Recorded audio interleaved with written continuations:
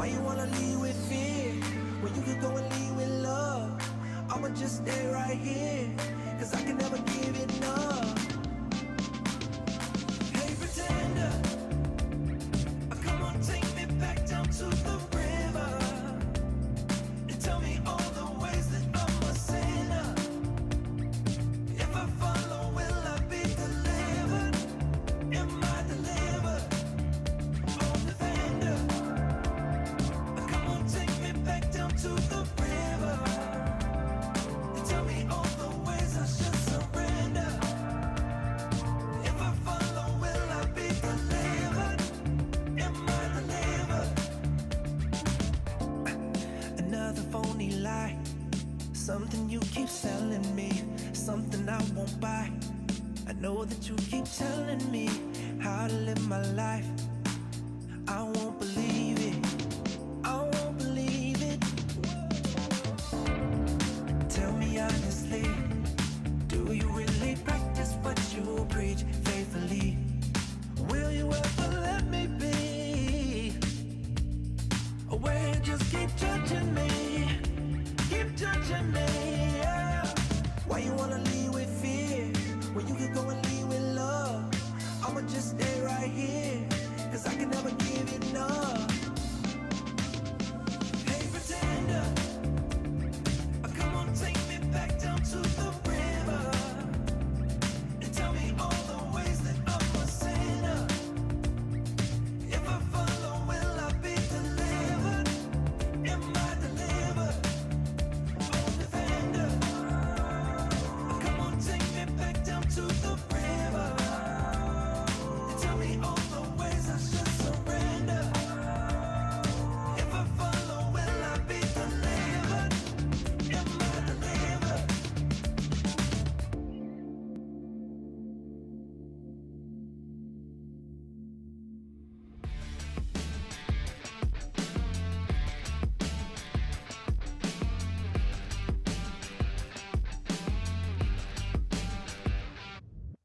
All that time I wasted on something. Growing up, I dreamed just nothing. Ooh, what are you? People talk loud, I get what they're telling me. I fucked up, I didn't give a bit. Ooh, what are you? Hey, I gotta say, something's going wrong. And everything's upside down, I'm falling. Hey, I gotta say, I'm always on a run. I'm getting closer to the light. By the time I'm changing my remedy, blowing up, I get sick and tired of this. What a truth. No one talk now, I'm feeling lost on it. Silence is loud, I get it safe from it.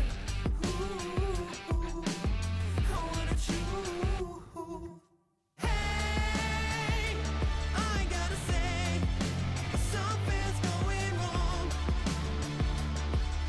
And everything's upside down, I'm falling. Hey, I gotta say, I'm always on a run. I'm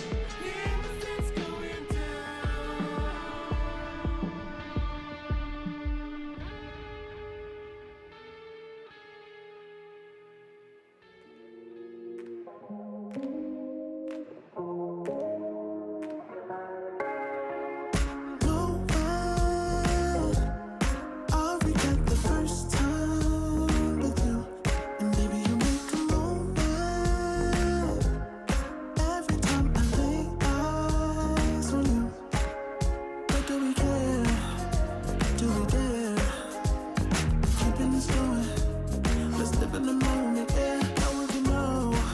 Keep this one low. Between the two of us.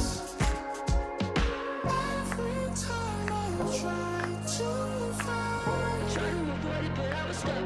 You turn up the heat when you back it up. Try to stop the flame. The discipline melts away. It isn't enough to wish for change. You either give in or pull away. We have the will to choose our fate. Whether it's wrong or right, I'm holding on for life. For the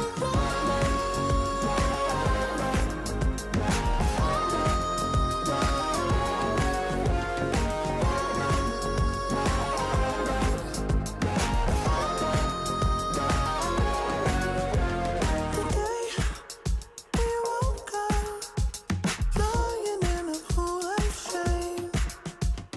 Tears and makeup printed on the pillowcase. It's hard to apply restraint. I'm trying to stay away. It's so magnetic. Ooh, I gotta have it now. Let's keep it a private thing. I'll give you a secret name. Let's build a life on a lie. Every time I try to find. Try to avoid it, but I was stuck. You turn up the heat when you back it up. Try to stop the flame. The discipline melts away. It isn't enough to wish for change. You either give in or pull away. We have the will to choose our fate. Whether it's wrong or right, I'm holding on for life. For the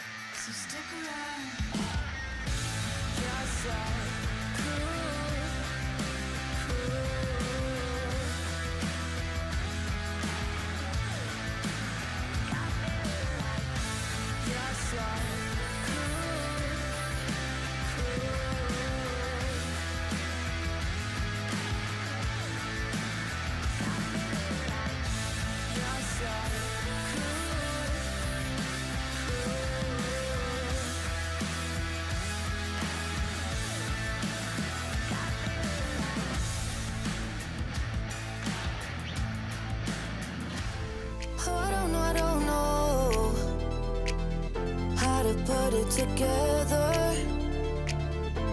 Ever since I found you, my life just got better.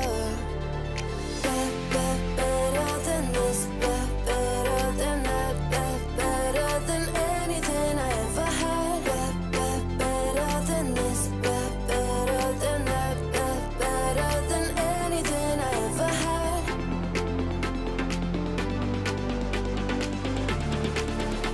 Than anything I ever had.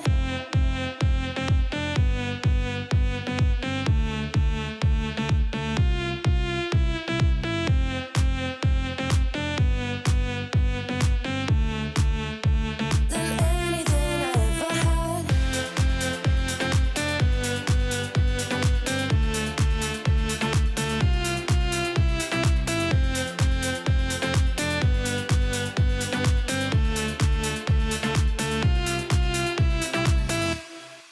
Every time I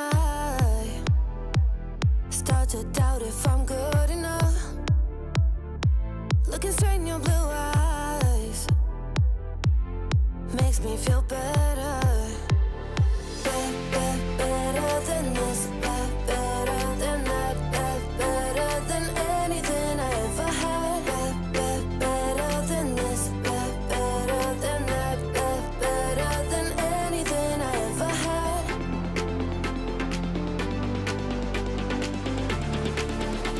Than anything I ever had.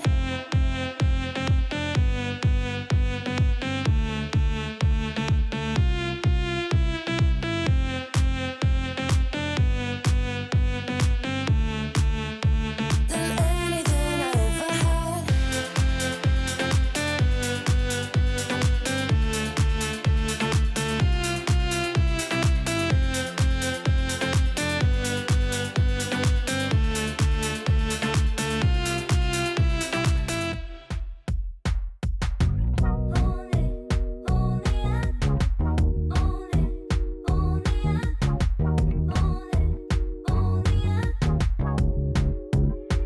Like a moth to the flame,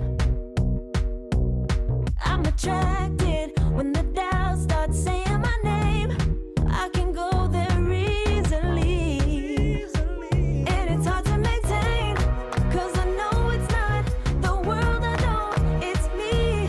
Believe in every little thing I hear, and no, I ain't no stranger to the fire, burning up all my desire to be great. It stays coming in waves, and no, I ain't no stranger to the fire, burning up all my desire to be great. I gotta just open the gate. All I need is saving from hitting the pavement, understanding when I'm impatient, that only I give to me. All I need is a little love in lonely places, the strength to stare fear in the face, that only I give to me.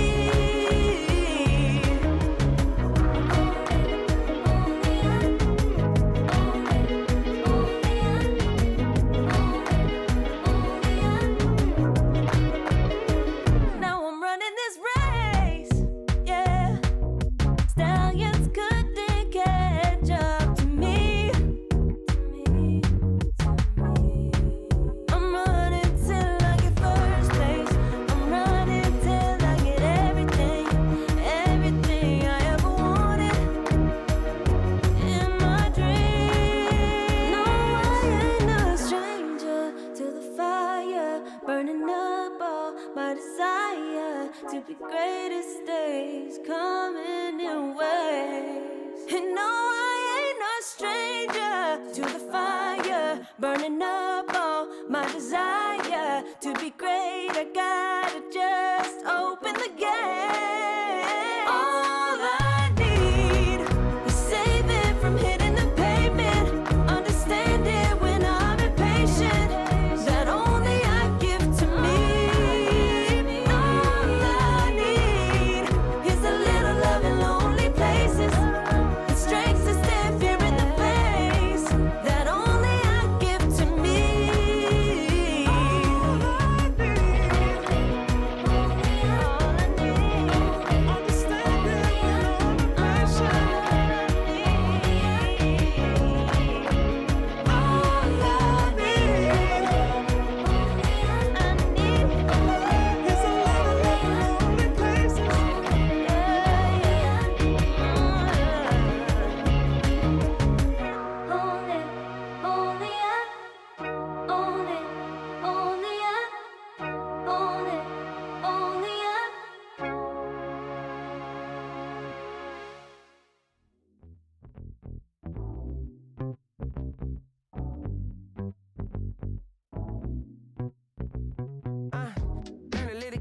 time. Don't let it stay on your mind. Don't let it stay inside. Gotta let it out with the sunshine. Maybe walk it out. Sometimes gotta scream and shout. Let them know that you're here, no doubt. Took a long time, but we here now. I know you're ready for the hardships. Know you're ready for the progress. I know you living your truth, but don't forget to always stay honest. So do a little dance, do a little wiggle. Yeah, it's your turn. Learn how the universe works. Yeah, come on. ESL One Bangkok is brought to you in part by Intel Arc, Acer Predator, DHL, Kadia, Monster Energy, 1xBet, and the United States Air Force.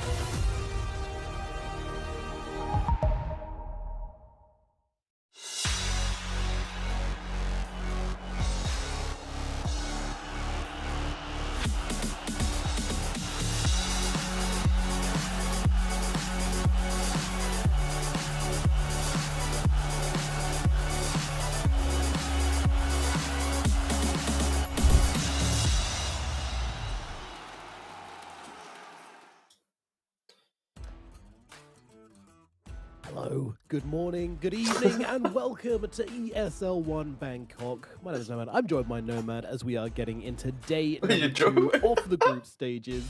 T Governor, how is it going? I'll be honest, that was the worst intro you've ever done. You started by going with like a, oh, well, welcome. Look, am I gonna stop and then you said you're joined by Nomad. Mid-intro? I'm not going to do that. I'm not going to do that. That's not what the people want, okay? The people wanted me to tough it out, okay? Yeah, that's true. No, that's true. Well, either way, hello. I'm not Nomad. T-Governor, very different person. But, yeah, another day, another early morning start. Did you make your coffee or tea or beverage or stuff or anything? What have you got? Ah, there we go. Good morning, boss. All right, now take us away. What are we talking about, Nomad? There we go. Okay. Let's have a talk about this event because you know, we got a lot of cool stuff coming up. We've got some great games coming up, and things looking pretty exciting, honestly, across the board. I think both of the groups are kind of looking a little bit in the same, in that we've got some top contenders, some bottom contenders, and some in the middle as well. What are you looking at the most, team? I mean, of course, we were in that kind of normal, kind of churning out of the games part of the tournament, right? We're in that kind of best of 2 phase. So yesterday we learned a lot about the teams. I think Na'Vi struggled quite a lot. We saw the likes of Shopify Rebellion. Their grand return to the scene has kind of risen up to the top. But you know, I think day one's always early days. It's kind of hard, right? Because of course, day 2, that's when I think the groups will settle, and then we'll know, you know, who's vying for the top positions in the tournament. You know, who's looking for an upper bracket. You know, that easier route to the kind of the big money. But hopefully we are going to show the standings of the group soon, because I think that's all we care about, right? It's like that's the important stuff at the moment. And yeah, Group A, you know, Falcon and Shopify both sitting at 3-1. You know, Boom Avalus, they are the 2 teams that yesterday we said are kind of like the contenders to create those upsets. And of course Spirit, you know, they're hot and cold, high expectations, but you know, their 2 losses though was from a 2-0 loss to Falcons. So it's like, I think they're allowed to, you know, have 2 map losses. It's not the craziest situation. So I am expecting Spirit to, you know, overtake Boom and Avalus at some point today based on their games. Yep, and their following series against Na'Vi was absolutely ridiculous as well. Like, they absolutely crushed them. So I'm definitely not worried about Team Spirit, not expecting them to stay in this kind of lower down spot at the moment. Meanwhile, over on the side of Group B, things looking relatively as expected, other than Team Liquid down at 1-3. What the hell happened there, team? They drew with Galzo, and then they lost 2 games to BB, right? So it's like BB just won Blast Slam. It's not as if that's a, oh wow, what a crazy upset, right? It's like BB are just in good form. So Liquid being 1-3, just like Spirit having 2 losses to Falcons, Liquid having 2 losses to BB, it's like, okay, you know what? It's not the craziest timeline that we live in. If anything, I think the newly formed Galzo taking a game off Liquid is, of course, testament to the players, right? Like Arme, Paparazzi, JT, Jinq, DY. Like, it's a very strong team, but it is just like a stack, not an org, and it's kind of like a new group of lads. So I think them taking a game off of, you know, previous TI champions within only, what, 4 months of formation, 3 months of formation. Oh no. It's a pretty cool storyline. China's getting What's hyped up? again. China's getting excited. They've given them hope. Oh no, we all know how this one ends, but no, I'm kidding. This Galzu team's obviously very good. Really good, exciting to see them taking a game. Like, sure, they do it off the back of a Huskar, but a win's a win, especially against the likes of Team Liquid. So very impressive stuff coming out from them. Great win in their second game against Team Liquid, and yeah, Galzu gonna secure themselves a kind of middle of the pack position at the moment. So the big guys to look at really here are BetBoom and honestly, like, obviously Falcons, but Shopify Rebellion being 3-1 is absolutely crazy to me as well. So a great kind of debut LAN performance from that squad as well. I'm going to take a little look at obviously what these teams are playing for here. What's at stake? Well, the simple answer is $1 million. And potentially even more than that if you can make it to Riyadh as well. How do you make it to Riyadh? You got to get yourself those all-important points. The EPT points, really important here. And getting first play will get you 4,800 points. Second will give you 3,600, etc., etc. I'm not going to go through the whole damn list for you guys, but yeah, this is a lot of points up for grabs, and that will get you a ticket to Riyadh potentially. You know, 1 or 2 good finishes, or just 1 top finish, and you're probably going to make it to Riyadh, which gives you the chance to play for a lot more money at the end of the year. Yeah.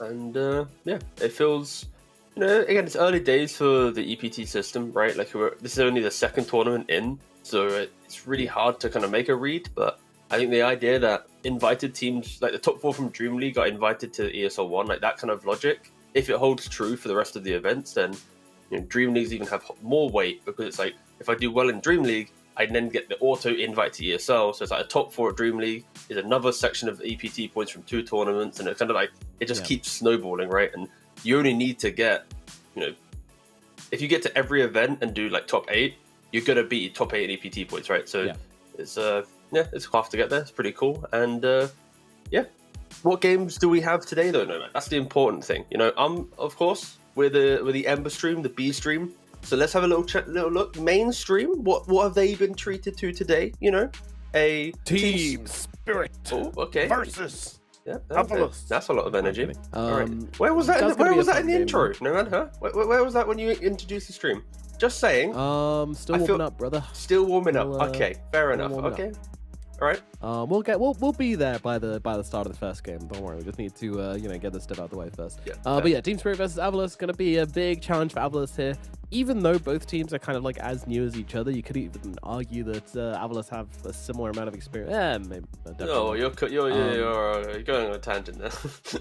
Yeah, but you know, I mean, what I was trying to say is that Team Spirit have a bunch of really fresh players, and Avalus do as well. But Avalus's fresh players are less fresh than Team Spirit's players, but Team Spirit are Team Spirit, and we're kind of favoring them to win that one. Boom Esports versus Falcons. I think we're obviously leading Falcons there. Nigma versus BetBoom. We're all leading BetBoom on that one, and Liquid versus Nigma Galaxy. I think you'd be pretty cooked to be leaning towards Nigma there, but I'm sure there will be Nigma fans around.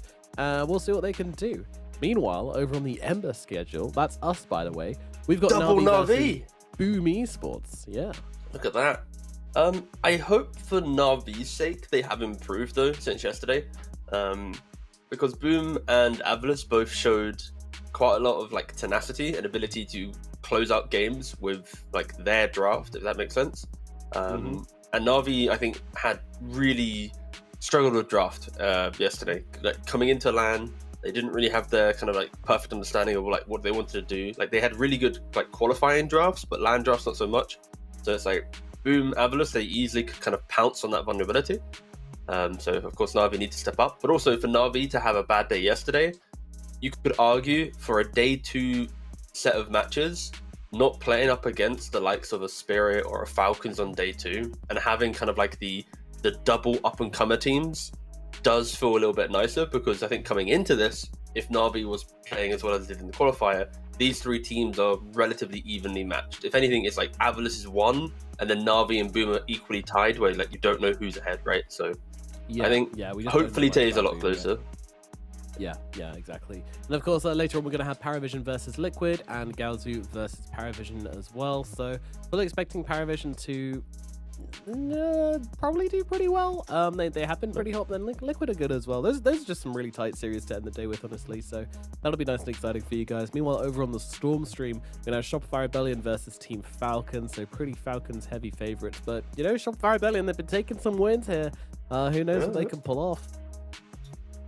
I mean, I can see it being a pretty good showing for them, because of course they have like the honeymoon period for a team where it's like they've added some new players, they pretty much disbanded the X-Nouns team in qualifier, their offlane player is playing like Lycan and Brood and Beast, and like he's constantly annoying in the draft, where it's like having an offlane player where rather than picking the hero to open up your draft like a Centaur or a Primal, this type of hero, they're going for the wait to see supports, wait to see some vulnerability, and my offlaner will always punish like those supports, those heroes.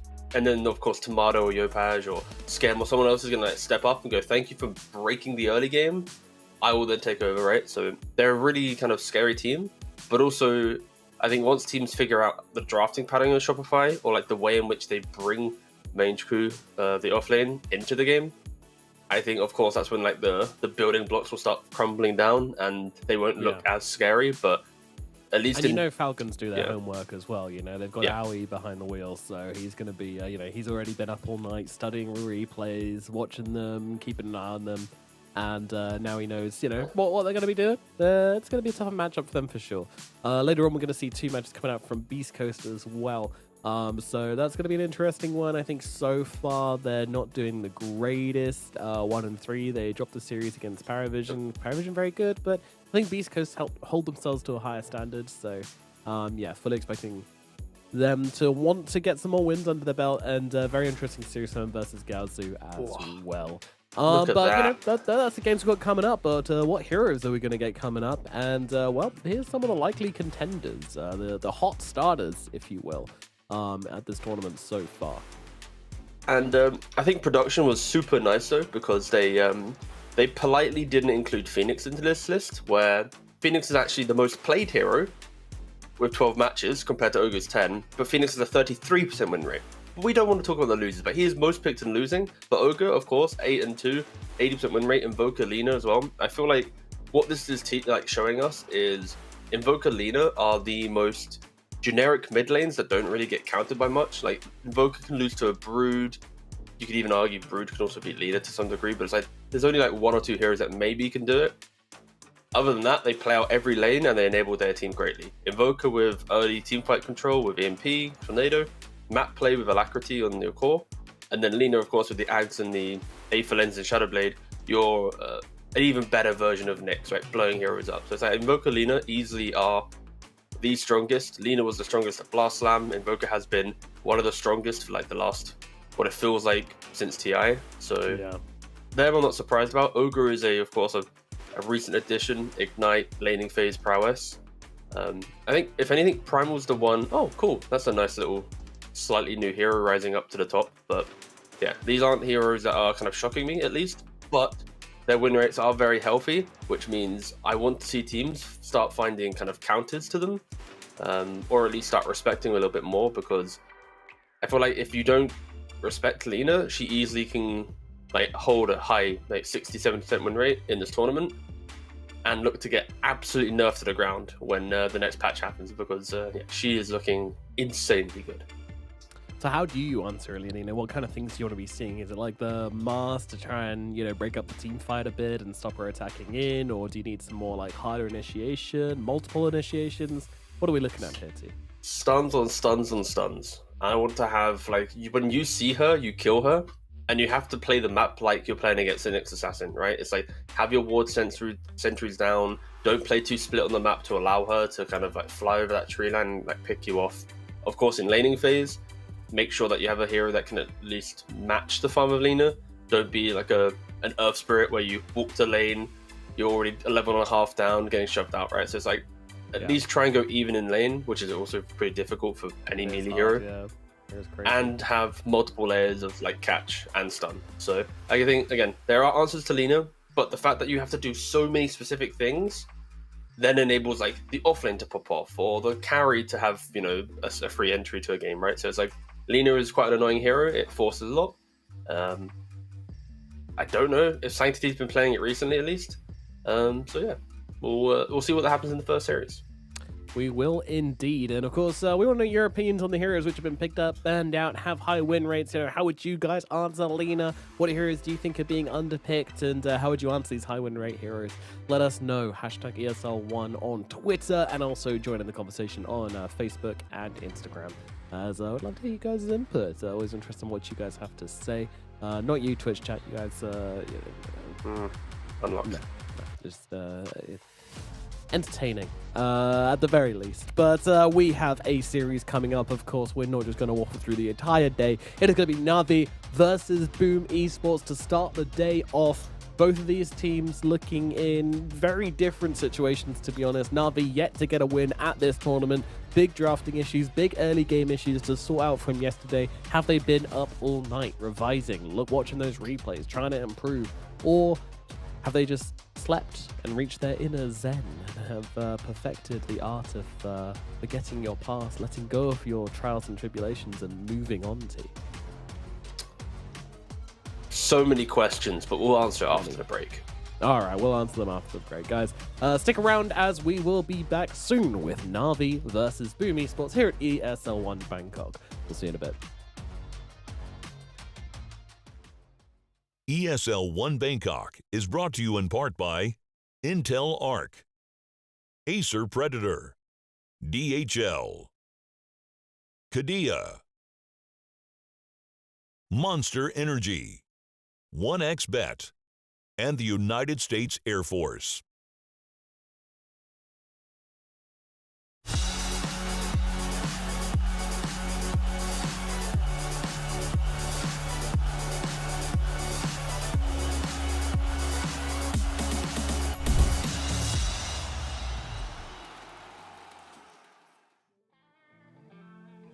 Takes more than money to force a change. Takes more than time to heal the pain. Heart break will light the fire. Heart break will light the fire. Fire will light the fire.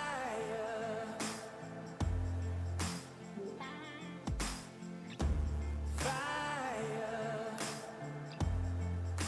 will light the fire.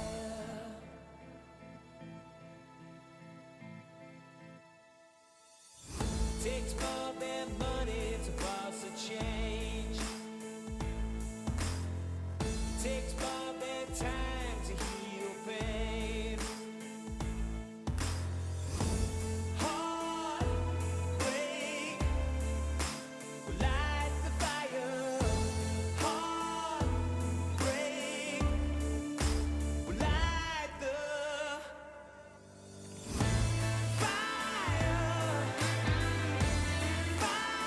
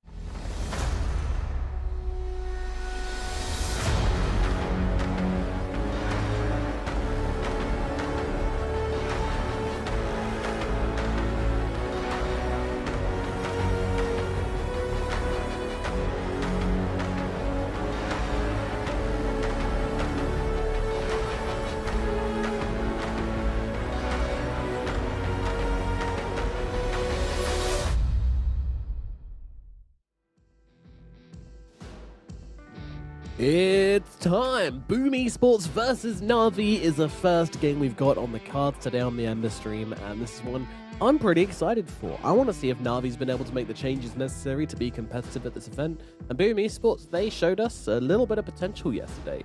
Things weren't perfect from them whatsoever, but they did have some nice moments, they had some good games, and they were able to show us that they can fight with the best of them. Specifically remembering the Mac Tiny from yesterday, that was a pretty big standout for me.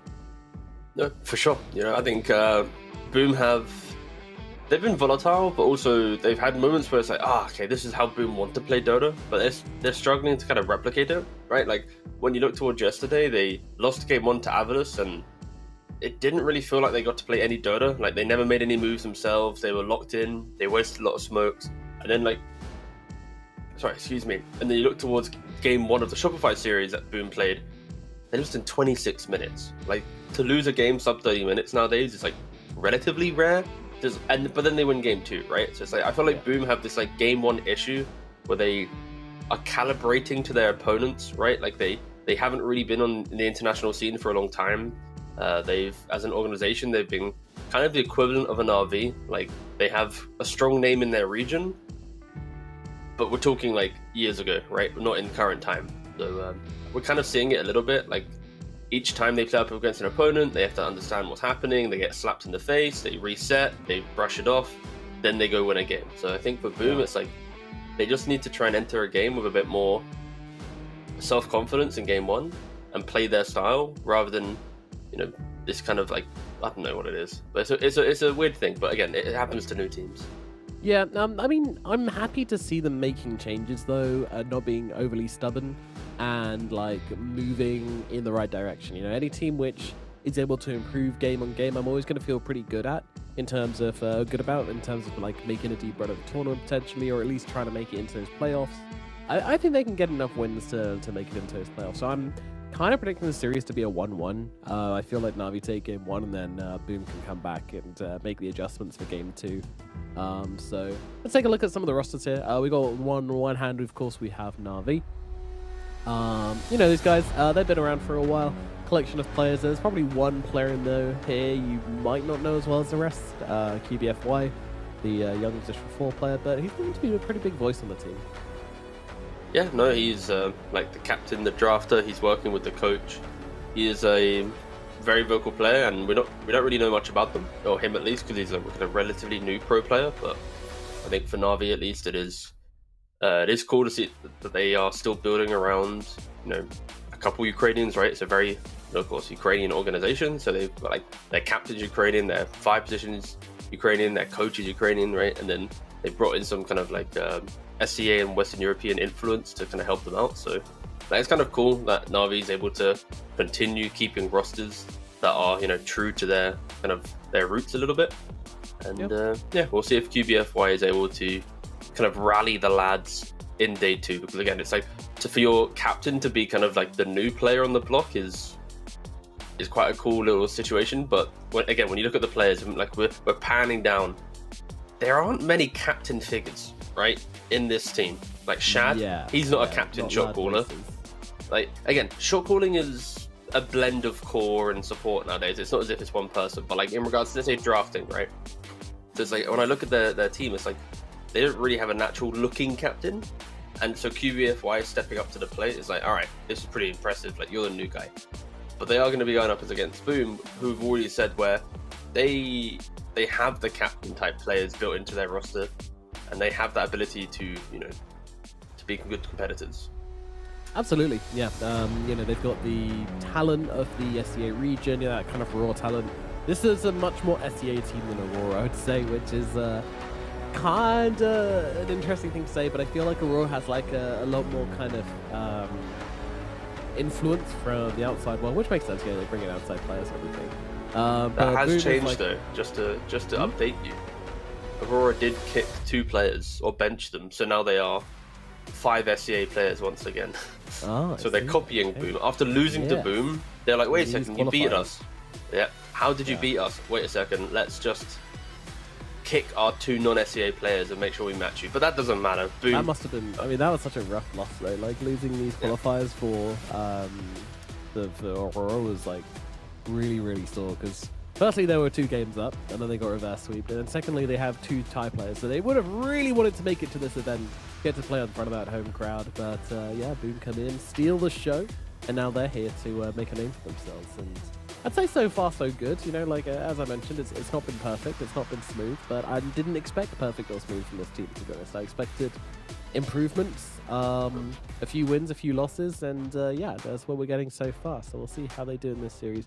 Again, I think this is a really difficult series to predict, just because I have no idea what Na'Vi is going to look like. Because are they going to look like the Na'Vi from yesterday? Are they going to look like a new Na'Vi? You know, are they going to look like the Na'Vi which kind of qualified?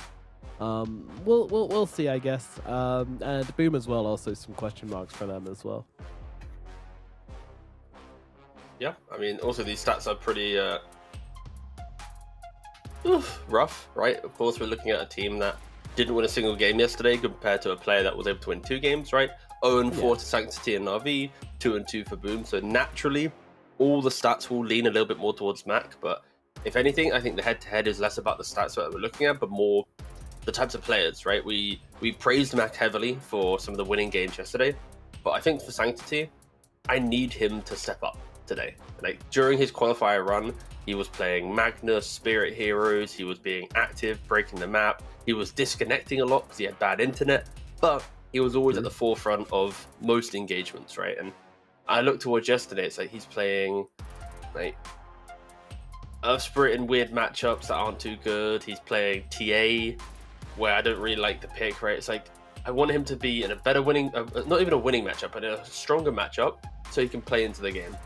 Because yesterday, it's like TA in a bad TA game, Earth Spirit into a leaner lane. It wasn't my thing. So I do hope for at least Na'Vi's sake that they get to find a way to bring him into the game, because you know we use the phrase rising star often, but he has the potential, but not there yet. He's like on the cusp, and unfortunately we just had a lobby crash, so the draft is very slightly delayed. We will quickly rejoin that now. Yeah, we'll get that sorted out as quickly as possible, hopefully. Yes, usually doesn't take long to fix, so no worries there. Yeah, I do think Sanctity is a bit of a star player, honestly, but every now and again he gets those kind of like carry heroes and can kick off, but mostly I just feel like it's safer to shove him on something which he can go and make plays with. His Magnus was kind of his shining star through the qualifiers, so I would like to see that, but of course that hero is 100% big ban at the moment. It's only been picked up in 8 games and banned in 16 games as well, so that gives you an idea of some of the kind of level of popularity of Magnus at the moment. Oh, and Mushi even has the mouse control to hit the draft button. That's a nice little cool one. Yeah, I do love clicking buttons. Yeah, got a feel in the game somehow. All right, let's get into it. We got the draft available for game number 1. Let's find exactly what path they're going to go down this time around. To give you an idea of the hotly contested heroes, we saw the high win rate heroes earlier, so of course those will likely come into the picks and the bans in day 2. People have had a chance to have a look at that, but ultimately we're still looking at Alchemist and Magnus being the 2 100% contested heroes. We've got DK following them pretty closely at 95%, and then the only other positive 90% hero is Monkey King at 91%. Meanwhile, everybody else is lower than 80. So there's a bit of a gap between the top 4 and everybody else. Yep. There you go. Most banned heroes. Popping up on your screen right now. These are very good bans, though, to be fair. Like, I have zero complaints with these bans. There's no hero here. I'm like, huh? If anything, I'm just happy that Naga Siren has, technically shifted out of the top, but it's still easily up there. It's like if we had top 10, Naga would be there. So, but I'm happy that she's not number 1.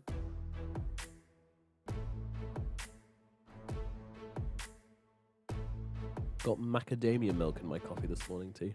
How do you feel about that? Oh wow. Yeah. I can't remember what milk I have. I just opened whatever carton was available, so might be feels good. Might be oak. Tastes good and feels good. I've got good coffee and I've got Sanctity Magnus to start my day. Of course, they can flex it around if they want to. We'll see what they do, but it's nice when you call for something and you get it.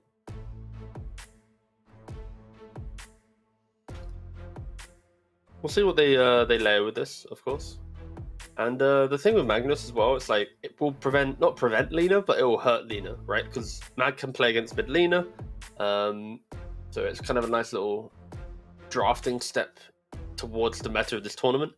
But yes, Rubik is a classic counter to Magnus. I think the key thing to remind people, and I will keep saying this until everyone's truly on the same page, Rubik isn't the I want to steal RP. It is available, but it's like the instant lift. When Mag goes to skewer pre-BKB, boom, I've now lifted you, you don't get out. You don't have to buy yours anymore. You then have the spell still for skewer yourself. So if the game does get a little bit spicy, you can now even reposition heroes and play around it. And of course RP, super high value if you are to get it. But just the fact that you have lift on skewer prevents a lot of the early aggression if you're playing underneath vision and the kind of like you're respecting the Magnus the entire time. So it's like it's just a really nice answer. But if a mid Magnus is popping off in the game, you're getting BKB Harpoon, then you do not care if there's Rubik in the game. You'll just rip through heroes before they even get to think about what's happening. It's really interesting to watch Na'Vi draft because like look at this. We got Boom, right? Everybody's The huddle, yeah. Big group conversation, everybody's inputting. Na'Vi, like I feel like 4 of their players are literally in like a waiting animation, they're just like grayed out, haven't been selected yet. So there's a pretty big difference between them. I kind of like, yep. Oh, there is something that, again, not to like try and like overly analyze like the posture and the way, but it's like it does like look at the difference, right? Like the fact that you have like like the huddle, the camaraderie, like Mushi's like, guys, what do you want? Like he's joking. Like they lost the last game and he's like still laughing in the game 2 drafts, right? Yeah, yesterday that was, and look at January just looking at Jackie like, oh. Anyway, and then Navi's kind of like every player's like in their own little position. It feels very maybe it's like, again, it's overreading it, but like they do have that vibe of just like let QBFY and sort out draft and we play it out. We're confident in our stuff. We don't need to over talk in the draft, which is fair. It works for some teams. Yeah, it's just funny when you compare this to Boom, right? Yeah, like their team's obviously scrimmed a load. They've had loads of practice, so they've obviously come into some sort of issues. Maybe there's an issue in the past where everybody was just contributing too much. They couldn't get the proper ideas. To be perfectly clear, Sort Out, very, very experienced player actually. Like he's been around for a long, long time. But still, compared to Mushi, probably not up there in terms of that international experience, that LAN experience. So Mushi probably able to process information a bit cleaner and just be like, yeah, we can have a laugh, we can have a talk. Everybody can put forward their ideas. I know what's good, I know what's bad. Meanwhile, the kind of younger, fresher talent need to kind of just focus in and focus a little harder without the any distractions coming in and whatnot. So yeah, again, we're definitely overanalyzing this at this point, but who knows? It's just interesting to kind of talk around and kind of look into this because it's not something people talk about too often. Over on the side of Boom now, we do have an actual hero coming out rather than just one smelly support. And Morphling is going to be coming out from them. So dropping that hard carry pretty early on. And the AA answer. Okay. No, I've been saying that AA should be a rising hero of the meta for about a month now. And it just, people just haven't been playing it. And then finally Koyori's been doing it. And it's like Alps in meta, Morphs in meta. Alright, I'm done. I don't even need to list any more heroes. Like those 2 heroes are in meta. Get that Ancient Apparition. Use that Ice Blast. Punish the healing. Threaten them, especially because you have big stuns, right? Like when you have a Mag or even a Monkey King, right? Like area style fighting heroes, AA will naturally good, right? Be good. Sorry, that was good English. So no, I like it. It's just really good, cheap aggression. Monkey King early can move on the map. You have the Corrosion slow, the Primal Spring slow to enable Cold Feet. When we saw Koyori play AA in the qualifiers, he didn't even put any points in his Chilling Touch. He just went full Cold Feet and I can't remember the second spell's name already. Lagging. Ice Vortex, there we go. So he went 4-4-0 build. It was like poke the entire time. It was pretty cool. No, I'm a fan of AA. Nah, not good. Especially after laning phase, it's like you get a little bit of poking potential in there, but then Batrider coming out for Boom Esports next, so that's going to give him some catch. This is the AA assassin, right? This is the guy they've assigned to go and find its ancient apparition and end his life. Does look like it's going to be Rubik 5 and Batrider 4 then, if I'm not mistaken, and Mars going to come out for Boom Esports now as well. Yeah, I don't. Yeah, so love the Boom's idea. approach. I mean, so what do you not love first of all, and then I'll. I don't like Batrider Morphling as a lane, so I imagine they're just going to pop the Rubik on 5 and run them together. And again, it's not like a super exciting lane, but yeah, we'll see how it goes. So my fear for Boom was just like they don't really have heroes with purpose after lane, right? Like Morphling after lane wants to farm like Vlad's like Yasha or something, maybe a Dragonlance. Mars needs heroes to play on. Bat wants to kill heroes, but into AA, now a CK. Like there's not really much you can do there. So I feel like after lanes, Boom kind of fall off of the map, where the mid lane has to do a lot of work. And now for Na'Vi, they've flexed the Magnus now to probably position 4, Monkey's mid. You've got CK on the carry role with AA. So now it's going to be like Chaos Bolt into Cold Feet. Look at Mac, he just ran back to his PC like, alright, I need to find a hero real quick. Like he was part of the huddle, and now he's been told what to play. He's like, okay, let me find it. Because if Mac, again, it feels like we're repeating ourselves since yesterday, but if Mac is not on this I counter mid style hero, I can see this game being very difficult until the scaling hits for Boom, but that's going to be 15-20 minutes of farm. Yeah, he's found his hero. Yeah, we just come back with like a piece of paper with just one hero's name on it. And then he sees the ban, he runs back. Fuck, it's already been banned. Or it just says Enchantress, and then Rishi's just like, what the hell is that? Throws it in the bin. Oh no. Please. Let me play it. It's not CML, don't worry. Beast CML. Love that guy. Alright, final picks to come out then. Obviously, we need a mid laner for the side of Boom Esports. We're going to need actually a support for the side of Na'Vi, so line and where to get in the chop. What are we expecting from Na'Vi, first of all? What support rounds off their draft? For me, I'm looking Tusklock. One or the other. No, I think Mag's 4, AA's 5, Monkey's mid, okay. CK carry, so I'm looking. I mean, you could also put Mag off lane, right? And then Monkey. Yeah, that's what I was so. anticipating here. And yeah, that's Yeah. I was kind of hoping for a little bit of a cool like switch up where it's like you put like, I'm not calling for a Visage, but the idea of like that style of like, we already have such aggressive safe lane mid lane that just really break it. And to be fair, a Willow does help break the lane because Bramble Maids with Shockwave and Skewer, you reposition heroes through multiple Brambles, big damage.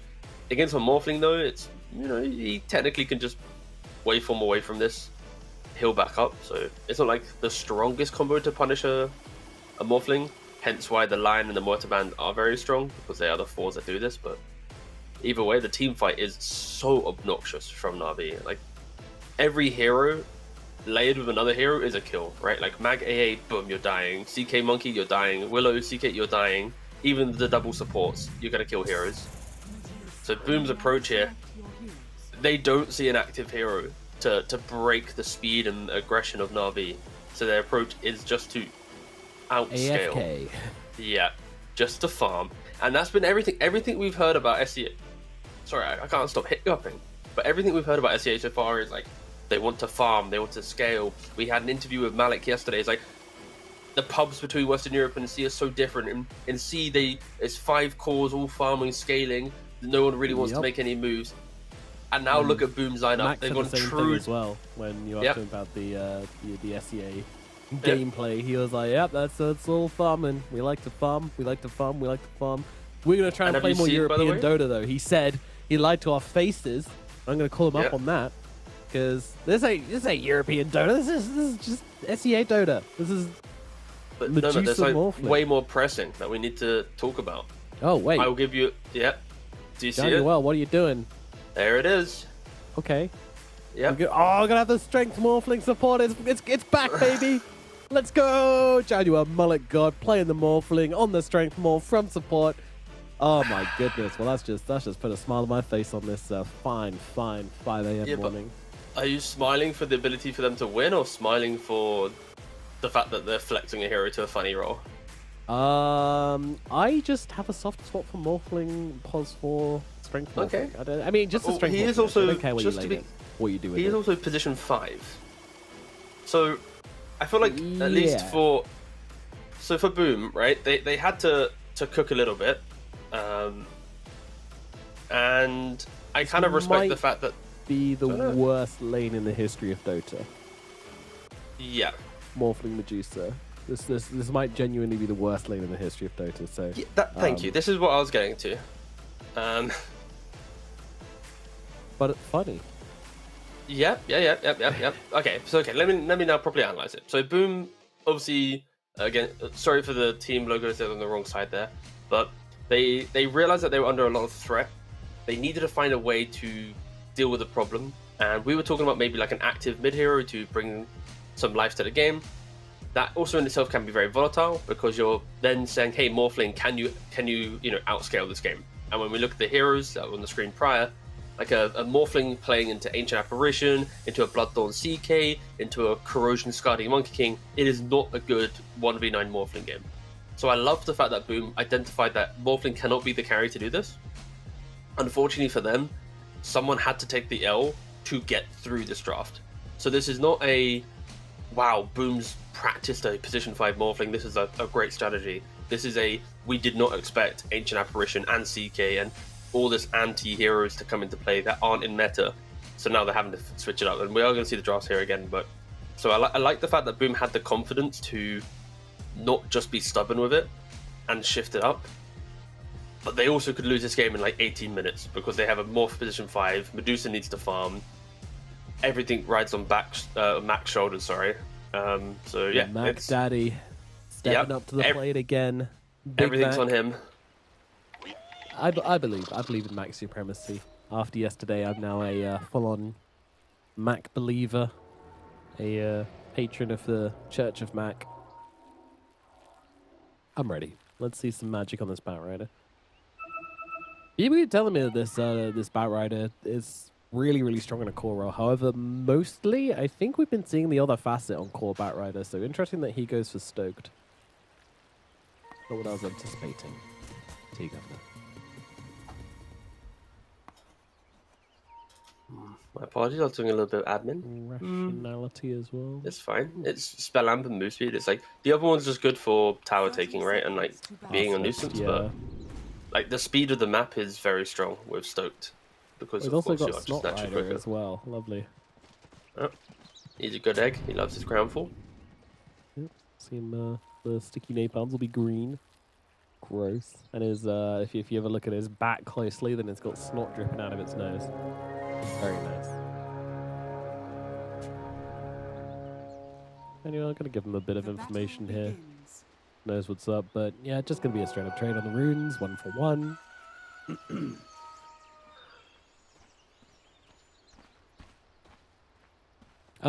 So what way are you leaning? Are you leaning towards Na'Vi in this first game?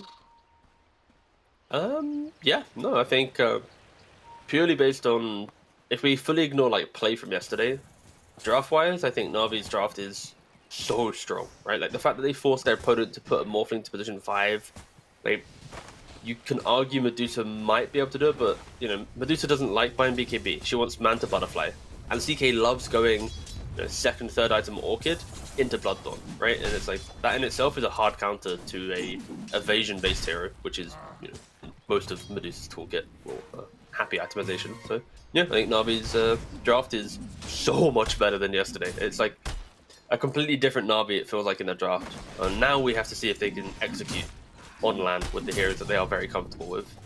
Indeed, and a bit more zing and pop to go with it as well. Whipping out the AA, whipping out the CK, it's just a bit more creative, a bit more zing. So we'll see how that works out for them. I do like how Kaori is already first point gone for Chilling Touch as well. He does not care about your Cold Feet Ice Vortex build.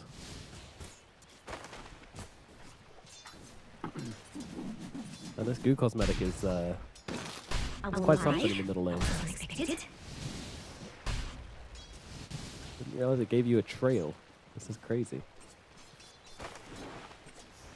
We'll enjoy that one a little later. It's like he doesn't have the 5 stacks on him, so has to back himself away. Ugh. Look at this. He's all slotted up. Good time.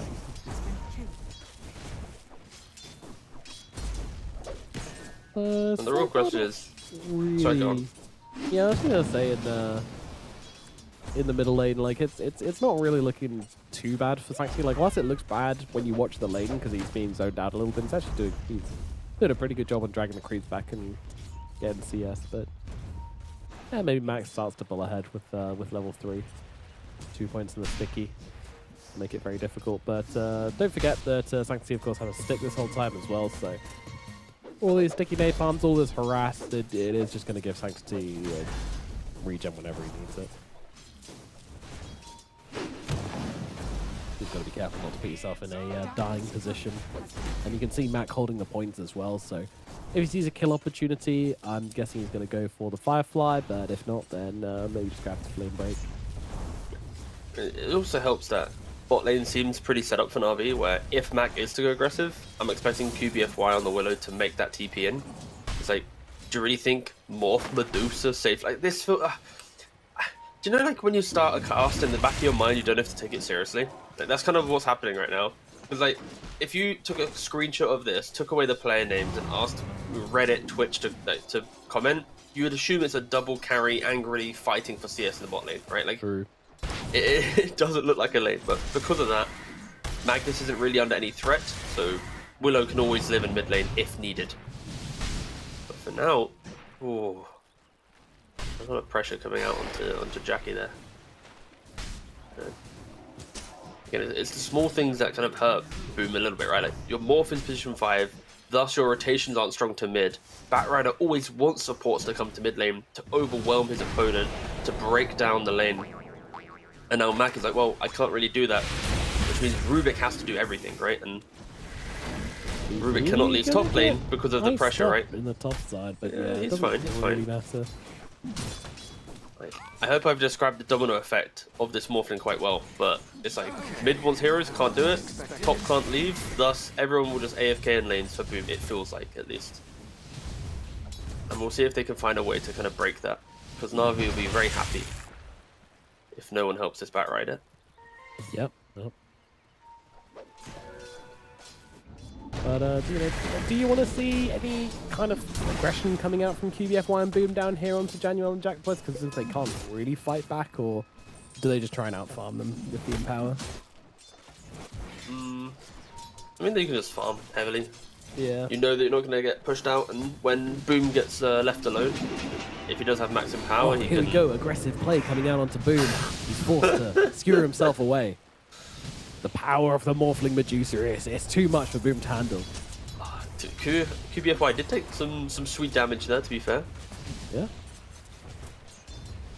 Gorgon's Grasp, the only spell they really have in this lane. Yeah. Again, I think if they weren't up against such a strong-looking lineup, I would be sitting here praising just the confidence. Like, I've always wanted teams to return to creativity. I think due to the increase in, stats available on heroes, what people do, we aren't seeing as much kind of, flex and fun. But this is a little bit too far. You could argue. I'm intrigued to know where Januel will go with his build. Like, will he just go like Mana Boots Yules or something for just additional control? Just constantly just providing that extra little bit of lockdown. And QBFY's first rotation of the game actually is towards top lane. Ooh. Which he doesn't really connect on anything. We see him, well, we don't actually see him. He's above the tree line right now. But... there he is. Peekaboo. Oh, okay. On the top side, going fishing for FBZ, but under tower, that is bold. And now the Batrider's going to come in looking for Shad here. QBFY, what can he do? Not a whole lot because the lasso comes out. Dragging Shad back. Shad on the run. Tim's from the sidelines, though. Spear connects, and that'll be a first blood going to Mac. And now he looks over towards QBFY as well. The double damage Batrider looking for another target. Sanctity coming in on the tree lines, though. And Mac's happy to try and stand his ground here. I think he needs to back away from this Monkey King, though. Spear through the trees, catches out Sanctity again here. Sanctity going to turn around, though, try to get off that Jingu, but it's not doing a whole lot to heal him up. It's another kill for Mac. They bring down QBFY as well. 3 dead in the top lane on the side of Na'Vi. Boom Esports, a very successful first play of the game from them. Such a forced move from Na'Vi, right? Like, the Willow TPs to top, sits in the trees, they don't get the Mars, then they still go for the Mars, who's pretty much underneath the tier 1 tower, you know, in regards to proximity. And then Batrider rocks up with a DD, and the Sanctity goes, you know what? I want to take the fight. Like, ooh. Of course, it is, you know, Mac quickly TPing in, ensuring that he jumps onto the CK. Tim's in position as well, but it is quite a little bit of a shocking go from Na'Vi. I think the initial go on Mars is, you could argue, fine in nature. CK dying, it's a blunder, but then to go for the fight after. Tower, it's super deep as well. Like, you've got to anticipate the TPs coming from there, right? Yeah. It was a rough one, for sure. And it kind of felt like the moves should be AA and Willow syncing together and moving on the map, rather than it being a everyone throw themselves to the top corner. I think map play could have been a lot stronger there from Na'Vi, but either way, they have to go back to their farm. And you know, it is Magnus with double melee core, right? If he goes to a CK lane or a Monkey King lane, free Battle Fury, amp them up a lot, and we're already seeing Sanctity getting a couple, you know, bits of empower as he springs down to bot, gets an empower, springs back to mid. Oh, look at the Morphling D1, so good. Waveform way to safety. What a hero. I mean, something that we didn't really discuss is the fact that, yes, Morphling and Medusa can't kill a Magnus, but also Magnus Willow, when Medusa has levels, can't kill a Medusa. Which means it's not like it's like a Beastmaster Lion lane or something, which would slaughter Medusa, take her tower, and you lose the map, right? Like, you are playing a farming carry into a farming offlaner. So Morphling 5 isn't actually kind of griefing. But engagement to Shad up and top. Yeah, Gorgon's Grasp going to hold back the CK as well, but he's actually going to turn this one around with the help of Kaori here and just go for the Mars. Again, incredibly bold play to just drop the arena under tower like that, and they just didn't have the damage on the side of Boom. Tim's fails with the throwback as well, so Sanctity should just be able to run down the Rubik as well. Alright. Apparently the theme of the game is just incredibly deep plays getting punished. Yeah, I think the teams are kind of, you know, trying to find their damage a little bit, right, in these fights. Na'Vi think they have more, they don't kill the Mars. Then Mars optimistically trying to kill off a CK, who has 1400 HP and a safety bubble, right? It's just so tanky. And he only had a Medusa through the Twin Gate, right? Like, it wasn't as if the Bat Rider was there. Like, if Bat's there through the Twin Gate, that's a dead CK. But unfortunately for Boom, they just brought the wrong core to help the Mars out, and that is the issue there. If anything, I want Medusa. Morphling. Yeah, you want the Morphling core? Okay, I see. No, they just needed Morphling in that play. Would have made all the difference. Yeah, That's the damage they needed. Yeah. There we go. Fight taking place again here as the A-Blast comes ripping on through, but not really landing onto anybody. And now Max in with the lasso out onto Sanctity, and they will just be able to bring him down. Oh, here's the Morph to finish the job. Januel gets it done, and now looking for the +1. QBFY has been found and will lose his life. FBZ securing the kill there with a lovely little spear, and that'll be 2 dead on the side of Na'Vi, and potentially a mid lane tower for Boom Esports. Okay, well, I kind of expected at 10 minutes there to be maybe like a 1 or 2k lead to Na'Vi. I was not anticipating the very quick demise of Na'Vi's ability to go aggressive, and yeah, it feels like Boom are in a really good spot. As much as we had reservations for Morphling, there are no problems anymore. Like, right? Like, the laning phase is over. Medusa wasn't punished. Oh. Morphling's able to run around now with mana boots and just place wards and be a 5. So yeah, I think Boom. I think realistically, Boom is nowhere near as farmed as he should be this game. I don't know right? why, but I mean the player, the Magnus. Oh, the Magnus. Oh, fuck, that confused me so much. Yeah. Yep. No, Sorry. Back to the Magnus. Yep. Go on. Yes, I just think that Magnus, Boom.Magnus, Na'Vi.Boom.Magnus Thank you. Nowhere near as farmed as you should be. I think Yeah. that you should be coming out of this lane with it like at least a 1k goal advantage at 10 minutes. He is behind quite significantly, which I think is sort of unacceptable in some ways. So then the and that argument would be, partly did you comes from expect? QBFY, right? Like it's not entirely the Magnus's fault.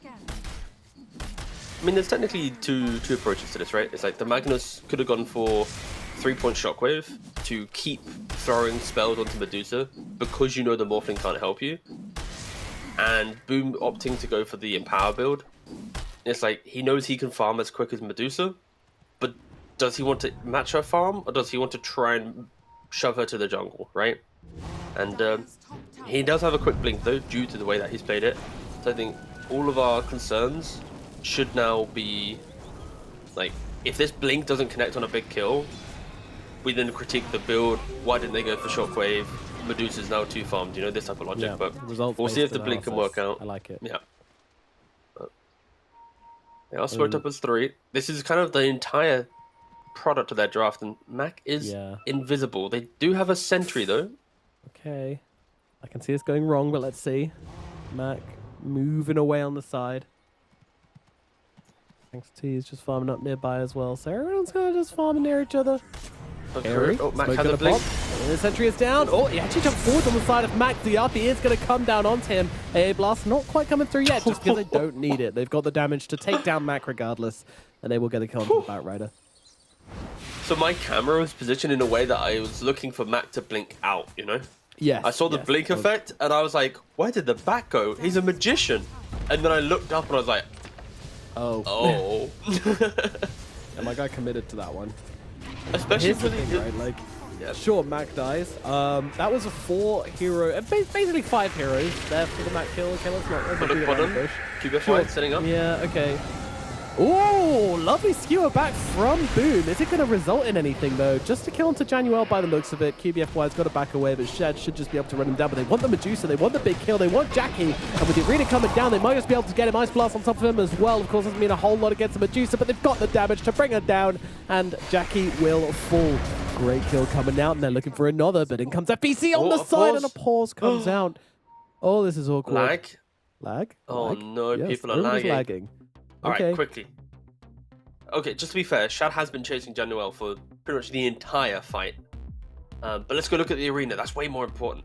Absolutely. Yeah! Woo! I don't know. If I was an observer right now, just the thought of only watching Shad chase Januel sounds so much funnier than the big arena team fight. Yeah. I mean, But it's so grief to the viewer. The thing is, this storyline's been building. You know, this was from the skewer back from Shad and Januel. There was a skewer back start of of the the fight, tower. yeah. You know, like Shad was just like, "Oh, you guys go chase him. I'll just finish this off real quick." You know, I'll deal with Januel. He ain't dealing with Januel. I think Januel's getting out here.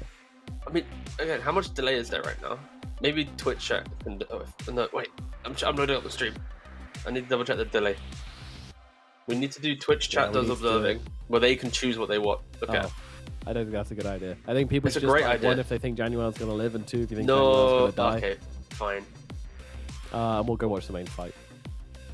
I'm checking chat now what they want to watch. I'm pausing. No, I wanted this to be a big problem. Here we go. Boo. Jumping Alright, Tim's in. dead. Tim's might be the first casualty here as a cold feet comes off of him, but Sanctity's so low on the Monkey King, tries to keep himself alive, gets a ton of damage back onto Mac, allowing them to bring him down in response as Januel will fall. FBZ, skewer back onto Boom as QBFY surrounds him as well. Oh, how did that land? God's Rebuke from the low ground, getting the kill there, but still, it's going to be another hero cleaned up and should be everybody dead on the side. That mind FBZ gets away. What a gamer. Nice spears coming out from him, so FBZ somewhat salvaging things a little, but not really. It's a complete disaster for BB Sports. But this is what I expected from Na'Vi post-laning phase, even during the laning phase. Like, this aggression, breaking down Boom, showing them that they don't have damage, and look how long it took Shad to kill Morphling. I hope, for Na'Vi's sake, Shad does not do this in the next fight. Like, what, it started at 13:27 and it ended at, what, like 14 minutes? My guy spent... Someone's got to deal with this. Over half a minute. Okay. Yep, true. Got to stop him 4-point wave forming throughout every fight, yeah. Too strong. Yeah. Radiant structures are fortified. But yeah, I think it's, I mean, definitely captain retrospect here because we even paused and I didn't say it, but definitely questionable to go for that play after the Medusa's dead and then you go for the arena with the Bat Rider. Like, you're really playing on the corpses. You kind of cut your losses, right? Yeah. Oh, wow. Sanctity going for a pretty high value item in this game, right? Going for the Fusel Blade. Boom is dead. Navi.boom.Magnus is dead. Yeah. It would be worrying if Boom was dead, because that would mean there's a 5-man wipe. Yeah, that has not happened. But still, just want to make that clear. You know, some people might not have a good read on the game. This is such a 3-year-old joke we're doing right now. Oh, Jesus Christ. Mid. Yeah, fair. I mean, to be fair, Boom the player and Boom the team haven't had the strongest showings in recent years, so yeah, maybe they just, you know, they've not clashed for a long time. Maybe their destinies are tied together. Ah, I see. The day we see Boom Esports at a TI Grand Final is the day they'll be playing up against Boom in the finals. Isn't the Costco kid say the Boom? Isn't that his thing? Yeah, I was thinking about that yesterday and I was like, I'm not doing that. No, I'm not doing that either. I'm not thinking that level, but free content, Navi. Yeah, if you want to drop to that level. Ooh. Or Boom Esports, you know, whoever wants to fly him out. Januel in the middle lane, likely going to be losing his life here. Strength Wolf, yeah. Pulse 5 is dead. The Diffusal Blade, super high value from Sanctity against Medusa, even the slow for Bat Rider against Morphling. It will be able to rip through these heroes if they're out of position. And again, the 3k lead from Boom was built up from the fact that Na'Vi did not pressure Medusa at all in laning phase. And that's kind of about it, right? Of course, Bat Rider got a couple early good kills. FBZ has just been intensely farming the entire time. There's, again, I would be surprised if this lead was to grow for Boom, as it is. You know, Na'Vi in the driving seat at the moment. They're the ones who are looking to take the fights. I think for Mac, at least he wants to get that BKB, but I say that they're smoking up. This could be a smoke that we heavily critique. Hey, if it is to fail, right? It's like they lose. If they lose this fight, then okay. I want to see some. No. This is what I mean. I mean it from a point where it's like this smoke. They should just be farming. There you go. There you go. That's what I like to hear. Alright. They're gonna meet each other here most likely. Na'Vi smoked don't up like this one, but Bat Rider. I mean, everybody's here. A whole of 10 heroes are in this corner of the map right now. Medusa's the one who's going to be showing on the tower, not what you want and they to can see. just skewer her back. Unless the illusion bait works. I mean, Jackie's tried this yesterday as well. Let's see, they find the Rubik. They're going to silence him up and just try and blow him up immediately, and that will be successful. So it's already a 4 versus 5. Jackie kills off the tower. Do they want to try and jump in here, though? They have the blink RP whenever they want to get it down. Boom, trying to go for it blind here, finds FBZ, tries to get it down, but gets arenaed and skewered. He's in trouble. Boom needs to survive this, but if they lasso him up, they want to try and take him down before he gets off the RP, and they will be successful in doing so. No buyback on the Mac either, so they're playing without him now. AA Blast coming, ripping through him, really nicely done. That's going to get FBZ killed off, but there's so much damage coming out from this. Medusa in the middle of the fight, Chad trying to fight up into everybody. He can't finish the job. Medusa gets away.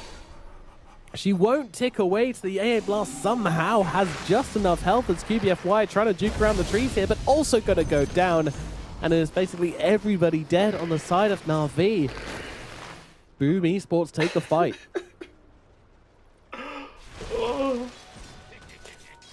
I don't know. There's something about Na'Vi that it's just kind of uncomfortable to watch, right? And it's kind of rough a little bit, but the one way Na'Vi can struggle in that fight is literally this. Yeah, Boom just skewering his way into the fight you earlier. You're getting RP off, instantly getting hit by a spear arena. And now look at the fight. Right? It's all pumped up, the coming through. The Bat Rider's throwing out the sticky. Yeah, just way too much AoE. Multiple hero Mystic Snake. Like, yeah. But if there was just a little bit more patience from Boom, and he waits for that blink to be up, he might hit one hero, might hit two. Okay, and now we've got Narpi on the mid lane onto Rubik. Yeah, okay. Rubik said again, but like, yeah, but RP, that's... every bit of net worth gain from Boom has been from Na'Vi heavily blundering a fight. in which they're the ones creating the start of the fight, right? And now they're going to keep going, of course. RP is on cooldown, but with Diffusal Slow and Orchid, that'll be an easy. like, look how easy they kill heroes. That's why I'm shocked. I'm flabbergasted. No, man. I don't use that word often in cast, but for the caliber of these players, I am expecting a lot more from Na'Vi. I am shocked that they are struggling so much to click the buttons. No, I mean, to be clear, I think the blink in from Boom was fine. Like, I have no issues with the blink. The skewer, not like that. That was just really desperate, trying to force a fight way too hard. Like, you can reset. Like, you can absolutely reset. You've got no reason to try to be chasing them down there. It's like they were like, oh no, they're going to escape unless we do something radical on it. I don't think their read on the situation was correct. Obviously, it's easier for us because we have all vision, but yeah. Definitely want to look back on at least. Boom, though, you know, they've been given a bit of a gift. They got their lead back to where it was before. And they can start to hit some really heavy timings now. I mean, I think he's going to be looking for this BKB, so he's going to be in the Euros BKB camp, which is always nice. Medusa heading towards Butterfly at a pretty quick rate. And just second item Butterfly as well. Manta Butterfly, no worries. Hasn't really been stopped or slowed down at all. Bounty, which my matriarch will prize. It is funny though that they pivoted this Morphling to Pos 5 because it was kind of like, okay, we're gonna have a use. Well, actually, it's not even useless. Januar's actually looked pretty good, but he's done a lot of work on Morphling. Yeah, no complaints so far. In theory, it was this idea of like, we're gonna have a useless Pos 5, but we've also made your Pos 5 useless as well in the Ancient Apparition. But that is hyperbole for the sake of entertainment. Neither of them have been anything close to useless. They've both done their jobs pretty well. But still, you would have picked anything else in this situation on either team, you know? That's, I think, the point I'm trying to make. I mean, Na'Vi are smoked up. They so much form of initiation. Man, they actually blink past each other, and Shad's now just kind of sitting here without a BKB, and he's just going to get lassoed up and dragged back to the high ground. This might just be Shad dead, but a nice Woodman's Command coming out, and the Fear coming down as well. It's going to buy Shad the time that he needs to survive this one, and get the return kill onto Januel instead, in fact. So, Na'Vi just protecting their heroes quite nicely. I think just with the numbers advantage in that fight, able to turn it around. If anything except 5 heroes there, then that would have been a pretty clean kill onto Shad there from the side of Boom Esports, but yeah, Shad probably would have been playing that aggressively if he didn't have 4 heroes behind him, so... I think it's going to hurt Na'Vi a little bit, right? Like the idea that you've grouped up again as multiple heroes, you go for a kill, you only find a Morphling, you nearly lose your CK, then you reset. It's like... It does hurt the momentum just a bit, but... 2 minutes left for Roshan on the Radiant side. They are positioned down here. Maybe they look for it. But of course, against the Bat Rider, the Mars, the BKBs, I can see why they're not instantly rushing into it. Jackie does have the Butterfly as mentioned.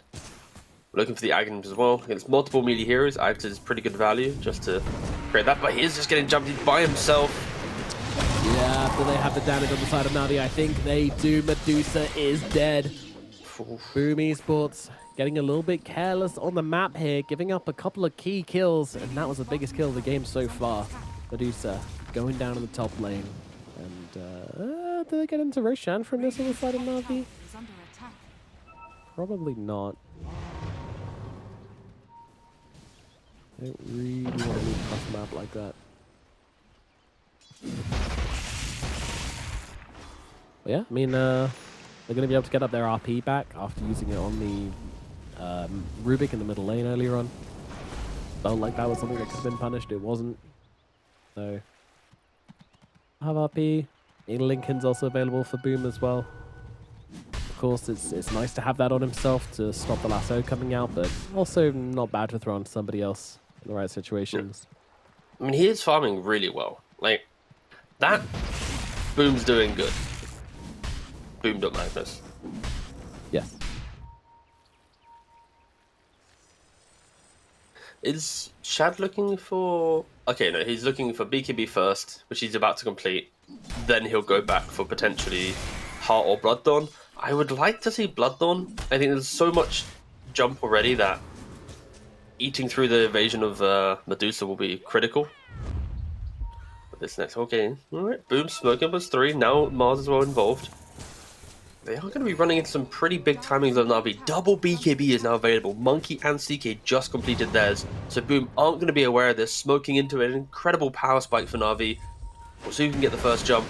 It's going to be the Rubik. The first blood on this fight. Now RP coming down just onto Mac. They want to take down that Bat Rider, but it's going to allow Jackie to just to unleash on the sidelines here, but the Fear connects, and he's forced out of the fight. They will be losing the Magnus at the very least by the looks of it. Yeah, it does go down, but they'll lose Januel. FBZ pretty low, has to back himself away. The BKB is coming to an end, but Shaddy's looking for it. Blinks in, stuns out Yule. Onto himself here, onto FBZ. Now the blink away as well, getting him to safety into the tree lines. You've got to stay away from Jackie. Still plenty of health, plenty of mana to work with on this Medusa, but Shaddy doesn't want to stay away at all. He wants to get on top of them and bring down this Medusa. Cold Feet's coming out as well. He's just stun locked in the middle of this Jackie. He's got to just try and turn around and fight, and they will be able to take down Shad at the very least, but does eventually die himself. Sanctity just trying to stand his ground. Yules is out to cancel out the Jingu. He's going to have to bounce himself away using that shard. He really wants to come in and finish off FBZ here. Doesn't need to. Here he gets the job done. And very narrowly, it's a Na'Vi fight. But Max coming in to try and make that not the case. Or Sanctity in the trees, trying to get out. He will be alright. He's got the shard. Oh no. Jesus. I was like, so FEZ was on super low HP, right? Sanctity jumped in, but he then FEZ soul ringed and then took 10 damage from or 20 damage from a melee creep and died. That's how it goes sometimes. Oh god. Either way, small little plays. Like you can see, look, ready? Look at that little 10 damage. Boop. We are going to see the replay. We'll see if he even needs anything. Jump in, they get the Bat Rider. He's critical here, and Na'Vi's ability to stand their ground. Yep. And the fight continues on. We keep getting kills. Butterfly's super scary. I think FBZ again having a pretty decent game. Some arenas have been quite spicy, but okay, we'll see if the highlight includes soul rings. So see here, he's chilling, and then he soul rings and dies. Sorry for the rebuke or fear or something like that. Yeah, he soul rings and insta dies. Yeah. Oh well. Meanwhile, live we had a Rubik kill, which led them into Roshan. No big deal. Just get themselves an Aegis, which they were realistically always going to get on Shad here. So, Shad, able to just jump into the front lines now, do whatever he wants, basically, with very little consequence. Although it's interesting that Boom Esports is set up around here, though. They're going to look for a target, but being very cautious on the side of Na'Vi. It does feel like they know something's up here. Yeah, they've even circled it as well. Willow. Have you clicked on Kaori recently, by the way? My Nope. guy is farmed. Look at him. Damn, he's got 4,000 gold in the bank. And a Philosopher's Stone close to ticking out. Yeah, I mean, Lotus, of course, is pretty good value against Bat Rider, right? You know, throw that on. Now you can't lasso. We'll see if he wants to go for it. He might be, you know, a greedy lad and get like a Hex or something, knowing Kaori, but I think Lotus is pretty good. You can afford a full Aghanim Scepter here, too. But those right clicks coming in. Okay, he finishes the Lotus Orb. Full thing just purchased up.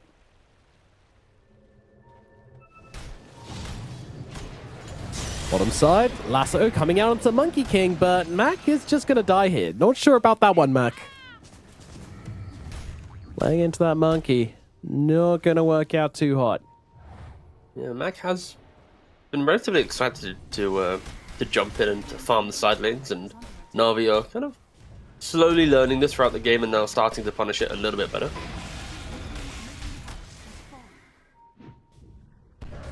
Punish the greed as Arena going to come down here. Just getting the quick kill onto QBFY. Fair enough. Januel somehow scoops up that kill. I think those are kind of like small kills you want to be getting in this situation. You're playing into Aegis. If you can just Arena off and just grab a quick side kill, you'll absolutely take it.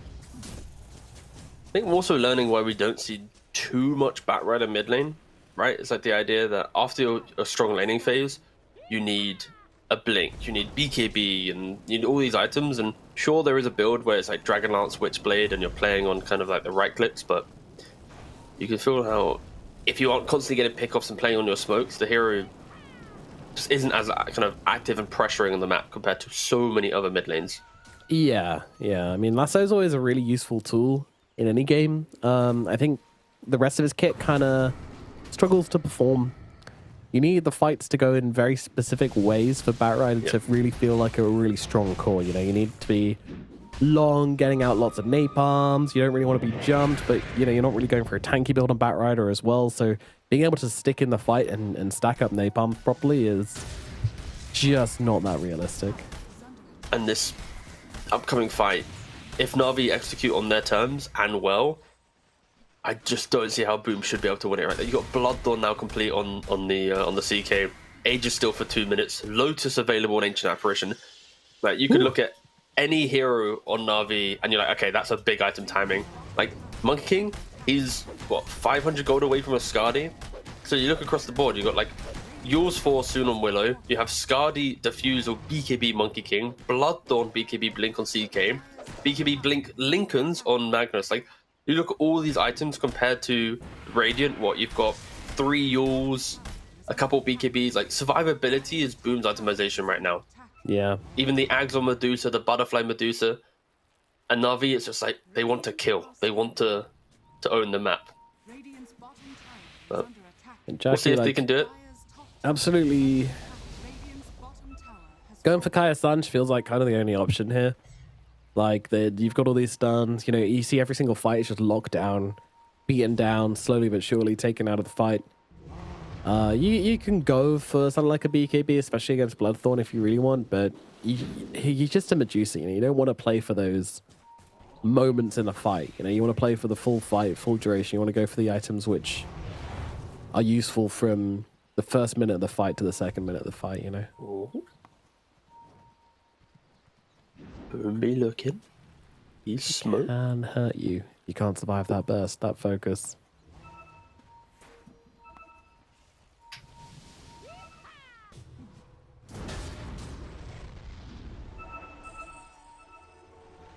And just for some clarity, Chaos guys. Oh, go on.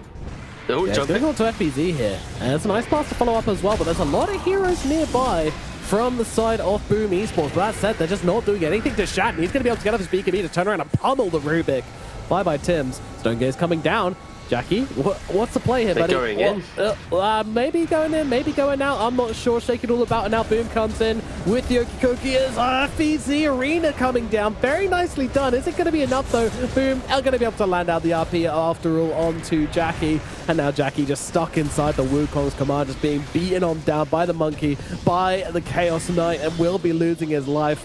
Boom trying to fish for the +1, doesn't quite find it, but guess what? QBFY, he's indeed can finish off FBZ. They'll kill each other as Boom does secure the kill onto the Mars, but ultimately it is Na'Vi's fight. Yeah, they have so much damage, especially with that jump, right? And there is a little bit of lag, of course. It's unfortunate at the moment, but like for Boom at least, like Na'Vi getting the instant jump, as soon as Boom's on retreat, that's not a fight for them to take, right? Because when you're running back, you're getting chased down by a Magnus, there's a Monkey jumping from the tree line, you got Willow for control. Like,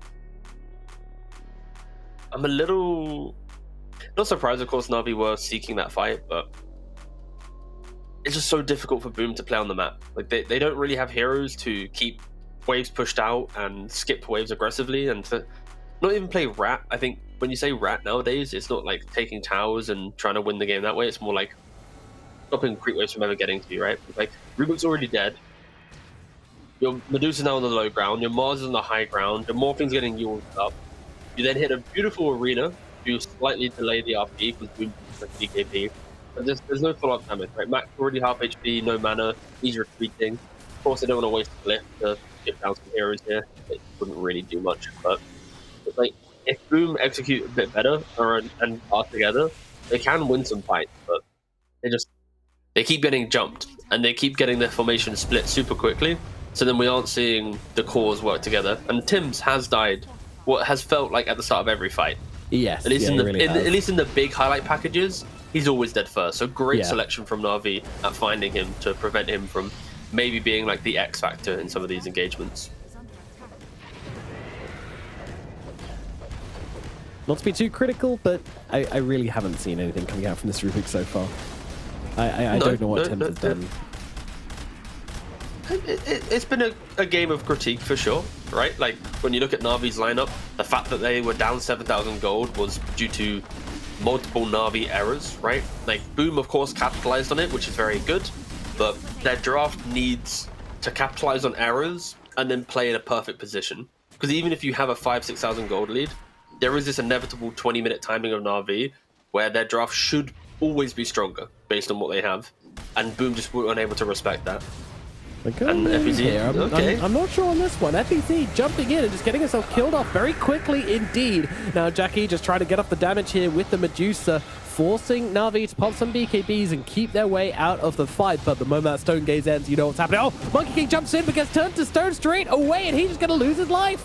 Sanctity is gone. Oh, Navi, they mess up big time. Kaori also going to get taken down here as Yules comes down onto him, and he's left for dead. The rest of the team are running for the hills right now. Boom trying to get out. Shan and QBFY also on the run, but Januel is chasing. He has the Monkey King forward, but they've got the vision on the high ground to turn it around and force back that Morphling. And QBFY is even thinking about this right now, but he does have a team behind him. You don't really want to jump this, guys. And Navi, they recognize that. They'll get themselves back, but yeah, the Monkey King jumping in just at the very last second of the Stone Gaze there, and unfortunately just about getting caught out. Or maybe that was the Agnums actually from the I believe it was a shard, yeah. No. It's a full Ag shard build, so gotta be ready for that one. I don't know actually. I did not see the replay close enough. I just saw he got Stone Gaze, so either way, Sanctity jumping in and instantly dying, but also FBZ jumping in and not pressing BKB. These fights, no man. This game, it's just a little weird. It's so back and forth, like. And the thing is, like, this kind of helps Boom out. This like chaotic energy, because the entire time Jackie's like, okay, guys, as long as this happens, like, I'll get one more fight in me. I'll get one more item. I'll get closer to maybe becoming the hero, because he has gone for like the very defensive build, right? Like Ags, Kaya Sanj, Nan going for, I think it's he's looking for Disperser as well for the Dispel. Like, your Medusa is going for the let me try and soak up as much as I can, and at some point it will show in a fight. But Lasso out onto the Monkey King here. Do they have the damage to take him down in time? I think they do. Fear comes out, but it's not enough. They'll kill him off. Tim's also down on the sidelines, by the way, as it should be. As RP comes down onto both the Mars and the Medusa. They're going to try and go for the Snake Lady as FPC just dies as an afterthought. And now Jackie all alone trying to just get off the right clicks, get off some damage, but the stuns are coming out. The control is coming in, and the Medusa slowly but surely will be meeting her demise. As it's taking a bit of time here, but they will finally bring down Jackie. And that is going to be 4 heroes dead on the side of Boom Esports. But in fairness, Mac able to get off some ridiculous damage on the sidelines there, just absolutely destroying Boom.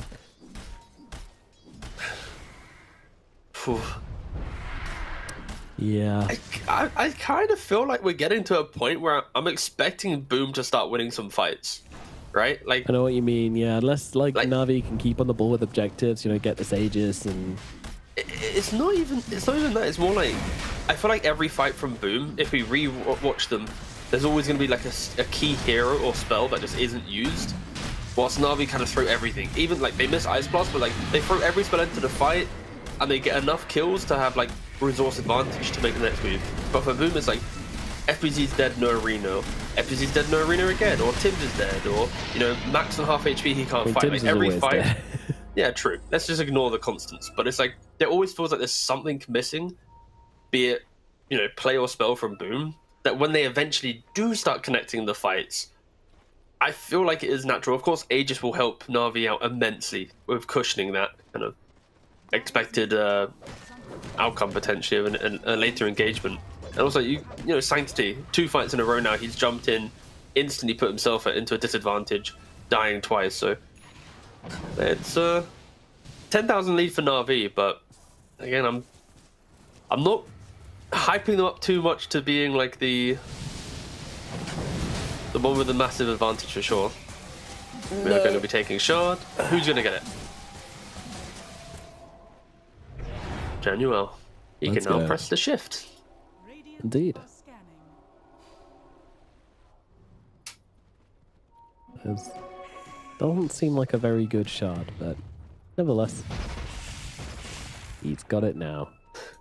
This is one of the probably the harder games I've had to cast, I think, in recent time. I'll be honest. And we've cast some weird games, but this one, Yeah, this one's. There's like I this- mean, it's they're fun. playing in.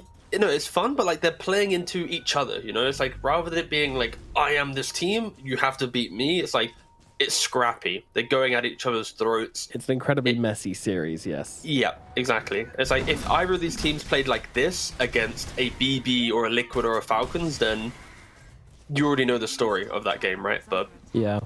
they're not playing here now, so we are just Right. enjoying the fact that it is just two very scrappy teams going toe for toe, and FBZ underneath Vision gets caught by the root, has to BKB. Even And he's Arena. not Oh, TPing out here. He's kind of just trying to bait them in, but for what? Well, for this. Lasso comes out. They're trying to take down the Magnus, but they need to kill him before he gets off this RP, and that's not going to happen. So RP's still available. He doesn't use it in the few seconds he's got available. Does finally get a chance to throw it out now. He wants to go for the reset, though. He's trying to get out of the fight and will be able to do so. As Medusa getting very, very low here. Jackie needs some help, but he's not going to find it. And they jump forward onto the Morphling. Morph is going to fall 4 dead on the side of Boom Esports. This fight not remotely close, and again, you got to be asking the question here, folks. Why go for that fight? You had no arena, you had no BKB. Just leave on the Mars, but they didn't want to do it. They knew FBC was just kind of dead. So you know what? No, I take it back. oh, Boom are just not going to take a fight on their own terms, you know? I was waiting for like the Arena, the Medusa, everyone to sync up together, but yeah, another fight, Tim's to steal another a spell. disconnect. It's less about Tim's. It really is just there is just no natural synergy occurring between the Mars and the Medusa. It feels like Mars, Bat, and Medusa just multiple fights where they just not work together, and that is again testament to Na'Vi. They keep running at Boom, keep finding the pickoff, keep playing on their vision. Like, under this amount of pressure, you are going to make mistakes. Holy But moly, that was a big jump. and a massive jump. All right. This Bye bye, inevitable that Do you want to do the hype cast for the clip? No, I don't want to. Not this time. Not That this GG is game, called. man. There we go. Yeah, there it is. Phew. GG is called. Yeah. Na'Vi will be taking game number 1. The Medusa doesn't even get a chance to respawn to defend her ancient. It is just going to be Na'Vi 1-0 so far in this series, and well deserved as well. Some really good fighting. You know, there's a bit of smiles, a couple of bit of high-fiving going around as well. Oh, which they're right back. dude, these guys have got this locked down. One more That- time. Ah, unlucky. Oh, okay. Yeah, I think, The thinking man. to be fair though, we have had this interview yesterday with Boom, where they said that they lost the game because they weren't being active. They weren't doing stuff together, right? And it clearly is a theme with the team. There's another game won, it's another loss for Boom, where there have been multiple points of play where if they smoke together, if they utilize their heroes, they might not be able to be in a winning position, but they at least will stall out the game to create an opportunity down the line. But yeah, good stuff, admin. I love that coin toss at the Great start refereeing. of the game. Great Great refereeing. refereeing. You didn't Love call the us out energy. for anything. Thank you. I mean, it's good to see the smiles back on Navi's faces. Of course, they've had a terrible day one. They were 0-4. They finally won a game, but I think Boom once again will have to do some improvements from game 1 to game 2. It's a classic for their group stage performance and for Na'Vi. Yep. I know they're happy right now because they won the game, but I really hope that they at least can isolate some things to improve on, because this wasn't a clean game, right? This was a back and forth. Boom on the Magnus did struggle a little bit in some early engagement. We also saw some quite aggressive jumps from Sanctity that put his team in a vulnerable position, which enabled Boom to maybe, the team, not the player, to win a fight. And I think both teams have a lot of kind of learning and improving to do from this game 1. But at least for Navi's sake, they started getting a win. They're kind of entering the group stage now, and we shall see. We shall see indeed, yes. This could be the momentum shift which Na'Vi were looking for. I hope so, because we know this team can pull off some good stuff. Yeah, it wasn't a clean win. Yeah, it wasn't like a tier 1, flawless, beautiful, 0 mistakes win.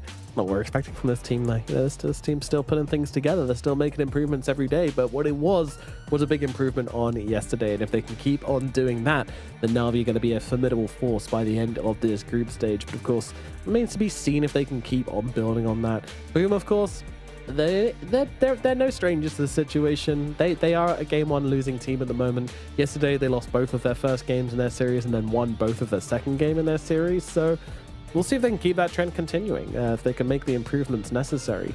I think the improvements here are, I don't want to say obvious, but I mean the coach has a very kind of straightforward job here in just being like, hey, let's just fight on our terms. You know, we don't need to force these strange engagements. I think Jackie, we were always looking at him in these fights and going like, man, if he just had like a chance to get off his damage, to just be in the fights with an ulti behind him, with a spell behind him, with, you know, some sort of backup, then life makes sense. You know, like the draft makes sense. It's what's meant to happen. But we never saw that. We never saw this Medusa being like, she was always like the last resort in a fight where it's like, oh no, Medusa, quickly try and salvage this. You don't want to be trying to salvage as a Medusa. You want to be trying to, like, you know, get in there and being that punch, you know? Well, then there's, of course, layers, right? Because like we're talking about how FPZ multiple fights in a row either didn't press arena because he didn't get BKB off, or he's dead first. And then technically then you want Mac to step up, right? On his back rider, but he kind of fell off very quickly in the game. He had clean-up kills, but like you were saying, it always felt like Boom were cleaning up kills rather than, you know, entering a fight. And with their heroes, you can very easily enter a fight. But either way, positional errors from Boom, tactical errors from Boom, like there's a lot of mistakes in this game, like we've already mentioned.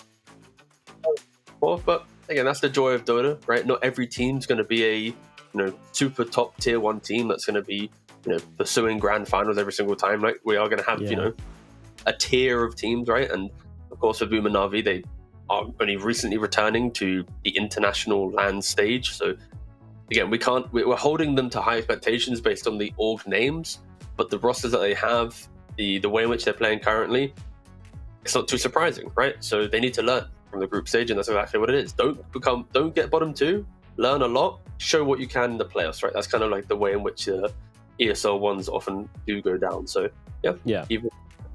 It's very interesting. I'm gonna need some time to reset from that game, that's for sure. Definitely, yeah. I mean, like the only concerning thing for me is that I don't think anybody had like a really kind of clean game here. Like everybody made some sort of mistake, everybody made some sort of blunder. So yeah, maybe we get some flawless performances. I mean, we know they could do it. You know, we've seen Na'Vi have some blow up performances on Sanctity in the past. Boom's also had some really solid games. He usually takes a little bit of time to warm up into an event though, so still waiting on that.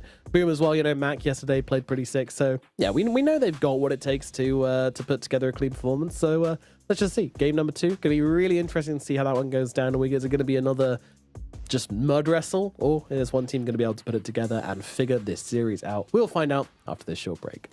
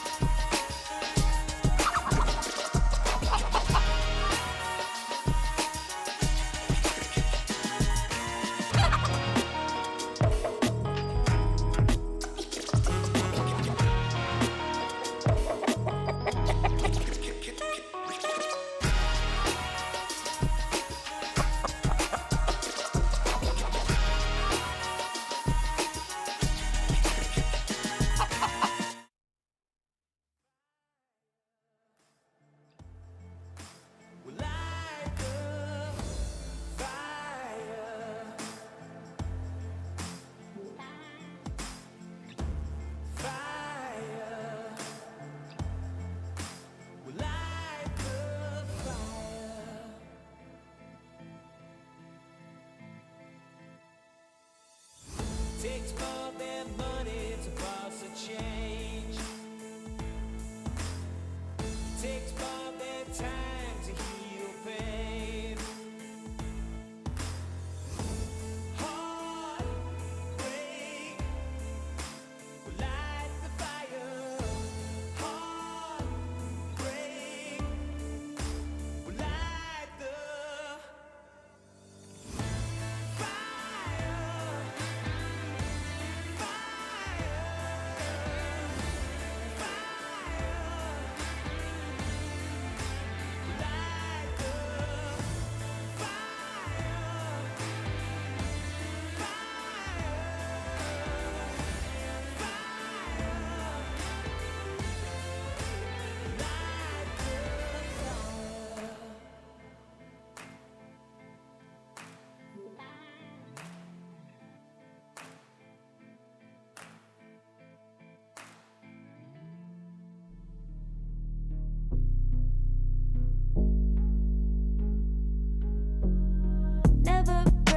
I got the juice.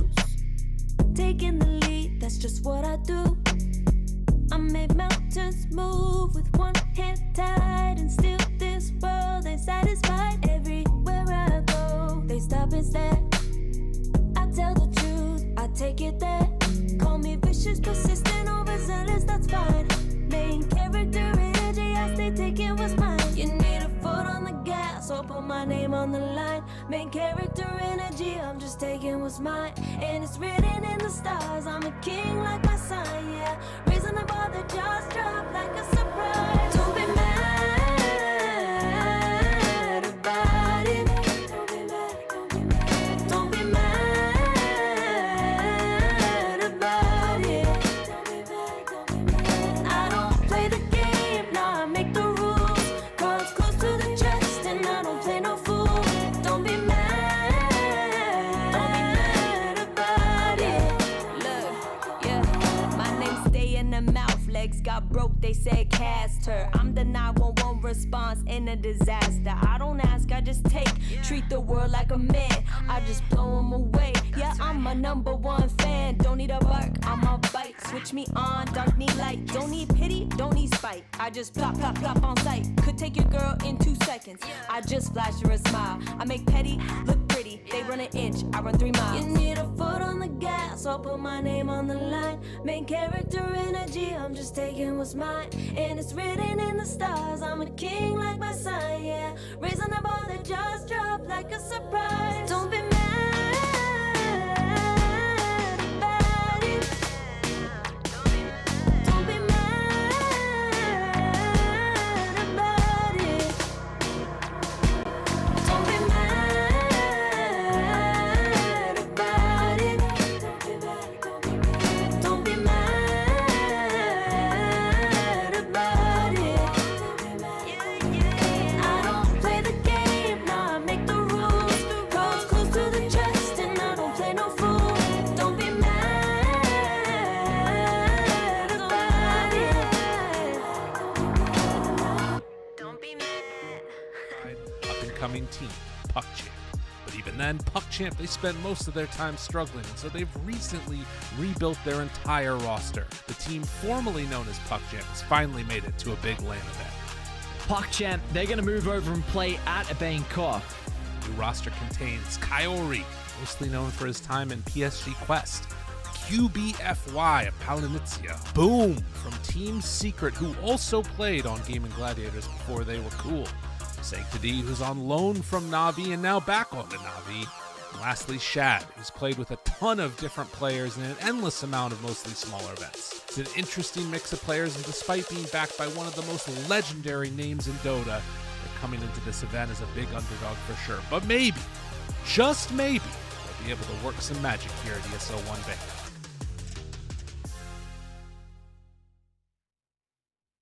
Boom Esports has been around for years in the Southeast Asian Dota 2 scene. Really? I really thought they were South America.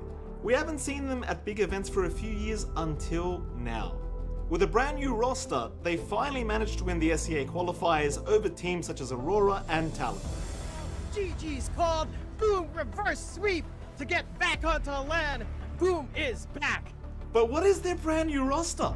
It's Jackie, Mac, FBZ, Tims, and Januel, with a mix of players from several different countries with very different team histories. One thing they all have in common is that they all have several years of pro Dota knowledge and experience. Tims isn't a player that's traditionally been a captain in his teams, but it seems to be working out for them so far. Will he be able to keep up under the pressure of a LAN tournament? As the first event for this new team, Boom has a lot to prove in Bangkok. Will they be able to show that SEA is still a region capable of beating anyone? Will the almost home turf be a boost to them, or they explode under the pressure? We'll just have to SEA Just wrap it up. how they perform here at ESL One Bangkok.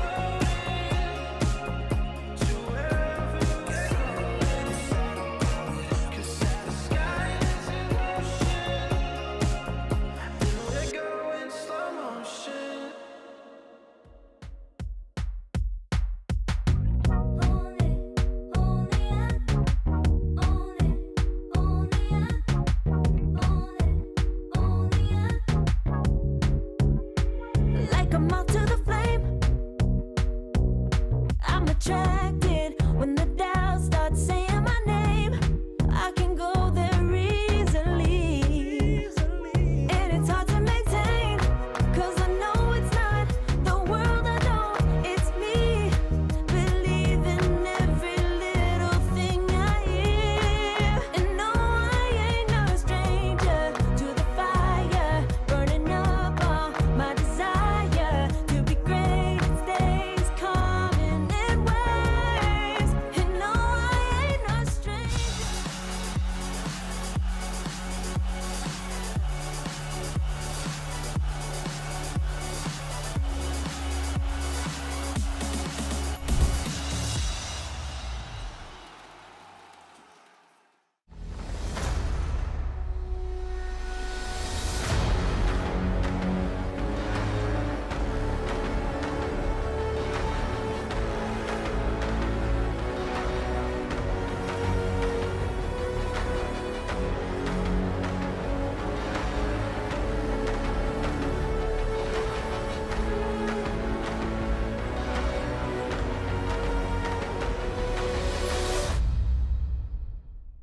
It's also good with like Monkey King and scouting around, so it's easy for you to get a Navi glimpse fall of, and I think take game that's, number one, that's sorry, kinda as what really well Boom Marvels, Esports and right now formed the for first Spirit, they game have to here. find that It moving was hero a to entertaining game, to say the least, as game number 2 is now on the cards. So, T-Gov, you know, how are we feeling about this next game? Next game, expecting just Boom to be a completely different team, right? Boom Usually clearly the love best of case, two. yeah. Usually the case, right? They love losing game 1 and they love winning game love 2, it. right? It's what they live for. Anyway, no, I think for Boom's sake, I'm hoping they are able to replicate what they did against both Avalus and Shopify, which is like this kind of game 2 bounce back, understanding what their opponent's trying to do. Again, the previous game was a little bit weird. It had this kind of like aura of, you know, average to not top 8 teams battling against each other, right? And I think normally this is the position in the tournament where it's like day 2 of a 3-day group stage. This type of game is the one that the teams that are able to improve will use that and really kind of catapult themselves into becoming a better team very quickly, because like I think FBZ can step up and be better positionally on Mars, right? And then for Navi, it's like the confidence to spellcast a little bit better in fights. It's just, guys, just clean up our act. Like, we're great players, what are we doing, you know? So it's like, yeah, I think both teams have very easy conversations after game 1. So of course I'm hoping game 2 is cleaner and much more competitive. We'll see which way the penny does fall this time around. I think it's I'm expecting both teams to kind of step it up after that first game. Like it wasn't atrocious, but it was just like, I think outside of the fights it was pretty decent. Like the drafts were good, the item builds were good, you know, like everything they were doing made sense. It was just like the team fights themselves just always starting very weird, always fighting, you know, like the Boom Magnus's strange initiation, you know, we had like loads of fights where I mean, what you're describing right now is basically sticky. The fact that we're so spoiled in Dota, where it's like our top teams in the world are very clean, right? The moves they make don't feel like there's an aura of like it could go wrong. It's like they are just ruthless. So as soon as we kind of move away from that, then we are reminded that the complexity of the game is punishable. So again, it happens. These are teams that they'll be happy if they make top 8 in a tournament, right? Like, we're not looking at 2 teams who are expecting a top 4, top 3, right? Like, these are teams that are, you get out of groups, you win a couple series in a playoff, and you know, you pat yourself on the back and you run it back for the next qualifier, right? And yeah, that's true. either way, we see the Enchantress opening from Boom, and we see the response from the Gyrocopter. Of course, Gyrocopter, at least within kind of like the Eastern European player base, has been quite a nice little 4-position Gyrocopter. Of course, carry for Shad is one of his stronger heroes. He likes to be kind of aggressive in lane and also quick to farm. Gyrocopter can do that. So yeah, we'll see where it goes. They are second pick. This could be held until the end of the draft. We'll see where it goes for sure. Yeah, which I'm happy for as well. No, I have no worries about holding a Gyrocopter in limbo for a little bit whilst you decide the rest of your draft. Always down for that. I'm also kind of hoping they grab a Sanctity hero pretty early on as well. I mean, I'm just trying to... I'm gonna hit that with a hard disagree. No, you want to wait for the last pick? They did a... I mean, unless he's playing a hero that isn't punishable, I don't want to see them pick like the TA, this type of stuff, right? Like they pick Ursula into Lina. I want like an Earth Spirit just coming out. It's kind of... I think Earth Spirit mid has fallen off in regards to not seeing a matchup. Like Earth Spirit needs to see what hero he's against. You lose too many lanes nowadays. Of Lina as well, and yeah. So I'm down for Sanctity to have last pick in the draft, unless they go, you know what, we want to pick like AA plus Earth Spirit, and then you have like Jaro, AA, Earth Spirit as your kind of double support, Earth Spirit being your mid, and you run around and kill the map. Like that's fine if they're going, you know what, we want to bring early game damage to our mid Earth Spirit. Then I can maybe see them drafting it, right? But they are taking some time to pick this.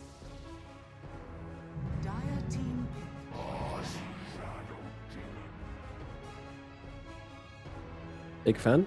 Haven't really been seeing much of this guy, but still very good. Nice to amp up your kind of big carry. If you have a Medusa, if you have a Gyrocopter, something like this, then Shadow Demon's always going to feel super good. Luna especially. So keeps this Gyro looking like a good carry, but also giving you that flex opportunity as well. Still in the pool to be able to go for a different direction.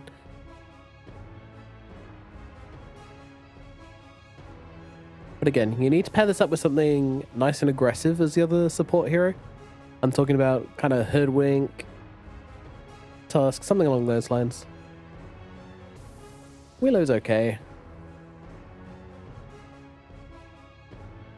We'll see. Next pick from Boom. Have the Edge. Probably looking to get yourself some sort of core plus support here. My options would probably be something along the lines of... maybe you just grab your carry here. Get your... yeah, screw it, just get your Medusa out already. Get it out of the way, Boomy Sports. We know you're going to go there anyway eventually. Again, so the opening from Na'Vi is pretty powerful, right? Because you have this... like, if SD is your 4 position, you make stacks for Gyrocopter to farm from the carry role. If SD is your 5 position, then you can just twin gate set up for Gyrocopter in the 4 position to then get close enough to then use Rocket Barrage, right? So it's like, if they're support, they synergize well. If they're core plus support, they synergize quite well. And Boom themselves, okay, they take the Earth Spirit. Okay. Time for a Lina from Na'Vi, perhaps? We'll see. Actually, doesn't really play it, though. I did double check his pub play. He's got like 1 Lina game, but if I knew he played Lina, I'm picking Lina right now. Yeah, for sure. But instead, we're going to get Sanking and Willow coming out from him. Okay, so... like I said, like Willow's fine as a combo with Shadow Demon. I don't love it, but you're going to have to make up for this pick with a little bit more aggression from the rest of your heroes, so... 10 seconds remaining. It's just a lot of team fight, right? It's I don't really have too many complaints. Like Sanking Willow, strong lane. You got SD Gyrocopter again, good lane, just push it out. The Gyrocopter should farm well. You don't really. I mean, it depends on what the offlane is for Boom. There is a chance that you can go a little bit aggressive with the Muerta. But okay, before I even get to speak, here they go, Bristleback. To be fair, it's a pretty good Bristle game for the fact that early game it's a lot of magic damage. So you get like Ags, Bloodstone, and any source of magic resist, and you can brush off quite a lot of this damage. But then SD can kite you. You have to run through Bramble Maze. It can also be a little bit annoying. But... you don't love being Demonic Purged, though. That's for sure. Exactly. Bit of a tricky one, so... yeah, it's okay. I'll be interested to see if they make it their carry or their offlane. I am hoping it's their carry, just because I don't like Bristle offlane very much. I want to see Primal Beast. That would be a very good hero, I think, for Na'Vi. Like Ag Shivas, you don't care about Bristle. You then have BQ Piercing Stun. You're tanky enough that you can brush off the early annoyance of like Muerta. You can even go like Blade Mail, of course, to threaten some of the early magic damage. I think that could be quite a cool, like another body as well. So it's like you have Sanking initiating, Primal frontlining, Gyrocopter playing behind that with the kind of like the Daedalus flak damage down the line. Yeah, it's definitely going to activate your Shadow Demon and Willow to be able to have very successful fights, which I think is important. Just double down on the front line cause. No disappointment there. Final ban out from Na'Vi then. They'll get rid of the Mars. What's your next FPZ hero to take out of the pool? Pangolier always comes to mind. Hasn't been super popular at the moment. I'll get rid of Centaur instead. So, do they ban out the Primal? They have something else they're concerned about on the side of Boom Esports. It kind of depends on whether this Bristle is like hard logged into being your carry or not. Whether he flex around, but they will ban out the Primal, so that makes a lot of sense. Good job from Boom. Do you know, like the whole meta of like talking about draft as an analyst, and you want to predict heroes? I kind of feel like it's cooler to predict the final bans of a team than the final pick of a team. That's true.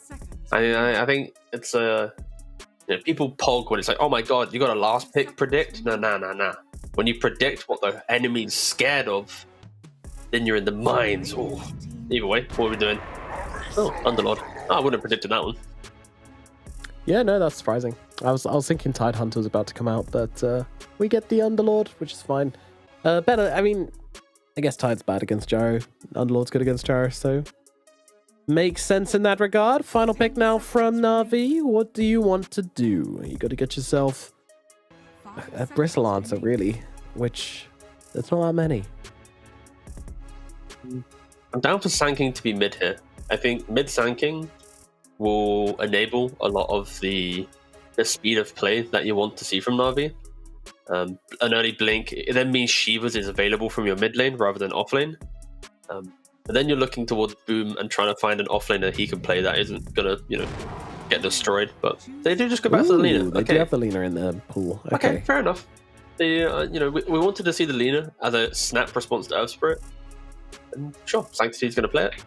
And I have no complaints with this. Of course, Bristleback, you only tanky from your back. So if Lina can from Shadowblade, LSA you, then Laguna you, it's like you will get deleted. So going high ground for Boom is pretty scary, right? Like even if they win the early game fights, as soon as Jackie walks up high ground without Aegis, Burrow Strike or Terrorize into Lina combination, your carry just gets deleted. It doesn't matter if you have Axe, Bloodstone or whatever, like Bristle will get 100-0. I like the Lina pick. I think Na'Vi's lineup is pretty well rounded. But I think Boom should be pretty comfortable with the speed of play that they can create, right? Ench Muerta, incredibly strong support. Bristle is going to have a earlier timing to be aggressive compared to Gyrocopter. But the entire time it will just be respect Lina. She's going to have a great lane. She's going to have a great game. And if she gets to free cast her spells, then the Bristle that we expect to do well will eventually hit this brick wall. So, I think both teams should be relatively happy with what they got. And Boom, just need to be careful. They need to execute quite well. I think there's really good potential for Mac to have a great game. If he can somehow survive this lane, not feed, and come out and then make a 1 or 2 rotations, probably into the Muerta. I think a charge can be a little bit difficult to play with, but into this like Muerta Underlord lane, things can look really, really strong. So that's kind of the focal point for me of Boom Esports. Mac, can you survive this lane without getting murdered by this Lina over and over again? If he can find himself a mid game, then it's gonna do a lot when it comes to, getting up that high ground, countering out Na'Vi's movements, forcing Sanctity onto the back foot. You can't let this Lina just run around and be like the phantom fire fairy of death. That's never allowed in a Lina game. Then boils down to supports. Like Earth Spirit has to roll the kick. You can put him on the tower. About Muerta. Like they can do good stuff there. So we shall see if Boom can create that kind of those timings to play on. I don't think it's so much about Januel. Like Januel's kind of just the lane securing guy. I think it's about FPZ with his Fiend's Gate as well. Like FPZ needs to be on point with helping out with like hit 6, instantly TP onto mid lane where Lina is like stepped up the river or something. Like yeah, I can see that. Yep. Just generally like being there for Mac, you know, like Mac should never feel alone in this game. He should always have FBZ ready behind him. Ooh, and a pause. Mac is basically going to be like a child playing on the beach. You know, he's got to be able to like go and kick over another kid's sandcastle and do what he wants, you know, go into the water. And if he goes too deep, FBZ is going to be there with a, you know, with a little inflatable rubber ring to help out. If the kid's dad comes in and says, hey, why'd your kid destroy my sandcastle? FBZ needs to be there to be, hey, back off. My kid can do what he wants. He's a special boy.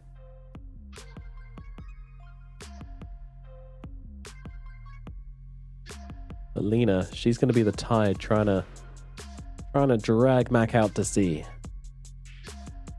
Of course, FBZ won't be there to save them for the first few levels. Learn to swim on your own. It is a strong current. Lina, highest win rate hero out of the high-picked heroes in this tournament so far. She's been doing bits. You need to have a good plan against it. A bit of trading going on right now. You really, really don't want to try and stand your ground against a Muerta and Enchantress level 1. These guys, they'll click you. They'll click you something silly. You're really finding that one out the hard way.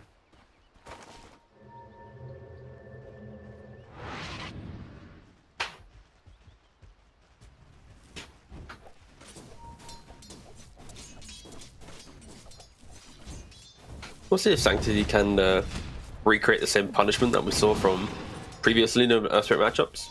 Of course, Lina, once you get a couple more levels with the Dragon Slave, utilizing you know, combustion, right-clicking on the high ground, it really just kind of compounds into Earthspirit. Not having the best time in Kaori. Already pretty low. Yikes! Yeah, narrowly surviving down here in the bottom lane. Having to run himself back, and Tim's even looking for the courier as well, and we'll be finding him. So courier at least moves close to his courier to get the items from it, but Tim's going to be very successfully grabbing that freebie. A nice dead shot as well from Tim's. Doing bits down in the bottom lane at the moment, putting the pressure onto Na'Vi. Well, Shadow's going to try and clear out the way as quickly as possible, and that's going to be another courier. Okay, so 2 courier deaths in the bottom lane so far. I mean, it's also quite a nice combination they have here, right? Like, you've got the dead shot to contain heroes inside the firestorm. You know, be able to burn even more of their HP, even the slow from the calling is going to help out. But, yeah, we'll see if they can get the levels to be able to utilize this. Of course, level 3 is going to be a big timing for both of the Boom offlane duo. And it feels like they're going to be, you know, pretty happy on their way there. Gyrocopter isn't really leading with any deniers, and they're CSing pretty well. I think, yeah, Shad just needs to be careful. Actually, Courier already at 2 minutes is securing a water rune. That's a pretty early rotation, actually, for the water runes. But, you know, Sanctity with his bottle, he takes top, and then Courier takes bottom. They really want to shut down this Earthspirit. So, yeah, nice little move there from Kaori. And Shad doesn't get punished. That's severe psychological damage. Like, if I'm this Earthspirit, I'm like, I am severely depressed. Nope. Well, you pick Lina into me, and then you move your support minute 2 for the water. Come on, guys. Come on. Have a little bit of humanity. Let me at least have a fair matchup in the middle lane. I mean, look at it this way. It's also a respect thing. It's like, they know that if Mac doesn't have a good game, a lot of the early tempo disappears. So it's like, you know what? They respect me enough to want to shut me down. I will show them that I deserve this respect, you know? So it's, you could also look at it that way. And Januel. Great mentality, T.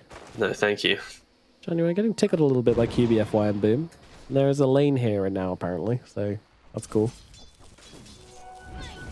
Boom just farming in the river, as you do. I love when Dota gets like this. We just have new lanes being created at random places. In fact, did you see the Reddit post about the suggestion for like a new map design? Nope. Was it good? Honestly, it was pretty fucking cool. Like, they basically wanted to, on the Radiant side, extend the river. Sham was all water-based. And then the Dire side, it was like no water, of course, keeping it as it is. So it's kind of like adding more to the theme of shit ton of water around Roshan would make Slardar very happy. So there are some downsides to it, but I don't know. Thematically, it looked really cool. Being like, happy. Yeah. Either way, like the point of Slardar is not really big enough, but just looking at it, like extending the river, making it feel more like more fresh, more open, adding kind of like additional layers. I don't know, I wasn't opposed to it. I think, of course, you can evolve it and make it better, but the little concept of making river more kind of active into the map sounded kind of fun. Yeah, that was like a good map change. Like, it's just a small thing you can do, which freshens up the game a little bit. It's not really going to affect balance too much, mostly. I mean, that's one of the most exciting things I think in Dota, honestly, is like getting something like a map change where it really shifts how you play. Because like right now, like how we see laning phase, right? It's like everyone goes to lane, it's 2-1-2, there's no shift. You pressure where possible, you make stacks, you TP out when you're dying, you know, you twin gate for an early move. Like everything's kind of following like a script for the early game. So yeah, we'll see. We're getting carried away here. Yeah. And why are we getting carried away? Well, it's because this lane everyone's is farming. a little bit grim. Well, Max, he's doing okay. He's not doing great. It's kind of the classic Spirit mid thing, but at level 5, you get to secure every range creep, can roll in on Sanctity, try to be annoying in that way. So, you know, it is what it is. The other hero just kind of struggling is actually Navi.Boom and the Sand King. He's about to get a whole wave coming in under his tower as Shat does actually go down on the bottom side. The poking is just way too much. The rotation across from Januel as well gives them the damage they need to take down the Gyrocopter. A very good laner so far from Boom Esports, I'd say. Yeah, doing well, punishing where possible. Looking great, yeah. Kind of now on Sanctity to do something with his mid lead. And we'll be going for the Boots of Travel build as well, so I think it'll be a while before we see Sanctity really start to ramp it up, but still early days. I mean, turning up on 6 minutes now. Who's gonna get that all-important power rune? Sanctity. Gonna move up to the top side. Mac doesn't have the roll, unfortunately. Only 2 points in it so far, so Just look how disastrous it is for Earthsphere, right? Like, just the CS difference there. Vice versa. Yeah. Again, Mac having good levels, like, I want them to bring heroes to his lane now. Like, we called it earlier, it's like, alright, you survive the lane, you don't get fully pushed out. Now what do you do with that kind of level? FPZ though, getting a little bit pressured bot, but able to walk it off. Won't be dying to the poison, it is only level 2.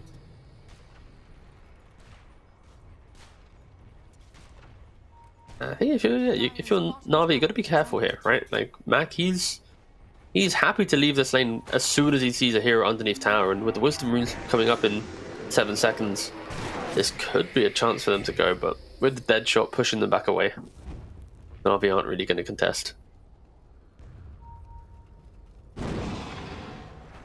And they even give the Wisdom rune to FBZ as well, so they really want him to get 6 as quick as possible. I feel like the call for Boom is, like, when we can kill Lina, hence why Mac isn't rotating to a side lane. Because if he rotates to a side lane, waste Magnetize, then they 100% can't kill Lina, right? So it's maybe that's why he's being quiet, but, you know, I say that, now he TP's down. I don't know if I'm a fan of this too much. If they have to kill Shad for this to be worth. Let's see, rolling on to QBFY, they should be able to bring him down. I mean, Magnetize has been used here, so as Willow doesn't die, then it's sort of questionable. And, well, Disruption gonna make it a little bit awkward here. Okay, Willow survives, and the first rotation from Mac, not successful at all.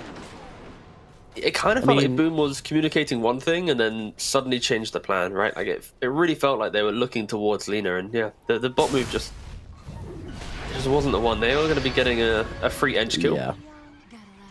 Yeah, just looking to play that every day. Use your regen rune.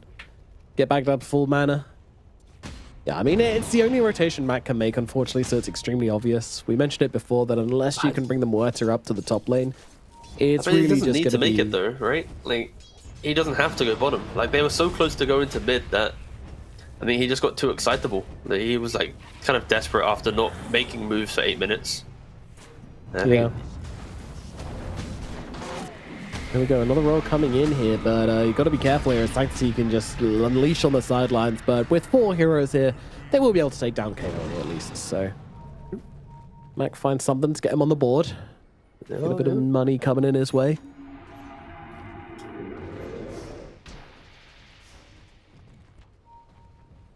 Nice stack in here from Na'Vi as well. Both ancient camps being stacked. Oh, never mind.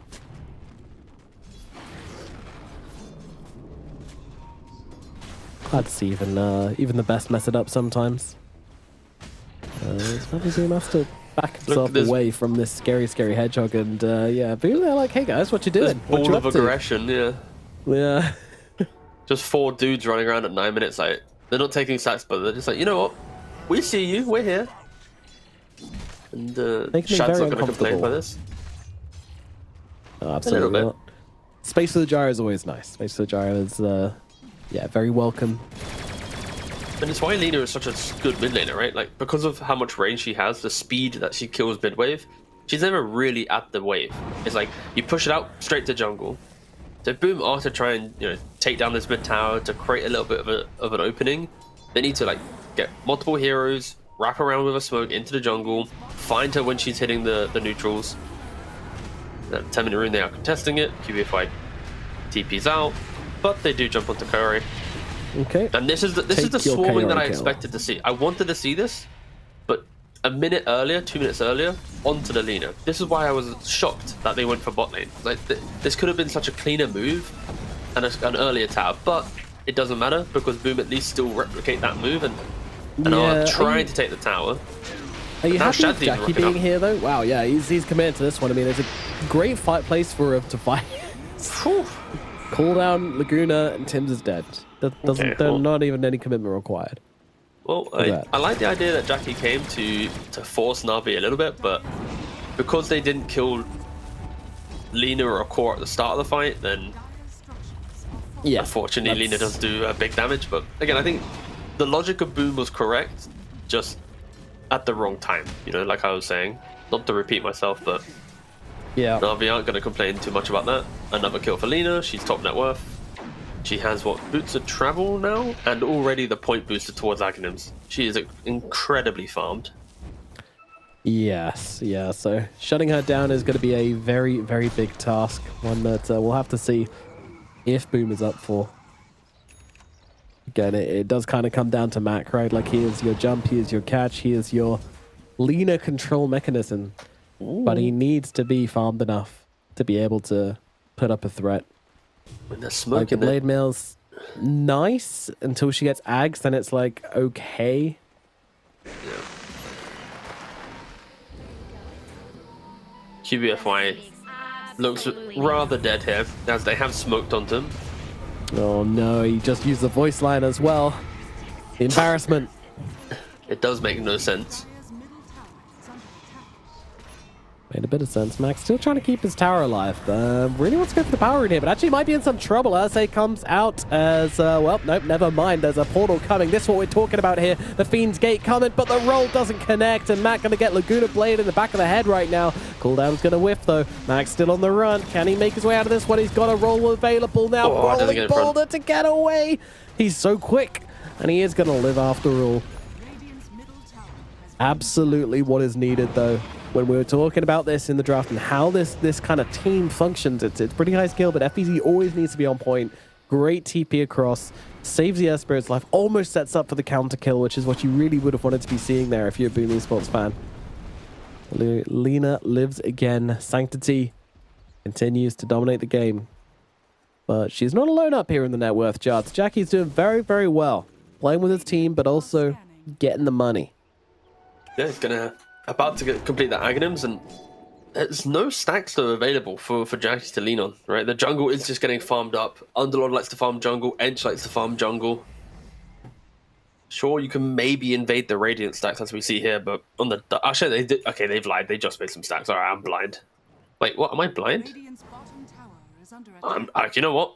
Might be. I am blind. They have a triple stack. It was a double, and it just become a triple, so you know what, I take it back. They have one stack in the jungle for Bristle to farm.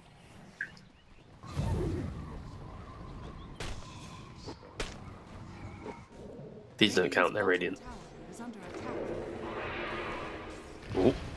Why do I always see QBFI just running away from the most, dangerous of positions? Yeah, he likes to play on the edge, The canary in the mines, if you will.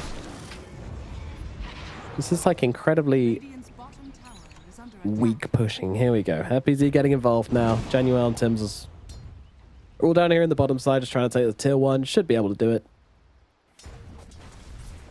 The power of the Enchantress is enough. Aghanim's just 1,000 gold away for Sanctity. Absolutely going to be a pretty phenomenal timing.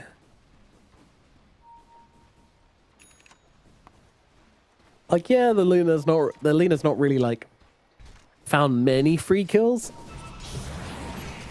She's basically just Laguna bladed 2 supports, and that's been her kind of 2 kills of the game. But it doesn't really matter. She's stacking, she's farming, she's not really pressured, so. And here we go. Kairo's going to go down as well. Has a core actually died this game? Yes, Shad is the only core to have died this game. Okay, right. And that was like very, very early on as well. That is crazy.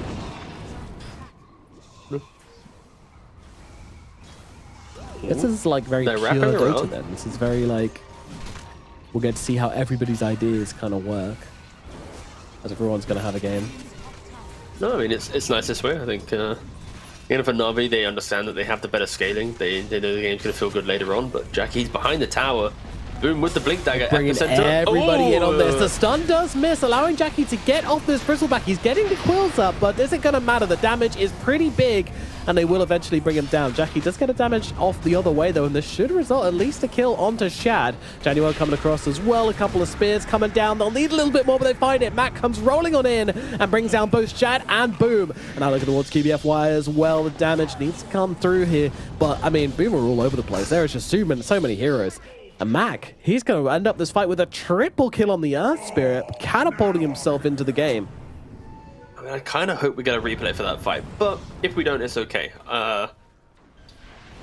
It's the initiation from Boom. He opted to go for the full channel epicenter underneath tower, and we are going to see a replay. But like, he goes full epicenter channel. He missed the burrow strike, and at that point, he able to throw himself right into the corner of the low to high ground, ensuring that his back is present both the Gyro and the Lino. And yes, Mac with Blade Mail, the Magnetize, easy able to clean up, and then Boom does go down to the falling standard. So it's like 1 boulder, 2 kills. You have the flanking with a blink on the tower, or protected by the tower, to then blink in. But rather than just getting the instant free stun, opening up the fight with good vision, he goes for it blind. He's going for like the Hail Mary play, and I think that he just made the fight so much harder in complexity than it needed to be, and Na'Vi get punished for it. And this was the same thing that happened in the previous game. It's like that one mag play where he skews for an RP. Yeah, very reminiscent.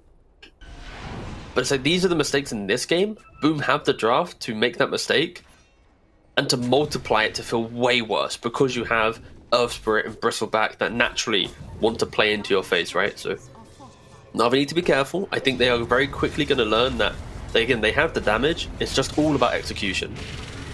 As Boom, we go from critiquing his initiations in top to potentially also now just dying in mid. Yeah, he's a so struggling a little bit. Hold. There we go. In the last couple of minutes from Boom. Yeah. I was going to say Chad from Mac, but he didn't actually have it. Not to pop another Stone Remnant on him, but he didn't have it. And we didn't mention, but FBZ does have the full pipe. So that is he's a happy lad. Yeah, that's a hell of a timing. Again, he just wants to be there every time his team needs him. He wants to be portaling in, helping out, just swinging the numbers into their advantage. Which is great for an Earth Spirit, because you can just play super deep. You can go for pretty much any play you want. As long as that Fiend's Gate's on cooldown, you're going to have a friend to help you out.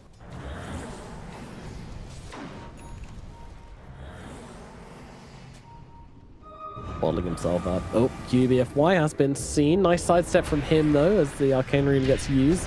Mac trying to just bring down this Willow, and yeah, we'll easily be able to do so.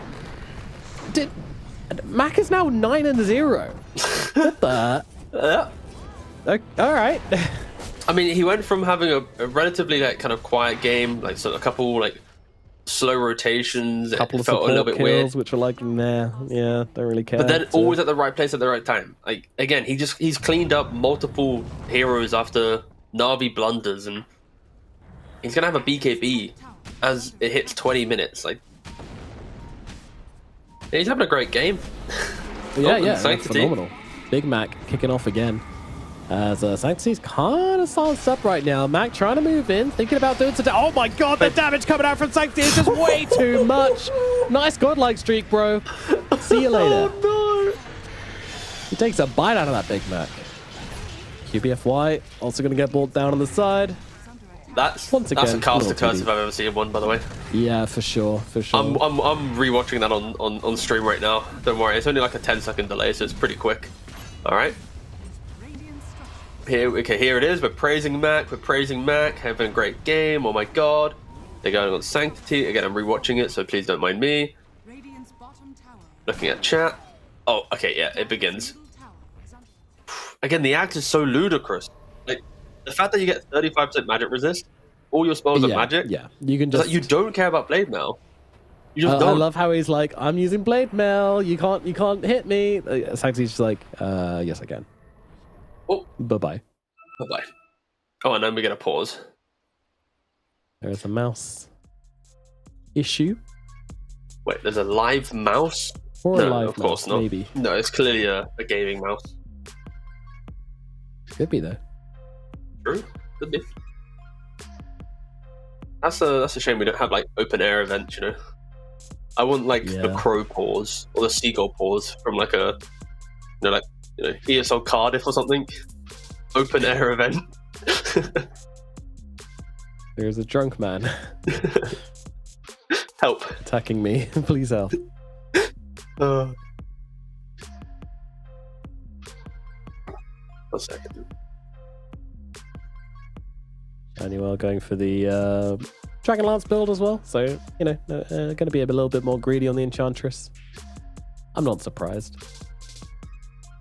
UBFY meanwhile looking, KRA looking for the Ags. So also going a little bit greedy. Has that Philosopher's Stone, so is able to do so. Get that cash. The concern I have for Boom though is after their early map move, from like 10 to 20 minutes, how do they start, winning the game, right? Because like Bristle gets a BKB, and now you're looking towards lockdown being a deciding factor for a lot of the fights, right? Like when you move to an objective, when you look to a tower, like you need a pick-off to kind of take that next motion. And Lena already with the Agnes was showing that she doesn't care about Earth Spirit. So the backline jump of Boom is now somewhat nullified. BKB and kind of like tankiness from Shad is not here yet, but it's it's inevitable in the next 5 or 6 minutes. He's about to complete the Aghanim's. So as every kind of 5-minute window progresses, Na'Vi tick another box to going, okay, we don't care about this now, we don't care about that. And that is unfortunately why we don't see too much Underlord. Because like after a strong lane and an early aura purchase, you don't really become an X-Factor hero. You don't become this statement style of like, don't worry guys, we can smoke around the Underlord. You're always kind of hoping for the fight to last a really long time to utilize the physical damage reduction from your aura or multiple uses of pipes and mechs across a fight and the roots, right? So the game only gets harder for Boom, and that's why I think as the clock hits 20, the double BKB on Earth Spirit and Bristleback will need to be decisive. Like it needs to be like a pick-off, a Roshan, and kind of like some type of heavy momentum play. If they sit back and keep hitting creeps, then like I said, Na'Vi will be extremely happy with the kind of trajectory of the game. Even though the scoreline looks pretty favored to Boom, it's not somewhat true to the actual the game. nature of the beasts for sure. Yeah. Look at the heroes, it makes a lot of sense. As Kara's going to get dropped here, but Mac, he's getting blasted by Sanctity, but Sanctity doesn't have the damage to rip through him, and a shield rune in that bottle gives him all the health he needs to keep on fighting, but he can't find Sanctity. Oh, Sanctity just about TP's out, utilizing that flame cloak to get over into an awkward spot and get himself away to safety. All right. It's just a kill on Kaori. That's all it says in the end. Radiant are scanning. I guess a silver lining to Boom as well is that Boom the team is the silver lining. That Boom the player for Na'Vi is having a really bad game. Like, my guy's rocking a blink and a pipe. They not really got much. Of course, Sanking. Farm's okay, but it's like... Yeah, it's just like... His farm's there. It's nothing special, but that is at least something to lean on, where it's like, okay, Sanking doesn't already have, let's say, Veil. He's not looking towards like a 25-minute Shivas, right? Like he's not truly countering our Bristle as of yet. But here's the smoke, the fight, and the aggression that we anticipated from Boom, that we want to see from Boom. They are relatively split on the map, though. They're showing 2 heroes top, 2 heroes now smoked with Mac and Tims. They are trying to do a lot, whilst bot lane as well. Underlord is getting jumped and picked off. Of course, Underlord wants to play the side of the map. Yeah, Tims, nice dead shot, going to drag back Melina. Oh, but unfortunately Mac misses the roll. Doesn't really matter, because they're going to be able to just roll to the Lina again, bring it down. So, Timesy will die. It's not a good trade for the side of Na'Vi, so... I guess he just didn't see the initial roll from the Earth Spirit, maybe? I don't know, but... I'm not sure about it delays his TP a little bit, of course. Roll is 4 seconds, so as soon as you see roll missing, you need to TP, because it is going to be up again if you do delay it by a second or 2. Yeah, which is what happened there, unfortunately. But now with the Arcane Rune, that's not even the case anymore. Missed the pick-off that you wanted to see from Boom, though, right? Like, you kill a Lina, that has been a first death of the game, hardest hero for Boom to kill. She kind of just runs into your face. You get the freebie, and QBFY dies to a Tormentor. Yep. But Roshan will be falling to Boom. And this is now going to be an Aegis onto the Bristleback for him to be able to start hitting some high ground, which helps, right? Like, the Aegis into Lina, you survive that Laguna. Even if you died to Laguna, right, you have that second life. You're not going to care. And now... Yeah, it makes pushing relatively easy. That's... The poking is ridiculous from Na'Vi on the other side of the coin there. It's like, you throw down like a Demonic Purge, a Disseminate, and then just cool down Laguna. Your Bristle is going to die, even with these items. So, I'm just saying, I love the, if you go for some tier 2s, you might just be dead anyway. The Aegis power play is pretty hilarious, actually, right? It's like, they take Aegis, instantly, 1,000 gold difference loss, you know? It's like, oh my god. Jesus, alright. Give him just got the Aegis, like, give him a minute, let him breathe. Look at the gain! Oh, they're doing it. Incredible. No, I actually do like the idea of, like, the, like, trying to quantify the benefit of an Aegis, right? It can... Like, the concept of farming Aegis is quite nice, so... Again. Look, all I want is a damage dealt drop down on the left-hand side of the screen. Okay, I've been asking it since the day I started casting. Damage dealt? Isn't that literally the fight recap? Yeah, but over the game. You know, on the left-hand side of the screen we have network. Oh, I see. Like, okay. And then give me a... I mean, they do have that. ESL has that. They have the like the hero spotlights. I don't know if they have it right now. Yeah, they do. This stream, I'm just saying, I want it on the side of the screen, but... Oh, specifically in game. I see. My bad. Yes, yeah. I'm praising ESL. They've coded that already. They're good eggs. Yeah, ESL are on it. Don't worry. Although ESL guy, if you really want to make me happy, it's Korea's dying here. If you really want to make me happy, then start using the damage to gold coefficient. That's hype. I love damage to gold. That's quite a nice one, to be fair. Yeah. Do you invest into... It's just fun to talk about carries in that regard as well, especially like stuff like Alchemist versus... Because then you can figure out exactly how much gold they need on average to start doing like as much damage as, say, like a Luna with a similar amount of farm. Yeah, I'd argue a graph would be quite nice for that one. You know, visual learner and whatnot. Pie chart. Ooh, QBFY. Yeah, just doing QBFY things of being very deep.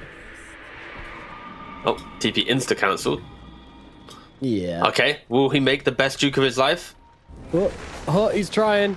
He's doing his best. I believe. Look. Sprite comes out from Januel. Deadshot gonna miss as well. QBFY heading to the tree line. He's got another Shadow Realm available. just kidding. We don't really care about this. It's just Look at the time. I mean, it's so OP. I mean, another dead shot miss.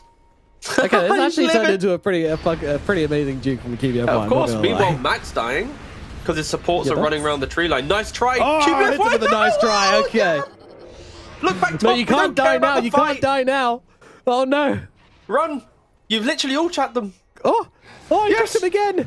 Not again. What a god. Oh, chat goes wild. I can feel it. Boom, tipping his willow. You didn't think he would live, Nomad. You had no belief. No, I said we don't care. This is over. Like, but yeah, he just keeps. Wait a minute, Tim's gonna fight him again. No, run! Ah, another realm. It's like the 4th realm, by the way. Yes, it is. Oh, boo. Oh, and now Boom's dying. Yeah. Sorry. Wait, what? How on earth? Sorry, let's just take a step back for a second. Let's dissect this. How does 4 Shadow Realms later from the Willow somehow become Boom then dying? Look, he saw the jukes happening. He was like, "Whoa, this is so cool! I want to be it's part exciting. of this. I want to be part of this." Yeah, exactly. He wanted to do some sick jukes as well. So yeah, it happens. Again. Okay. Well, Jackie forcing Shad to BKB TP out. A little bit awkward. It is what it is. I had a really good point I wanted to make, but I've forgotten it due to all these jukes taking place. So, I mean, it was can you some just beautiful reply stuff. as if I made a really good point?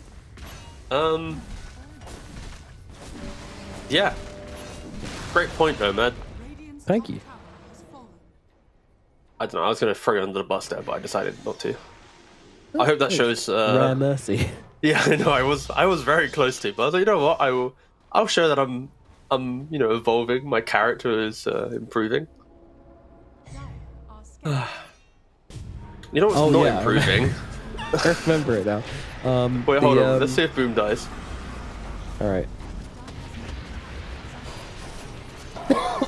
Looking like that might be the case right now. Trying to escape to the side. Sancti's here to back him up though. Might be able to get at least a little return kill, but Kaori, he's going to be the one to drop instead. See you later, buddy. Yeah, very important point. The passive on Philosopher's Stone is called Boom Bust. Oh yeah, it is. So how many we Boom got, Busts we got do we have Boom in the game? Esports and Boom. So and everyone's busting. It's with the Philosopher's Stones. It's quite something. I don't think any single pro player, or even maybe someone in Twitch chat, to be fair, but I don't think anyone knew the passive name of Philly Stone. The very weird name as well, which is Boom Bust. Boom Bust. Yes. Yeah. Well, today we learned. We did.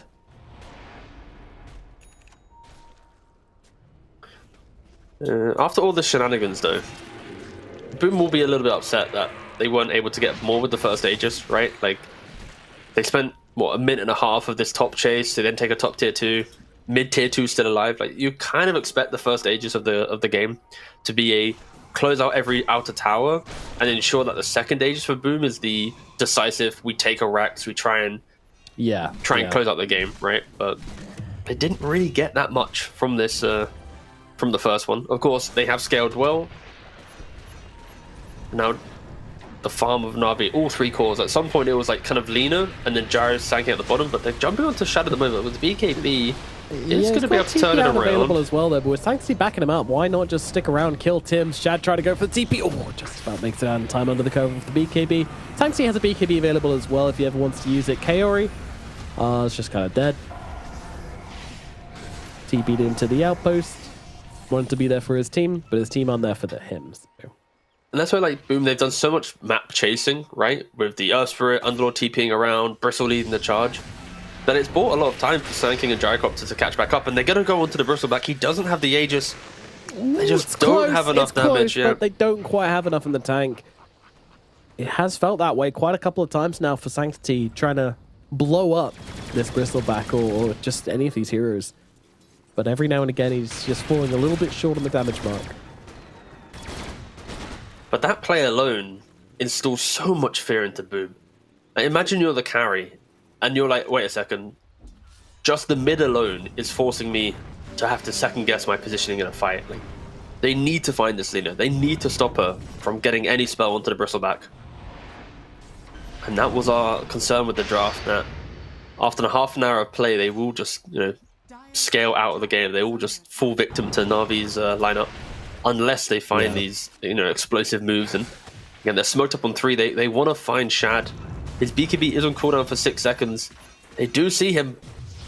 4 second, 3 second BKB. Going very, very close here. BKB's 1 up now. second remaining. He can get it off, but I don't think he's got the health to survive through it anyway now. Jackie's upon him, and they kill off Shad. Big kill for Boom Esports here. Big kill indeed.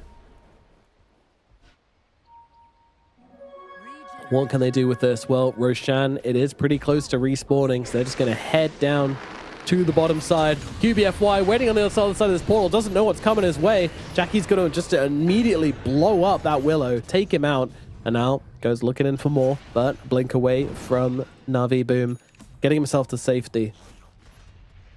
But they just want to take over this area from the map and set up for this Radiant Roshan, which is respawning in just 15 seconds time.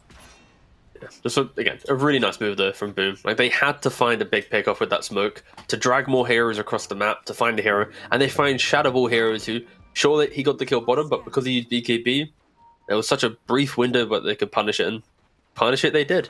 Roshan is going to respawn. They scout out with the Warpine Raider or Enchantress. Oh, I'd like to think Boom will go down there, and I do love this pickup from Underlord. Nice we'll talk about it in a second. Though, if they can make it work. Mac a being little jumped scuffle. without a BKB available. Nice block coming out from Boom, and that's going to secure them the kill. Boom, rightly deserving of that kill. Look at Roshan though. Jackie's straight away into the pit. He's trying to do it quick, especially because Mac is dead. He does have TP though, and a tier 1 in the off lane for Dire, so he's going to be able to get there very quickly. They're coming on Na'Vi. They're looking to try and fight this one, but I'm not too sure if this is going to work out for them. That said, Roche is not low yet. Bristle a little bit slower compared to other heroes that are doing Roche. They look over towards Januel, but Januel's got a whole mountain of heals. I mean, he just got Laguna Bladed, and Januel is just absolutely fine. He does not care, yep. Not in the slightest. But here we go. Jumping in now with Boom, trying to get down to Bristleback. Bristleback going to be the big target. He's just losing his life. He is gone. Now look over towards Januel. Januel also going to fall. FBZ has no choice but to TP away from this one. They've lost 3 heroes already. They cannot afford to lose more. Na'Vi turn up to the pit and take down everybody. And they might just get themselves Roshan from this. It was just an incredibly awkward fight there from Boom. Like, Bristle had BKB on cooldown when they started hitting the Roshan, so by the time that he gets jumped, it's just coming off cooldown. Underlord also had Fiend's Gate on cooldown for like 15 seconds. He had the Aghanims, so he wanted to use the Fiend Gates to spawn another route in to then try and control the positioning of the fight. So he was delayed his entry to the engagement by double digits. Earthspirit didn't really want to buy back as he didn't have Magnetize. It's like, between all of that, like the fact that each core had a reason to not really want to fight and forcing the pit, I kind of feel like as soon as they went Roshan and they saw like the Na'Vi wanted to react, disengaging would have been optimal, delaying their entry to that fight. But instead they took the fight head on, even though the cooldowns, and again, we're going to see it here, right? Like, they go into Mac, they get a very quick kill, and already from the mini-map, right, the positioning of Boom, they want to go for the play, but a little bit funky once again, and yeah, but he his bloodstone DP's gone up for 3 seconds. By the time he dies, DP just comes up, and it wasn't really enough resource available for Boom to confidently stand at the pit.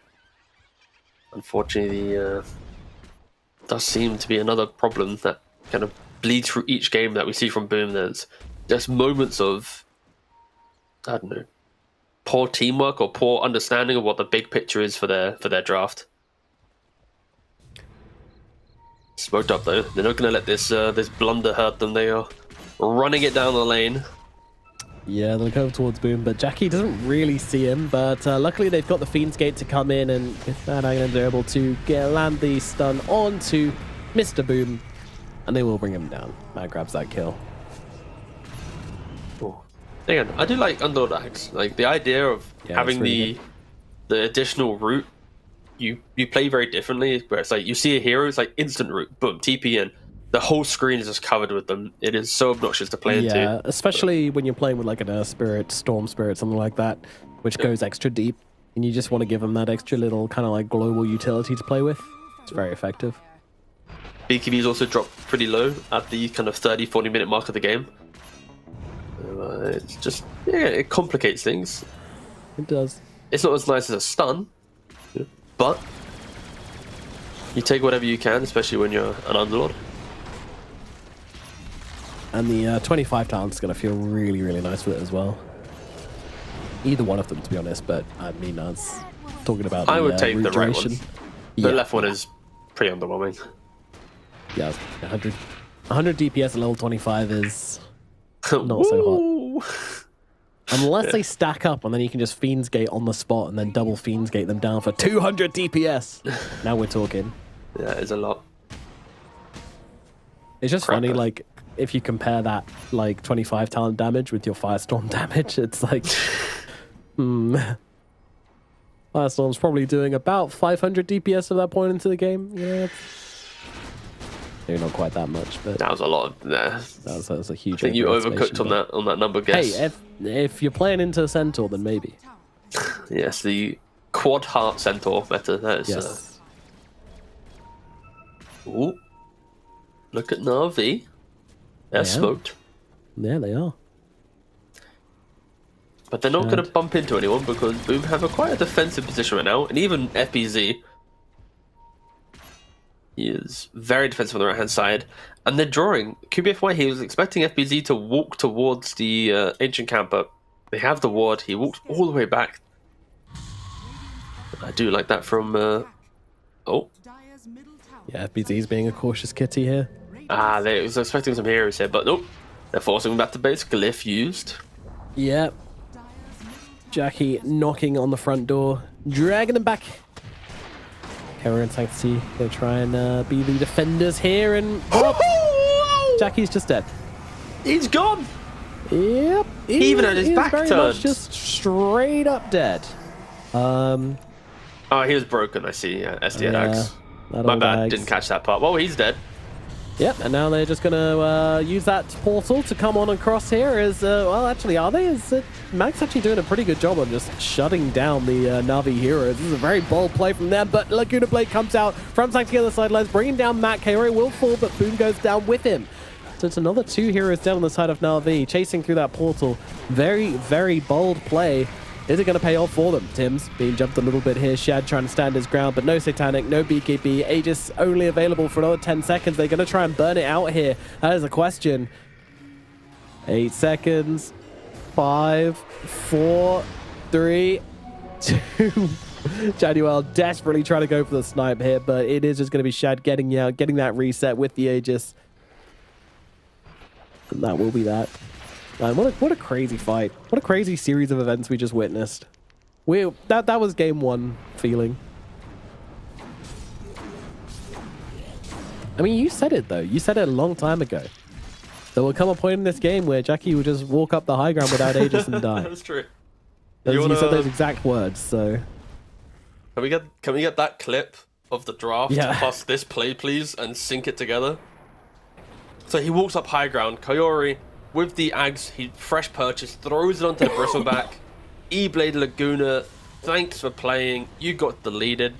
And sure, he buys back to try and get at least a little bit of a rebuttal. But the disruption again from Curry just to buy a little bit more time.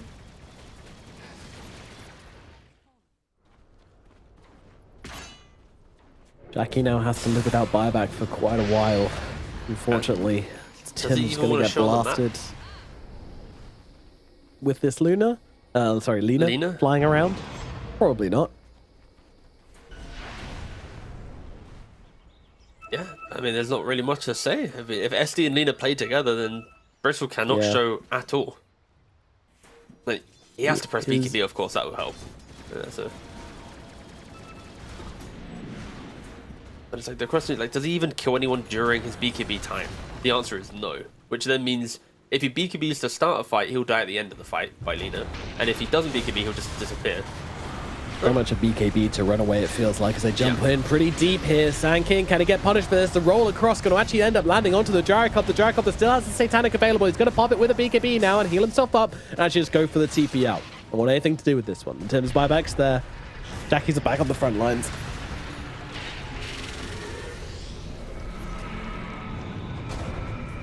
And that's just QBFY being left behind a little bit. What an impressive scoreline. 0-8-3. Thanks to team that fight. Did actually Laguna the Lincolns on FBZ. So Underlord, what if the Lincolns pick up? That could be the saving grace if he can get that onto the Bristle to save his carry as he steps up the high ground. For Boom to fight though, it's going to sound easy in nature, but executing it is very difficult. Urspirit and Underlord have to find the backline. They need to find the SD, they need to find the Lina. Even if you jump without the ability to kill, you just need to be there to cause them to disengage. And whilst they're disengaging, you're then utilizing, you know, Bristle to, I don't know, run down a gyrocopter or something. But the issue is, like, Bristle just won't kill Sanking or Gyro by himself.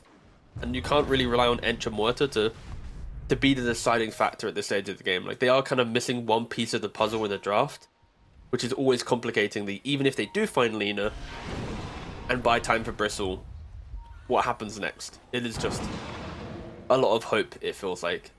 They are smoking this time. Of course, Roshan still is on the Radiant side. Cheese Refresher, Roshan Banner and Aegis. Both teams are aware of this. They're both positioning down here. No vision set up right now. Whoever gets here first will be having a slight high ground advantage.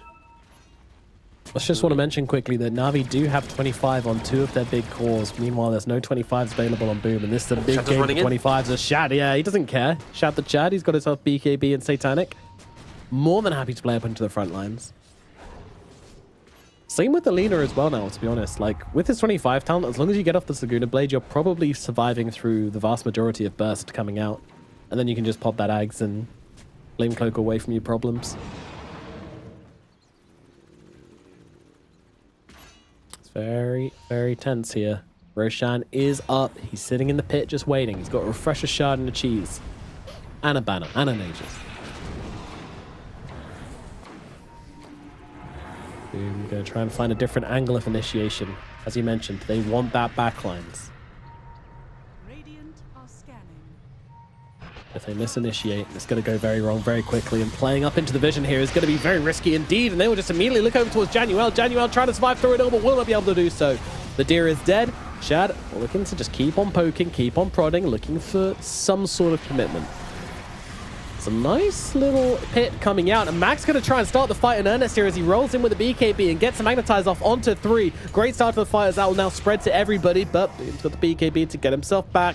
Shad as well, just kind of being chill with his big items, but he's going to have to use them now. He's going to have to use them now. There's a scary, scary dead shot, but look at that Satanic with the split shot damage coming out from Shad. Oh my god, Epicenter coming through as well. And this might be the end of Boom Esports in this fight, at least, as Tim's getting very low indeed, and Boom should just be able to finish the job. Sanctity brings him down. 3 now dead, 1, actually all 3 without buyback at the moment, but they don't know that. 1 for sure without buyback, they know that. It's just the Bristleback and the Spirit remaining. Na'Vi will head back to the pit. It's so hard for Boom to fight. Yeah. Bristle, sure he's got a heart now, so an additional like 900 HP to play around with, but we're going to see the replay here. Like, you can look at this fight construct, it doesn't look too healthy for Na'Vi, right? Like, Sun King had to BKB out, Willow's half HP, Gyrocopter's in a position of vulnerability, but the fact that there wasn't an additional stun, they just don't have it available. He BKB, he's Satanic. Easy fight once again for Na'Vi. For Boom, they really are just hoping for like a misstep of positioning from Na'Vi, and it isn't really happening.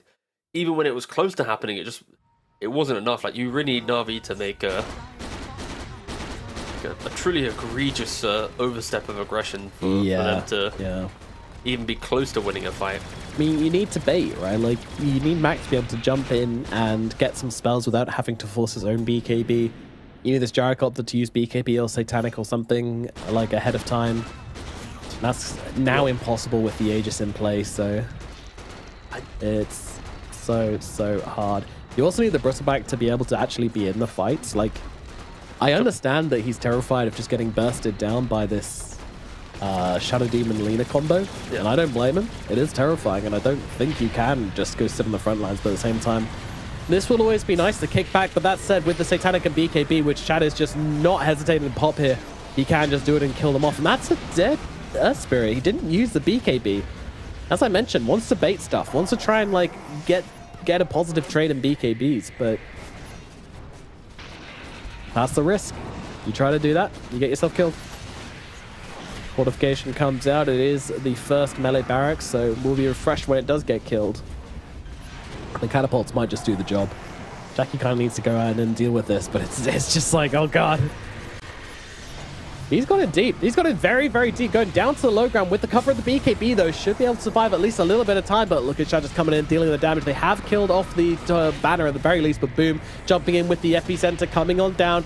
FBZ and Jack Boys just looking to keep it going here, and that's 4 heroes inside this pit. It's a beautiful pit of malice, but where it's a follow-up, Shad once again just popping that satanic, turning around with a flat cannon, doing so much work. Max dead again, buys back, instant death. Sure, they get the Aegis out of Shad, but what does it matter?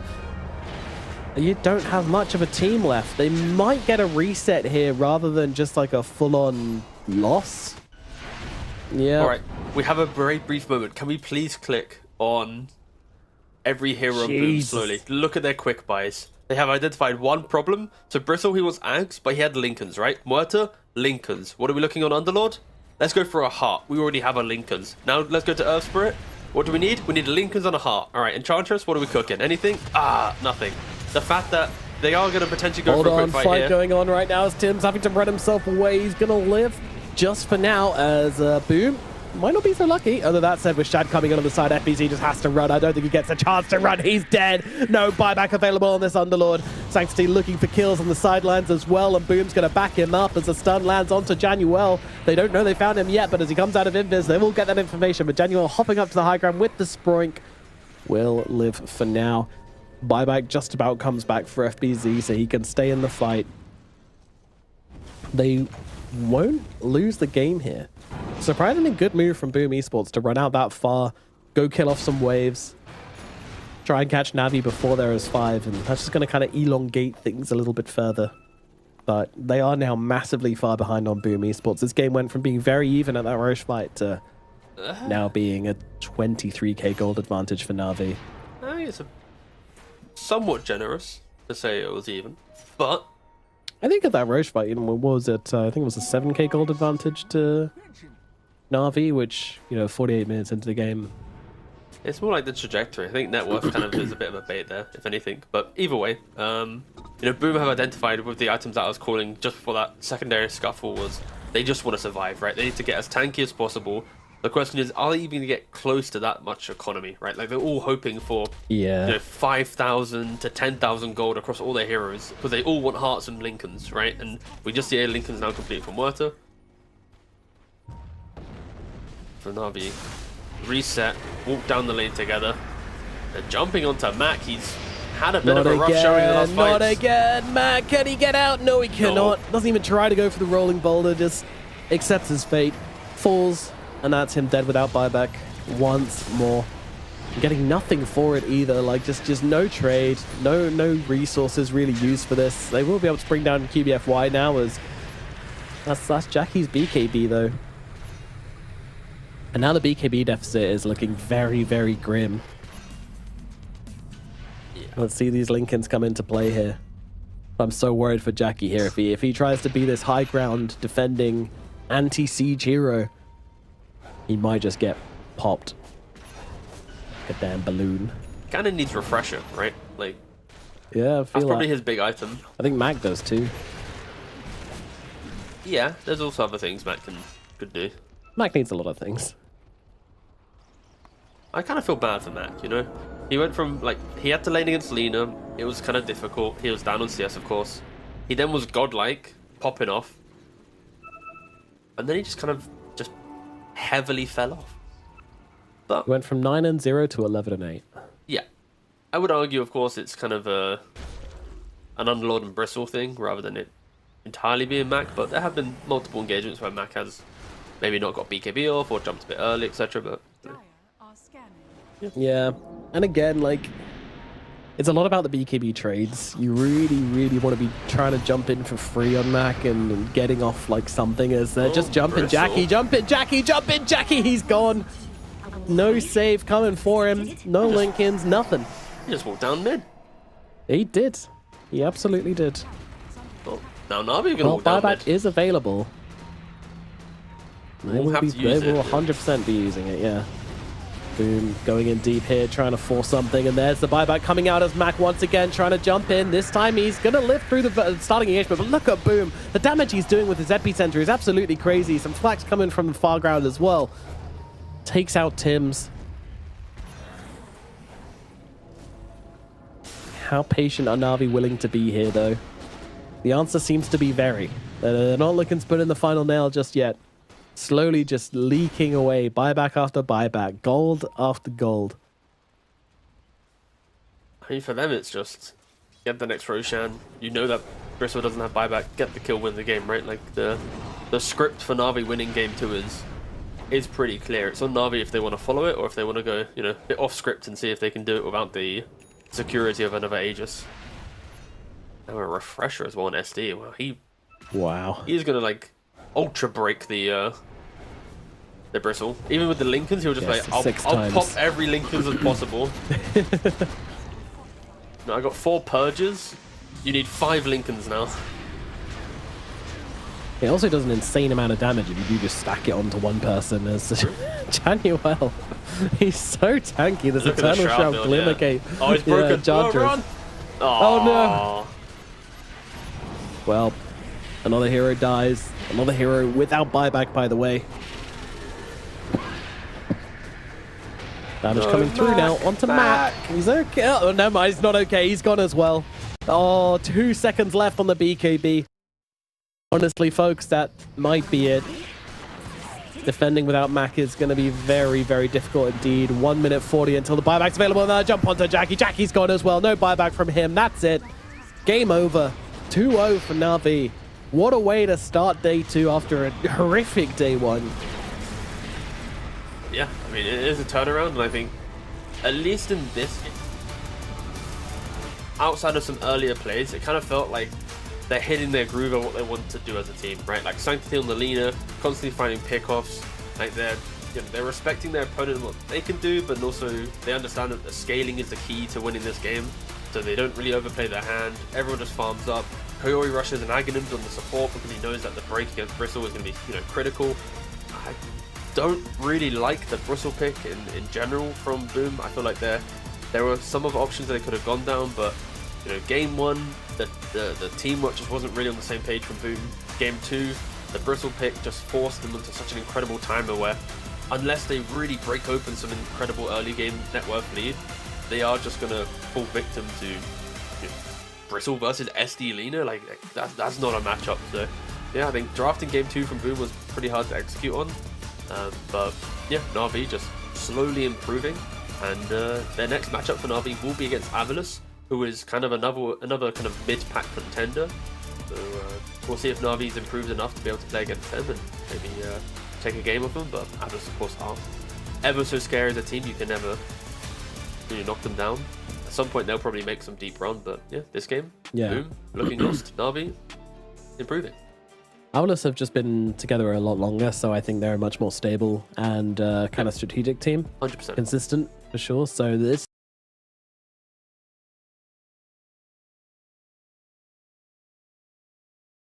a pretty big win here, in all honesty, compared to games that they had yesterday. And now turning around, getting a nice big series win against Boom here. And, you know, Boom Esports are no joke. It's, these guys took 2 wins yesterday. They look to be coming in pretty hot today, but unfortunately just couldn't put it together. I don't know, like there's definitely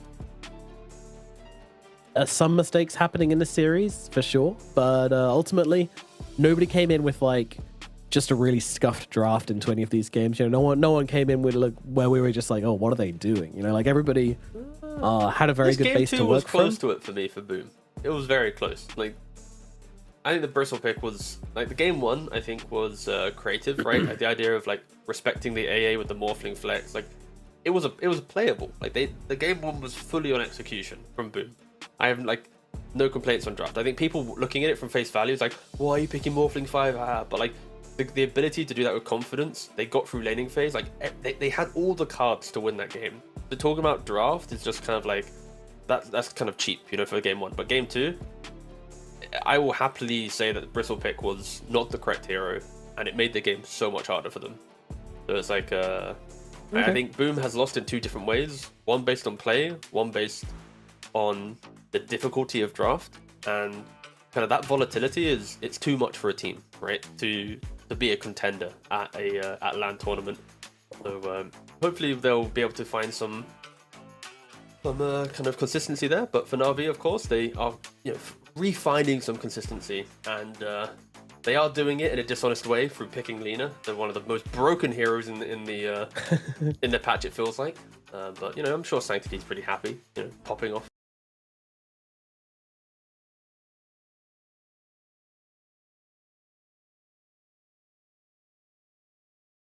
Right now.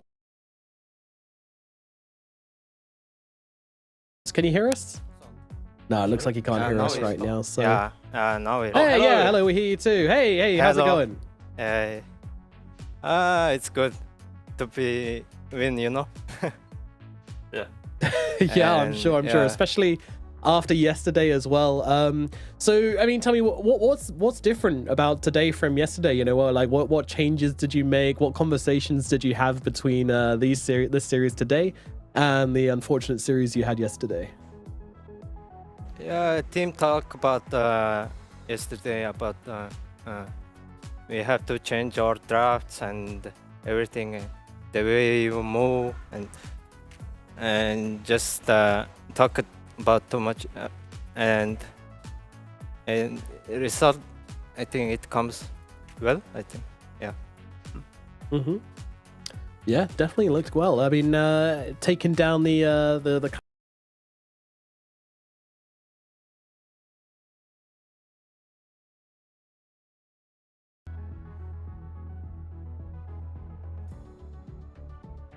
looks like we may have lost audio again there from Sanctity, unfortunately.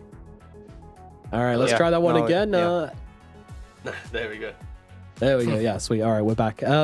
So yeah, I mean, how was this series to play from your perspective? Did you enjoy playing this mid? Yeah, I like this lane so much, so I like keep farming, kind of. Disgusting. Tigov? I guess my question is, what happened to Mongolia recently?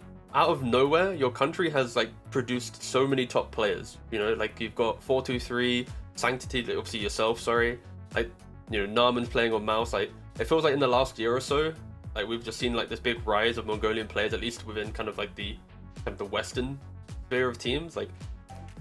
Where? Yeah, I would say they're all good, but they just need some team management or teamwork wise, every players need, I think. They need also coach, especially. Yeah. And so then to follow up then, who right now on Na'Vi is giving you that help? Is it Sword Art, the coach? Is it the experience of the players, maybe from Kaori or someone, or QBFY? Who's the one that's helping you the most then? I think it's from last team as a Nawe, if you remember, especially from Yuragi and Zayat, I think. Yeah, they just taught us a lot of things. Yeah. Cool. Nice. Thank you very much. Again, awesome. Incredible play today. I hope you get to play more Lina, and good luck. Actually, you're playing right now versus Avalus, right? Are you going to beat Avalus? Just quickly as the last question, is that a win for you guys? I would say just do your best. Yeah. Yes. Absolutely. Do your best, Sanctity. All right, we're going to take it to a quick break, and you'll let you go. So thank you so much for going to talk to us, and we'll see you in a bit as you play against Avalus. Good stuff there from Mr. Sanctity as well. Just humble guy, just looking to do their best, and doesn't want to, get carried away, which I think is good. You come back with a nice 2-0 against Boom Esports, and now you're moving into your next series, a tougher opponent as well. So just keeping it humble, keeping your head in the game, and we'll see how they do in this next one. Talk to me a bit about Avalos, though, T-Gov, because they're the team which is coming up next. You know, they're doing pretty well, I would say, in the group so far. One of these 3-3 teams. Yeah, I mean, they drew with Falcons, they drew with Spirit, they drew with Boom. They seem to take a game off of everyone, right? And that's kind of how I see them as a team, right? Like, they're strong enough to qualify, but do they have the depth to get to top 4? Maybe I see them as a top 8 contender, but it is a team to always respect, and we, of course, will probably favor them against Na'Vi in the upcoming series, so maybe Avalos can get their first 2-0. Has Na'Vi improved enough, like Sanctity just mentioned, so it can be a competitive series? I think if we were talking about Na'Vi yesterday, this would be a clean game for Avalos, but again, things do change. It is day 2, but we will go to a break, and after the break, we'll find out exactly what's going to unfold between these two teams in Group A. Yes, we will indeed, guys. We'll see you very shortly for the next series in a bit.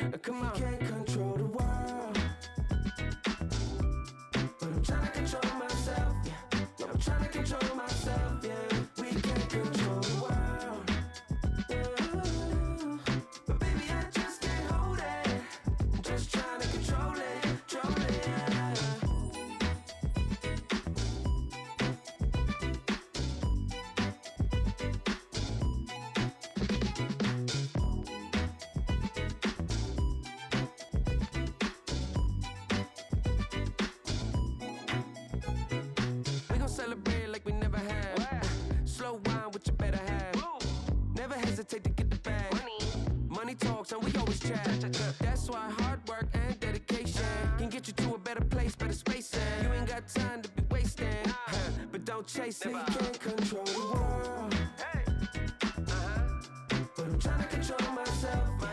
I'm trying to control myself. Yeah. We can't control the world.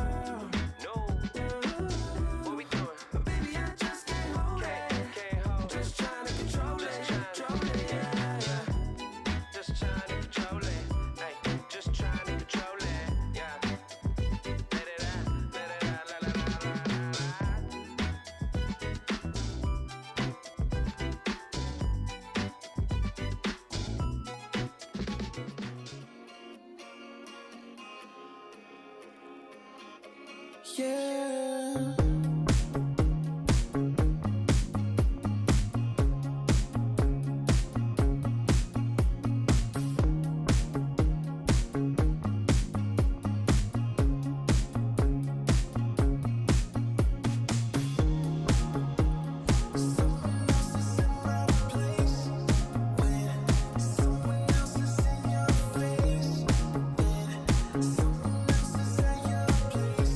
I know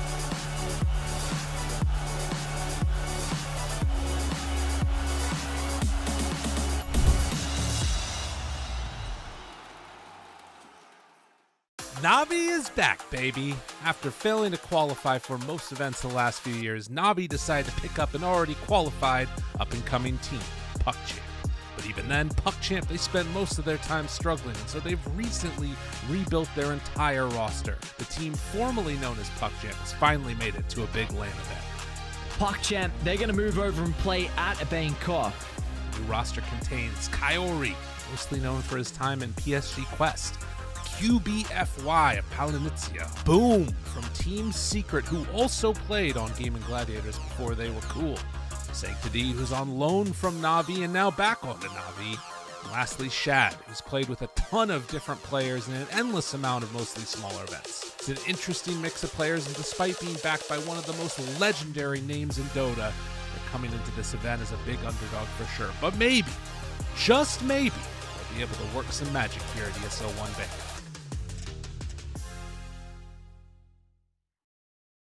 Avulus is a very new name in the world of Dota, and after coming out of nowhere, they've had a very promising start with great placements at several events. Their journey to actually making it here wasn't a walk in the park either, but Avulus managed to take down teams such as OG, Tundra, and last but not least, Palinizia to qualify for this event. You'll be missed, Fortnite man. So who's actually playing for the team?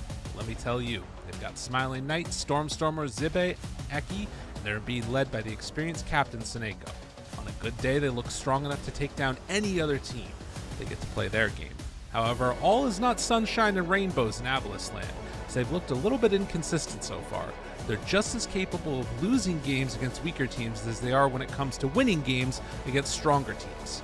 ESL One Bangkok is the biggest challenge for the team thus far, so it'll be telling to see how they perform under the pressure.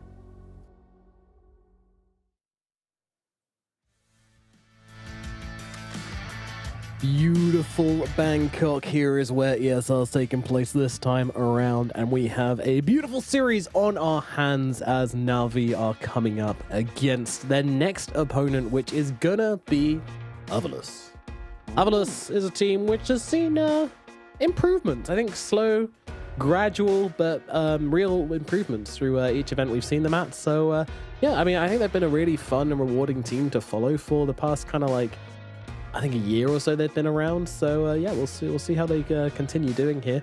And yeah, this is just one of those. I mean, same thing with PuckChamp and now Navi, right? Like this is a team which has played off against each other in a bunch of online events. So always fun to see them on LAN and see how they've developed and how they've flourished into new environments.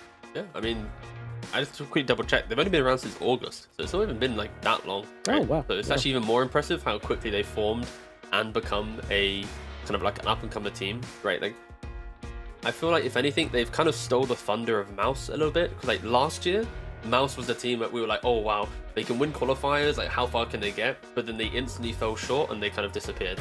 And now Avulus kind of stole that kind of position within Europe, where it's like they are the ones that kind of disrupt the balance of the top orgs and stuff. But again, I think Lyrical mentioned it perfectly in his little video preemptively for this series, that Avulus always play into their opponent, where if it's a strong tier 1 team, Avulus play to tier 1 level. If they play up against a tier 2 team online, they play to that level. So they do often have that kind of variation a little bit. So yeah, we'll see if it kind of shines today against Navi. But again, the lineup, you know, plenty of experience coming from Seneko, and I think his captaining is what's giving this team kind of that extra boost, right? I think he just brings a lot more kind of discipline to what is arguably quite a, volatile is the wrong word, but they're excited to make a lot of moves. Like Eki's super aggressive, and sometimes, you know, he can be a Nyx assassin running into an ancient camp and dying, but also he can be a sniper or a Monkey King type hero where he's just super annoying and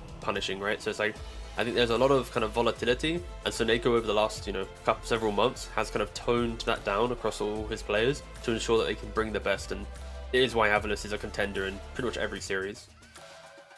Yeah, and as well, Mag, this guy coming in with the ideas as well, giving them his own experiences and kind of, yeah, supporting the team from the back. It's a great person to have behind your team and a big driving force behind these guys as well. Meanwhile, on the other side of the coin, of course, Navi. Now, we did just watch these guys play. These guys, there's a lot of skill. There's a lot of talent. Hey? We only watch them play. We're Yeah, the that is Navi true, that is casters true. today. Yeah. We are the Navi, we're Navi TM casters. Yeah, but yeah, there's I mean, we've talked about them enough at this point, but there's a lot of promise in this team, you know, a lot of talent. I think a lot of players which have been around and watched their friends go on to, or their ex-teammates go on to achieve really big things in like gaming and Liquid and such, whilst they themselves haven't quite managed to make it there themselves. You know, like Shad and Boom especially as well. They've been around, but they haven't quite managed to reach the upper leagues themselves. So, you know, maybe this is the team which they can make those transformations happen. We know these players have like so much kind of potential to be up there with the best, but again, it's about enabling that. It's about finding their feet. We saw maybe like the starts of that. We often see the starts of that with this team, to be honest. Like, we've seen some really good performances, some big promise. But yeah, it's about hitting that consistency and then improving on that consistency to a point where they can be fighting with the best of them. Yeah, and I don't know, this series is kind of exciting just for the... We're at like a crossroads, right? Like, Avalus sitting at 3 draws. That is impressive they're taking games off top teams, but it doesn't really matter at the end of the day because it's always going to be who has the most, you know, game wins. Who can push themselves over the line. And for Avalus right now, they are currently tied with Shopify and Spirit for 2nd place. And when you look at Na'Vi, who are 2 and 4, it's so close that, like, if Avalus mess up here, they're suddenly going to be in a bottom half of the group stage situation, even though 3 draws is incredibly, you know, a stable looking position. I blundered my words there, but it's okay. So, like, as much as I think Avalus are going to be in a good spot to, you know, maybe 2-0 this and suddenly be a 5-3 top 2 potential team, it isn't going to be plain sailing. And draft wise, already Na'Vi respecting Soneko with the Chen ban, easily his best hero, and can dictate so much. So, your Avalus, Yep. your Avalus coach, Tegan has been drafted in, and you have you're preparing against Na'Vi, right? What are you doing in this situation? What are your bans? What are your picks? What are you making? What are you trying to do to Na'Vi to make sure that Avalus can win here? Because we just watched Na'Vi play a ton, right? So, well, honestly, I don't think I'd ban Phoenix personally. I don't think I care too much about it in regards to the way in which Na'Vi play, but I think Alk Mag is very strong bans, and then after that, it really depends on how reactionary Na'Vi are, right? Because, like, they just played Lina for the first time in the tournament. Sanctity loved it. That could become a hero that is easily picked earlier in the draft, right? So I think Lina's fresh in my mind based on their previous win. Mag and Alk are good bans. Other than that, it's I mean, there's not really much that you need to care about too much with Na'Vi. It's just more the play. There's just loose play for Na'Vi, so punish that rather than draft. Oh wow, DK just goes straight through the pool. Kind of forgot about that hero a little bit. Yeah. I was thinking about it, but I mean, the fact they banned Gyro and Phoenix, but then they gave away a DK, right? It's like, that's why it's like I had like a hesitation to banning Phoenix. In the back of my mind, I blindly assumed DK was already banned out, and then I'm like, oh, that's still through. yeah, it feels like some old school Kaori quest, you know, quest.Kaori respect, but he just doesn't play the hero that much at the moment, so. Okay. To be fair, they're Fun already with it coming through, but they get their monkey. Yeah, again, 2nd pick Monkey, Smiling Knight, and Stormstorm will happy play it on mid or carry. No matter what, it will be a invade the enemy jungle and try and punish the DK style hero. Like Orb of Corrosion, you can even go Diffuser with your mid. Like Maelstrom or something, or Battlefield if you're carry, it doesn't really matter, but yeah, just go find the DK and yeah, chase him down. There's a lot of notes. Scary, oh god. Guys, we gave them DK. Oh god, are we gonna go page 8 of our notes because this normally doesn't happen? DK answers. The page is blank. Yeah, it's like, damn. Oh. 10 seconds remaining. I think in terms of like getting the advantage of Na'Vi in like a drafting phase, it's probably just coming down to pushing them out of comfort. So I guess that's why like the Phoenix ban kind of makes sense. I like the Gyro ban as well. They flex it really well. DK doesn't strike me as like some. I mean, they can just run it carry, and I think they're fine. I think if they run it mid, they might have some issues because I think you need to make sure that Sanctity is being more DK's not about active flex, than yeah. that. It's just Yeah. broken. Like, why do you have a facet that gives you a free Battle Fury and you don't get any nerfs in like the last patch? It's like it is inherently broken. But the caveat to all of that would be it's so popular that people know its timings. So if you do shut down the map in the first 15, then technically DK never really gets to that point until like 25.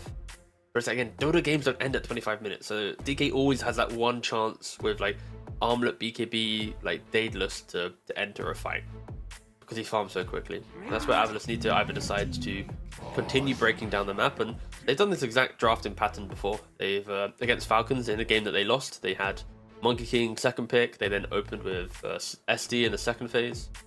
So this is not an uncommon drafting pattern for them, and that's where Na'Vi should be prepared for kind of the draft progression, as they are just literally copying a previous draft that they've done in the tournament so far. And why not? Did they win? No, they lost. Ah, okay. They probably shouldn't do that then. Nah, it's fine. They picked Nyx and Darks here, and they went down quite a different style of route with the opening. Yeah. I'm sure this is a very common opening. They're both very high pick rate heroes at the moment, Monkey King and Shadow Demon. There's no one Na'Vi to show their hand here. Of course, they would like QBFY to be on one of his comfort heroes, and as I say that, he does get the Willow again. Of course, like people respect his Lion, as that's what he played only Lion in the qualifier. So now people always think, okay, QBFY Lion. And even the way that he was playing Willow, it kind of felt Lion-esque. Like he's always like running in the tree line, looking for that next poking play. He's looking for a little bit of lockdown. So yeah, I think Willow and Lion kind of same logic. Lion just being better at the moment, but he has to take whatever he can. And with the next pick, are they going to just go double support here? Yeah, they do. Enchantress. Setting up for good lanes. Ench DK, really strong lane. And okay, the Nyx and Darkseid. Okay, so do you know I said they've done this draft before? Wow. They're doing the identical draft. This is really just copy paste, huh? I could have looked like a genius if I just said every hero that they've played before, but without saying they played it before. I would have looked like a genius, but unfortunately, I was honest and I shared my homework with the class, and now you know that. Well, at least you know that I do my homework, right? But I could could have looked like a god. Yeah. You still get the brownie points, good boy points. Thanks for calling me a good boy. You're welcome. What is your answer to this then? The Nyx Darkseid lane can be annoying, and we'll wait to see as they grab the Queen of Pain for the mid. Yeah, well, there's no... This is going to be the great debate with chat, right? It's like Nyx against Cop is good because you have Carapace against the AoE damage. You then have like the mana burn plus Dagon, so you can always like pick off this co-op. It's annoying. But on the flip side, there's not great lockdown. Like Darkseid, SD, Monkey King, they're not going to be able to contain Quap for long enough to kill her. So it's like all on Nyx. Even though Nyx is very good, everything else is like, please Nyx, find the Quap. If not, she will just run around and destroy the map. And I'm expecting this Quap to think about BKB relatively early. It'll be like Dagon, Shivas, or BKB type build. Maybe even BKB earlier to ensure that the Nyx doesn't pick her off in the fights at least. Na'Vi, they need offlaner, and Avalus need a carry, most likely. I mean, actually, technically you put... Oh, you could put Monkey King to carry, and then you put, like, Lina. Because we did say Monkey can flex, of course, so... I think Lina's really good for Avalus. Yeah, it kind of is, isn't it? I like that idea. You just have good range, you don't get daggered. She Scream, you wave. But then Quap always jumps on Lina and puts her to like half HP. Maybe not. Okay, very gone. I was just thinking like you're kind of lacking in like... Actually, no, you're not. I was going to say you're kind of lacking in like your right click damage and your ability to kind of take buildings, take Roshan and stuff, but you're right. Lina does give you all of that. And even though she doesn't build the items for it usually anymore, it doesn't really matter. You still click a ton anyways. Enigma and the Lycan band out. All right. So Avalus don't want to play into any kind of like annoying offlaner like that. If you want to be a bit more generic, you can go for like an Ember or something mid lane for Avalus, right? Like Tiny's also pretty good. Like because Quap goes for Scream now, like the dagger spam on melee heroes isn't as good. If she does go for dagger spam to shut down the melee hero, then she's not farming as quickly. They do ban the Lina that we mentioned, but it's like, nice. For Stormstormer, it's like you can go Ember, you can go Tiny, you can go Shaker as well. It's like there's so many options for Stormstormer that depending on what he's feeling for the matchup, like does he care more about the game or the matchup? Depending on this pick from Na'Vi, Stormstormer might go, you know what, this is a really good game for this hero. But again, Ember, Ember, Shaker, or Tiny would be the big three that I would expect to see from Stormstormer. Yeah. Na'Vi, it's their pick now. What do they want to grab for their off lane? The Beastmaster, Doom, Enigma, and Lycan all banned out, so have to go a little bit off the beaten path, but not far. They could just go Centaur, right? Just Stampede away from the fight. Like if they hit some big vac wall, just Stampede, run away from the wall. Sure, there's a disruption. Mars if they want more aggression. Yeah, exactly. I don't think they'll go too special with the pick. I think just cool. Just like generic offlane for team fight. But no, I still think Ember, Tiny, Shaker are my big three for mid lane. This is a new way to predict heroes, by the way. You just list every hero. Yeah. Stormstormer does like to cook, though. We might come up with something alternative. That's exactly what will happen. Viper gonna come out. Cool. They went very ooky with that pick. Yes, yeah. So how does this matchup go then? Is this is Sanctity crying in a corner? It's volatile where like Viper with like level 3 and high ground positioning and bully the Quap. But then of course like in all matchups it's like if Quap does get to like level 6 with Sonic Wave and a support rotation, you kill Viper a couple of times and now Quap breaks the map while Viper's stuck in the lane, right? So it's like, yes, Viper will be super annoying in laning phase, but for map play, if Quap can, like you know how Mac on the Earth Spirit in the last game, like he's against Lina, he's not really CSing, he gets levels and suddenly the game feels good because he's like making moves. That's going to be the same logic here with the Quap, right? It's you farm, you scream, you chill, you hit camp, you might drag a wave as well because you can just play behind tower like Maureen has kind of innovated on from mid lane. Yeah. So yeah, it's annoying for sure. I think if anything it does show that Avalus want to try and win this game early, right? Like the Viper's going to have the break to try and punish off a DK, he's going to be able to frontline. It's going to be a lot of like quick movement. Some of the kiting issues that Viper has, the Darkseid Surge will help out. So I think Avalus lineup is quite nice, but there is this like underlying factor of what happens if they don't shut down the DK, and he gets to like Satanic Daedalus BKB. Like he's kind of a god. Yeah, I don't know. I think two things. I think one is that I think Avalus have big damage issues. Are you thinking about breathing by chance? Is that the second thing? I'm actually pretty good at breathing without thinking about it. It's one of my talents. Oh, congrats. Anyway, sorry, go on. So yeah, I'm very torn. I feel like Avalus have big damage issues. I think that can be remedied by Eki in the same way that absolutely everything in this draft can be remedied by Eki. I think Eki has like this long list of things he could do for his team in the right circumstances. Like he could do the damage against a Dagon. He could be the scouting they need if he's in the right position. He could be their initiation, which they also desperately need as well. So Eki needs to have like a pretty insane Nyx performance here. If he can do that, then I think that draft starts to make sense. If he or if Smiley Knight just absolutely kicks off, wins his lane, and goes crazy. Those are your two options. I think Avalus need to really have a game here. I'm very concerned for them. I think for me this looks like a much simpler game than like look at Na'Vi's game. It's so simple. Sure, but I think you're being a bit too doom and gloom on Avalus' lineup, right? Like the Viper brings the damage early on. The Nyx will facilitate the area which you fight. Darkseid creates the movement, and then Monkey King naturally with levels. Like Avalus' lineup is built on good lanes and levels to fight, right? Whilst Na'Vi's are built on farm. So there will be a window where Avalus will feel quicker on the map because they naturally should be poking their heads to make a couple moves. But no, I think Na'Vi they have the scaling, but you can never ignore the speed at which Dark Side lineups can play like at 15 minutes. Sorry. Yeah. I guess like the 5-man death ball is super scary if they can hit their timings.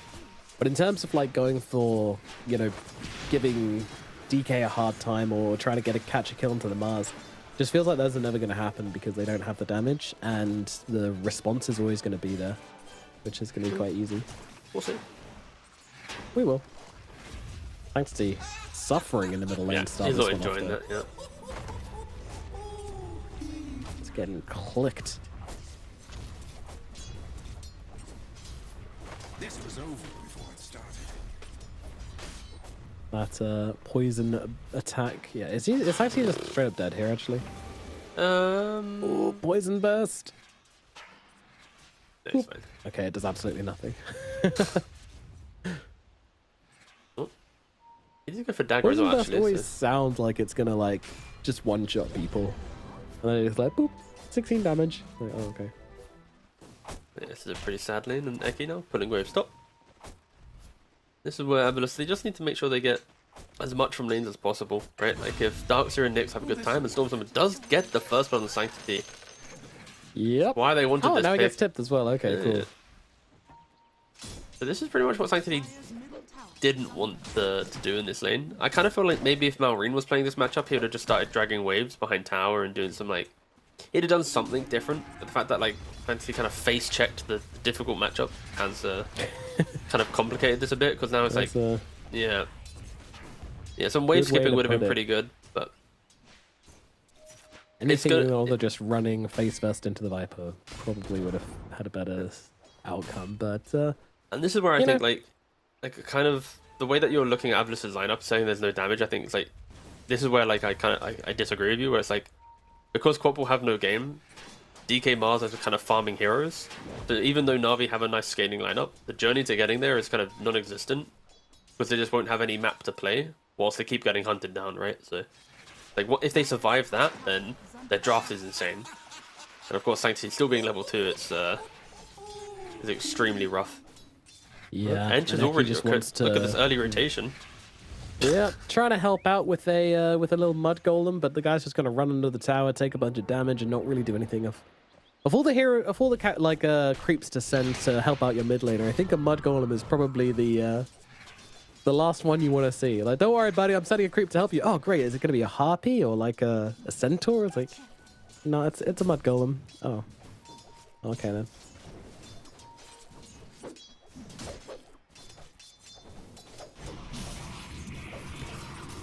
Did absolutely nothing. Gave Stormstormer a last hit. That's about it.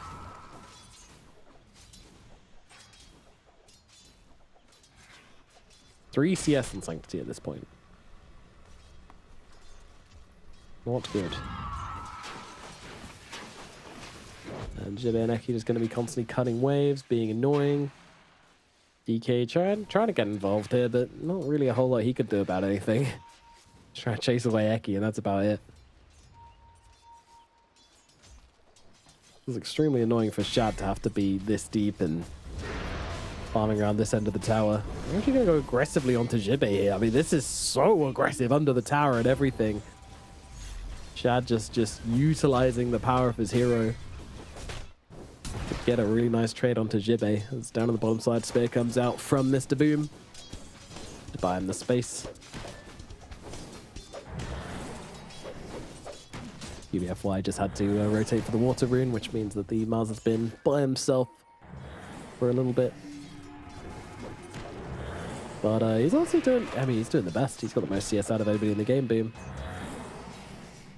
He's having a good time so far. It's, of course, very, very close at the moment. No more trading. Except Queen of Pain jungling. I mean, it's a safe place for her to be. She's not into the Viper lane, right?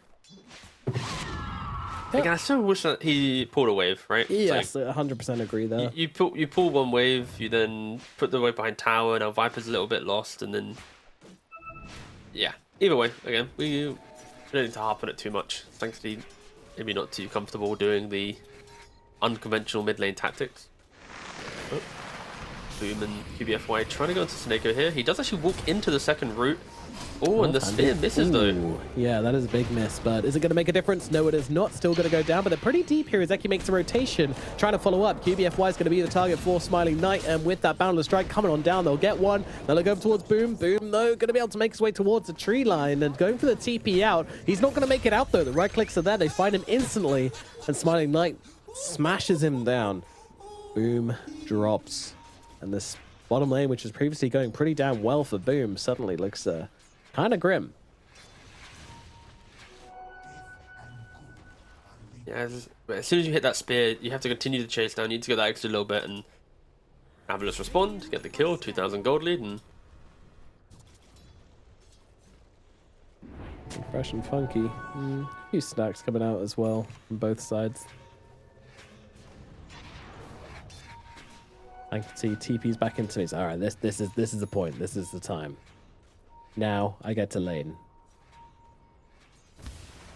He is level 4 versus level 6 then. They see Eki, and actually with the two sports rotating in, they're just going to straight up try and go for the kill onto the Nyx, but Snako wrapping in from behind, slowing down Sanctity's ability to actually get involved here, tries to get close enough for the Scream of Pain, can't quite do it, which means he's not going to get the kill. Kaori, meanwhile, he's actually fine.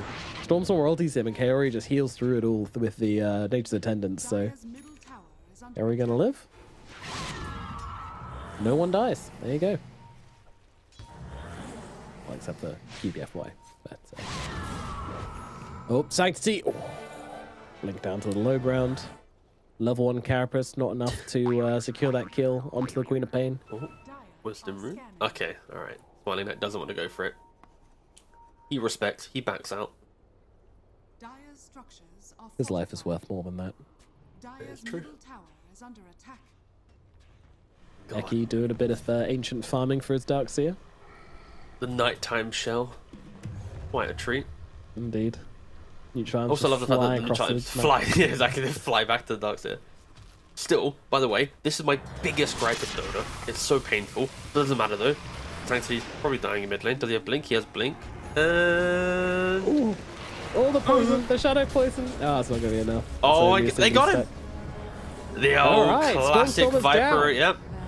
There you go. That's what you want to see. Boom, coming in with the therapy play, killing off Stormstormer, making Sanctity feel nice. Sanctity just spamming out the voice lines as well. Oh god, it's You know how good that feels. I was gonna go on a tangent, doesn't matter, but Viper matchups is like the equivalent of like a Huskar, you know? Like at some point, the Huskar player, the Viper player, they're gonna step up. They're gonna try and make that extra little bit of aggression, but Na'Vi with the arena are able to capitalize, and Eki with level 6 because he found the Ancients.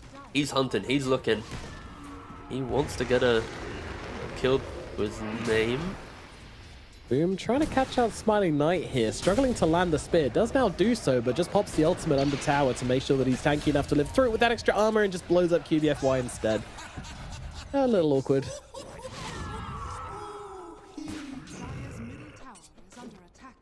Spear back play. Let's go back to watching QoP though. Not I feel like after every play, we need to do our update on QoP, you know? Like, how's Sanctity doing? The 2.2k net worth Queen of Pain. Alright. About to hit level 6. Ooh. Oh, that's so Alright, here we go. Hole. Hold, wait. Go on, just jump Storm now and kill him. That's not how it works. Oh, come on, leave him alone, man. He just come on, I'm putting in a kill. Wait. What a god. Oh, does he get the kill? No, the disrupt. No, come on, you need to do it. Another therapy kill is needed desperately here, but I don't think it's gonna come in. The arena, the 4-man arena. Is it gonna make a difference? They've got one, but Boom's just dying as well. Everybody's so low.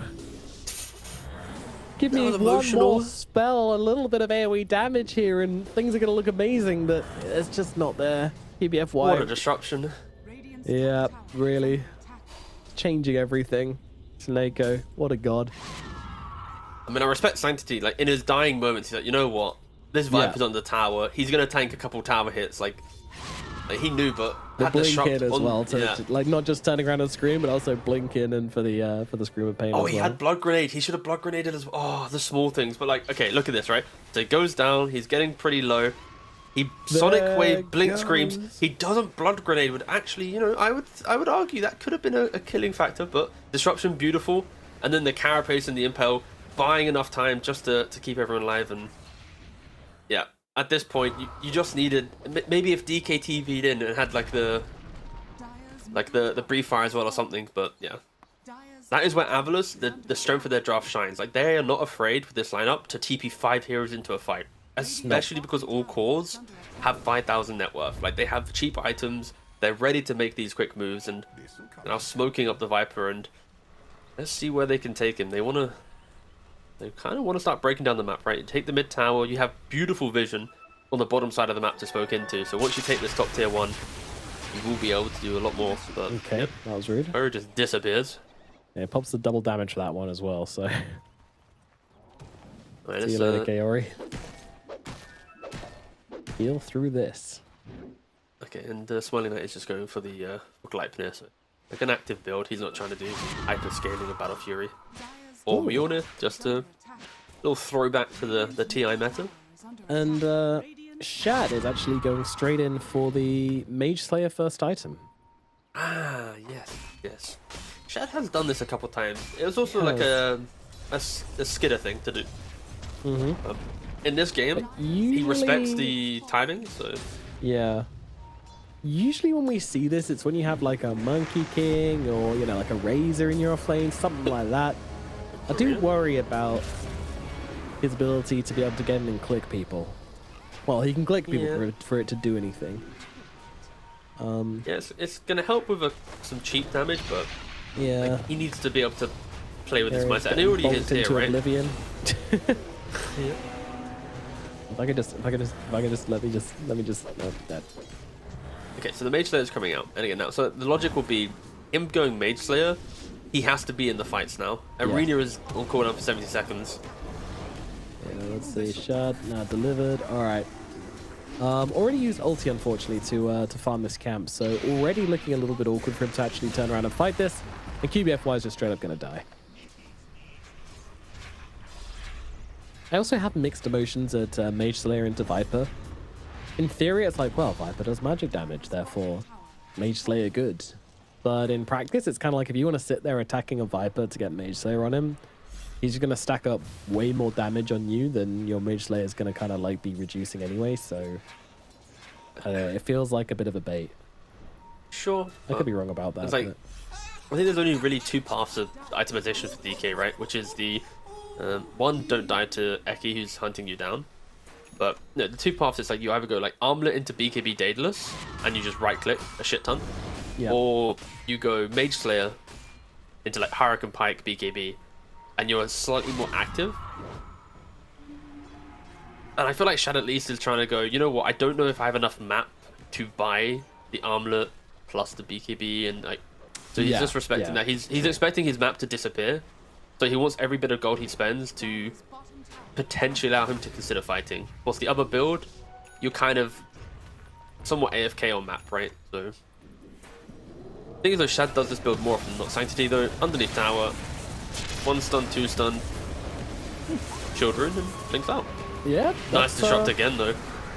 That's, keeping him alive. Smiling Knight just going to be able to live through it all by the looks of it. Now actually even turning around and blowing up QBFY, so... Oh my goodness, Aneko cannot be allowed to have this hero boom trying to jump in and get the kill to Eki's just going to give up his life. Oh, he wanted the Wisdom Rune, but he's not going to get it. Stormstorm is the one who gets it instead, inside the bottle nonetheless. Na'Vi looked like they were going to be able to take a fight there, but instead just end up dropping almost everybody. Jesus, this is a slaughter. Just get me a shot on this Viper and finish it up. But Na'Vi, they just don't really have the damage. Like when Avalus, they're in full gear right now. They have no cares. And yeah, you see here like the shield rune, Pop's able to blink back out. Disruption to save on the Sonic Wave, and now Na'Vi's ability to fight disappears. Like with no Sonic, with no Arena, what is their purpose? Like Shad TP's at the front of his tower, tanking pretty much everyone, like the Viper the entire time, and now on live as well, Sanctity's getting beaten down by Smiling Knight. Yep, and he is gonna live. Not if he jumps in. Oh.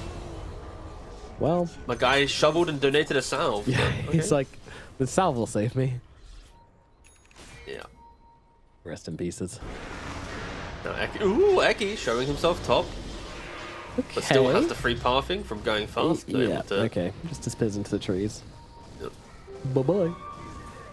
Even coming back in, I mean, he knows he's seen here. He's just psyching out He his is shout. dusted. He's got a team coming in behind him, but...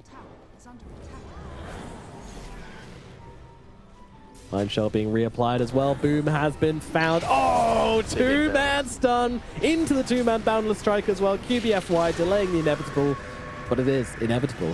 Although that said, they actually just straight up killed up Jibe. QBFY is fine for now. Eki trying to jump in, finish the job, will be able to do so. The right clicks there, and now the damage comes through onto Shad. Shad in the middle of Wukong's command. No way out of this one. He's gone as well. Surely they'll give up Jibe, but it's a small price to pay for 3 kills onto the side of Na'Vi. And now they can look to push down this top side and look to take this tier 2.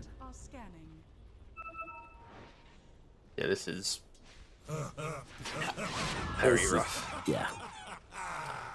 Not a game, I think. It's one of those I told you so moments, unfortunately. But we'll see if Na'Vi can recover. I mean, I wasn't expecting the lanes to go this ridiculously well for Avalos. I didn't think... I thought Quap had other options in mid lane. It do be like that sometimes. It was that this like... lineup from... Oh, hold. Let's see if Eki gets a kill, and then we can question. Ooh! Interesting reaction from Boom. Just immediately drop in the arena, and that's going to get them the kill. Time to see with the day gone. Going to pick that one up. Mars going to be fine.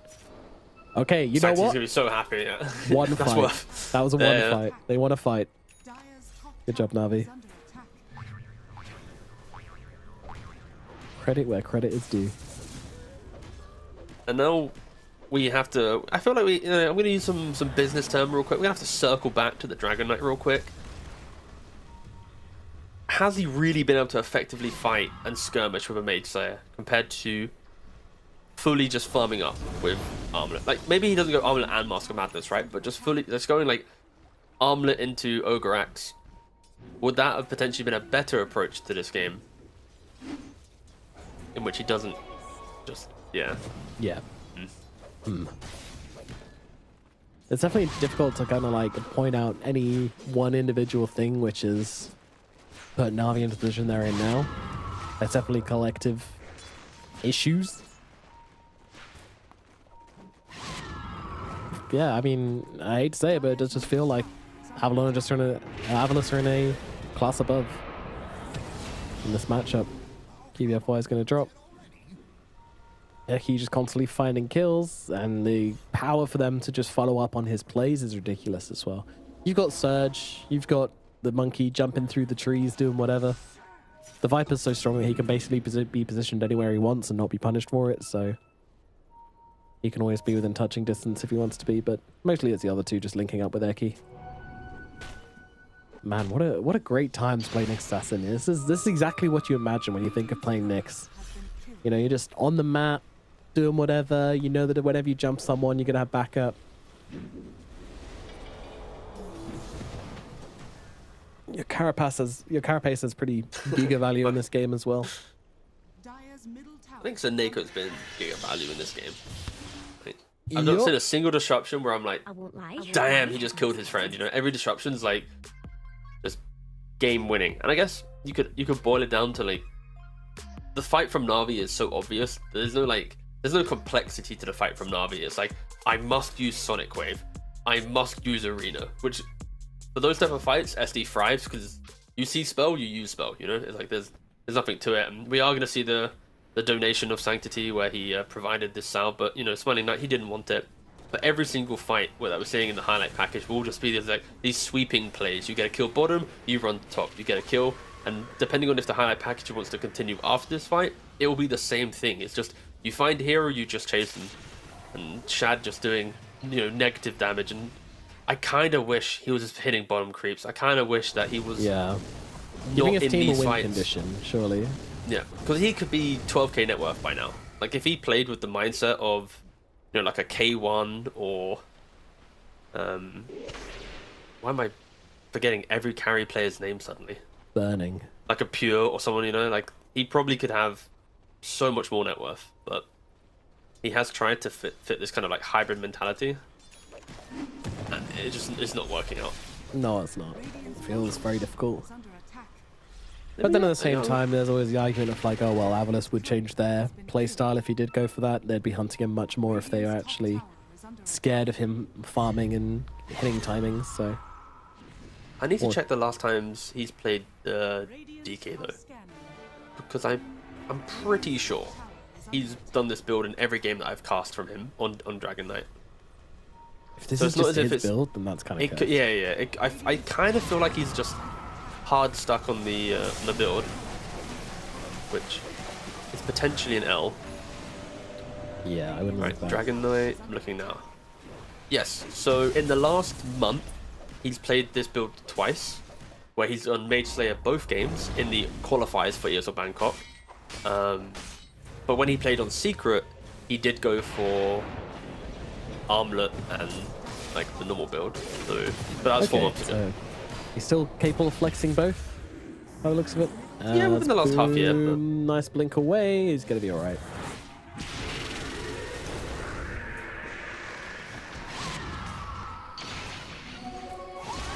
Oh, okay. They're going to be able to pick up Eki here at the very least. So Eki's just donating his life to Sanctity. He felt bad for the early game, so just giving like 900 gold to the Queen of Pain.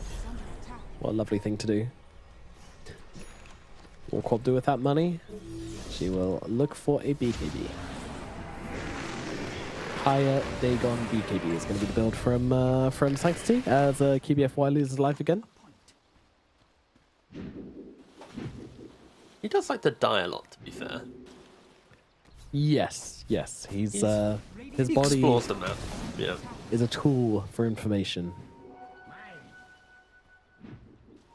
He's like the solo of the position 4 role. Actually, the fishman of the position 4 role. There we go. That's a better reference.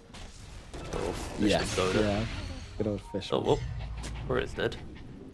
A little bit. Yes. A smidge dead. Okay, BKB on DK. Again, just to remind you guys, of course, Na'Vi, they scale beautifully, right? Like, if we get to 45 minutes, there is a great turning point, and Viper, he can fall off, especially if he gets picked off a couple times, and the pickoff will occur. Oh, that's a big kill to go into the DK. Yeah, isn't it? But Nice last unfortunately, hitting. the Quap is just absolutely roasted in the middle of the lane. Shad now trying to hold his ground here against these heroes, and with the BKB and the Mage Slayer, he potentially can, but realizing that they just need to back themselves up. There's no chance for turnaround here. Don't have any ultis to wait for or play with, so they'll just try and leave. QBFY, dead again. It's a lot of like... on QBFY at this point, by the way. Yeah, it's some depth. You can kind of feel from Na'Vi that they want to play a little bit more of like a, quick pick and run away style, right? It's like you get Viper, Cop wanted to jump back in, poke another hero, then they wanted to like disengage, but they did overstay their welcome. The fact that Cop died kind of baited Shad to think that the engagement needed to be taken, because it's like, oh, we've lost our Quap, maybe they've wasted Wukong, it's a good fight. But he just doesn't do any damage. Like Mage Slayer BKB, that is not a DK that you're running away from. That is one that you probably walk towards, if anything. If a Na'Vi again, like them. yeah. Oh, Eki. Easy kill. Yo, Eki, stop donating. Like he's just. All right, I'm looking at the graph. The charity of Eki is open for business. It's very, very Found generous. their trustees. Oh, and Chad's also there. Just. Yeah, he's just getting sessioned up a little bit.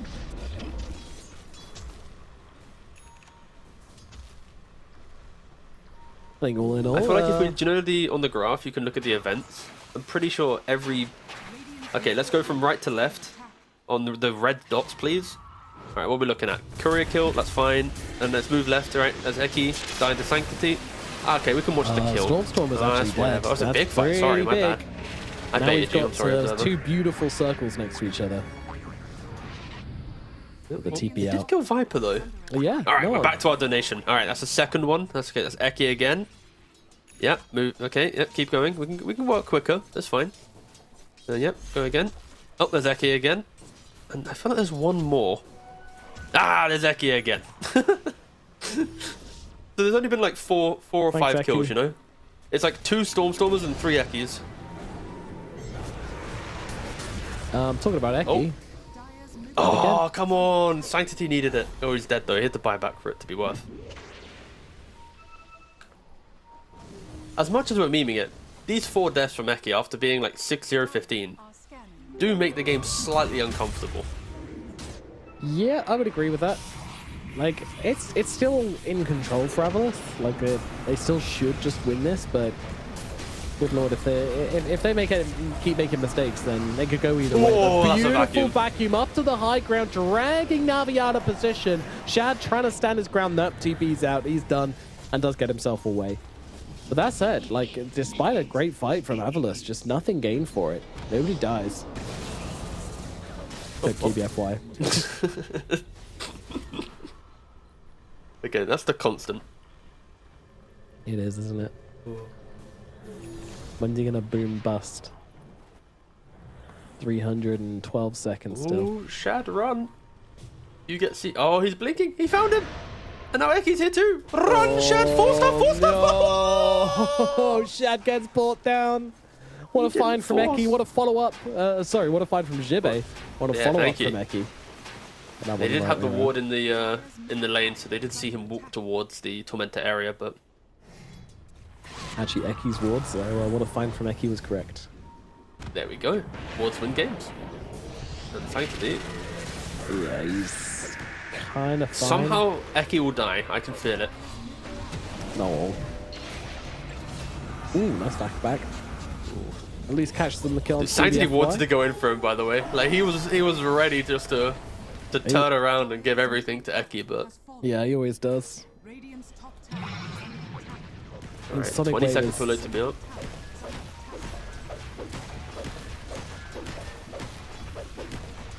Shard Viper. Oof.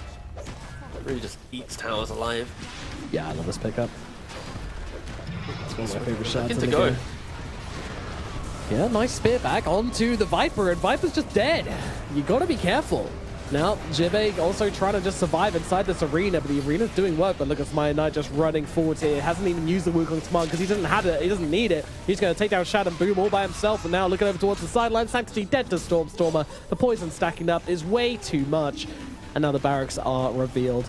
Sure, Stormstormer dies, but he just gets straight back into the fight. Buy back, TP in, and keep it coming. And look at Smiley Knight. Godlike. Beyond godlike. Deep. Absolutely. 11-0-14 on this Monkey King. Absolutely free game for Smiling Knight. I just look at the fight recap though, if it's working. Sometimes it doesn't. Like the damage from DK, you're 27 minutes into the game. You've arenaed multiple heroes, and you're doing 1800 damage, and sure, Ench goes down, but like, yeah, you gotta say, like, yes, the game was difficult. Your Quap got slaughtered mid lane. But for your carry to go for a Mage Slayer build and to never be that I will take this fight style carry, just it hurt them so much. And now he walks back to lane, smoke up, back on 3, Gleipnir on 3. I'm casting now. DK's dead. Go for it, King. This is... Thanks, mate. All right, Mars getting broken. He's running over for the top side of the fight. Jimmy's sticking top of him with the Iron Shell. Now impale onto the Queen of Pain. Half HP. Gonna blink out. Banish from the Seneko. Oh my god. Spear into the base. Jimmy having it fade away. Oh my god. Feeding, dead. Throwing. Thank you. All right, back to you. Alrighty. Well, the arena's come down, and Smiling Knight might actually be losing his life here. He doesn't have the Aegis anymore. It just ran away. So, you know, I'm not calling this a comeback, but it's a comeback. a little bit of a. It's a bit. It's not a comeback. It's just a bit sloppy from. Okay, from sorry. I thought I was in play-by-play mode still. You know, I just gotta give full hope no matter what play-by-play. Analysts, we can just be. Navi are back. Oh my god, they're doing it. Yeah, no. I feel like what Avalos just did was what we were doing, where we just kind of got a little bit lighthearted. We felt the game was kind of getting close to over, and you get carried away sometimes. It happens. I'll tell you what. I know this Monkey King ain't happy. Okay, I know he's mad about it. Smiling Knight's saying, "Oh, I wanted 0 deaths." Every carry player is obsessed with 0 deaths these days. Don't know why. They never play like it. They are, but they say they are. I feel like we can just let it sink in for a second that the comeback is unlikely, because you just click on DK at 29 minutes and you're like, yeah, don't worry. Like he looks like an offlaner. Hold on, he's gonna get a damage item after his Hurricane Pike's finish. Think the Ancient will survive long enough? There's a fight happening, by the way. It's quite a Yeah, a small little bit. scuffle. Boom Yeah, a is little kind of bit. just poisoned to death, unfortunately. So he's going to drop on the sidelines here. Is Shad getting on top of Stormer? He's tickling him. Oh my god, the burst damage comes in for Neki, and he's just completely deleted from existence. GG. Oh, and Shad just called GG. Yeah. I mean, that's fair. Yeah, it's a pretty warranted GG. Yeah, you don't want to let them just kind of like clown around inside your base and keep like elongating this like sufferfest of a game for you. You just want to get out. Like, there's a comeback is just so unlikely.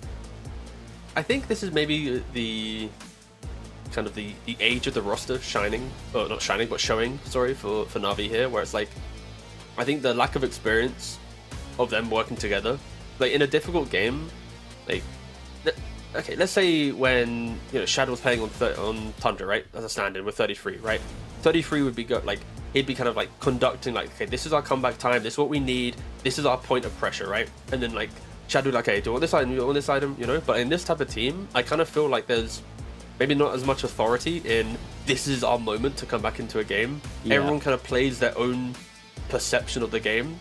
And then when it hits, it works, and when it doesn't, it's like, well, you've not worked together to find a common goal. So everyone's doing their own thing, thinking it's the best for the game. And it's like, again, I look at this build, it's like, the game, you lose your map.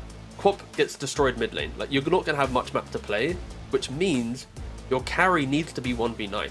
Because if Quap has no game, your carry's going sacrificial. A sacrificial build of Mage Slayer only works if your mid is doing well, your off lane's doing well, because you slot in behind them winning their lanes to become an extra factor in early fights. So for him going for this build, when mid was lost, when a Mars is your offlaner who doesn't really create big moments for you, facilitates fights but needs damage, then your carry not buying damage items and getting to Daedalus, BKB, Satanic, like these type of items, of course, he wouldn't have all of them by 25. Like, the fact he didn't choose this path of itemization just compounds the fact that they lost the early game. Because every single fight, he did like, it felt like negative damage. So yeah.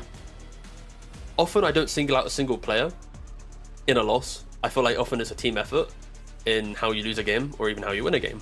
But this time around, I think Shad, he went for his comfort build that he's done a couple times in the qualifiers to get to Bangkok. But it was a really bad build this game, I feel. And maybe you can argue there's other moves that can happen and other ways that you could play better, right? But yeah. This was not the build, and Na'Vi just get completely outpaced by Avalus. The one justification I have for it is, I mean, look at the heroes you're playing into, right? Like Monkey King, Nikitas, and Darkseer. The hunting is extreme. The likelihood of you being allowed to just sit in the jungle with a Mask of Madness and a yeah, I mean, you have to find a middle ground, right? Yeah, exactly. You buy one, not two, right? But you know what, Nomad? I feel like we should now take this time to compliment Avalus, to make them happy, because they played extremely well, right? Less about Na'Vi, Avalus. Incredible stuff, right? Jive, Eki from the offlane duo. Sure, Eki died 3 or 4 times to give a little bit of life to Sanctity, but still, his map play, the pressure he applied, it opened up for the Viper to be aggressive. Soneko's positioning, excellent disruptions the entire time, so even when there was an arena or a Sonic wave or a chance that Na'Vi had a little bit of confidence, Soneko was there punishing, right? And then Smiling Knight, 12, 1 and 16 on the carry Monkey King, incredibly active, trading off his itemization to make sure he had the Gleipnir to push himself forward to help his team out. He didn't have perfect control, one of the potential issues of the late game draft for them, but he went for a mid game Gleipnir to ensure that additional lockdown was there. So like Avalus, really good draft, great play, broke Na'Vi's confidence, forced Na'Vi to second guess every choice they made, to put themselves in this weird position. So all of the critique that we gave Na'Vi and the issues that they're facing is because of Avalus's draft and play was so aggressive that in the moment, Na'Vi kind of squandered their position. So again, you could look at Dota always in 2 ways, from the winning or losing perspective, but again, because of Avalus being so strong in this game, Na'Vi looked incredibly weak. Yeah, I would completely agree with that. It was just, again, like as I said in the game, like it just felt like these were 2 teams of a different caliber playing against each other.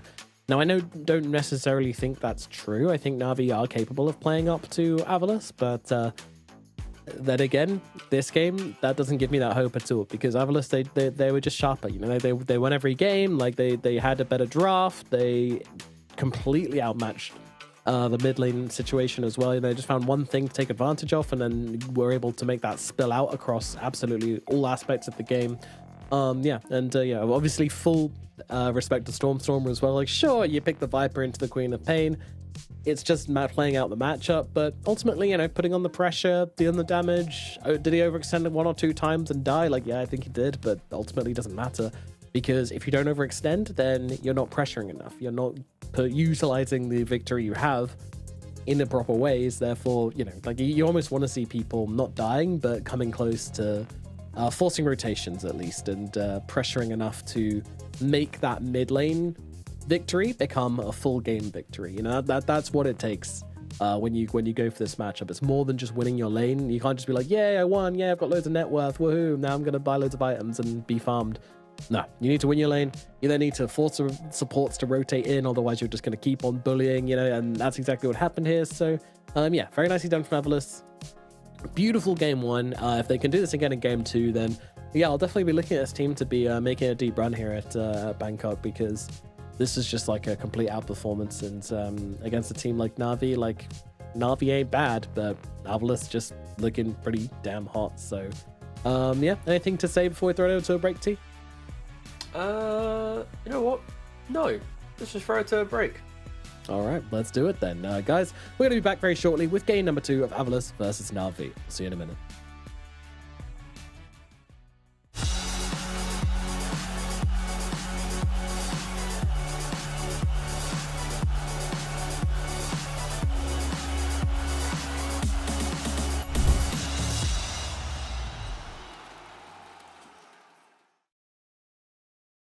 ESL One Bangkok is brought to you in part by Intel Arc, Acer Predator, DHL, Kadia, Monster Energy, 1xBet, and the United States Air Force.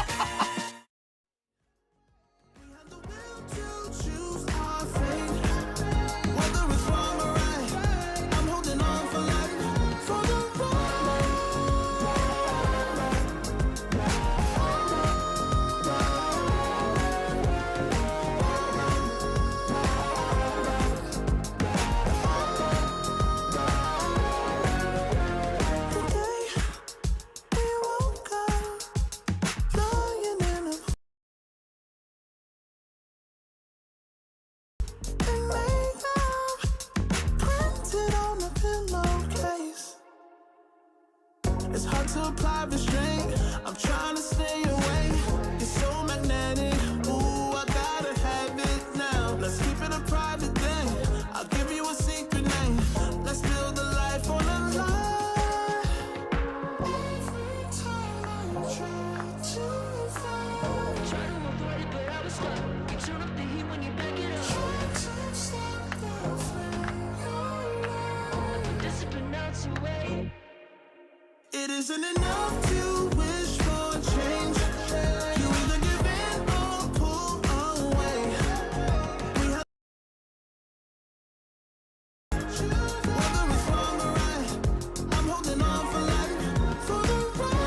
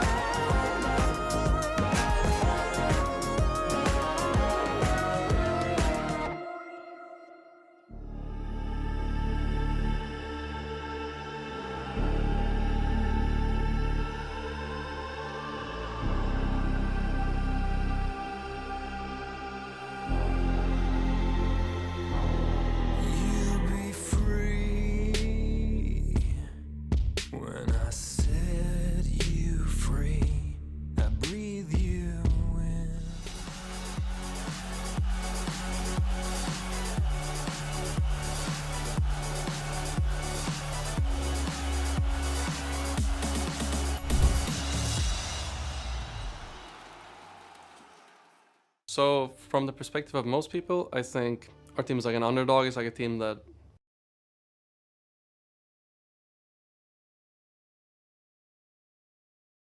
tournaments. And that is going to be that. GG called, Avilus qualify. OG, man, did they try? We kind of formed like a team of rejects like earlier this year, and even when we formed this team, like nobody was really expecting anything to go crazy good or anything. It just kind of, the way it happened was everyone just fit very well together, and the team just really gelled very well. Our styles matched very well, and suddenly we realized we could actually take games out of these very good teams. I feel like we're a very low ego team. Like everyone's like very open to make compromises, but we don't like have a very strict style that people can identify. Like this is Avilus Dota. But I'm honestly not even sure if that's how the people watching us identify us as. Maybe they think we're like this passive team or something because we play like some Dawnbreaker or an Enigma and we're like just sitting back and waiting. I'm not sure if like the way we see ourselves as actually matches what the viewer views us as. So this season already, we have like when we have qualified to events, we have beaten other like high level teams that people were expecting we're gonna go to events. Like previously it was like OG during PGL, and now in the latest the qualifier to now ESL Bangkok, we beat Thundra, and also Gladiators didn't make it. At times we view this as like a proof that we have reached a high level, but at the same time, sometimes it doesn't at all feel that way. When we beat Thundra, we feel like, oh, damn, we're on top of the world. And then OG beats Thundra, and we're like, OG? What? Aren't they supposed to be really bad right now? But these guys also beat Gladiators, and then you're wondering about, wait, what level are the teams at right now? You become unsure of whether it even meant something in the end. When we think about these things, I think that's the most important part. You can't just beat a high level team and like, we made it. It's still gotta come down to like, are we happy with the way we are playing?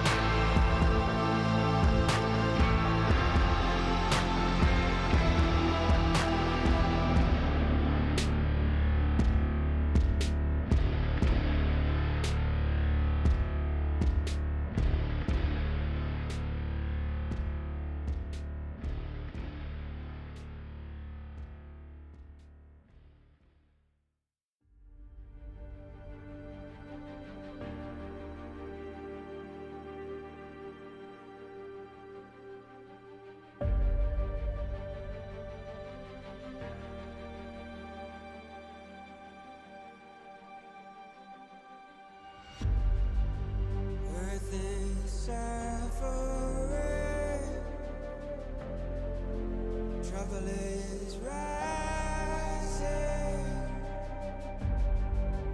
mountains are melting, there's gonna be nothing left.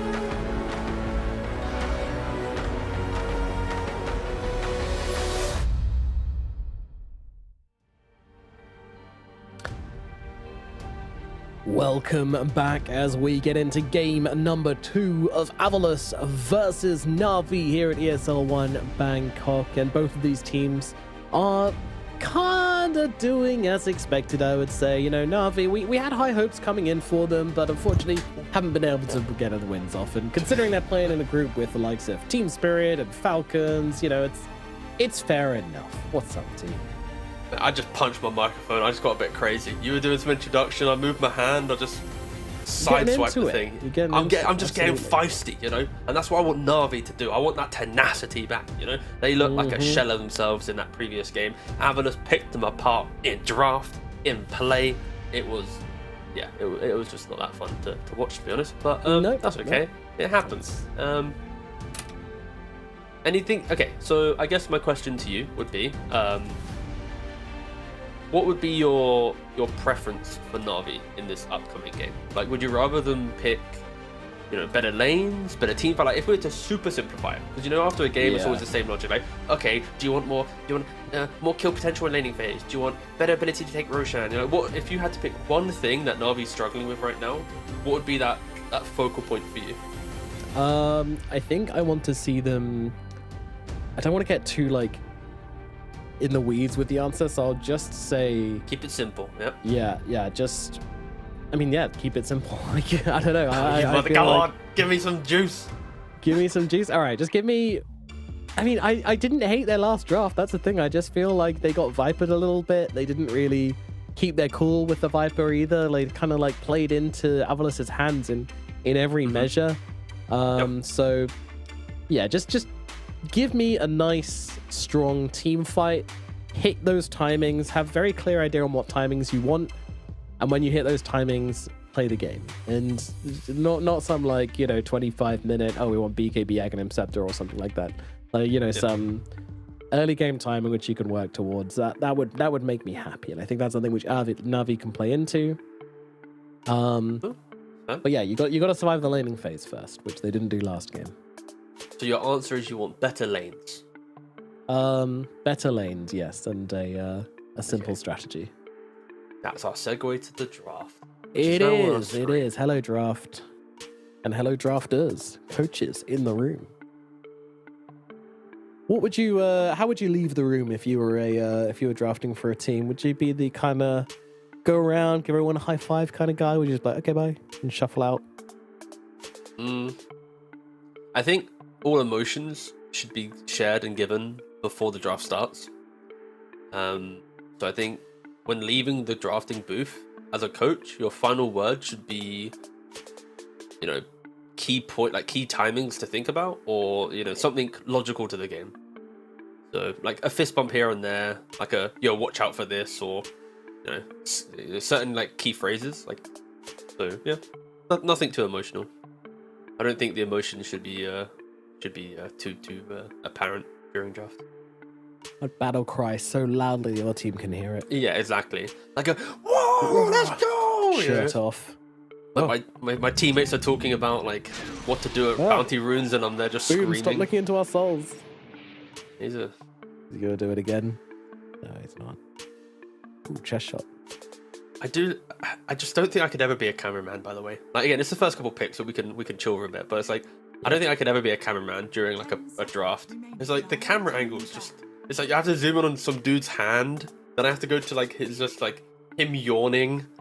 I'm just like, it's just the most random camera shots possible. I'd get sick with it. I'd be like, all right, the cameraman, you know, like we're gonna try and catch a yawn at the same time. This would be my dream.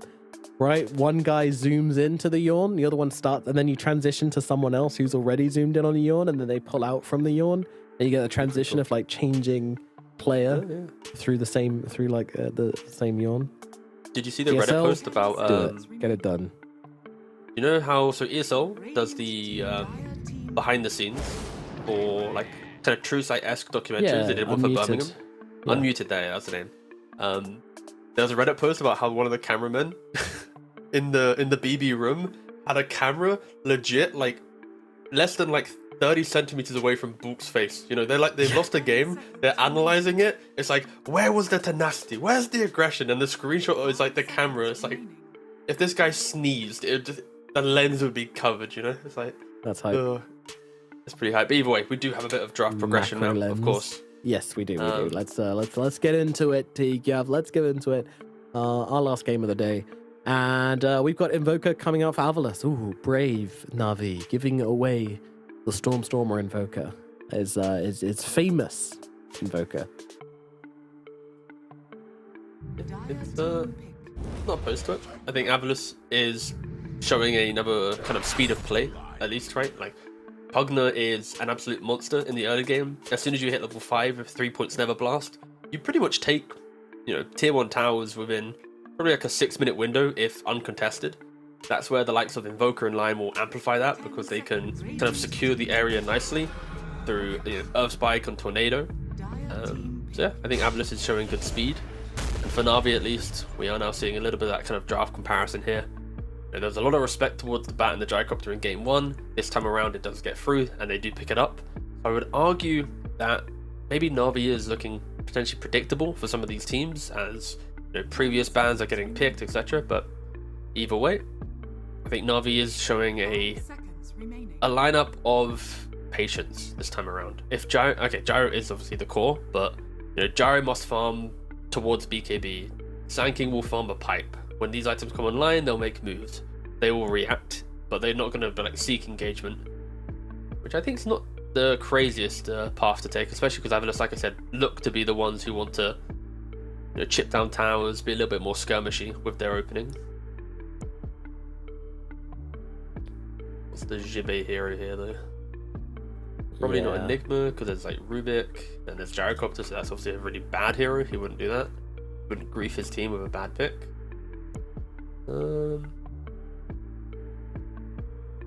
Could potentially just Doom if you want to go for like a chill game. Just blink in, Shiva's for vision, find Sand King or Gyrocopter, press Doom. Not too bad. You've also got Dawnbreaker and Primal. There's so many offlaners right now that feel good. You could list all of them and none of them feel bad. Oh, a Smiling Knight Bristleback. Okay. Yeah. Okay.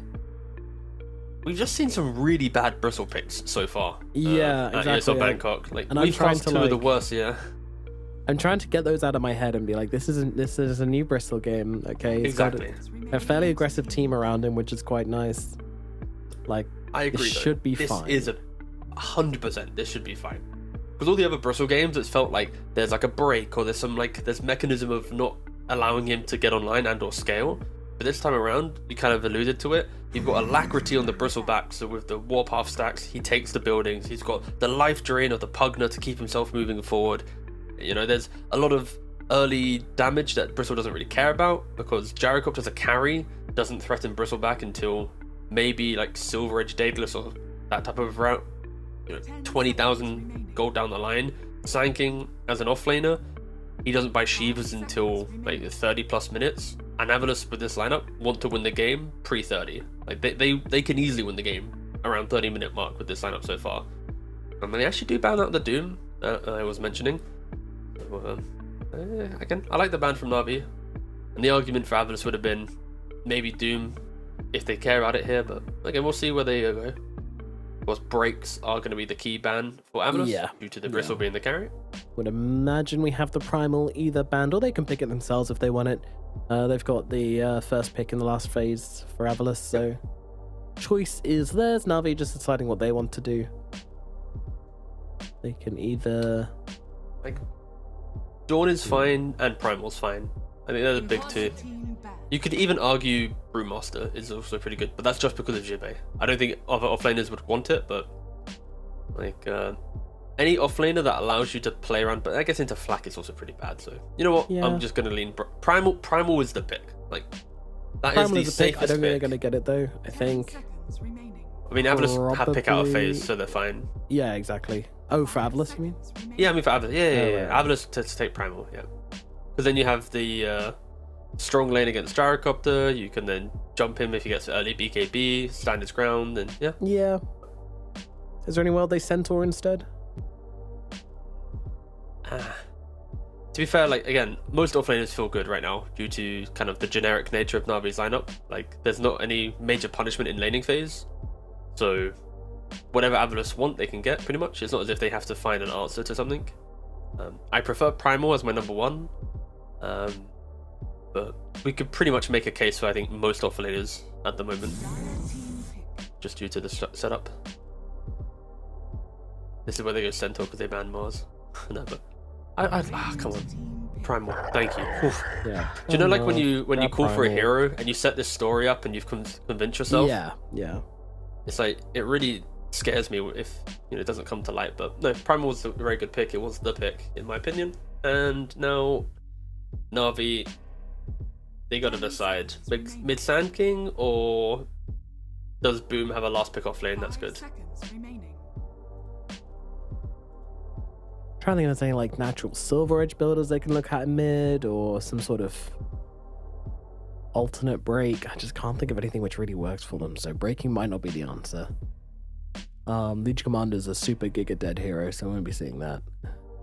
There's a chance, I guess they can just go Puck here, right? And try to not get killed by Lion. Maybe they just go more tankiness and go for like an off-lane Tide or something. And then it's just like, we exist, we don't die. And then we just hold for long as possible. And it's like high ground Tide, he goes like Ags with Gush. You have Sand King with Sandstorm.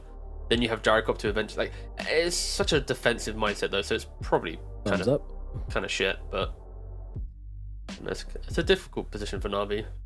As like, Avalus's game plan is so clear, right? It's win lanes, break map with Pugna, enable Bristle through the buffs that you can get on Invoker Pugna, frontline Primal, take Roshan, take endgame. It's like no one's looking at this Avalus lineup and going, oh, what's going to happen? And okay, they go for an Ember Spirit, which into Invoker you can't really go Flame Guard, right? You just spell it with Tornado, but maybe he's going to do some like chains and slight build to play on that. Of course, Ember was a classic counter to Primal when Primal was first introduced to Dota due to the high range route that you apply. You never really get trampled, you're always able to disengage.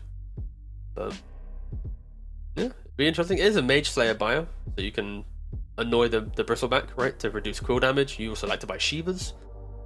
Again, it's not the worst pick in theory. Itemization feels nice against the Avalus lineup, but you will have to play slightly differently due to Invoker, and items are so needed. Every core on Na'Vi plays on massive items, right? It's like yeah.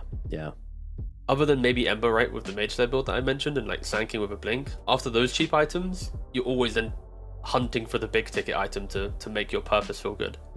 I'm a little worried for Na'Vi that they are kind of victim to being ran at, but it's a step in the right direction if they respect the obvious looking play style of Avalus, which is I just hope me run at you.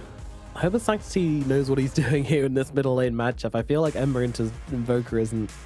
you mentioned you could just dispel the Flame Guard, so he's probably going to have to go for the different style of build. I'm sure it's going to be fine. After last game, I'm sure he's confident in the matchup, and that's why he suggested it, so... Yeah, we'll see how it goes for them. But yeah, you've got plenty of damage to come out from Boom. I think the focal points for me is Boom on the side of Na'Vi. He's got to be the dude laying down the damage for the team. If he has a good game, then he can really start to control things up and enable Sanctity rather than the other way around. And for Avalus, everybody can kind of control the game to some regard, but you're always looking at Invoker. Invoker's just this very strong hero at the moment.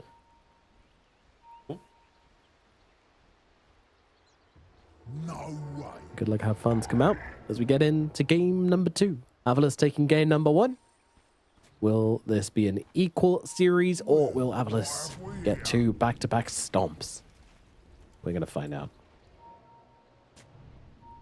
If Avalus are to win this second game, they will be sitting with 3 draws and 1 series win to their name, which in itself is a top 2 position, right? They're, I think a single series away if they are to beat Shopify, who is a contender also for top 2, by the way, for tomorrow. Yeah. They can punch their ticket to the upper bracket, which I think coming into this group stage, I think Avalus, to be fair, were a top 3 contender minimum, right? When you look at the teams like Na'Vi, Boom, and Shopify are all, legacy rosters that have done nothing throughout 2024. So limited expectations. Spirit are, relatively underperforming at the moment. It wasn't the craziest group for Avalus to do well in, but they are in there. They do control their own fate, and top 2 is very, very possible for them. It is indeed. Let's see if they can make it there. But of course, got to get through this game first. And Na'Vi aren't just going to roll over and let them get there. So we'll see how their ideas match up this time around. Na'Vi, they made some great adjustments from yesterday to today. But can you make those adjustments on the fly? That's just one of my concerns, is that yesterday we really didn't see any change in their approaches and their gameplay. There was a bit of experimentation here and there, but ultimately they just looked a little lost the entirety of yesterday. And my concern is that that never really improved through the day. You didn't have that game-to-game improvement, which you kind of want to be seeing on these lands. Like in a longer land format like this one, it's kind of okay. I mean, this format punishes not improving, right? Because if you don't improve in group stage, you get eliminated. Like other tournaments, like for example, when PGL were modified Swiss, you have a bad day, you still have 5 days of best of 3, right? With Blast Slam, you know, even if you do bad in groups, you will get to the playoffs because you don't get eliminated in groups. Like, so all the other formats kind of enable you to have bad days, but then as long as you fix yourself on another day, you're fine. But with kind of Dream League, it's like, you have a bad day, even if you fix yourself on, let's say, day 2, you've already lost enough series in day 1 that you don't really progress, right? So it can be scary. I think this is, for at least for group stage, it's one of the more punishing group stages compared to others. But then, of course, double elim, etc. The amount of games you play, it's more forgiving because there's a lot of information. So. And very low down on the bottom side. Yep. He's also kind of being dived a bit here by Shadow and Kaori. I mean, they've got like a whole wave behind them, so Eki gonna have to hide in the trees whilst his flat cannon's up. Great positioning. Yeah, this is crazy. Keeping that salve alive, yeah. It's a shame it's only 2 minutes into the game. A TP is pretty rare, but oh wow, they actually just killing. He has an 8 stick though. He's fine. Yeah, I'll be okay. Kaori can't finish him off. And he has a salve, so no mana. Yep, salve him back up. But great aggression from Na'Vi there. Interesting idea here from Eki that he was just going to try and kill off the wave as quickly as possible, cut off their wave of escape. Didn't work. Cool idea. I think that's what he was trying to do. He just ran the wave and started attacking it. And it does look like Sanctity is just going to go for the build as expected. The 2-point slight into chain. And he also does have double impact, so for additional slight damage. Fades Boots, Corrosion. And then I'm expecting him to start running around the map. Yeah, I'd like to see him play like Thompson-esque level of Ember, right? Where it's like you get like early level 7, level 8. You have a couple, basic early game items, and you just keep running around the map, reminding people that you exist. Could be quite a nice way to do it. And we see top. Bristle, of course, doing really well with farm. 5 more CS over the Sand King, but Sand King doesn't really pressure the Bristle back in lane, so yeah. Everything's quite a slow, expected start to this game. Nothing too... Nah, nothing crazy happening yet. Yeah, crazy. Everybody in their lanes. I mean, other than that dive down on the bottom side, which is pretty fun, but ultimately it didn't really affect the CS chart too much. Jibe is struggling a lot. Boom. Be a little bit careful here as those quills start to stack up. 4 stacks upon him. Gotta be respectful there, but of course with the 18 wands, he does actually use it now, so that hurts. New rotations come in for the 4-minute water runes. Snako is going to try and fight with Sanctity here. QBFY is nearby. Sanctity going to grab the water rune and try and get himself away. Snako going to get thrown back into his teammate as Eki comes in as well, looking for a stun, but they're chained up together, and with that double impact as well, a lot of damage being dealt to Eki there, which ain't too fun. Wait, is Sanctity going to get both? Yeah, Eki needs to be careful. What? Eki could actually die here. He's just dead. What a first blood. Eki, what are you doing? I'm not respecting double impact. Surely everyone saw that from a while away. Whatsoever. You would imagine. Yeah. It's not as if Sleight of Fist is a long cooldown spell. Yeah. Oh, either way, he died. Oh wait, it's the Eki donation to Sanctity. It's the follow-over from the previous game, of course. No, I see consistency in the storylines here. Well, if there ever was a way in which Na'Vi are going to be very happy, it's your Ember Spirit getting First Blood, who is the pivotal piece to the early game aggression. Yeah, It does feel like that is a constant for Na'Vi. If Sanctity doesn't have a game, they have double farming side lane cores. But if he does have a game, he brings life, right, to all their moves. So, okay. Eki not going to be too happy with what he just did there, but again, you live, you learn, you improve. You also read Twitch chat now and again. Oh, God.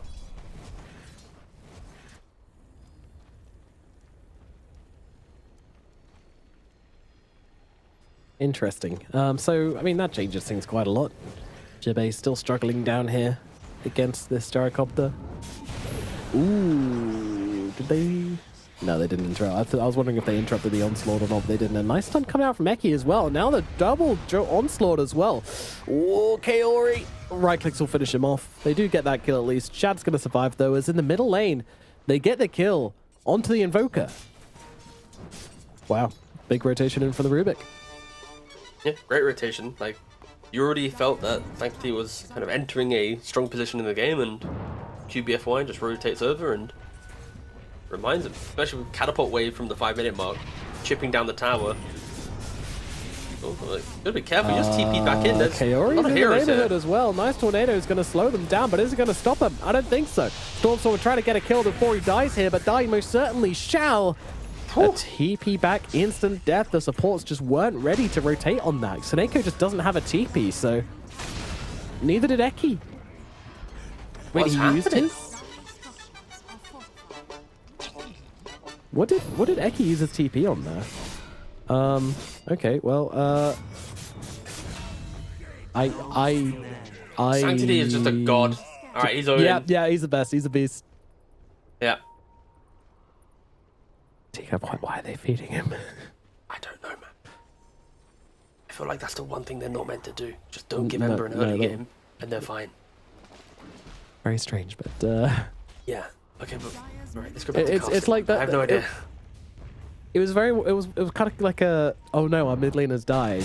We need to show that we were there, so we're just going to run at mid and try to fix it, even though I don't. When they said they were, did you hear the interview during the break? It was like they're a low ego team, so maybe they saw lane going poorly. So it's like, if we all throw our bodies here and all have some deaths to Sanctity, then we can't blame a single player. Keep the morale high. We've all died to Sanctity. Let's fix the problem together. Ah, yes. That's the classic ego combo. Oh, let's see if Sanctity can roll the game with a 5-0, you know, KDA. Of course, he is looking at Mage Slayer. Already has to face Corrosion. Kind of crazy that he doesn't have more net worth than he does. He's just like 100 gold above the Bristleback. I mean, he has been fighting a lot though, so it's perfectly fine. We're gonna see a replay. Of course, they go into Stormstormer. Their supports are ready. The TP then gets cancelled, and Stormstormer just kind of left to die by himself. Then we'll get some nice fades in for the next 2 kills, I'm sure, as Taneko. Don't know what he expected. Eki just kind of slowly run down in the aftermath as well. It is stupid though, the facet. Like, Double I'm kind of impact. happy that Ember's not too in meta, because the idea, like, imagine if Slight was slightly better and people picked it more. Being a support against, like, one Slight's annoying, but a 50% Slight as well. You got to be careful. Like, one buff in the wrong direction for Ember, and it's first over. phase material. Yeah, it's a very beastly facet. Very fun as well with any proc items as well. Like, look at this damage onto Eki. My god, he's basically just dead here. The right clicks come through. Boom gets the kill. Eki goes down. 318 damage from Sleight of Fist. Radiant's middle tower is under attack. What do you think of Ember Spirit's Immolation innate? Dire are scanning. It exists. Is it fun? No, but it's there. It is there, isn't it? PBFY, he's dead, and Sacrifice has come in on this, but he's got a remnant out, so he can just back away whenever. The bot, looking for Jubei. Yeah, a little bit trying to bring him down. Mini onslaught just to try and get himself out of danger here. And that was indeed the correct play. Gets himself to safety. He's kind of blundering that a little bit. He had the ability to lock him down, containing that magic damage, but very quick onslaught, and off he goes. to the hills. Well, 10 minutes in, Bristleback pretty firmly ahead on net worth. Smiling Knight's just kind of been farming up here. No one's really touched him. Following that, you have all 3 of the Na'Vi cores. 2 of them doing very well out of their lanes. 1 of them just getting a bunch of kills. Stormer, pretty poor. Jibe, extremely poor. That's the state of the game. Eki, you showed yourself for a second. Be careful. Oh, if QBFY had a wind lace, then he'd have been able to get that lift off. Yeah, thankfully Pigpole gets Eki out to safety. You know it's rough when your lines Earth Spike in an ancient camp at 11 minutes and level 1 mana draining it. Yeah, he's trying his best. Ooh, Stormstormer, you showed yourself in mid lane for a second. They're smoked up. They do have dust and the blink reveal from Boom. Yeah, it's a great target to bring down here. Stormstormer killed off again, just really trying to make sure this Invoker just doesn't have a game. As I said, Invoker, he is kind of the linchpin of this draft. If he doesn't have a game, then no one has a game, and that's kind of the situation we're in. So even though Smiling Knight's doing extremely well on farm, he can kind of farm all he likes, but turning up to a fight with an Aghanim Scepter isn't going to be very successful. Oh, we look towards Lion. He's still level 1 mana draining and farming Ancients with his Primal. Yeah, a little bit. They've just farmed the camp. 2 spawns in a row now. To be fair, there's not really anywhere they can go. If they walk towards the triangle, they will just get deleted by Sanctity. He's just living in the enemy jungle. And that is what you want to see from an Ember pick. Like, this is the best version of Ember, is you break your lane, you play on the enemy side of the map, and you just take away large portions of the jungle. Because to take over that area, you need to bring multiple cores, you have to smoke, you have to kill him. If you don't kill him, he jumps out, you waste time, and that's exactly what Sanctity's doing. Even Boom's here, right? Like, they're really double downing on preventing the farm. And this also stops stacks being made. Bristle won't have any quad or penta ancient stacks to capitalize on. I've also never said the word penta in a cast before, so no, that caught me off guard. Yeah, it was very unsettling for sure. Because normally you have triple or quad stacks, right? Like, the idea of having a 5 stack is unheard of. Absolutely. Or rare. Jibe on the run, trying to get away from Boom, Shad, and QBFY here, going for the TP out, down on the low ground, but the lift is there, finds him out, and Jibe is going to get killed off. Shad grabs a kill. Looking very good for Na'Vi here in the early game, as Ember continues. They're going on to the end. They got him there. He got fingered. Yeah, certainly did. Kaori, he's on the run. And it will not be escaping. Alright, Smile Knight's in the game. Let's go. Top tower, gonna fall. Yeah, this... Okay, well... Na'Vi were doing well for a bit. Still doing fine. It's just a reminder that the reason why it looks so good because this Avalus was just starved so much on levels, right? And you finally get that one little opportunity to find the Ember, you capitalize on it.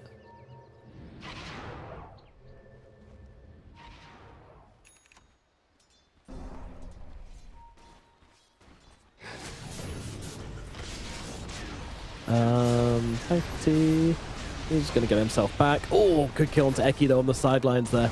Boom and QBFY both jumping in. Kaori though, oh, he gets off the lasso before he goes down. In fact, he's not going down at all. Bristleback trying to get off damage with the quills, but doesn't have enough in the tank. He's gonna fall. Smiling Knight is dead, and Snakeo's gonna go down with him as well. Big overextension here from Avalus, heavily punished. I mean, I'm not sure what they were expecting from that one. They go in very, very deep under 2 towers. 2 TP points for Na'Vi. Very easy for them to bring everybody to that fight and just punish. I mean, they're also making this move where, like, Primal's waiting for the 14-minute Wisdom Rune on his side of the map. Like, it's not as if this is like a big 4 or 5-man rotation, right? It's always a 4-man rotation, but you're kind of missing your early game frontline here, which is the Primal Beast. And Na'Vi just identify this and go, you know what? Let's go get some free kills. Rubik, also a very, very good game for him. He's going to probably die here, but the point stands. He can still Earth Spike, EMP, Tornado, Life Drain, multiple ways in which QBFY, if not dead in the river, will be able to turn around some engagements. We see on screen Ember does have that Mage Slayer. We'll be able to poke out.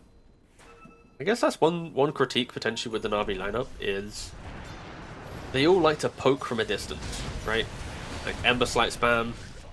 And now we're kind of seeing that come into effect to some degree where it's like they don't have that natural hero that will perfectly frontline Avalus. Because if Ember steps up, he will eventually get hexed by line and die like we saw in the jungle. Sand King wants to reinitiate, and Gyrocopter doesn't want to get jumped first. So if this game does like break into the 25-minute mark very even, maybe Na'Vi needs Ember to have like BKB and another item to really feel confident. Because if not, then they're always going to be like waiting for a smoke to make a move or hoping that Avalus show themselves. Again, apologies for the pauses, guys. We have had some lag throughout the day in the earlier series and this one. Hopefully it is resolved. Or it's evidently resolved because they're playing now, but... Like, gosh darn. Radiant's top tower. Hotel internet. I didn't see occasional spike or anything. It's pretty normal, but all good, and we'll be fixed for the main stages. Eki is just gone. Dared to show his face in the middle lane, immediately brought down by Shadow and Sanctity. Bye-bye. Now 60 minutes in. Na'Vi back on top. Looking to keep on punishing. It's really awkward to try and play Primal from behind. Like, you can do it, but you always just feel a little bit scared. And playing scared as Primal is not an option, so... I think you go from one, like, if you're ahead on Primal, then you kind of just, like, wait for your moment to enter the fight, but you just enter through the middle of the fight. You try and get your damage off on as many heroes as possible, and just be as big a disruptor as you can. I think when you're behind on Primal, it's actually the polar opposite. You're just kind of trying to be the follow-up damage, or the, you know, the cheeky pulverizers. They look here onto the Rubik, and they are likely going to be able to punish this kill as well, so... Shad and QBFY going down here. How on earth has Shad died in this situation? Way too aggressive, right? Like he's pushing down the wave at near the tier 2. Yeah. Invoker, plenty of setup, and his team weren't there. Shad, multiple times in this series now, has been all left alone, trying to do a little bit more than I think he's meant to. Like, if he had Boom behind him there, with the Blink Dagger and the Epicenter, then none of this can ever happen, but... Team just wasn't behind him. Shad just way too far up. Yeah. His team was running to him, but he's trying to bait the fact that they're coming, but it's like, he's not tanky enough. Like, maybe if he had BKB, it's fine, right? But yeah, he does not have that item. I think the Ember Spirit is probably, like, the worst hero to be in the game. Wait, sorry, what? What do you mean? In real life, if you had to take the body of one of these heroes, then I think Ember's probably the worst, because you're just on fire all the time. Everything around you just burns. You can't just live in a house, because your house is just going to burn down. You can't play Dota because you've burnt the mouth. So... That's fair. Yeah, I guess he would need a patch. Yeah. I guess someone could make you, like, a fireproof mouse and keyboard. Actually, maybe it's not that bad. You just... Everyone could just make you specialist equipment, which I'm sure they would, because people are nice. Maybe Sand King's the worst, because no one would love you if you're a big Scorpion. Yeah, kind of getting surrounded a little bit in the middle lane here. A little bit of health coming in from Snako, though. But there's still plenty more to come from the side of Na'Vi. Snako doing what he can to try and keep Jibe alive. Oh no, he's given up. He's given up. He's running for the hills. It's like, I've done all I can, my brother. Goodbye.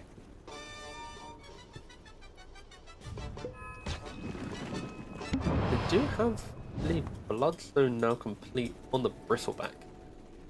There's going to be like a daytime Roshan. We already mentioned how Aegis is critical for Bristleback lineups. Yeah. So if they're going to look to do that, picking up Boom would be quite nice, but it's relatively elusive. The back out call here is actually... Yeah, that was very clearly like the call from Evelyn. Like, no, stop, get back. Whoa, look at that! Oh my goodness. That's a lot of suck happening in top lane. Look at Invoker. No, Invoker. Oh. Mr. Coolest thing, we can't even describe it. We're just too cool. We just gotta hope it happens later. I'm sure. You know, Seneko and Eki are frothing at the mouth to do it again. Yeah, I would imagine so. This was a one-time thing. never seen that before in my life. Been to it once. Which you didn't see it either, so now we look like we're idiots. Or sound like we're idiots, technically. Ooh, blinking. Hex. Eki finds a big target here. Where is the follow-up? It's coming in from the sideline. Shibe grabs him with the pulverize, and Sanctity is dead. Great find there from Eki. Blink dagger into Hex. It's a tale as old as time. Kind of the points I was making about that front line, right? Like once we break into the game stabilizing for Avalus, then yeah, Navi do have some weaknesses, right? A lot of their early game was built on just the outplays of mid lane, the feeding of Avalus, and 20 minutes into the game, we are seeing this meta being taken very awkwardly, actually. Yep, pretty awkward. Alright. Furry does die for it. Oh, and a scathing tip. Meanwhile, on the other side of the map, Bristle just does it solo because he's a cool hero like that. Cool and fun and balanced hero. Ooh, Jesus Christ. Okay, you know what? There is no way, as a teammate, there is no way you're watching that being like, that was cool and good. Thanks, Smiling Knight. Good lord. It would have been beautiful if he did die to it, because like Seneko tipped Kayori, then Kayori could tip, the Bristle. It was like, but it was like 14 or 17 HP. There, I mean, technically you tip Seneko. That would be the power play. But it's like, if you're tipping me for dying, but then your teammate's dying. Funnier, right? Yeah. Being like, look at your idiot teammate, rather than being like, Yeah. You would tip to Seneko if you're trying to like big brain the tip game, but he didn't die. It was like, what, 14, 17 HP. And now we are at probably the most important part of the game right now is this first Roshan. Both teams playing in the area. They want to be able to contest this one. Winner the fight, of course. We get so much from the map with it. Shad, to be fair, isn't here. He does have TP though for Outpost. And Na'Vi actually walking away from the Roshan area. Meanwhile, Avalus is the one running in. The vision advantage for the pit should go the way of Avalus. You know what? They just run straight in. Oh yeah. Come and fight us, Na'Vi. This is a challenge. They're throwing down the gauntlet. Na'Vi, they're trying to answer. They're trying to get over here. They should be able to make it in time, but Shibe, he is being the pit boss at the moment. Oh, he's been knocked off his throne though. He's trying to sit on the high ground, and now you'll have to go for the reset. Now the only awkward thing about this fight is that Pugner is pretty low, so those sucks gonna need to come in to help Seneko out. And they jump forward to try and get the vision in the pit with a slight, but they'll see that no one's there. QBFY also gonna back himself away. Now this might look... Wait, actually, I don't know. Do you get the talent buffs whenever you do, right? When you steal spells? Oh, Billigan. Jesus, Eki up onto the high ground straight away, looking to try and take down Boom, stop their big team fighter from coming into effect, but they'll be able to get him out of there, so Boom's going to be okay for the time being. And now with the lasso coming on down onto Shibe, they're going to lose another hero on the side of Avalus. This is looking kind of bad right now, but I don't think Smiling Knight's got a way out of the fight. They're going to just decrepify him for the time being, and now he's going to use that Bloodstone. The heals coming out from Seneko as well. Will it be enough though? As QBFY is having a fight with Roche in the pit and not winning. Oh, big stun though on the sidelines. Catches out too. As Seneko and Storm are absolutely taken apart. Great find from the Rubik. QBFY baiting us all, getting the kills, securing his team Roshan. Avalus just biting off a bit more than they can chew. It's kind of the... I need to word this correctly, but we'll probably see a highlight, which makes it a replay, which makes it a lot easier. But it's just, it's kind of a classic Eki move at points. This guy is so aggressive. Like, whenever he takes a fight, he wants to be the one jumping in. He wants to be the initiator. But this initiation is so wild. Like, his team's all on the low ground. He jumps in. He instantly dies. The positioning of Na'Vi is beautiful because you're hugging the low ground. You're one guy on high ground for vision. You then use Backrider to grab another hero, but you're only in this position because your Lion just yeeted himself into the middle of nowhere.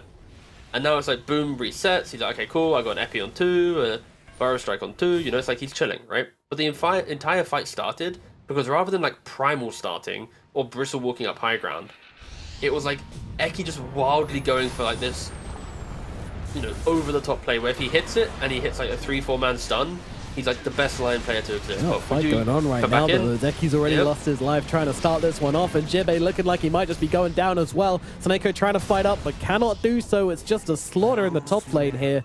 3 heroes turn up, 3 heroes get killed. Not expecting Na'Vi to be there. It's 5, I guess, but that's a little awkward. And this is where it's like, to conclude my point, it's like Eki's playstyle is either like game winning, where you're like, oh my god, look at the guy, the confidence, the play, you know, the aura, or it's just like Keck W in chat, what's he doing? This game was so chill, but he made it so much harder, type of thing, right?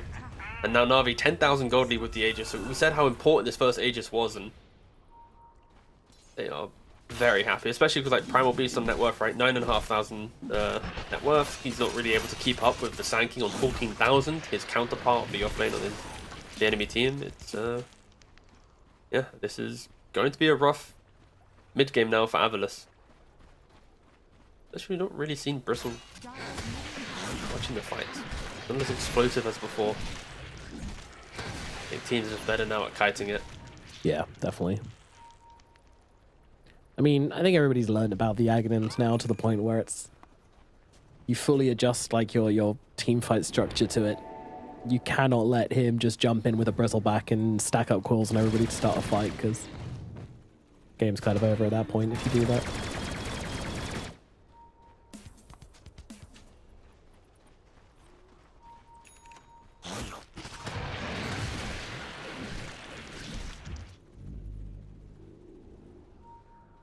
Kind of nice the game just slowed down for a second. It was kind of nice to like just breathe and to think for a little bit. Into Zen Daedalus state. complete. All right, we're back. Hell yeah. Shad does a ton of damage now. Yeah. I think the Bristle versus Gyro has finally tipped over in the Gyro's favor, which is not a situation Avilis wanted to ever be in this game.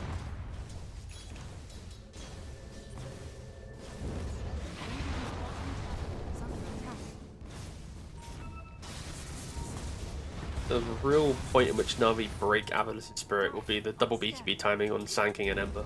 Like when they can run wild in the fight, it will be impeccable. Seneca, you know, he's using the tree line, the lack of backdoor in this tier 2 due to Great Wave to get a couple blasts on the tower, even forcing a TP from Batrider. But for Na'Vi, like they'll look for a fight if it presents itself. But oh, Jibe, yep. Yeah, he's I very did not deep. expect to see him here. I saw Seneko skipping, like hitting the tower. He ran away. I just moved my camera, following him. Like, all right, this is chill. Did not realize Jibe was also there. That was quite the aggressive move from him. Yeah, the deep-rooted Primal Beast infection has been dealt with by Na'Vi.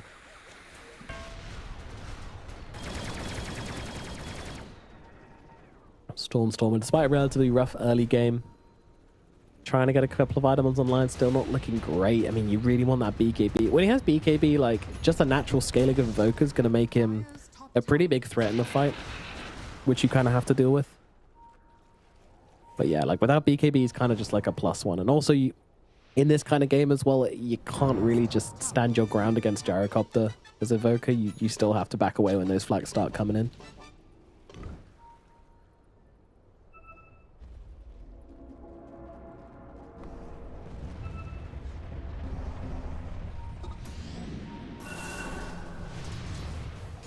Alright, Snako found on the bottom side again.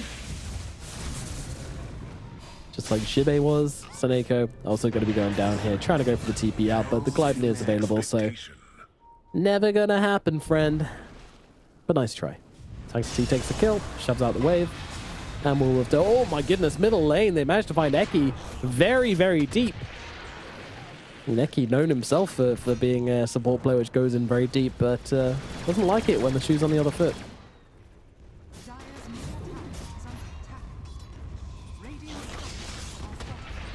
BBFY just don't really care about giving away this ward, considering they'll know after that jump. And now amplified damage coming out from Na'Vi. Na'Vi looking to put an end to these barracks. They don't even have the Aegis anymore, but they just don't care. Roshan's not about to respawn, so why not go for some buildings? And Avalon's just not responding at all to this. I know they're behind, but wow, giving up a barracks like that, kind of surprising. How did they respond though, right? It's like, your Invoker just completed BKB whilst the racks fell. Your Primal has literally nothing. He will disappear if he shows. Koyori misses his blink, but then he goes for the 4-staff. Okay! Down to the low ground. Smiling Knight, though. He's got the BKB plus the Bloodstone. Uh-oh. It's a bait. It's a bait. It's a bait. No, it's a bait! Ah! Oh, I love would rate it 8 out of 8. plays, but that was awful. It looked like he'd missed his blink, but then I clicked, okay, he didn't have lasso. Then he hits the 4-staff. I'm pogging out of my mind. Yep, same. Then boom, yeets himself into death. I'm saying a lot of buzzwords. Christ, that was... Oh my god. Can we get a replay of that, please? Yeah, that was one of those crazy plays. Smiling Knight's just like, oh, cool. I've been 4-staff into the entire enemy team. Perfect. Exactly as planned. Koyori's trying to one-up Eki, you know? That's the one-upping each other. He blinks in, 4-staff. It looks beautiful. Then you got the Wait, where's the Shiva's guard. Where's the Bat Rider? I'm cool. No. Lasso's on cooldown. Lasso's on cooldown. You know? That's why. But the point is, it's like the tornado for the disengage. Then you have the decrypt life drain. So it's like the Invoker and the Pugner. They save Smiling Knight. They keep him alive. Of course, the Bloodstone helps as well. But the fact that your Bat Rider forces the Bristle into your team, and then Sanking jumps in so deep that he gets punished from the high ground. Like, it was in essence, a cool idea from Bat Rider. They just didn't have the resources to actually kill him. If it was any other hero, he's dead. Yeah. But going on the Bristle, kind of rough. Dead. That's like, you know, maybe not Reddit front page, but maybe in the, you know, Rising section for a bit. But yeah. Yeah, it's like... Now it's just awkward. Alright, well, guess this game's not ending yet. Next Roshan will be the kind of deciding point. If Na'Vi can take it, then I have no doubts they'll be able to end this one. But if Avalus take it, they'll be able to come back into it. We'll have a game on our hands.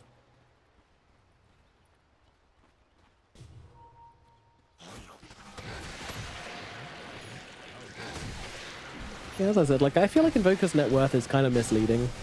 This hero is really strong at the moment, and the reason for that is simply because you scale like crazy. Your damage at this point in the game is berserk. Stormstormer can kill most heroes. Yeah. I mean, you also just force BKBs by yourself through Cold Snap and Blade Slayer, or sorry, Witchblade, sorry. Yep. You're able to just, you know, be a thorn in their side. And I really like the shard he's purchasing manually here. A lot of Invoker players just don't bother with shard, but waiting to get it from Tormentor or something, but it's such a big teamfight impact. Oh, we don't have the question. They're smoked up, but... Okay, it does look like in a wraparound. I could either smoke into the base and force the high ground, or they try and find a little sneaky Avalus who are trying to set up for a Roshan attempt.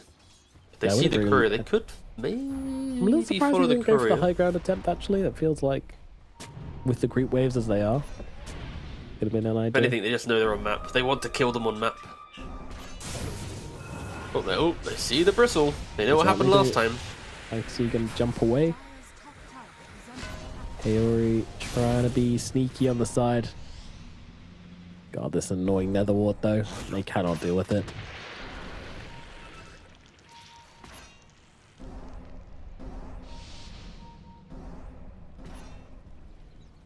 I mean, in hindsight, right? The 50-50. Pressure the high ground, go for the Roshan. Yeah, it just creates. I feel like the pressure on the high ground would have been so nice right now. Mm-hmm. You could even smoked where it's like the Ember puts a Remnant in mid, runs bottom, you then run to top, pressure high ground. As you see TPs, Ember like goes chaotic, tries to cancel like that. I mean, that was a cool way to potentially approach this, but the stalemate of Roshan is the approach Na'Vi have gone for, and they got to be careful. Ooh, showing the gyrocopter's always a little scary. Sanctuary's seen as well. They've got the formation they want on the side of Avalus, with Smiling Knight being in front of everybody. Jebe protecting the sides as well.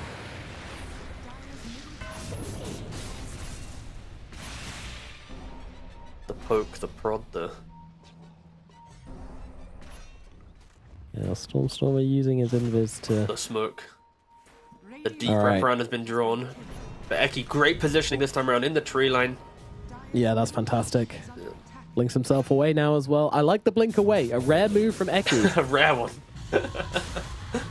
But here we go, gotta jump in, finding Eki on the front lines again. He manages to get the absolute right target, but the Pulverize doing so much damage. The Bristleback as well, just smacking through everyone. Oh no, Navi. They are getting torn apart right now as Sanctity just getting up to the high ground and getting himself away. Way too much damage coming out from Jibe and Smiling Knight in that fight, and Kaori also going to lose his life. Oh my goodness. Wait, Pugna did 1,000 damage to Jarrett? Okay. Okay, bro. Yeah, I feel like strategically Na'Vi, in the heat of the moment, they went for the Roshan play, but like I was saying, like, going for top, taking that Rax would have been at least better for setup, right? You force Avilus to leave their area of vision, their area of control. You take them fight. As soon as they TP, then you can run back to Roshan, deward the area, then look for it. I think they had a really good opportunity to outplay Avilus there, but they just went for this approach. And then even this fight, right? It's like they're jumping onto a line in low ground. There's a never ward out. They're not really oh my god jumping cleanly, right? And Shad dies without pressing BKB or Satanic. It's he gets hit by the Hex. Yeah, I was watching Stormstormer play that fight, and he like casts a different spell on like the heroes aren't perfectly layered on top of each other for him to just spam all spells on one hero, but like he gives one EMP onto everybody, and then Deafening Blast onto Gyrocopter, Meteor coming down onto the Sand King, I think, and then over on the other side just throws out the like Cold Snap onto like just multicasting on like all different heroes. Is pretty sick. You get a chance to go back and watch that one just from Stormstorm, what he does in that game, in that and then fight. The comparison is Shad can't press BKB. Come on, dude. We're fighting into vision here. No, he got line hex, just to be clear. Like, Eki got him, Yeah. There's no way he can do it, unless he's preempted. But, you know, Eki got. I thought that was a good meme. Smiling Knight's gonna get cliffed. Oh. Now full stop down. Now, well, Eki gonna kind of get blasted on the front lines once again, and there's a lot of damage coming down onto Jibe as well. Smiling Knight struggling to get that damage coming back the other way. Might be able to bring down Boom. At the very least, we'll be able to get him. Kaori also dropping as well. Flying back into this one and continuing the fight going, but it's a bit of a trade right now. Sanctity getting over onto the sidelines. Look at Soneko just on the front, just sucking away. What a champion. As Smiling Knight is continuing to be a brick wall. They want to kill Soneko. They're trying to get around Smiling Knight. Oh, they're going to get him. Epicenter's down. Surely. He's not dying. He's just living through this? He's got another decrypt. Life drain. What an ability. Jesus. Well, they have killed off Kaori again. Unfortunately, I mean, if Smiling Knight was there, I actually feel like the Pugna never dies, but unfortunately he got distracted by a pretty bird and went to kill Kaori. Oh, the scan as well. They scanned looking for the Invoker. They wanted to go for a Sunstrike. So he was looking, he was thinking. Bristle just ripped through them now at this point. Like, with the AC, the BKB, the Aegis, like, he has no fear to run in. Like, without the Aegis, of course, he's having to second guess where he goes, but just doesn't mess around. Bristle's such a wonky hero in that. Yeah, but there's nothing got everything. Like, yeah. Like, level sort of 15 to 18, after you've got this Aghanims and Bloodstone, you kind of feel like you dip a little bit. Then you hit 20, you get the coil stack damage talent, and all of a sudden you're like back, you're super back. You're a monster again. You're doing loads of physical 25 damage. as well. Like, then you start to drop off a little bit. Doesn't really feel like it here because he's just been carrying on the momentum from 20. You hit 25, and I mean, either talent is fantastic, but usually Warpath damage per stack is absolutely godlike. And don't forget that when you use the Bristleback ability to turn around and spray quills, each of those individual quills counts as a stack as they move here onto Shad. Looking to try and take him down. Shad just backing away under the curve of Invis. Aki's there with the vision, but unfortunately he's going to be losing his life here. Sanctity's upon him, but I say that there's a life drain coming through once again, and Sanctity's forced to BKB TP out from this one instead. Just needs to leave, so nobody dies, nothing happens. Jibe's going to be a bit upset with that engagement. Multiple times he had some pulverized options, but he didn't connect on any of them, pretty much. He kind of had a split choice to go on Jara or not, then he wanted to double back. It was a little uncomfortable, but Smiling Knight, he is the raid boss now. 40 minutes into the game, he is running down lanes. Jara is doing pretty much no damage to him. Of course, Silver Edge would be pretty helpful, but with how the game kind of just disappeared from Navi's hands, the chance of that being bought is pretty low. 47 seconds left on this Aegis though. Smiling Knight wants to make some use of this one. The high ground being pushed. They want to even out the barracks differential in this game. It's looking like they're going to be able to do so. There you go. Here comes the Warpath stacks up to max. Give this man an alacrity, and these buildings are going to melt. Force in. Force staff in. Okay, he is going to lose his first life here. He has Drag back BKB pretty in. far, but I think Avalos are going to be able to jump in and help Smiling Knight here. BKB still available Look from at the Bristol, damage. so yeah, it's the lack off.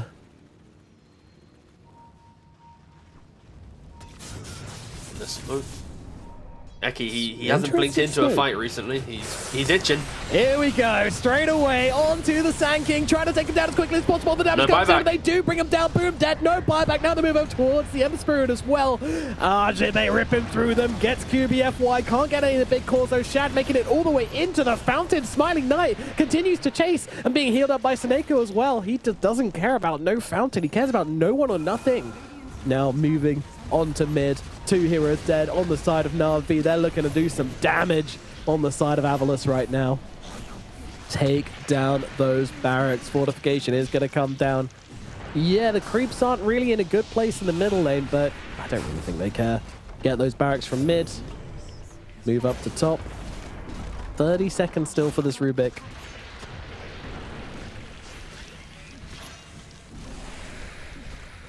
Is this Mega's T? Most likely. Thanks. No Oh no, worries. stun onto Shad. Shad, he's in trouble. Pulverize coming down onto him as well. The damage, I mean, Smiling Knight doesn't care. He's an objective-focused gamer, and he's going to make sure he gets some of those mega creeps as Shad goes down at the same time as well, and that should be that, folks.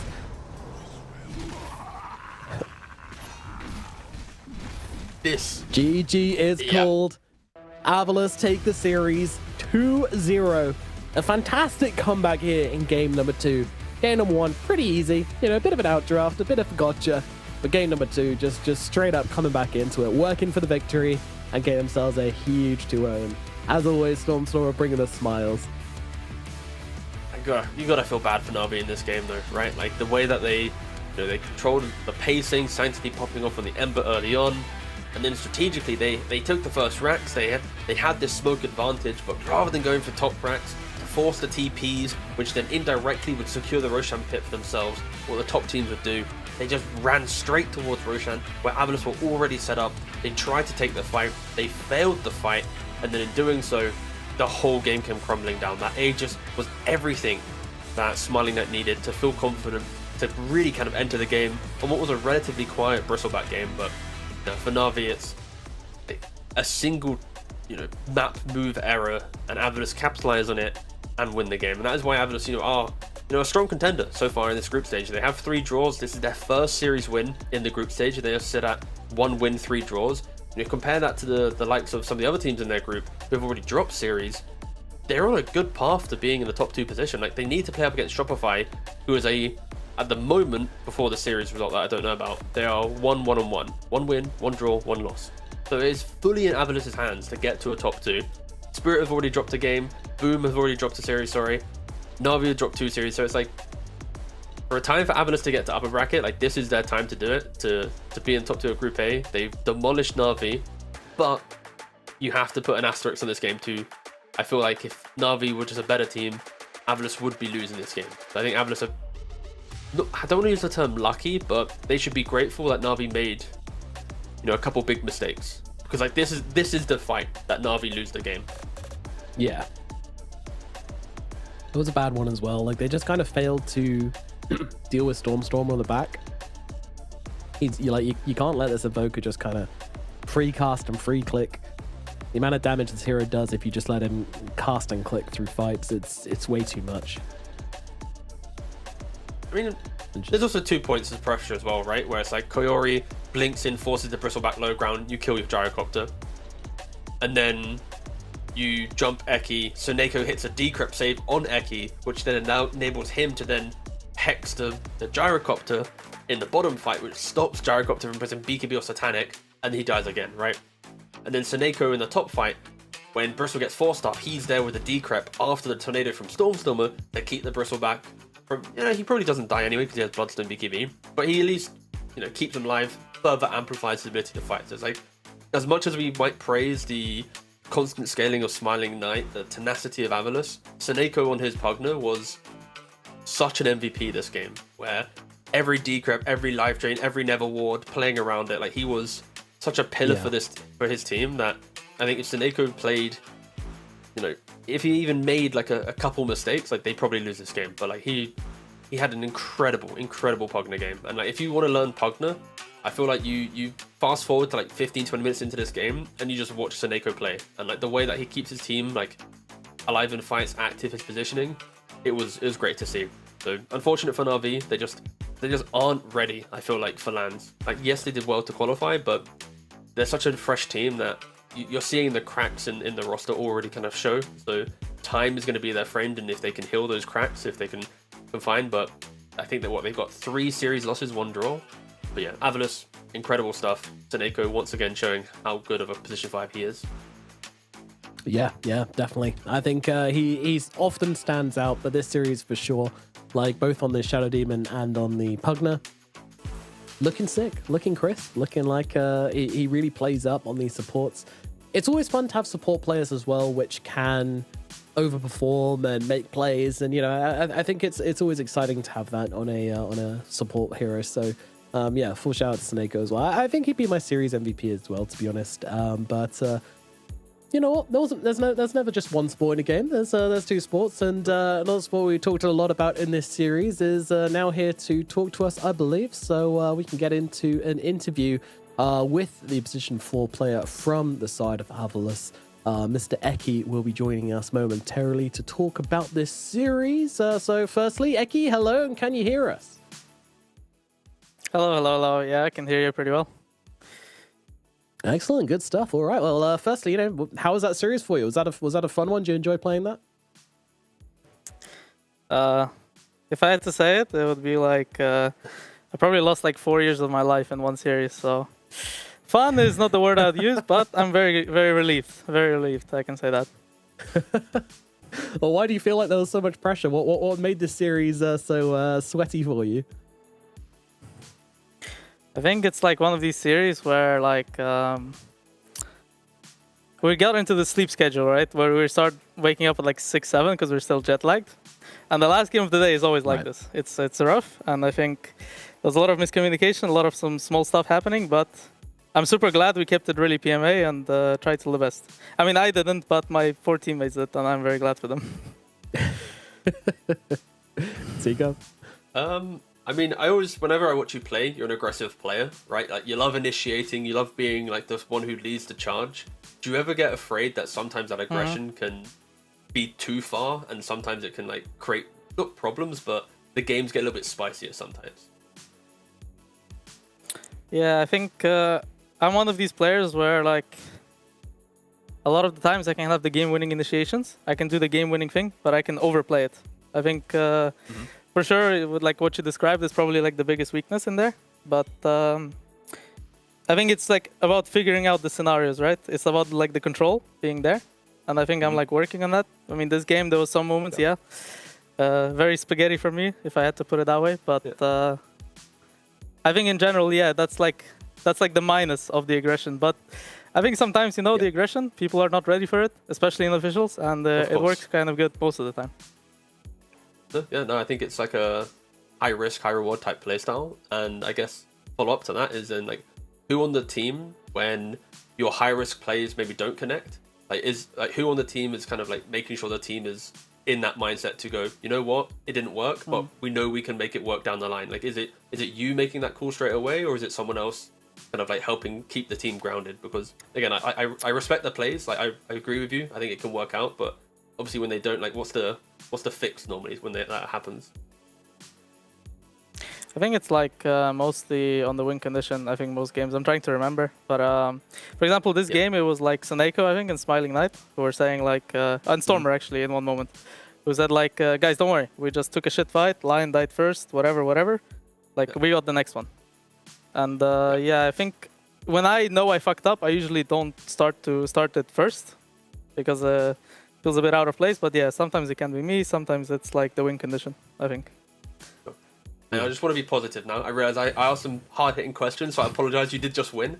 Do you like you guys are so close to top 2 now in group stage? Like you're so close to an upper bracket start at ESL Bangkok, potentially then even like arena dates with a big crowd. Like, are you excited by that prospect? Like the idea? Like, I don't think have you played in front of a crowd before? I feel like you played a lot of studio. No, it's my first crowd round. Yeah, for most of us, I think.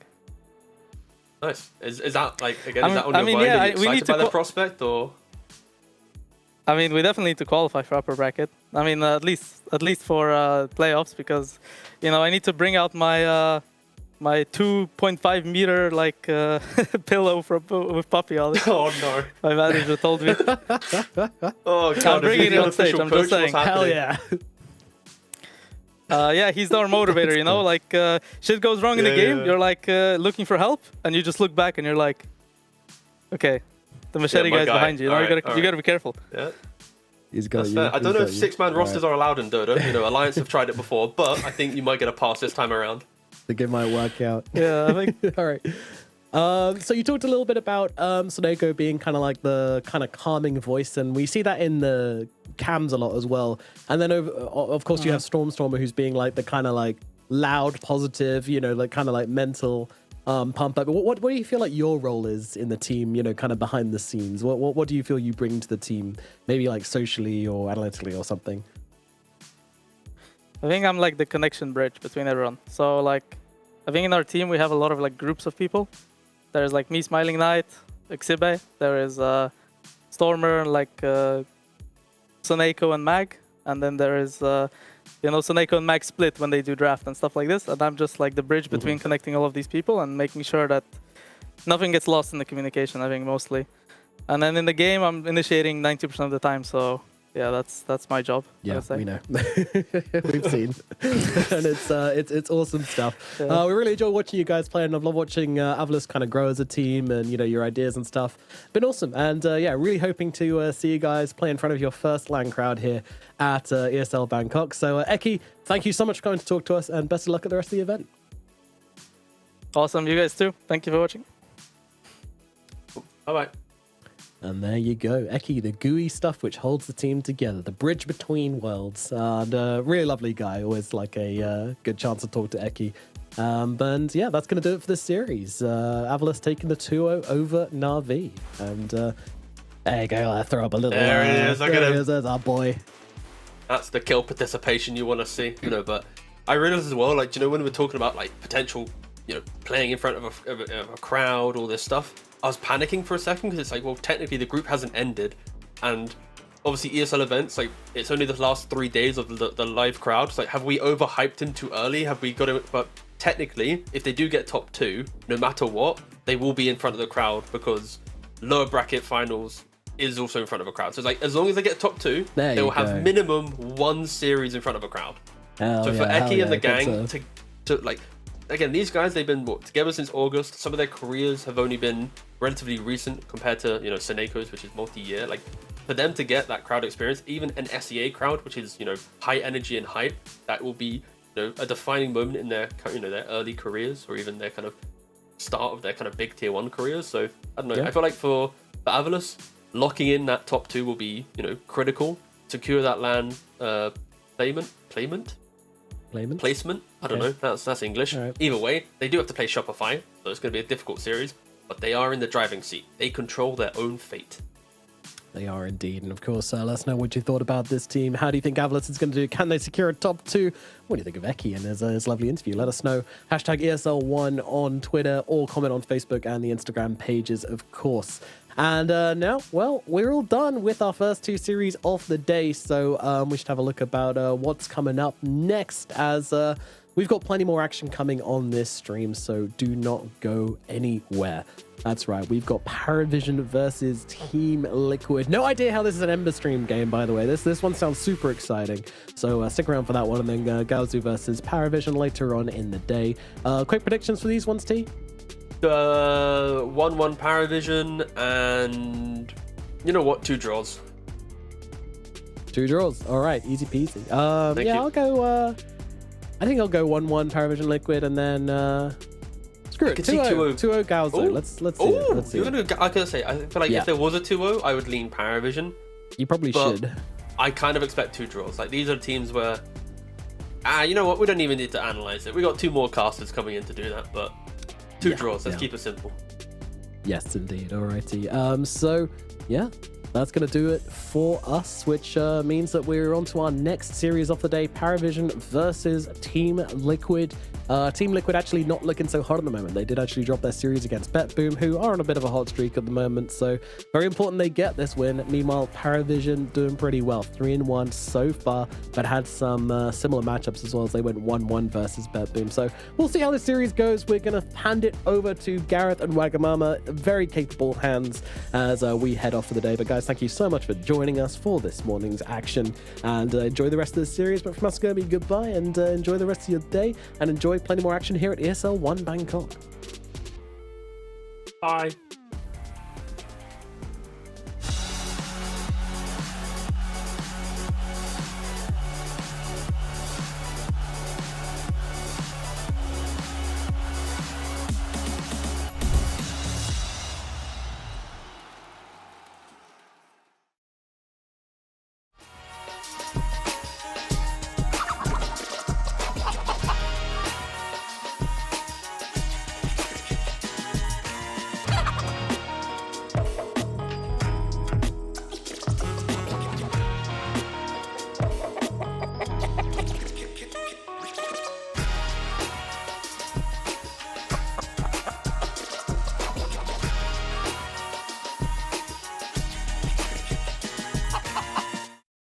After this, you will be trash tapping.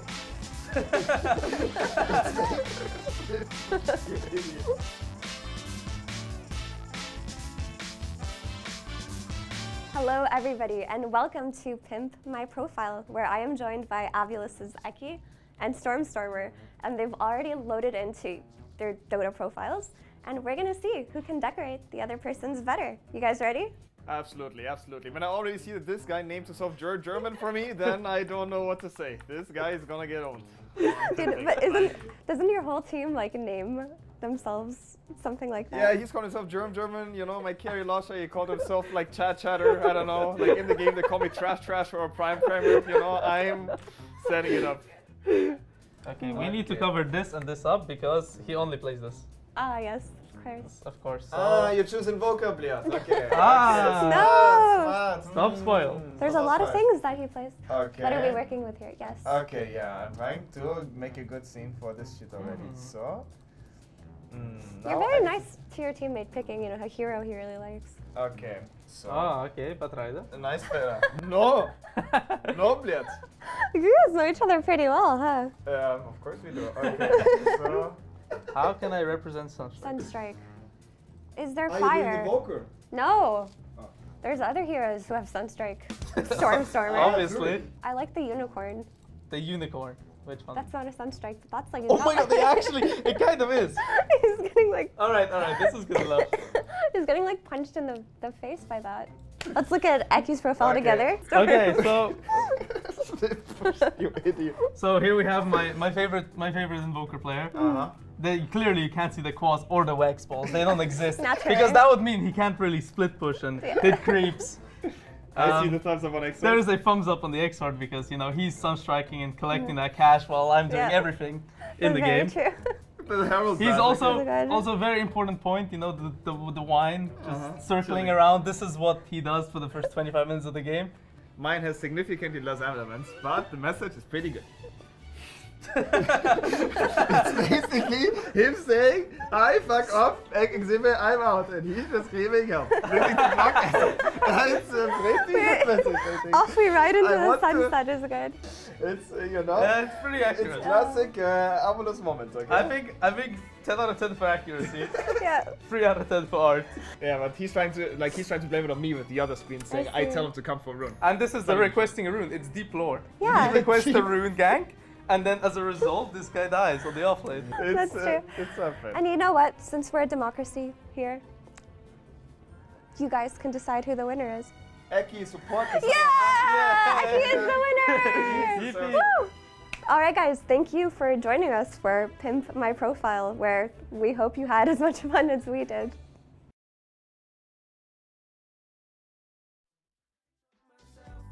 I'm trying to control myself, yeah. We can't control the world.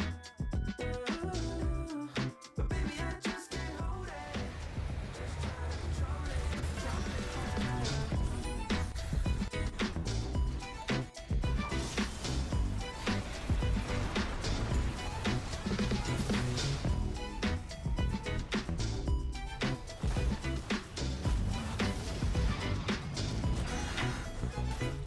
We gon' celebrate like we never had. Slow wine with your better half. Never hesitate to get the bag. Money talks and we always chat. That's why hard work and dedication can get you to a better place, better space. You ain't got time to be wasting. But don't chase it, you can't control the world. But I'm trying to control myself. I'm trying to control myself. Yeah. We can't control the world. No. What we doing? But baby, I just can't hold it. Just trying to control it. Yeah. Just trying to control it. Hey, just trying to control it. Yeah. Let it out. Let it out.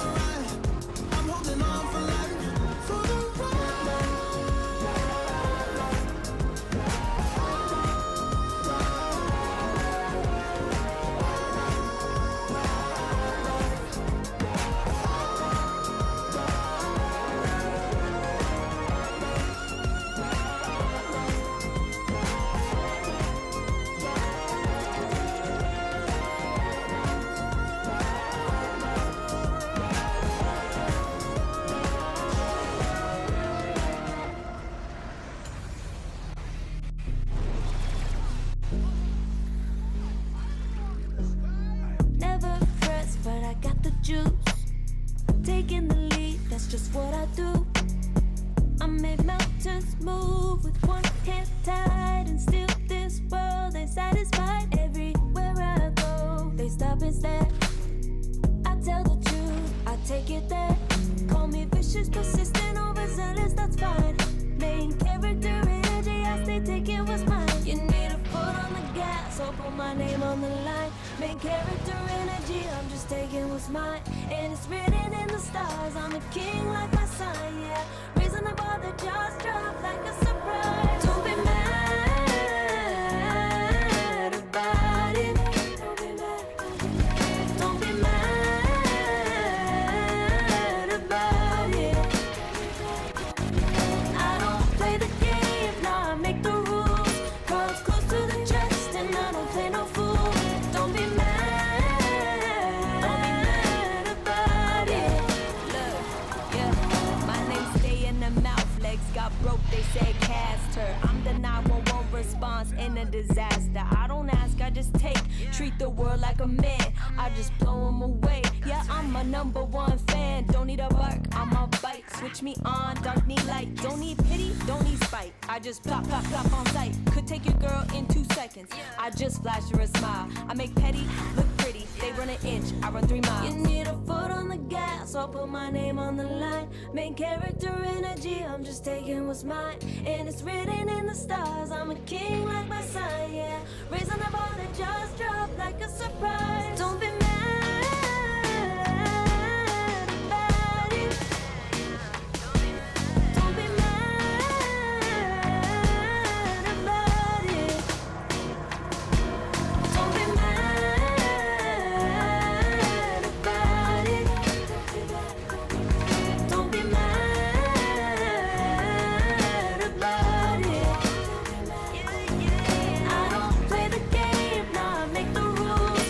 Cards close to the chest, and I don't play no fool. Don't be mad about it. Don't be mad. Don't be mad.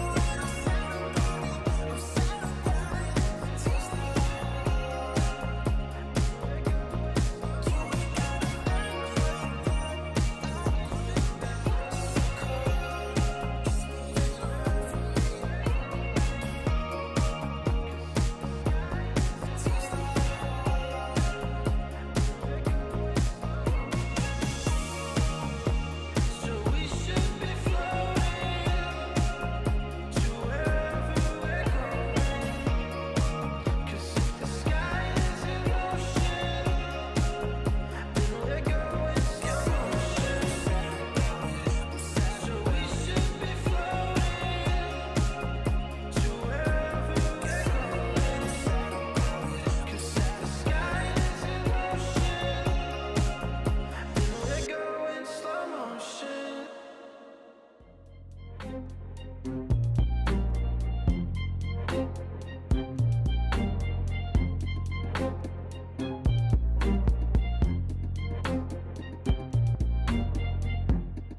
long for me to feel, yeah.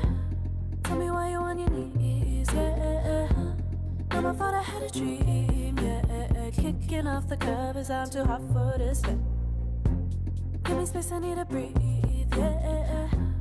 Give a face, giving it beautifully, yeah. Yeah, it's just me and my clique, yeah. We might be the hottest, but we let you in. Angel energy, let you sit with me. Angel energy, angel energy, angel energy. We got sympathy. Angel energy, angel energy. Yeah.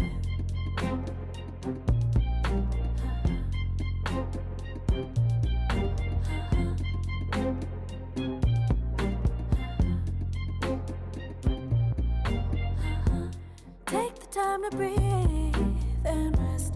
Let yourself feel the best. Feel it all so deeply, so deeply. Divine with how we be, yeah. Aligned with everything, yeah. More than a dream.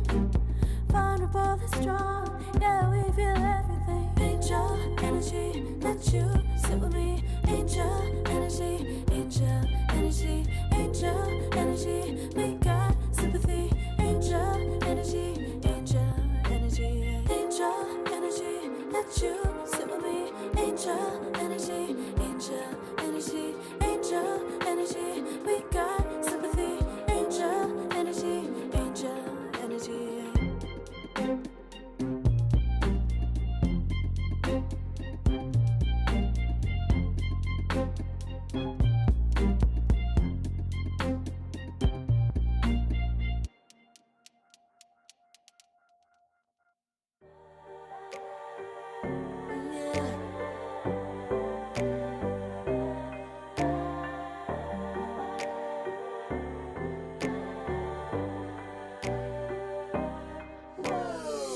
Talking mine, I've been working all year getting by.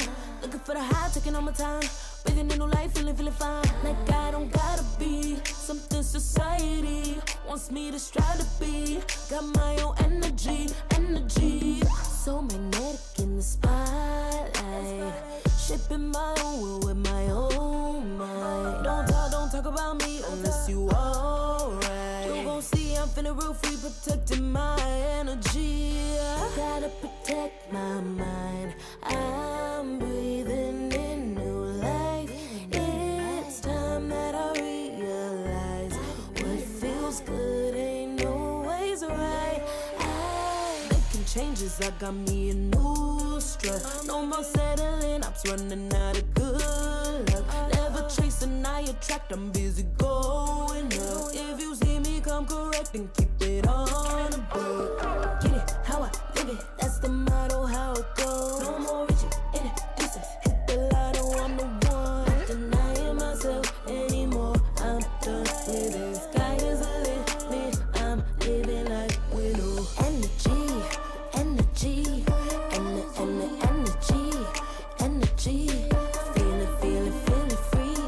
Feeling free, energy.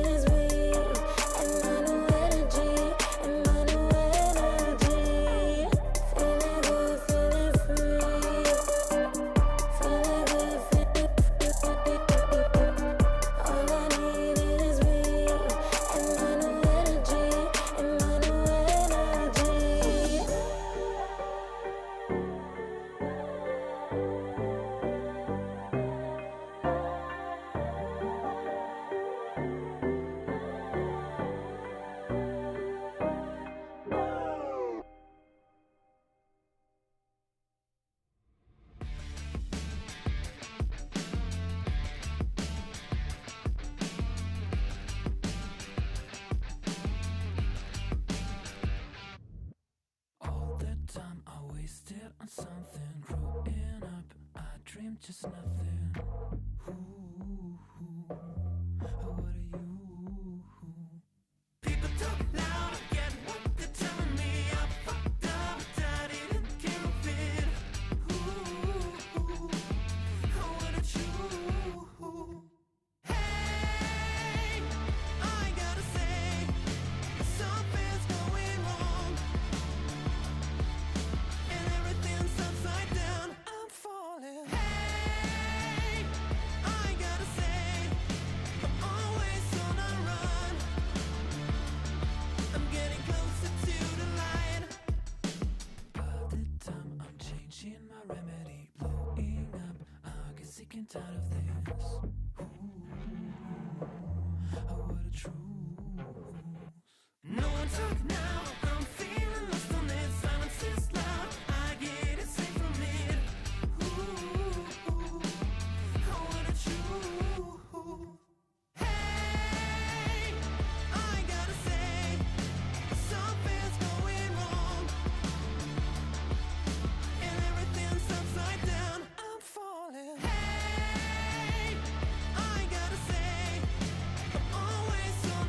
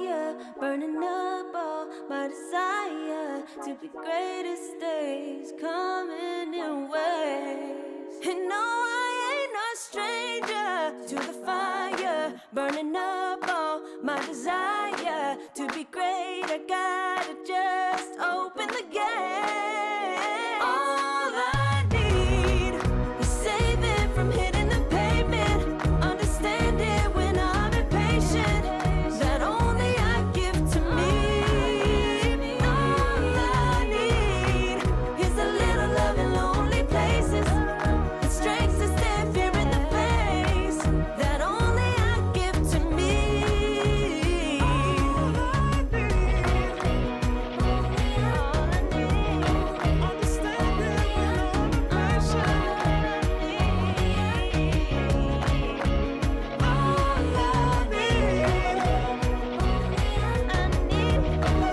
is a little love in lonely places.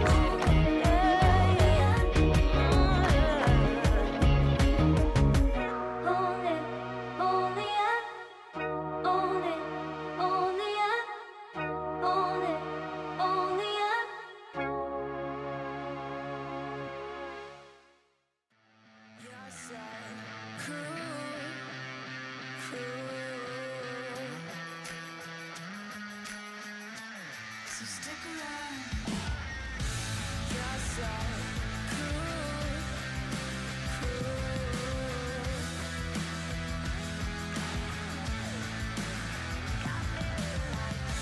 yes, I'm yes,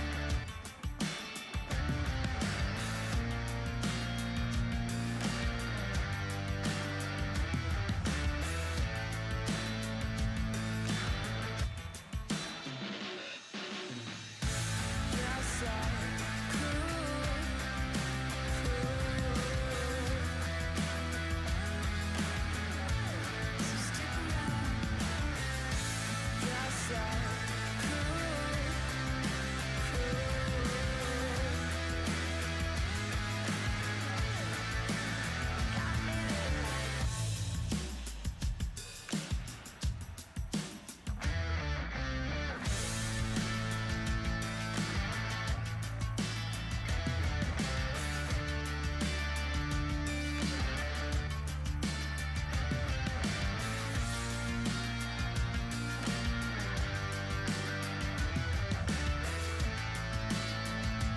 around.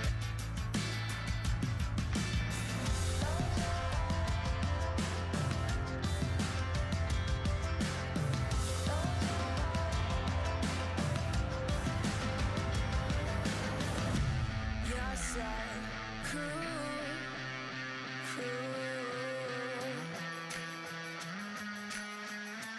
So stick around. Yes, I could.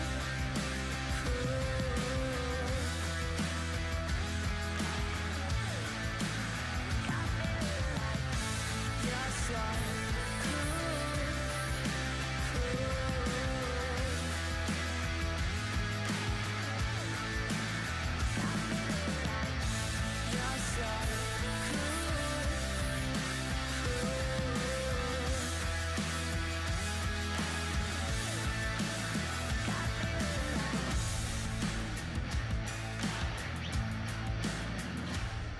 Think about it every night when I close my eyes. You're on my mind. I try to quit a million times, but it takes me high. Like you're so divine. You give me everything. Don't know what's happening. I need you like medicine. You're my everything, everything.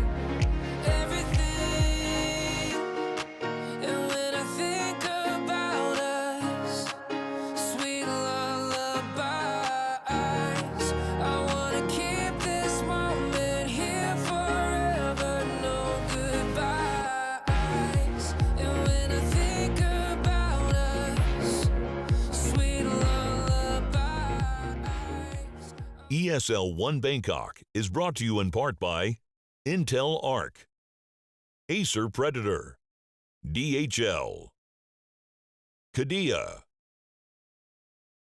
Monster Energy, 1xBet, and the United States Air Force.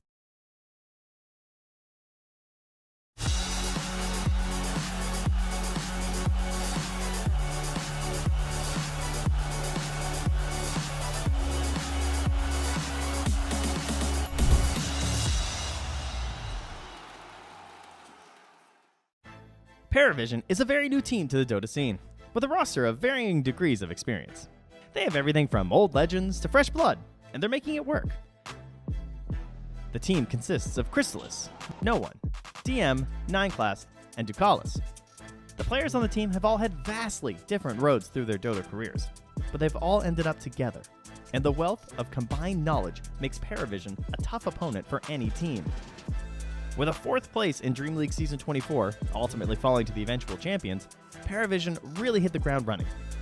The biggest test for Paravision will be if they can keep that momentum going, and if they will be able to perform as well at a big LAN event. Will they all follow the same vision, or will they perish? Either way, we're looking forward to see what Paravision can pull off here at ESL One Bangkok. Team Liquid has had an amazing year, getting second at Riyadh Masters 2024 and winning TI 2024, among other achievements. Despite that, they amicably decided to make some changes to the roster, and Saberlight stepped in to replace 3-3 as the offlaner. Suck it! The rest of the team is the same roster as the one we've come to know and love: Mickey, Nisha, Boxy, and Insania. As teams tend to after roster changes, they've had a bit of a shaky start. 8th place at BetBoom Dacha Belgrade and 6th place at Dream League Season 24 are not results they would have hoped for. Then again, 6th place at a Dream League event is better than average for Team Liquid. They did rebound and look stronger in the qualifiers for this event, however, taking down OG, Gaming Gladiators, and Avulis without losing a single game. They sadly didn't get to play against 3-3's Tundra though, but it's clear the new Liquid roster are still very strong. Fight this series, but Liquid just too good. Will the new Liquid keep up their incredible LAN performance and perform up to expectations here at ESL One Bangkok?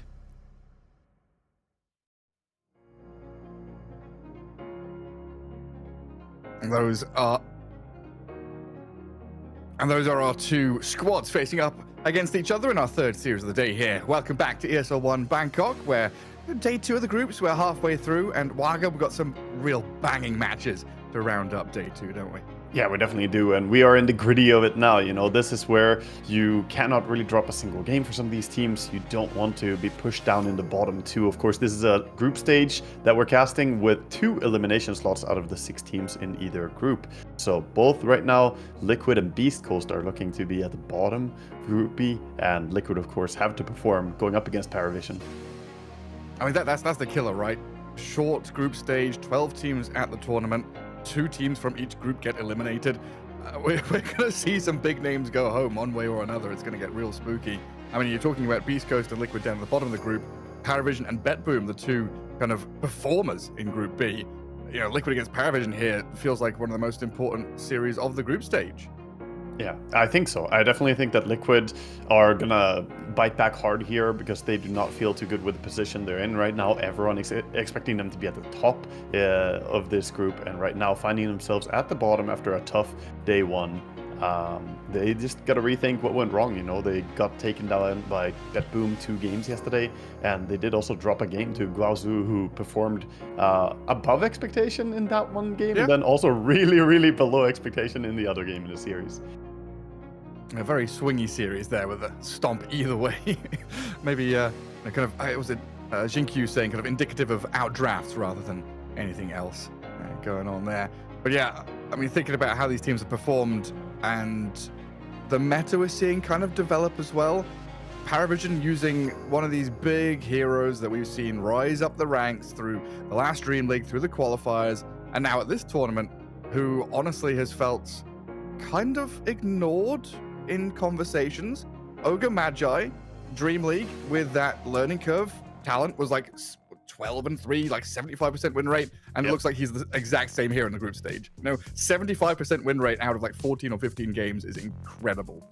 Yeah, he was looking like fantastic. You were keeping an eye on him for a while. The Ogre Magi, his rise, we've been talking, back when we were casting Dream League. And yeah, so far, I believe it's 11 games and 81% or something. It's crazy, man. The success rate is so high. That's absolutely insane. You got the flip side here is like Phoenix, who are like 4 and 9. We still see him even in the first phase of bans. There are players that are very adept on the Phoenix, but overall so far, 30% win rate hasn't looked too hot for him. And we've had one day of groups, we've had a few matches. Have you seen any heroes that you didn't expect kind of come to light, or heroes that you did expect that have kind of withered away? Yes. Probably important what we've been covering, that it used to be a lot of Naga Siren. Now she is just absolutely nowhere to be found. She gets banned a little bit here and there, but so far not priority at all. But going into this series, we can prepare a little bit by having a look at the mid laners that we have for these two teams. Yeah, I mean, it's a pretty spicy one, right? These two mid laners, no one against Nisha, no one with an absolute wealth of experience. Thinking back on his days on Virtus Pro, Vega Squadron, etc. in Eastern Europe, and multi-major winner, top of the cream of the crop, right? Back in the day, then he had this period of not really existing at the highest level of Dota, now coming back and being incredible again.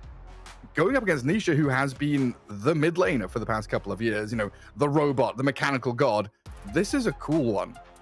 Yeah, definitely an exciting matchup here to see who's going to come out ahead. And also, I think draft is going to play a lot of impact because, of course, we did watch Nisha struggle. He was playing against that Huskar as a puck yesterday when we were casting, and that does bring down his hero damage average here, and his stats overall in the head-to-head looks a little bit lackluster, perhaps because of that puck game dragging it down. It was just not a fun time for him. Yeah, it's just like a non-game, isn't it? Like, that didn't happen. We got counter-picked. We got last pick. Yeah, we just got last pick Huskard. It's a real rough one. But yeah, of course, the entirety of Paravision there to back up and play alongside no one as they get themselves prepared for this next 2-game series in the group stage for ESL One Bangkok. And, a squad that kind of, came together after a lot of roster shuffles and mystery happened after TI. Cloud9 disappeared. Paravision kind of stepping in here and building a roster immediately, right? Within a couple of weeks, very quickly, just emerged as top contenders in their region, one of the best teams in the world. Yeah, a lot of these players have, previously been shuffling around and trying to find exactly where to fit in. And I think you just have a really nice constellation of players that complement each other really well within this roster. And no one is, shining a lot, but also I want to focus a lot on the fact that Nineclass, a lot of people have been looking to him as one of the creative people who bring a lot of insight on the support role and what you can do on it. He's been trying out stuff here as well in this tournament so far. The one game that they dropped, I believe, was when he was playing Techies here. We've seen the Techie Magnus from a few teams. That was actually a Techie Magnus game that Paravision tried as well. Oh, yeah? We saw it not be so successful as well for Guaosu, but, there's obviously a reason why the teams want to try it. Yeah, it's a bit spicy. And it's a cool little thing. And of course, the opponents for Paravision, Team Liquid. As we can take a look across their roster as well. And Mickey, shining star on Liquid, kind of stepping up to the plate to become a bit of a drafter as well. Nisha, the mid laner who... Yeah, so I was going to say that the big thing for Mickey probably is that he is stepping up and being that first pick player, right? A lot of times he's willing to pick a carry hero early.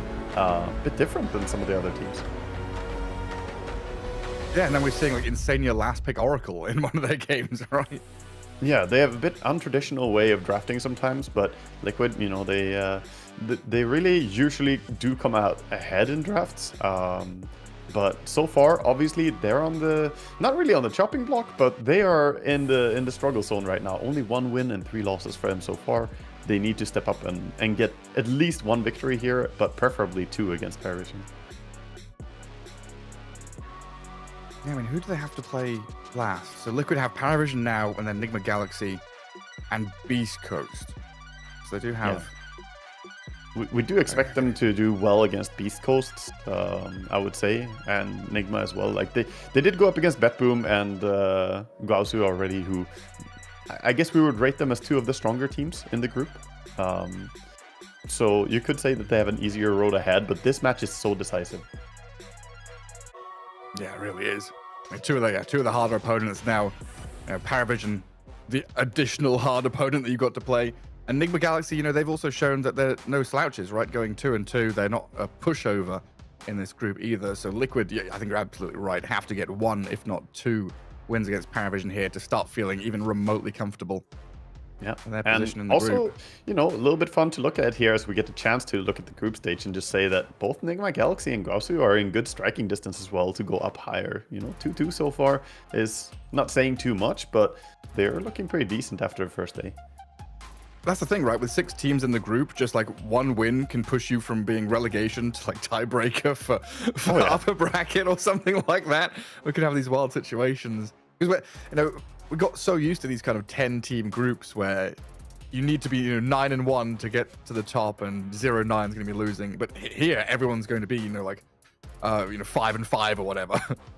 Gravitate towards the middle. It's going to be interesting to see who can get the first 6 wins in Group B, perhaps. As, of course, in Group A, we already have Falcons sitting at 6-2. No surprise. They're such a powerhouse. But Group A is also a little bit more ahead. They're more developed. They already played more of their games. So right now, we're going to see how Group B is going to shape out. I've got to say, I really like the colorway of the Paravision, like sweaters and jerseys and stuff. That kind of turquoise, aquamarine colors, very nice. Yeah, looks sweet. Some liquid in there, kind of royal blue. Yeah, just some smiles across there. We see Jab sitting behind, ready to help the boys with any preparation as well. Research. We of course have Blitz and Jabs, the two of the support staff of Liquid. Also got KP, but I'm not sure. Was he here as well? Maybe he's off doing more research. There's a lot of supporting staff there for Liquid, that's for sure. Of course, we have Astini over on Paravision, who's definitely proven himself to be one of the better kind of drafting coaches out there. Got a bunch of papers, Gareth. He does. A lot of players are scared of papers. An old stack of them. And what have we got to ban here? Do we have to get rid of Mickey's Monkey King early on? Do we have to ban Ogre Magi? Are we going to get it? Who has first pick? Who has second pick? And have we been keeping track of that? I know we started thinking about who wants first pick and who's preferring second pick and stuff like that. Yeah, I haven't been logging which team has preference for first pick and second pick, but it's also an interesting thing to kind of note. Can try to pay attention to it today to see if teams have a little bit of a different preference. But lately, it seems like a lot of teams are happy being second pick from what I see, as the first pick is. Yeah, it's good. You can grab that one broken hero if there's one, but sometimes it's more convenient to just, react to the first pick. We see the first pick Magnus, the counter pick with the Rubik immediately. You get a chance to immediately respond to the first pick. Yeah, get 2 broken heroes instead of just 1. Respond to an alchemist with a doom. Smiles out from Mickey. Yeah, we should be getting ourselves underway pretty shortly here with the draft. The Paravision against Team Liquid. Yeah, starting in just a couple of minutes or so. Hopefully all the players have gotten themselves ready before the match. This is going to be the start out for the day. You got to get some warm up before the match starts. Fingers ready. Yeah, I'm honestly kind of curious if we see more and more Bloodseeker. That's a hero we saw against Pango from Gaozu last night, right? Yeah. They picked the Bloodseeker, but there's still a hero that could kind of slip out of that I'm a counter pick into I'm a real hero, I'm a real boy. Because you've been talking about this for months now. Bloodseeker's been on the rise in pubs, he's been looking super solid, he's been buffed a ton. I feel like I've been burned by the pro players so much, just by asking for it so many times, watching a draft, and I see them ignore it and not pick it, even though it looks like an amazing Bloodseeker game. But so far, Bloodseeker played only 2 games here in this group stage, but he won both the games. So it has been successful. And I think the hero is in a interesting spot right now where he can counter Obviously Pango, but some of the other heroes that are just too tanky to deal with, you can just put a Rupture on them and just kite them. You know, you play against a DK or play against an Alchemist, just slap Rupture on them and then chase someone else. And it sort of controls the players. But yeah, overall the hero is probably not really first pick material, but definitely good in a reaction. Yeah, definitely could be. Even just the fact, you know, you kind of zoom into a team fight, find the backline once the team fight's already broken out. It seemed pretty cool from Arme yesterday. Speaking just about pick two anti-mages, like the logo, and get the Manta styles. I'm just wondering what 9 class has got, you know, cooked up for us, because it seems like he's been one of the main proponents of kind of cheesy picks and interesting ideas. The support Terrorblade, you know, things like that. 9 class has got some fruity stuff up his sleeve a lot of the time. Yeah, they've been drafting in a pretty unique way as well so far. Looking at their games, you know, they've been playing some sniper on the mid lane, which we haven't seen that much overall. It hasn't been a popular hero that a lot of teams have gone towards, and they've also been using a bit more Murta than some of the other teams. So curious to see what they're going to bring today to this table. But of course, we head into a draft. We're going to see the first phase bans come out already. Chen, Dragon Knight, Phoenix, Dawn. 10 seconds remaining. All pretty usual suspects here. We don't have Alchemist banned out yet, so we'll see if it slips. Does that mean both teams have always picked first pick? Yeah, I guess so. They just have preference for that. So these stats, so they won the coin toss in all their games, and they always picked first pick. I don't know if they won the coin toss always, but they always did choose it when they had priority. But it's first. I mean, it's first pick. First pick means they had the first pick and they chose first pick, I think. Oh yeah, I guess so. Yeah, I guess they're just good at coin tossing. Tails never fails or something like that, I guess. They have rigged coins, man. I don't know. They bring them into the lobby. But we do see the Monkey and the Alchemist coming out from the bans. Here's that Paravision, of course, would be happy to get their hands on. Easy heroes to play in the current patch. And then Phoenix, Dawnbreaker, Chen, DK, and that Monkey and Alk. And there are the most banned heroes. Morphling, definitely up there. And the rest of them, of course, already banned, apart from that Doom. It feels like Morphling, though, is a little bit surprising to see. It's surprising to see him ban it this early in the first phase. A lot of, like, Morphling has a lot of bans, but I bet you a lot of those bans are also in the second phase. Yeah, for sure. Because he usually isn't priority this early on. But here they just value it quite highly. Team Liquid have generally been good at using Morphling and getting a lot out of him. And it's a very obnoxious hero to play against if you have an offlaner who can't really take the tower when a Morphling just sits there. Because if Morph gets to just farm up a Vladimir's and protect his tower, you just don't make any progress. You don't open the map. Yeah. How much of a factor is it that, like, we used to see Morphling as a counter to Magnus, both in lane and like in game, being able to like steal Empower and Skewer and stuff like that. Is Morphling a covering ban to protect an offlane Magnus, or is that thinking too much into it? No, I think you're completely right. I think banning Morphling when you play offlane Magnus is a good idea. And yeah, it shields that lane a bit. And like you mentioned, even the potential for Morphling to buff himself up later on is good to cover. So I think it's logical. We'll see if Paravision want to go down the route of Magnus and Ogre Magi that we've seen a bit.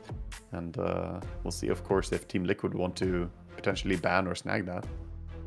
Well, this is cool. You were talking about Mickey not being afraid to just first pick his hero. That might be it. The Mickey TA probably is going to be. But also the fact that they've foregone the Rubik. You know, the Magnus pick is usually responded to with a Rubik pick pretty immediately. And they're just like, nah, not yet. Yeah, we've been mentioning the Liquid team overall does prioritize a little bit more getting those core heroes picked early and leaving a bit of flex with the supports.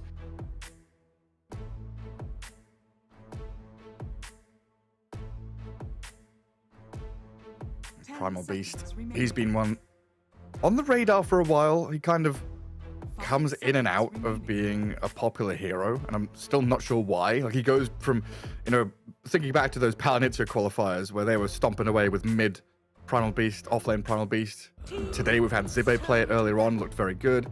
had a few games where this Primal just is an incredible initiator, now finding himself in the second phase of bans alongside the Beastmaster.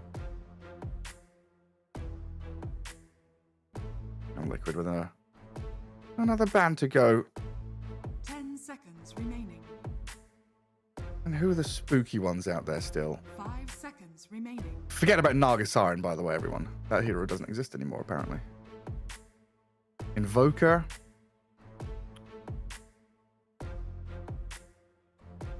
Yeah, Invoker's always very annoying. Yeah. We've had a bit of Tiny coming into play as well. This mid-Tiny's been kind of spooky, but usually when you've seen like the mid matchup or one of the cores and you know you can keep jumping, Tiny's felt pretty good. Yeah, I think so. They're really digging into their time for this next pickup. Surprised how much they're considering it. Team Liquid's turn to pick. Razor. Yeah, that is a spooky hero that I completely forgot about. And now we can start going back into our supports, right? The Ogre Magi, the Dark Willow.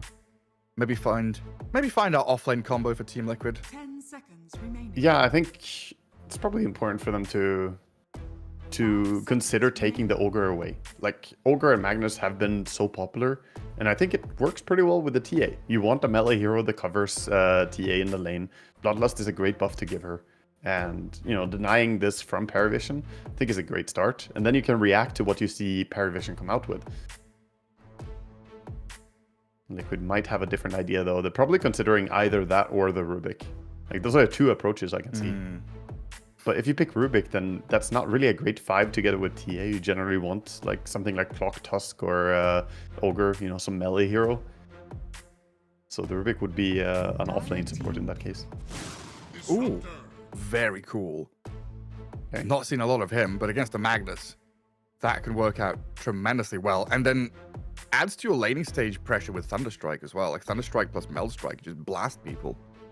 Yeah, it's a lot of damage, and we have not seen too much Disruptor. It's not been on the top priority list for these players, but I think it's a good call. It's great against Magnus in the lane. Later on, Glimpse is a bit slow to save someone from a blinking Magnus, but at least maybe you can stop him with the Static Storm if you're quick and you're in position on Disruptor.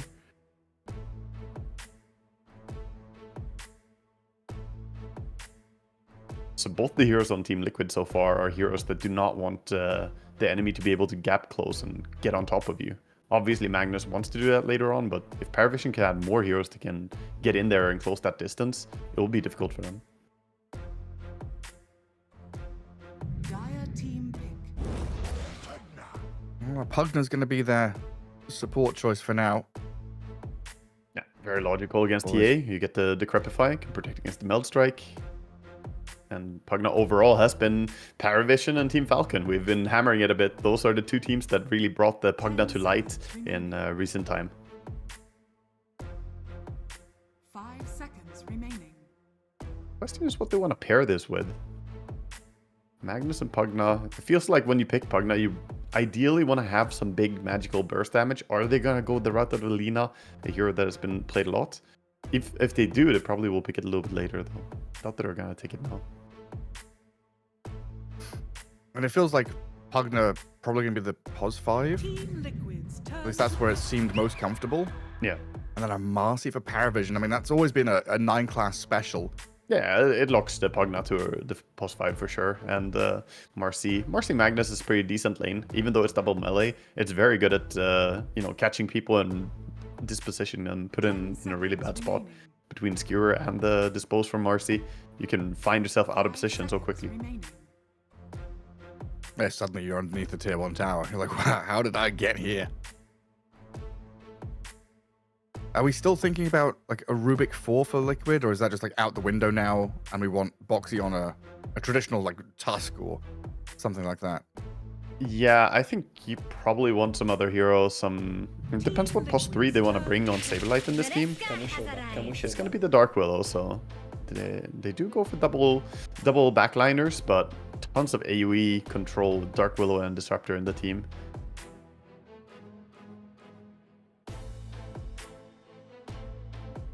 Not seeing the carry or the mid so far from Paravision makes it a little bit hard, but it could be a good game to try and consider Mars for Team Liquid to really hammer down that team fight.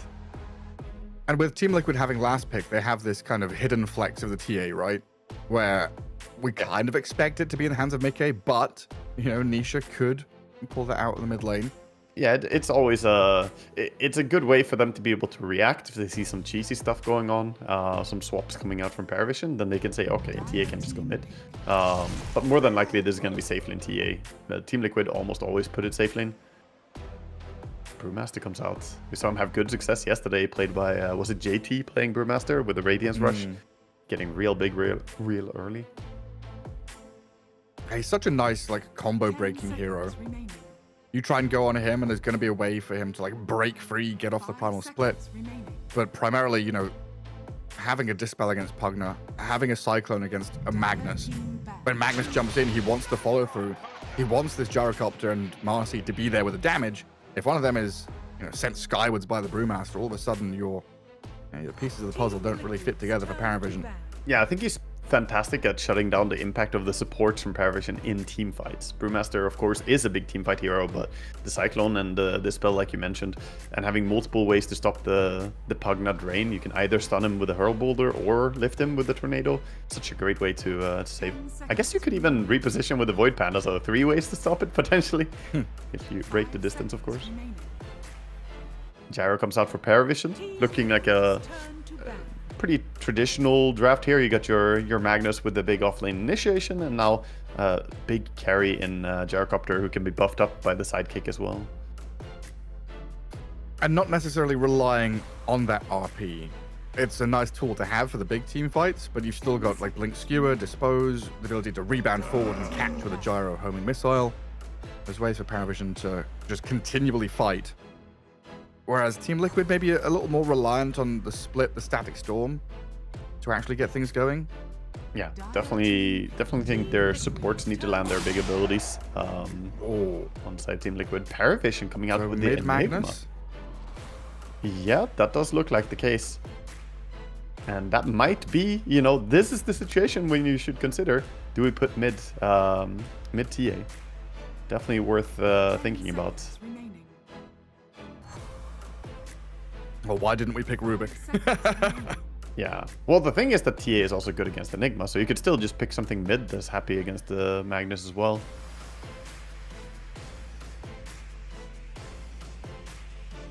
Can you Husker? Is it Husker time?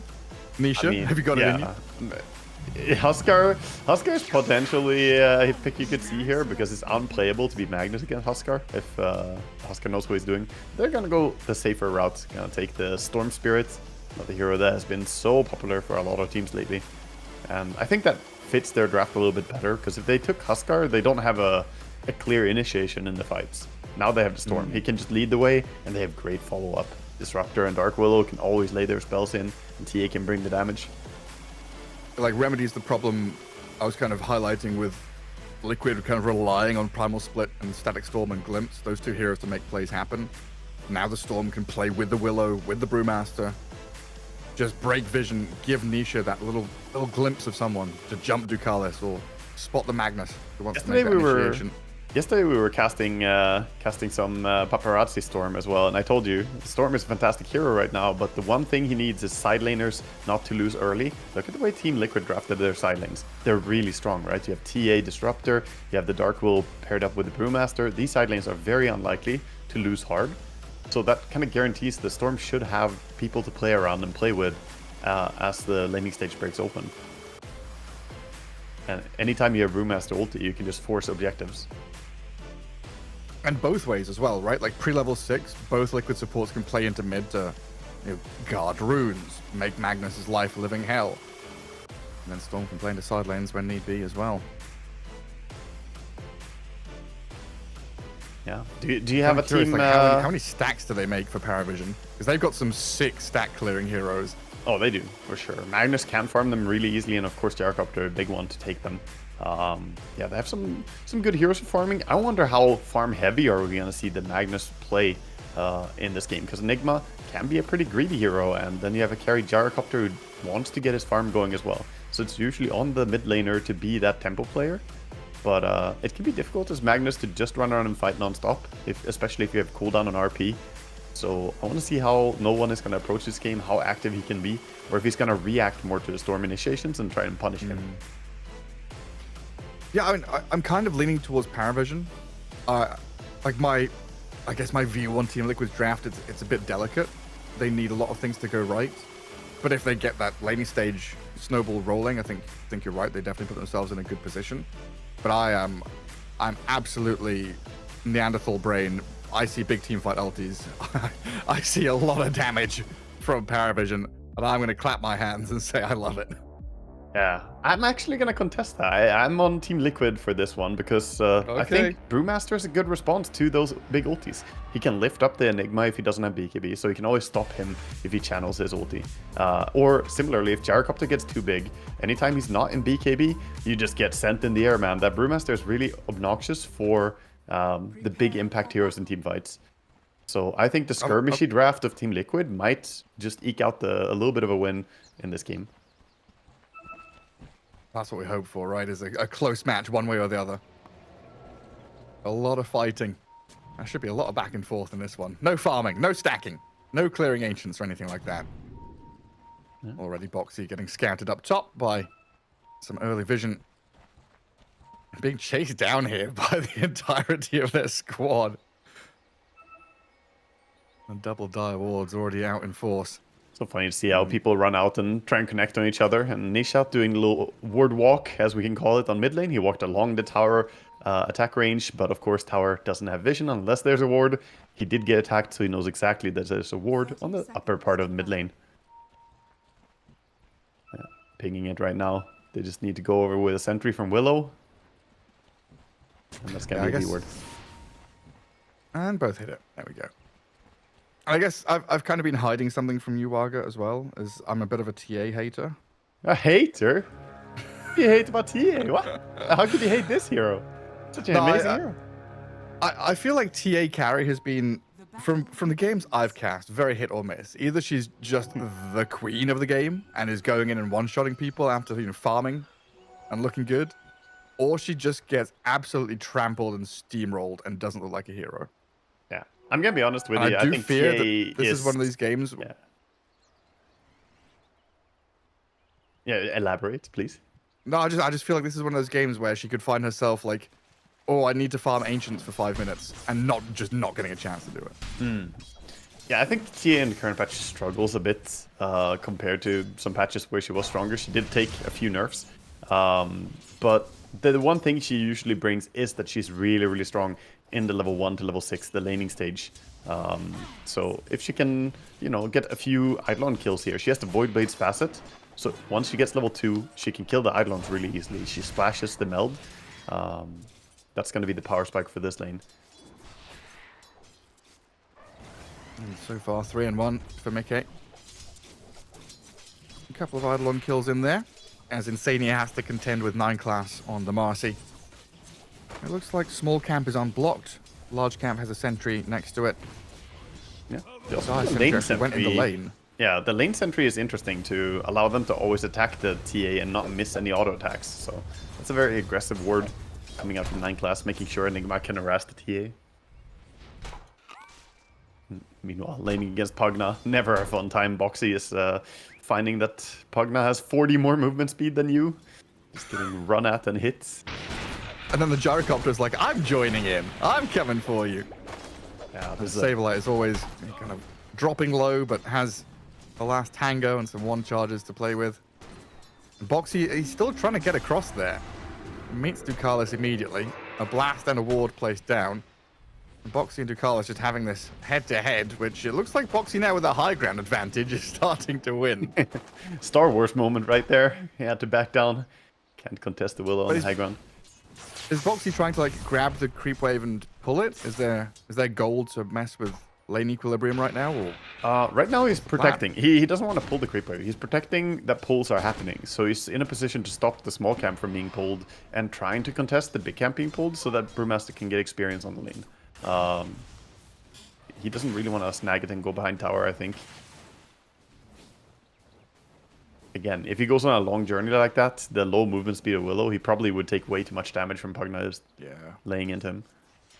So his job right now is like mitigating the losses. Basically, yeah. Just making sure there's no additional pulls. Yeah, Mickey disposed into a bunch of Eidolons, but the big wall is put up by Insania to block them back. While top lane, Chrysalis and Ducalis again onto Boxy and Saberlight. Oh, looks like Chrysalis taking a fair chunk of damage as a big creep wave arrives his way. And the Bramble's not going to stop Ducalis grabbing the Lotus and TPing back to his tier 1. That's sneakily done. Yeah. He had to TP, otherwise the slow from Saberlight would kill him. Mid, we see a bit of a rundown. Sure? Yeah, no one has another Shockwave. Level 2 Shockwave. He needs another, what, like 3-4 hits in here to kill off Nisha. Not going to happen just yet. So far, Magnus actually leading out in this lane. He's doing fantastic. The damage he did there was really huge. The Storm has Tango, but his HP is so low, he almost needs his support. He TP, he goes in. Oh, just go straight in onto him. First blood, solo kill, mid on mid. No one gets the upper hand against Nisha's Storm, while bottom lane, Mickey gets run over by 9 Class and DM. Wow, big attacks here. Great start. Yeah, fantastic stuff, and no one getting a solo kill on Nisha in lane as a Magnus against Storm. Getting old flashbacks here to no one when he used to dominate. This man was one of the most dominant mid players of his era, let's say, and he wants to have a repeat of that golden age. I mean, he absolutely was, right? I mean, I don't even think you need to add the caveat of one of. I think he was just the mid laner of his age, right? Of his time for sure. Yeah, I meant he was like one of the most dominant mid players we've had like ever. I guess there were a few that were up there as well, but in his time, he was definitely number one for quite a period too. There were like 5 consecutive majors or something that he was just the mid player. A lot of Mercedes were won during those times. Let's put it that way. But it's amazing to see, that's a long time ago, but he's still performing at that top level again. Or rather, he's again performing at that top level, which is amazing to see.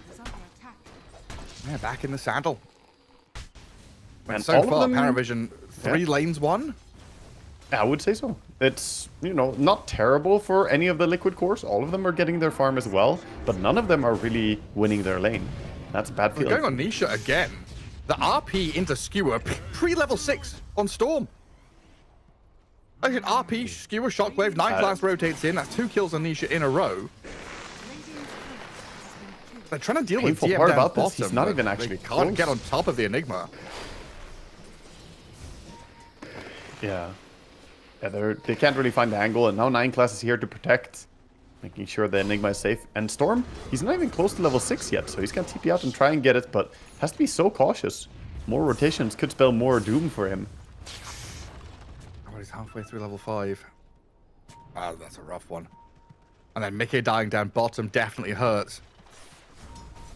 Paravision 3-0 with, like a 2 or 3k net worth lead. Minute 6. And yeah, Nisha's Storm getting run at again. But he has backup this time with Insania and Boxy both here. Drop the glimpse and the wall. A Bramble Maze there, going to get dodged and duped by Ducalis. Very nicely sidestepped. Solved the maze. This does give a bit of time for Saberlight up top. These rotations leave the Brewmaster happy to get closer to his level 6. And once he gets that, not going to feel as pressured from the Gyrocopter. Actually, he might even dive with the tower here. Willow coming in. We could try. Looks like Chrysalis has sniffed this one out though. I've only just realized how chaotic these team fights are going to get when mid-game comes. The kinetic fences, the bramble mazes, all that nonsense. Saberlight is going to pop the ulti up top.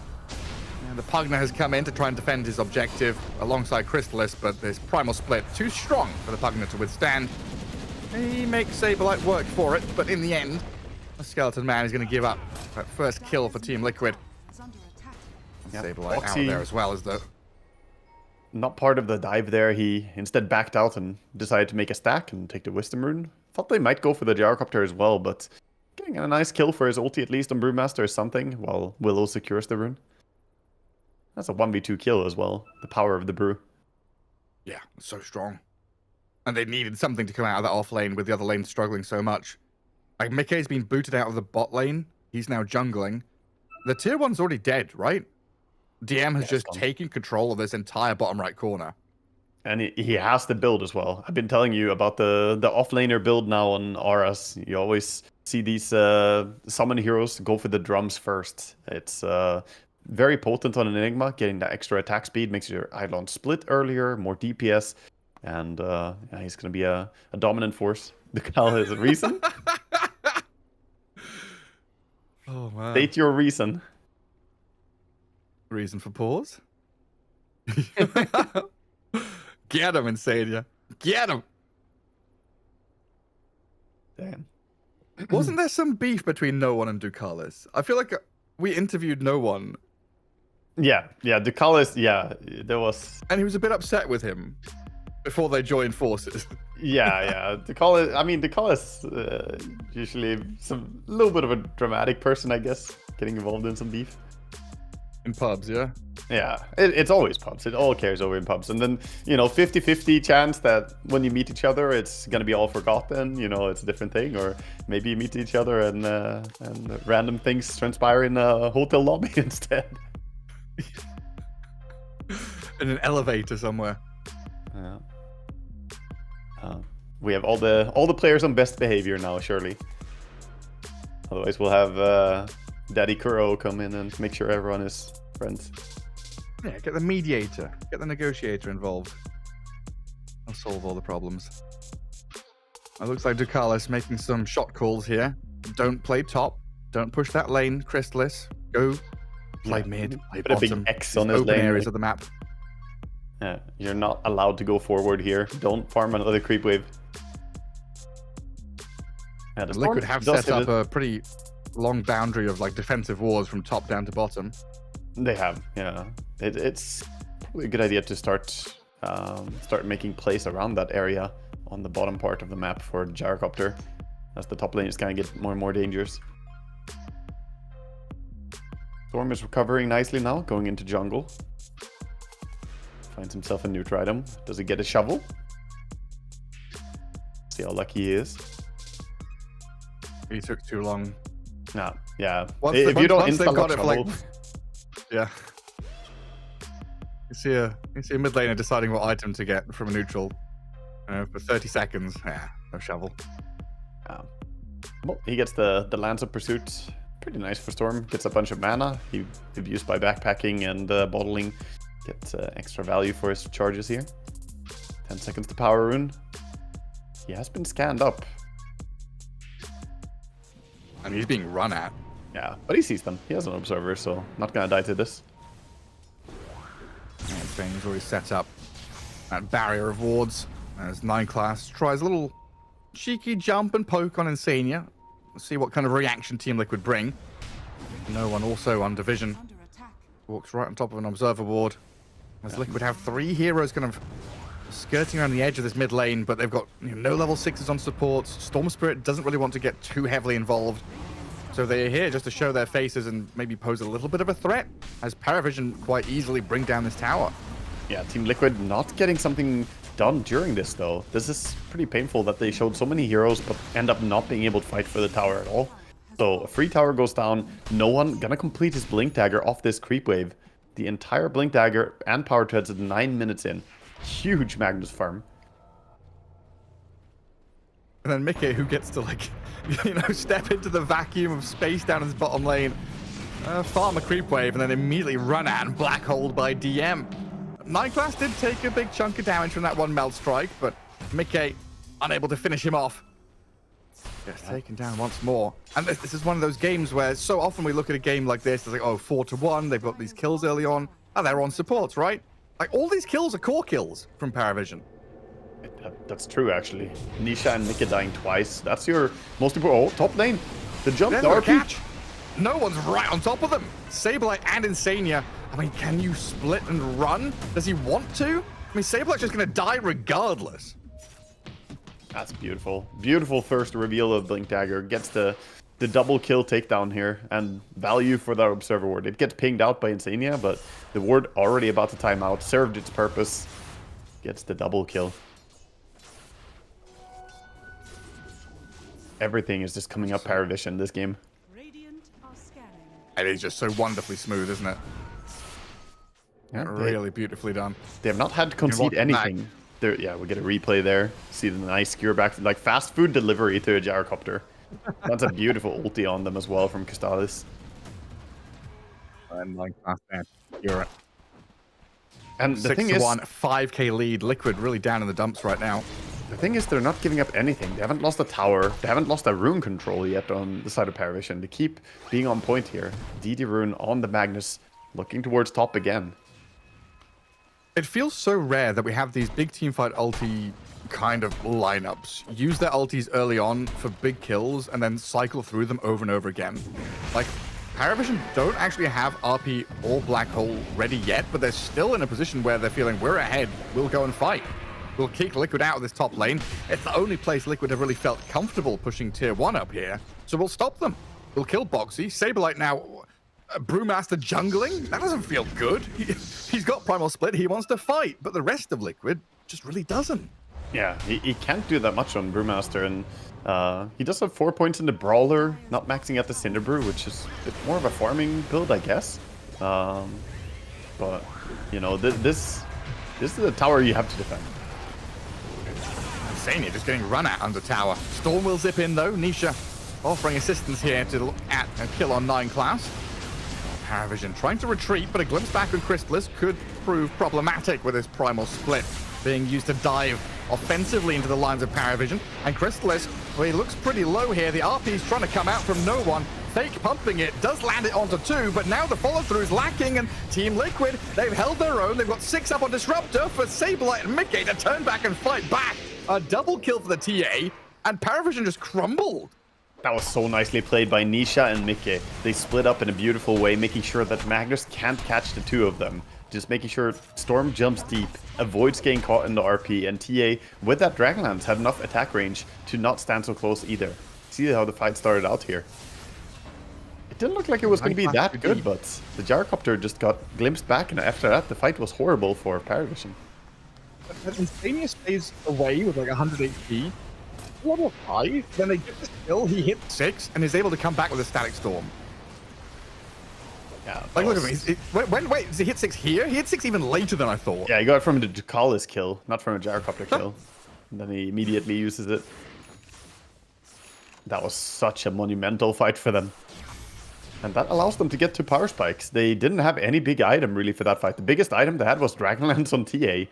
The Talisman of Evasion on the Brewmaster, you know. Meanwhile, you're fighting into a Blink Dagger, into a Drums, into a Crystallis on the Gyrocopter. So winning that fight was absolutely massive. It allows them to get the Witchblade on their Storm, and that gives them some continuous damage to play around with. A massive make or break moment as well, right? Because these ancient stacks could have been contested and cleared. Tier 1 could have dropped up top. 14-minute Wisdom Rune could have been contested by Paravision.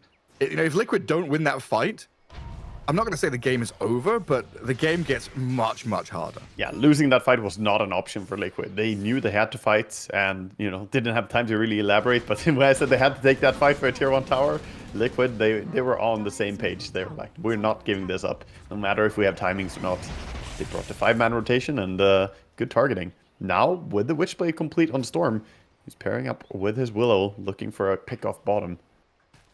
Just gonna run into 9 class, but they're happy to take it. Any kill is good right now. Yeah, pick on Marcy. Take her down. Yeah. Also important for a Storm to just be involved in kills. Get that galvanized charge going. Radiant's middle tower is under attack. Yeah, true. And then space for Mickey to just keep farming Ancients as well. This game has gone back to dead even with some supreme team fight coordination from Liquid. And now Paravision kind of thinking, hey, we've got green lights across the board. We've got Black Hole, we've got RP. Surely we want to go and do something, right? But they've got to first contend with lanes, push out top, deal with mid, then get into position. And you're kind of left wondering, like, where do they want to play into? Hunt Mickey? They're trying to wait for the Orchid timing on Magnus at top. Responding to the glimpse potential on a support. Storm zipped right onto DM, using a lot of his mana here, Nisha, to try and catch up to the Enigma. DM dipping into the trees, turning back and thinking about a go onto Saberlight, but the damage from Mickey is substantial. And the rest of Paravision just bailed on him. That's an annoying spot to be in for the Enigma. He knows he cannot use the black hole even as the Insania Disruptor just runs around waiting for a glimpse moment. Can always cancel the black hole from far away. This is a game where you have to get BKB eventually on the Enigma, or you can't reliably get your ulti out. He's going for Aura build for now, but that means he's, you know, more looking to just farm and play into it instead of the black hole.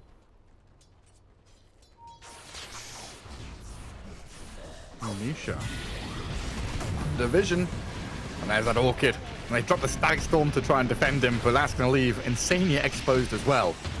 So a good move by Paravision to come out and strike back with that Orchid timing. Now they can activate and start moving around. All 5 of them are pushing that bottom lane. Looks like they don't really want to challenge the tier 2 tower. Jaro just gonna TP up and pick up the farm top. Brew has that Radiant stun now as well. But it went from like doom and gloom to being kind of happy days for Liquid very quickly. Hitting a lot of these items and now being able to play together. Having a Brew who's now comfortable with Primal Split ready. Having a Storm and a TA behind him who have that capability to kind of jump in and get onto targets. Liquid have a lot of options now to get the ball rolling.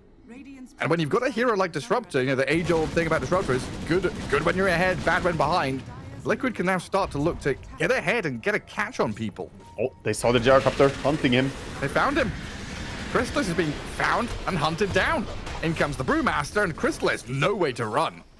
Yeah, that's a nice catch right there. He didn't wait up for his team on Boxy. He knew, I'm just going to go in and catch them. They will eventually, you know, catch up once we find a target. Meanwhile, though, DM did push bottom tower. So he opens up the lane a little bit here, finding a lot of time for himself as well to farm up, and finishes up the pipe. Again, Liquid playing with fire under their feet, as they know they do not favor them their draft in late game. So smoking in, they break on Ducalis. No one. He's got the jump. Skewer back. Static Storm's annoying though, and his kinetic fences blocking no one inside. They've got a life drain though, as down towards the river. DM has found a black hole opening to kill off Nisha, and now Liquid scattering, trying to evade, but DM has picked up a double kill. Mineclass defeating the Brewlings here as they'll catch up to Saberlight and get a triple kill on the Enigma. Wow, that was fantastic. Coming in from all different angles, Liquid, their smoke became a little bit awkward as Pugna was in position to break them, and there was that high ground ward. The vision advantage just really helped out Paravision get in good position and take a good fight. And of course, finally getting a chance to get a good black hole as well on the side of Enigma. Finding a Storm isolated. Willow was there, but she couldn't insta-cancel it. Didn't have the Terrorize ready. And it always feels rough when you use Primal Split, don't get any kills, and kind of just run away with the rest of your heroes. Now Liquid don't have that tool for the next team fight. He didn't have a good target to go on. Mickey is eyeing up some Eidolon kills here. There's still some dire vision to play around as Paravision, but they've got a glimpse on the Enigma. Dragged him back into Mickey. As a tanky DM Enigma, though, needs to be held back by the kinetic fence. Decrep and Life Drain might keep him alive for now. DM's going to get hit and blasted. Wait, did he miss that? The hit on the Melt Strike? He has got the Gossamer. cloak. He's got the Gossamer. It saved him twice. No way. Yeah, Gossamer Cape is the TA's bane. It's awful to play into. He missed 2 Melt Strikes there against him. Really, really tough. Missed so much damage output because of it. He didn't notice it on the first Melt Strike that there was Gossamer. Me so neither. The second Melt Strike also missed. It's, you know, it hurts me to see, but the hero does really struggle against Gossamer. When you see that second one, it's like, you know, you notice that. Like, where's the damage gone? Hey, he just dodged it. Yeah, the Pugna save. And if you miss your physical damage like that, the magical damage doesn't do much against this Pipe Enigma, withstanding the support spells quite easily. I guess at least Liquid didn't lose a hero there, because that could have turned sour very quickly. Yeah, but they need kills, Gareth. They need to be ahead. They need to get in a favorable position. Right now, they're behind 5k gold, 4k gold, you know, around there. And Paravision's draft is favored as the game goes on. In late game, they will outscale you. Enigma is always that looming threat, right? You don't want to deal with a 6-slotted Enigma. Just a gyrocopter who hasn't like shown up to anything yet either. He's like, Crystal is having the game of his life. He dies that one time to a sneaky move from Liquid, but so far has just been farming jungle. Yeah, he's a happy Now carry for protected. sure. Happy carry with an Aghanim Scepter and a Crystallis, the namesake. He's bodyguarded by 3 heroes in front of him. Yeah, and at the same time, they're always being very good about DM being on the side lane, getting farm for himself. So even when they group up, they have someone on the map making sure to expand and get more farm. And Paravision gonna go ahead and take an early Tormentor for themselves. Only 20 seconds after the spawn. That's very speedy. And straight into Ancients for no one. Almost BKB Mickey on the them. other side. Solo Tormentor. I guess a little bit spooky. Gets it done, but gonna have to back to base, get his resources refilled. Huge timings coming up for Paravision in just a little bit, by the way. The Magnus 400 gold away from his BKB, but the Marcy 100 gold away from her own BKB. That is enormous. When you get this early BKB on a support Marcy, she turns into a core. She just runs at your heroes and kill them. In particular, her target in this game is going to be TA. She doesn't care so much about a Brewmaster or Storm. They're too difficult for her to bring down. But TA, she dies to a Marcy.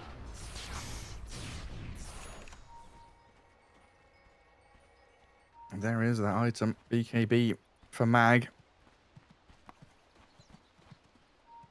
Just a tremendous level of item progression for a Magnus. You know, I was curious how he's going to play this on mid lane. And, I can't say that he's been farm focused necessarily. He's just owning.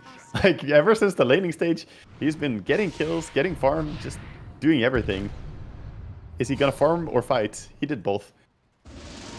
Just that solo kill on Nisha was nice. Nightglass is going to get a glimpse back, but they're going to catch on TA. No one's found an opening onto Mickey. Look at the Marcy. Now the BKB'd Marcy and Magnus chasing down Saberlight. The poor Brewmaster dragged back into the rest of Paravision here as Liquid lose 2 cores. Oh, 2 cores and the Brewmaster ulti. That's almost a bigger blow as well. You use the Brew ulti. That's your big spell on the side of Liquid. So right now, in no shape to contest a Roche attempt. So Roche is going to be the target for Paravision immediately. We can see all the heroes just go over towards that corner. Now we're really starting to see the strength of the Empower as well. Like, empowered Marcy and Magnus. Yeah, they cut through the Brewlings so fast. All the little extra Brewlings just disappeared. He almost has to, like, StarCraft micro delta split that. Carlos, what are you doing? Don't decrypt Roshan. It slows it down. But the spell damage, the shockwave damage as well. I saw the other 3 heroes like turn around and look at him. Like, what are you doing? They can't do anything else. Might as well just awkwardly stare at him. I'll teach him not to do it Aegis again. for the gyro. Crystal is going to start getting properly involved now. A 7k lead re-emerges for Paravision. Oh, the skewer cancels. Bottom, the Dark Willow was caught. Failed a TP out. Oopsie doopsie. Yeah, she tried to TP out from the Marcy, but quick reaction from no one. Gets there with the skewer. Shadow Realm TP not going to work against that. DM's nearly a BKB as well. Oh, he's got it. Like some games on This Willow, next you team have fight. This next team fight will be so hard for Liquid. Storm just gonna try and run away and be completely fine. They do see Pug now right now. Maybe Liquid can get an easier kill on him, but early glimpse saves him to safety instead. And he's still got that high ground vision. Starts playing forward. Yeah. We have a lot of scribbling going on the map right now, but Liquid, I think they're just saying we can't really fight for the top area. Try and play bottom, play close to each other. They're gonna try and use TA as a bait, but it's top that's being eyed up instead. Storm does have a BKB, but he could still get caught. This Blink RP. Radiant's top tower is under attack. Well, like that from Pugner as well. One of those items, just a gem, you know, minute 25. Like, this is our game, our map. We're going to go remove all of the vision from Liquid. It's a good understanding of the game, understanding that you can take over the map. There's also Glimmer on the Disruptor, and you're playing into an Invis hero on TA, so pretty fantastic to have. No one solo kills Boxy up top.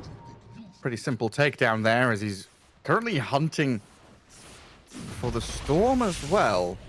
Kind of knowing that there's someone nearby. And yeah, he got some gold from that creep camp, so Orchid into the RP and Black Hole as well. Why not? Throw it all onto Nisha. Kill him off. 9 class in the meantime does die elsewhere. Down at bottom, Mickey finds the snipe onto the Marcy. At least they get something, and they're gonna turn that into a tower as well, so Liquid's fighting back a little bit. TA getting her item progression. Gonna finish up the BKB with this as well, but mid tower is falling to Gyrocopter and Pugna. Yes, like using 2 big ultis on a Storm there, like, okay, cool, we killed a Storm, he's dead for 50 seconds. Are they going to get an objective? Do they get something big for this? Like, that feels like not a win for Liquid, but breathing room. Now there's a window where there aren't these big ultis. They could maybe go take a fight. Yeah, they're gonna try. Disruptor sneaking around, trying to get in position. Just Aegis on Gyrocopter is a bit of a challenge. A hurdle to get past. Boxy just goes straight on in, though, immediately dies as he tried to initiate onto no one. Saberlight pops the Primal Split, cyclones the Gyrocopter for now, and tries to focus into the backlines of Paravision with Nisha and his BKB. Mickey in trouble. They look at Ducalis as a target to go on, but you're right, Mickey is in trouble. No one jumps across with Crystallis there to take down the TA. Storm now trying to zip away from danger, and the Brewmaster? Disruptor? They're trying to hide behind kinetic fences and glimmer capes, but in comes 9 class. The Marcy leaps across from the top rope, jumps towards Insania. No one's here as well, but the Static Storm buys a bit of time, a bit of space, but the RP, no one's got it back up again. Nisha down, DM runs forward as Saberlight is back in his base, just trying to hide and cower away from Paravision, who brought the aggression. Another cursed crown and killing fence. That could be annoying for no one. No skewer, no escape. Magnus down. Liquid, a silver lining there for this team fight as they hold their high ground, get a kill, and maybe with a glimpse they'll have another one. Pugna dragged back into Saberlight for a couple of little victories, but Team Liquid still losing cores, losing map space, and losing these team fights. Man, that looks so awkward, the skewer getting stuck by the fence of Disruptor, but could not move there, getting caught, just held in place. And I guess that's what you do. You use your fence to hold the livestock in place, get some big kills. That fight was a big commitment for Liquid onto the high ground, but TA opting to go for this nullifier still managed to get focused by Paravision. So without BKB, couldn't stand her ground, just quickly went down. It's an investment to go for nullifier instead, but I guess she prioritized having that extra bit of damage. Also against Pugna having the crypt.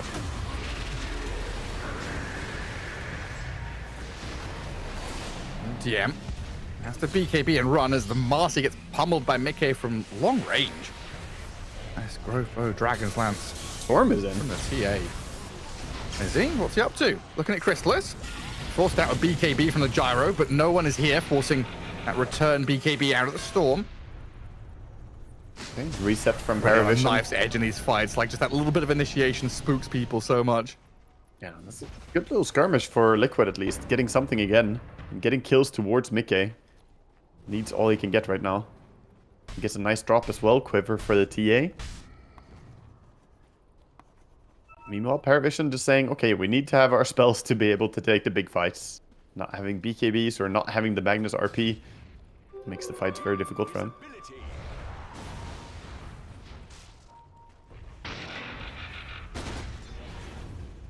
And with this gem on Boxy, they're able to secure some of the map again. It was an early gem investment from Pugna, but losing it to Boxy was a big blow for them as well.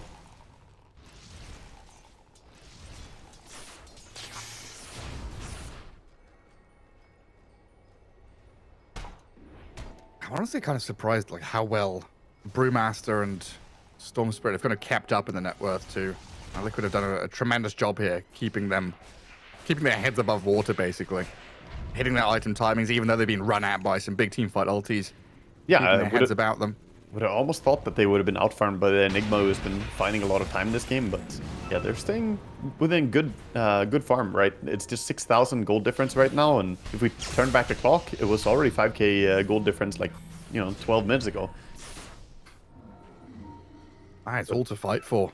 It's just these, again, very delicate, nuanced draft from Liquid to enter these team fights against Paravision. Paravision just have, these big red buttons. Scorched earth, destroy the area, burn the land, salt the earth. Ducalis, though, he's going to get taken out here. Mickey and Saberlight find the Pugna with a glimpse on Chrysalis as well. He's forced to BKB TP. Not enough physical damage to bring him down, but Storm zips in for a bonus one. Trying to catch the DM Enigma underneath the Static Storm. He's forced to BKB as Nisha gets turned on. Glimmer Cape, they bought him some space. Trying to catch up to him with another skewer forward. No one should have this with another swipe of the hammer. Down he goes as they turn back on towards Boxy. Marcy dead with a Mickey double kill, but now the TA is kind of trapped by this dire tier 2 tower, and Chrysalis comes back in to dominate the TA. Gems on the floor, Bruise on the run. Liquid, they tried here to find that opening, but Paravision just proving that a little bit too strong with their entire arsenal of abilities ready. Take down one of the big threats, the Enigma, even getting him to use his black hole right before he died there, so great start for them. But TA blinked aggressively for it, and then she just gets caught by the Magnus. Magnus holding her in place, and Gyrocopter is way too strong for TA to fight into, especially if she's RP'd, I guess. Being stunned doesn't really help your case. And that's the thing about Liquid. They have a great skirmishy draft, but the big team fights are so difficult, even when some things work out beautifully for them. We see the replay here. Enigma trying to catch the TA as she blinked in, but a little bit too late. I didn't realize he even cast his arm. Yeah, it was so fast. 0.1 seconds of black hole. If it wasn't for the sound, I wouldn't have noticed that he cast it even. Just heard a little bit of black hole channeling. The awkward vacuum cleaner that is Enigma ulti. And now he's got a blink. I mean, maybe could have been a situation where, again, you look at Black Hole and RP being down. Maybe Liquid could have gone out and done something, but TA is only just respawning. Window of opportunity closes quickly. I'm so baffled by how big no one is in this game. Like, he's 18.8k gold. He's 500 behind the Gyrocopter, who had a very free game overall. No one has an assault cuirass. So at this point, even if they go on him with TA and, some good chain stun from Storm, you still don't kill him. He's too tanky. He's going to get that BKB off. Oh, he's leading the way. He really has. Oh, the smoke into smoke. No one. He's got the Orchid straight onto Nisha, forcing out that early BKB, and the two-man skewer back the supports. Insania and Box, he just cleaved in two by the Magnus in power. Now, Saberlight and Nisha got a tricky job to navigate the escape. Mickey from the high ground trying to slow them down. RP fake pumped. He didn't use it, but he pretended to. Now he uses it for real onto Nisha. Kills the Storm. Oh my god, you can't stop no one in this game. He's playing so well. He just knows exactly how strong he is, goes in, finds that 2-hero support pullback. And if he had RP, I think that would have been a 3-man RP immediately as well. He got the blink, but had 6 seconds cooldown at first. Now with 3 dead, they're just taking this base. Bottom doesn't have a tier 2 tower, so they're gonna expand 2 lanes. And now you have Halberd on the Marcy to stop the TA. Yeah. Mickey has proved to be the majority of the damage from Team Liquid. A lot of it comes back to Storm just, not having the impact we expect him in this game. Losing lane that hard and not really shining as much as the Magnus is. They don't have creeps, so backup protection is in. Still alive. Decrep keeping Marcy up and running, even with that kinetic fence blocking her escape. Oh, Saberlight. He jumps in. Very eager to get involved here, right onto the Gyrocopter, but there's a lot of backup here, and a black hole, in fact, from DM just to kill off all the Brewlings. Down goes Saberlight. He's dead with no ulti. And now the rest of Team Liquid kind of wondering what to do. How do we reinitiate? We'll jump in with a Storm, catch out this Gyrocopter with a Vortex, and the damage with the TA Nullifier over the top. The life drain's not good. Find a snipe on the Gyro. Now the chase is on. No RP, no black hole. And Paravision scouring to the hills. Time to retreat as fast as they can, but no one might still get caught. BKB TP. Is there a damage? Not quite fast enough. Bam. What a nice static storm from Insania there in that fight. Isolating Gyrocopter away from the rest of his team. All of them were ready to try and help him however they could, but they could not save him, could not heal him with a Pugna because of a beautiful static storm placement, cutting the team off. And now Liquid. Yeah, gonna be the ones who get the Aegis instead. Looks like they actually want to put this on TA, recognizing that TA is getting targeted a lot in these fights, and if she dies, they're just losing all their damage. Quite rare that you don't give Aegis to Storm, but I think it's the right choice this game. TA is too valuable to die.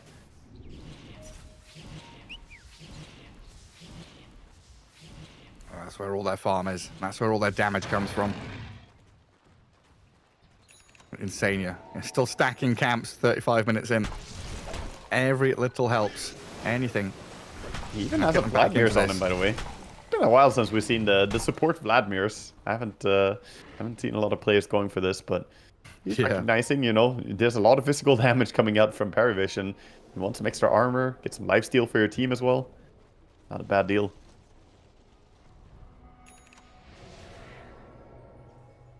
And another aura for the Dark Willow who picks up a mech. Every little bit. All adds up. I guess when you have an offlaner who isn't buying the aura items, the supports have to pick up the slack. As the Brewmaster's going for Radiance. I guess that is an aura, just an aggressive one. Paravision back into position though. Bottom lane almost open. Mid always going to be naturally shoving in. So they come bot, they push it with Eidolons, now there's smoke sweeping across the map. Yeah, this is a good move to try and find pickoffs, but I think they have the read on it on the side of Team Liquid as well. Mike slowly backing out. He would be the ideal target. If he dies once, he'll die again. The Aegis will not save you. They can just plant a black hole on you. He is dodging the gank. Paravision don't even pick up the illusion rune at the top rune spot. They walk past it, knowing there's going to be a TA trap there. And Boxy's like, no one picked up this rune. Where are they? Yeah, and no one is defending top. That's the big thing. So right now, Team Liquid, they know. They see this creep wave going all the way top. It's very suspicious. Instead, Paravision are up to no good, and no one is going to get caught. I guess I can't say that in this game. No one is not going to get caught. He's going to be having a good time. He's running around farming. Nobody is going to get caught. Yeah. Even Pugner's buying a BKB, huh? Yeah, it's probably a good choice. If you look at the Liquid's drafts, you know, last time he couldn't save the Gyrocopter because of that static storm. He wants to be able to always cast his spells, protect his team. It's kind of funny seeing Disruptor get picked, not for the Ag static storm, but for the Glimpse instead, for these kinetic fields. I think I like it more when Disruptors play this style of just buying small items instead. When you see Disruptor pick and then they run around with like Ogre Club and a point booster forever because you're +5 and you have no farm priority, it just feels like you're not really having the impact that you could. And of course it's huge when you do get it, but...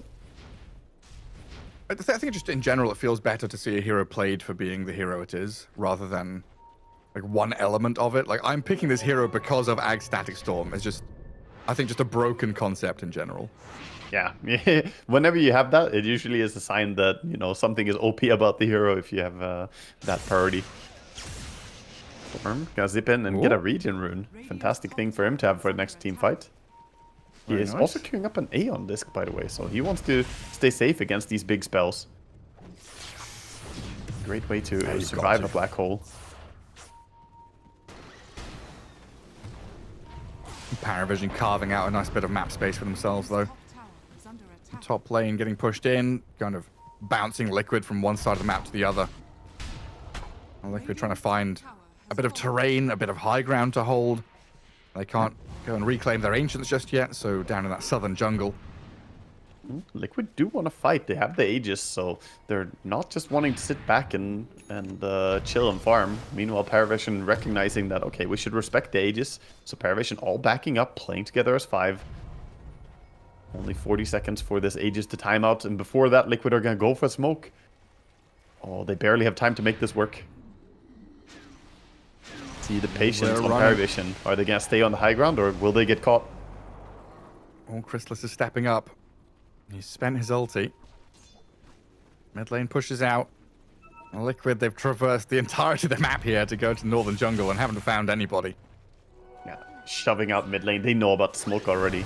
They don't see a top lane being pushed, and they push out mid lane with Magnus Shockwave. Liquid smoke not gonna yield any results, and Aegis will be reclaimed. Similarly, Now Regeneron Paravision's also turn. pops. Yeah, it feels a bit of a sad waste. The ebb and flow of the Dota power spikes here. Now Liquid are the ones who have to hide. They're sitting on high ground, thinking they can take a fight if they're on the high ground. Maybe they're right. Look at them. Both teams just playing under their own vision right now. Radiant Ward in Dire Jungle, Dire Ward in Radiant Ancients. Nisha zips away as Paravision the rune. still smoked. DD rune on Gyrocopter. Well, that's huge, and no one. He's made a jump onto Boxy. They find the Dark Willow immediately, silencing up the Brewmaster, but Saberlight's made the run to the right. Nisha zips back in, looking for this fight. Ducalis drops the life drain on Chrysalis, and Team Liquid trying to escape with what they've got left. DM, he's going to come in here with a black hole to catch out the Brewmaster. Static Storm drop now as Saberlight tries to make his swift escape through Ducalis, but Insania and Saberlight both going to die here. And Chrysalis might find Nisha still with the damage out the gyro. They've got him. Mid-game with the BKB TP, successfully back to Fountain, but he is the last man standing. And Paravision, a clean fight. Yeah, successful TP out, but did you see that fight? He's just run at by this Halberd BKB TA, or Marcy, and TA does not have good tools to deal with Marcy like that. Like, you're strong, sure, but you cannot even win against one support right there. And Mika now, without BKB, could be the target. No one sitting in his smoke, has the ninja gear, looking for a pullback.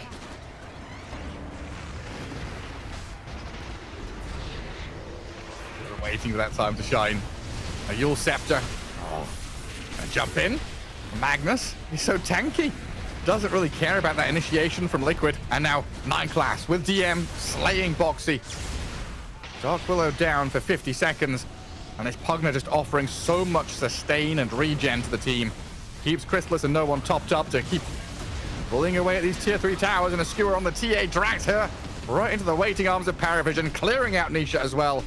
And there we have it, Paravision game 1 victory. A serious team fight catch lineup. No one on this Magnus, tremendous stuff. And Liquid, a difficult draft to play, but you saw some shining lights there, where a glimmer of hope from them. It just got stomped on so quickly by these RPs and black holes. Yeah, it was really the story of the Magnus in this game. He was everywhere. Out of the 35 kills that they had on Paravision, the kill involvement of Magnus, 29. That is just impeccable. He also only died twice as a Magnus who was pretty high priority. They were trying to kill him with TA. He was trying to lay in the damage, but they could not. No one was just on fire this series, or this first game of the series. Yeah, spot on stuff. Chrysalis, she's smiling, had a pretty quiet game, honestly. Decent lane, went to jungle, farmed for 20 minutes, came out as a over-farmed Gyrocopter. Average carry enjoyer, you know, you're just having a good time. Whenever your team is winning, the games can look pretty chill from your perspective, but Chrysalis also had a very nice game in the few team fights that were decisive for him. He got some nice Satanics out, he baited the enemy team quite well. The only one bad fight was where he got caught bottom, isolated from his team. It was such a tricky one for Mickey to enter these fights. Saberlight had so much, Brewmaster is a micro and thought process intensive hero already, but Saberlight had to think of who to cyclone, who to boulder, where he's going, who to chase down, because Ducalis was offering protection from one side, Marcy's offering aggression from the other side, and Brewmaster is trying to save a teammate while keeping these heroes at bay and canceling their blinks. Very difficult task for him. That and the defensive part of it, right? He has to think about all those different components, but he also has to worry about, oh, if I stack up my 4 pandas, I just get them black holed by this hater Enigma who comes in and drops an ulti on them. It's unheard of. Who does that? But yeah, it's several good ultimate usages by both Magnus and Enigma to kill the Brewmaster. They hadn't, here we see it. There's the replay. Just black hole for one Brewmaster ulti, and suddenly he's in trouble. With 2 cleaving heroes, this empowered Magnus and Marcy just hitting into them. Yeah, and TA just getting bullied. Unfortunate moment for Nisha. And Nisha got to low ground, but Gyro just had the range to kill him. Yeah, between the ghosts, the Crepify and the Gossamer Cape in the early game and so on, this Mika TA did not have a good time overall, and I think didn't quite get the value out of the laning stage that we would have wanted. On paper, it can be good against Enigma with the spill of the Voidblade's facet killing Eidolons, but you lose a lot of damage later on with this facet. Not having the refractor, you miss so many aggressive charges later on in the team fights. Yeah, I mean, I still can't get over 11-2 and 18. Like, even though you pointed it out, I'm just looking at that stat line and thinking, yeah, no one Magnus. Especially when... Yeah, a force to be reckoned It feels with. like that. It feels like mid is like the least common of the Magnus roles as well. Like I've seen it carry, offlane, and pos for more than I've seen it mid. Yeah, you're right. Maybe that's just bias. No, I think you're actually completely right. Carry is very common right now. Offlane is like the standard, and then we have a lot of pos 4 Magnus being played. Mid, it's not very common to see that Magnus being played, and going into Nisha on Storm and getting 2 kills on him, getting solo kills against him, is just such a good performance here by Nolan. Tremendous stuff. 41 minutes. Paravision take that game 1 victory and look pretty good doing it. I mean, going into game 2, what do we want to see change here? Like, was this an issue with the draft process from Team Liquid? Was this Paravision outplaying them?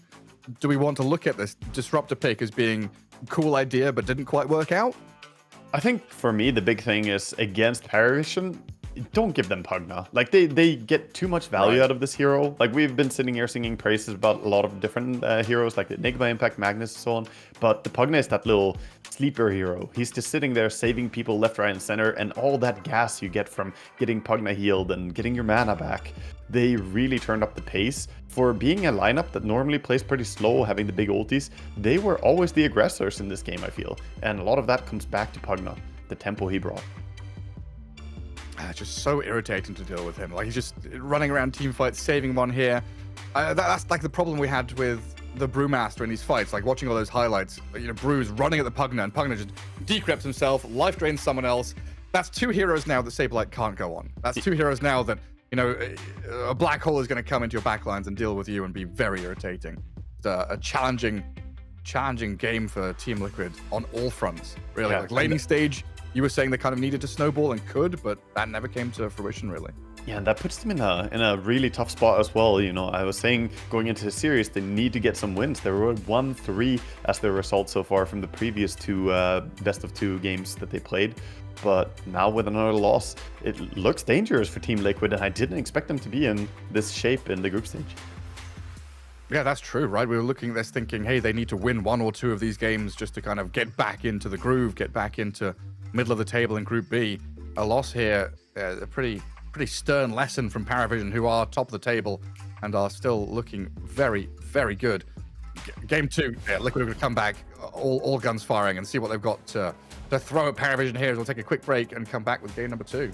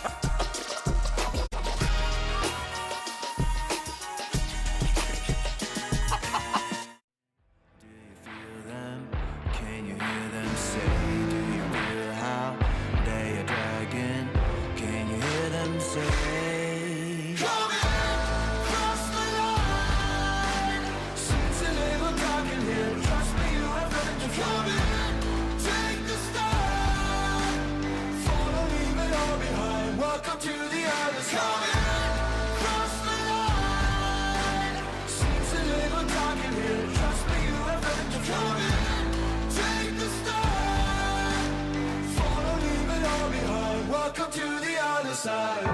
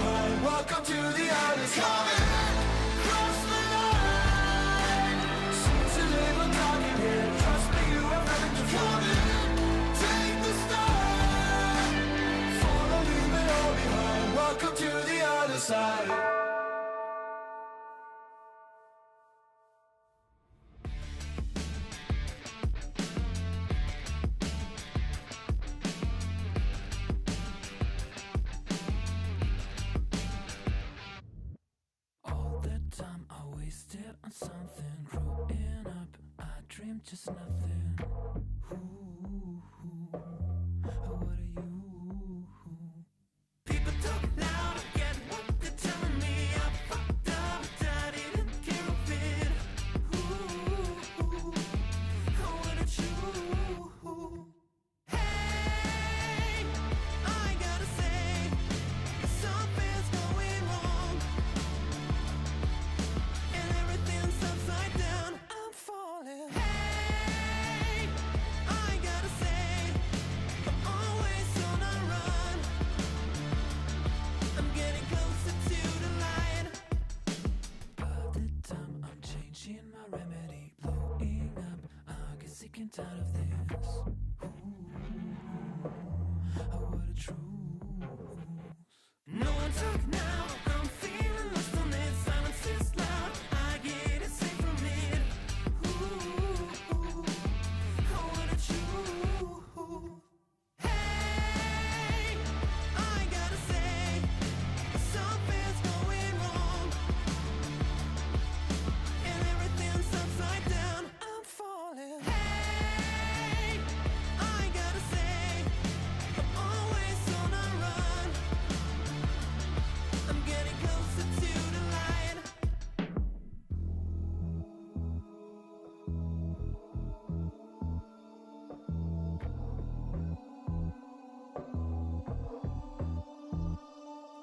And everything's going down. Everything's going down.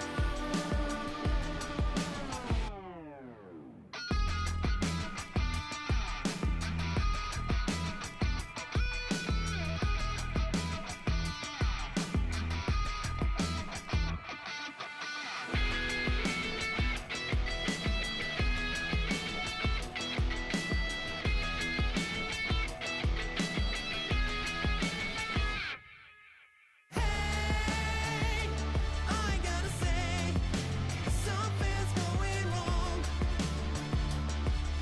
and everything's upside down. I'm falling. Hey, I gotta say, I'm always on a run. I'm getting closer to the light, and everything's going down. Everything's going down. And everything's going down. Everything's going down.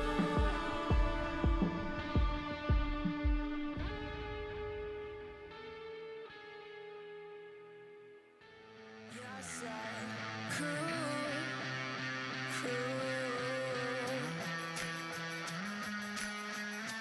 So stick around. Yes, I could.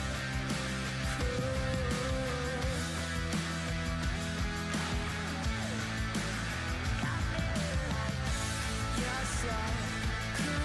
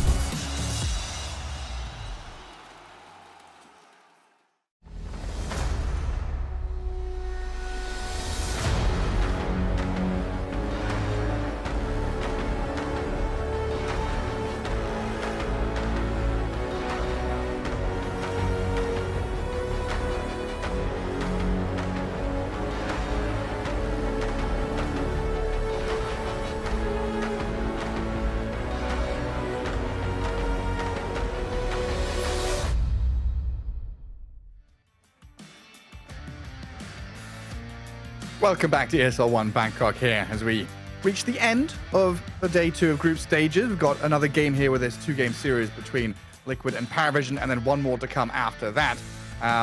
Liquid here in game 1, kind of a funky draft that, Carry TA we've seen plenty of, but bringing back an old favorite in Disruptor. Looked like they had chances, but the doors and windows and everything in the house was shut on them firmly by Paravision with this mid-Magnus. Yeah, and I think sometimes, the difference, the make or break in a matchup can really all come down to the performance on a particular lane. And I think last game, I harped on it a lot. I'm going to do it again. That Magnus on mid lane, he just destroyed the Storm really hard. And Storm not hitting level 6 at a relevant timing, and also not getting into the game in a good way. It's so unheard of. Like, we don't usually see Nisha struggling like that in a 1v1. But he did really get outplayed, and he put his team on his shoulders and said, "Let's go, boys. Let's just win this one." Yeah, it's like we've seen, Nisha get Huskard, or back in the day when he was playing Ember Spirit, Necrophos would come out and be super annoying, etc. But in a lane where, we don't consider Magnus to be a hero-to-hero counter against Storm Spirit, getting solo killed once, then getting ganked pre-level 6 and killed a couple more times, it was a massive struggle for Nisha to get off the ground. And props to Liquid for kind of getting back into things, hitting their item timings and still putting up a bit of a fight, because that game felt like it could have been over, within 15 or 20 minutes. But they pushed it to 40. Now it's time to come back in game 2. And nice to see that, there's still smiles out there. Hopefully it's all ever optimistic and head into a draft for game 2 here, where they start out strong with an Invoker. Yeah, I think they're a team that's never gonna really break down no matter what happens. Like the atmosphere is always gonna be high within this team. They've got great positivity, and you need that to be able to pick yourself up. Right now, they're in a tough spot, but it doesn't mean that you can't pull yourself back in. And even though they're 1 game down in the series, the second game is still so important for them. I have a little sleep on the keyboard here. Players still dealing with jet lag, perhaps. Just a little nappy nap. He woke up, had to play Marcy, bought BKB. He's like, "Oh, job's done. No, you've got another game to play. You've got 2 more, 3 more games to play." A double-headed series for Paravision. Yeah, we're gonna be following it as well. Get some more of their action on the stream here. Right. Is Invoker exploitable? This hero has felt like there's no counter to it in the lane or in the game. What do you do when your opponent just first picks Invoker? I think overall the first pick Invoker is not really so much about countering it. It's more about setting up your game plan to not get countered by what it does. So laning wise, you can throw a few different heroes mid and they will do okay. There's a number of heroes that will be fine, but you want to be careful about having stuff that's too exploitable on the side lanes from the ganks of Invoker. Paravision still gonna go ahead and take the Alchemist, which is susceptible to those ganks, but he's also Alchemist current patch. He's so strong that even if he is a target for Invoker to gank, you want him on your team. And what were the stats again? He was ahead of Dragon Knight in terms of picks and bans, wasn't he? Priority wise, Alchemist is like the top carry priority for teams at current stage. I believe he has 25 bans, only 3 picks, and he never lost. So yeah, I guess the game's over. Well, it's him and Magnus currently at 100% pick and ban rate. Yeah. Wait, did I refresh my page? Yes, I did. 36 and 36. Magnus and Alk. 100% contest. Dragon Knight is 97.22.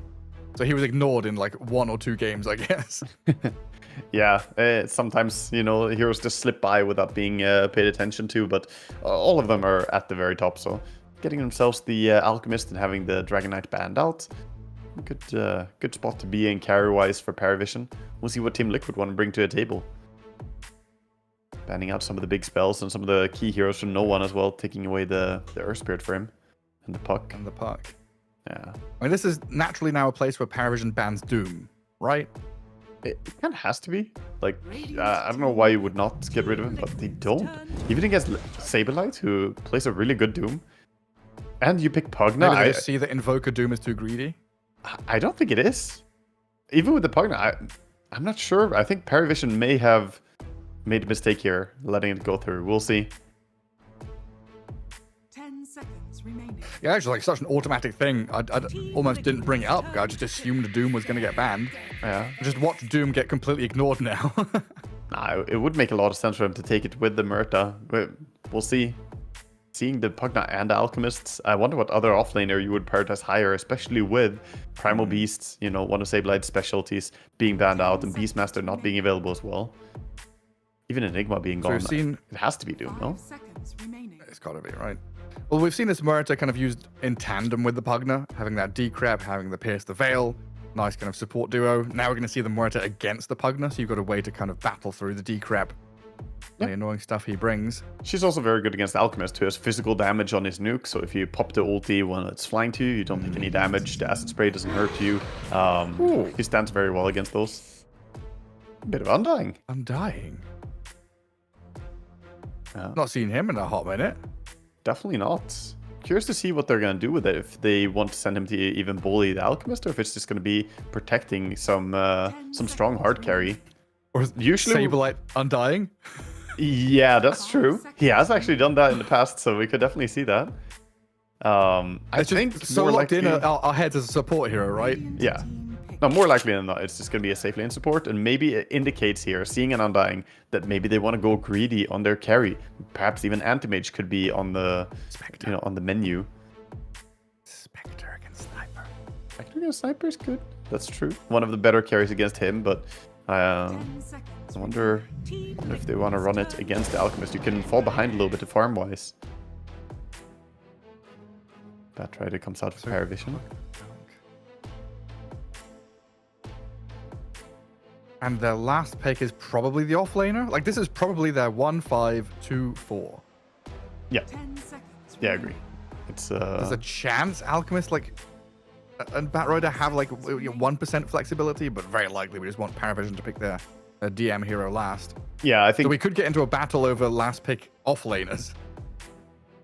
Yeah, I definitely think that's how it looks now, but I think Team Liquid might snag up their offlaner in the next pick. Let's see. Since already a lot of offlaners are banned.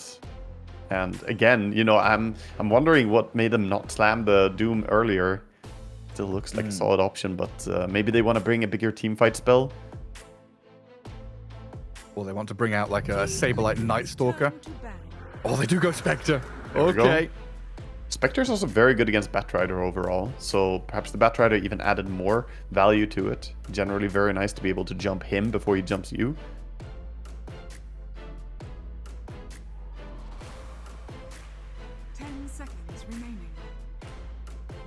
And then we still don't know where the Undying's going, but maybe we can kind of expect that Undying Spectre lane into a Bat +1.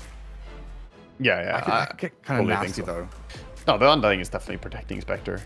He wants to make sure she gets off to a good start. Otherwise, you have Murta fighting against Batrider, which isn't terrible, but it can be a little bit of a liability to the lane.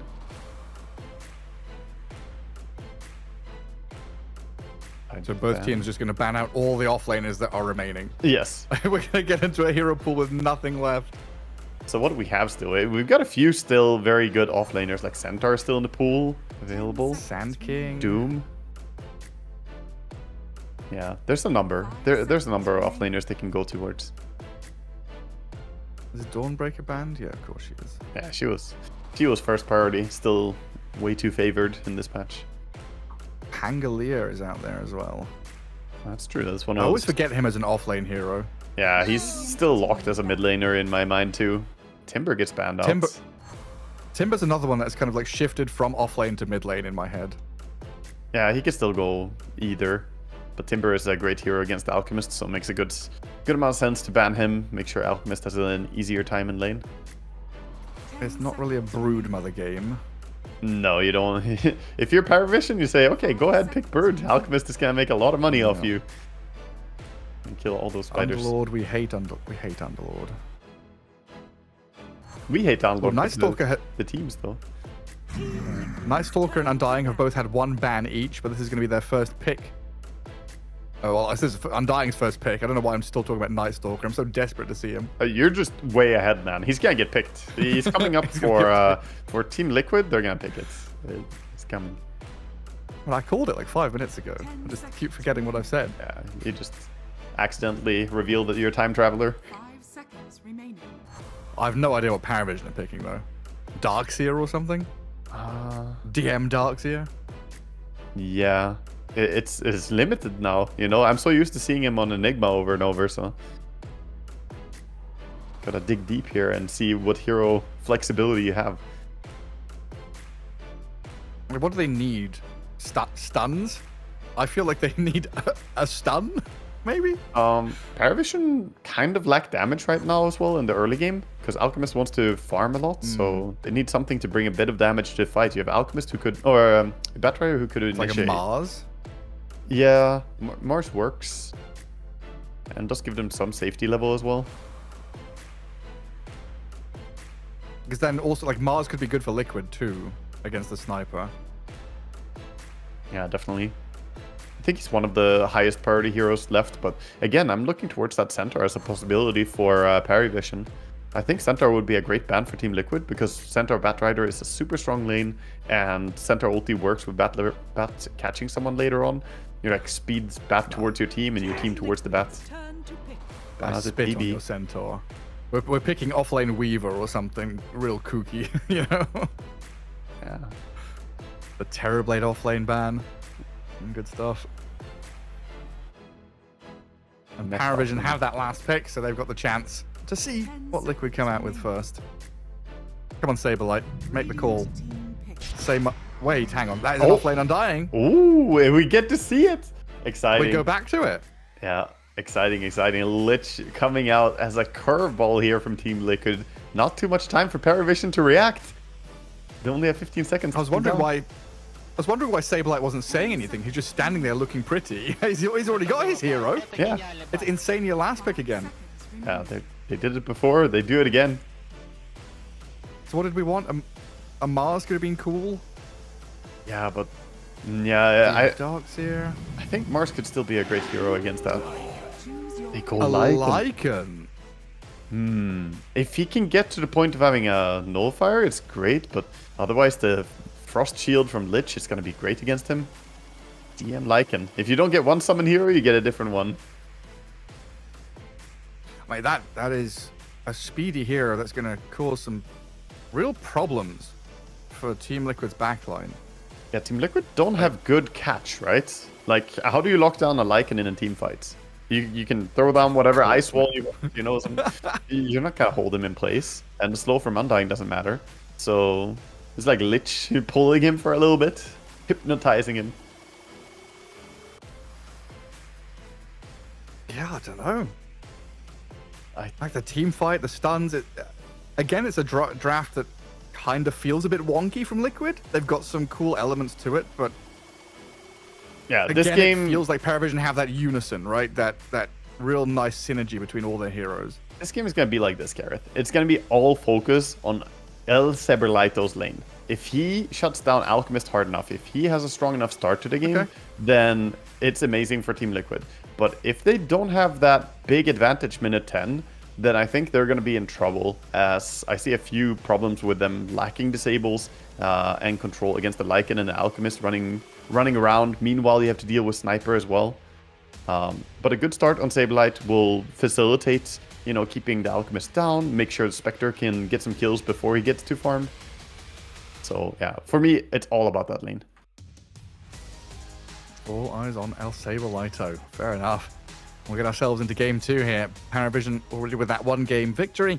A 2-game series in the group stage for ESL One Bangkok, and a situation where Liquid have got to start clambering up the board. They need wins. And here's a good place to start. El Saberlito Undying. Yeah, we also get a long time coming. Get the no-one Sniper against the Invoker mid. It's a hero that can do pretty well against Invoker if the lane is undisturbed. The moment, of course, Spectre has level 6 and support rotations come out, and things change. But start of the game is going to be pretty good for a Sniper. I was looking back at the history of these two teams as well. Obviously, Paravision quite a new squad and roster and team name. They've met 4 times so far. Dream League Season 24, a 1-1 in groups, and then Paravision 2-1 Liquid. Liquid got a bit of revenge at that 1-win series with a 2-1 victory over Paravision, but then during Blast Slam, Parry got the 2-0 victory over them. So Paravision have, I don't want to say had Liquid's number, but a slightly better record against them in recent times. We'll see if this group stage series here continues the run. Paravision already All one smoked game up. up as we start out game 2. Fighting for the runes, so important when you have Alchemist in the game. DM grabs the first bounty rune. Mickey pushed back with a flame break. Already half HP before even getting to lane. 9class and DM showing some serious firepower earlier on. Yeah, When we nice into to get this, some no one reached harassment lane in there, again. get some damage, and also getting the triple rune as well is not bad. Bounty runes for Team Radiant. And you have the Alchemist.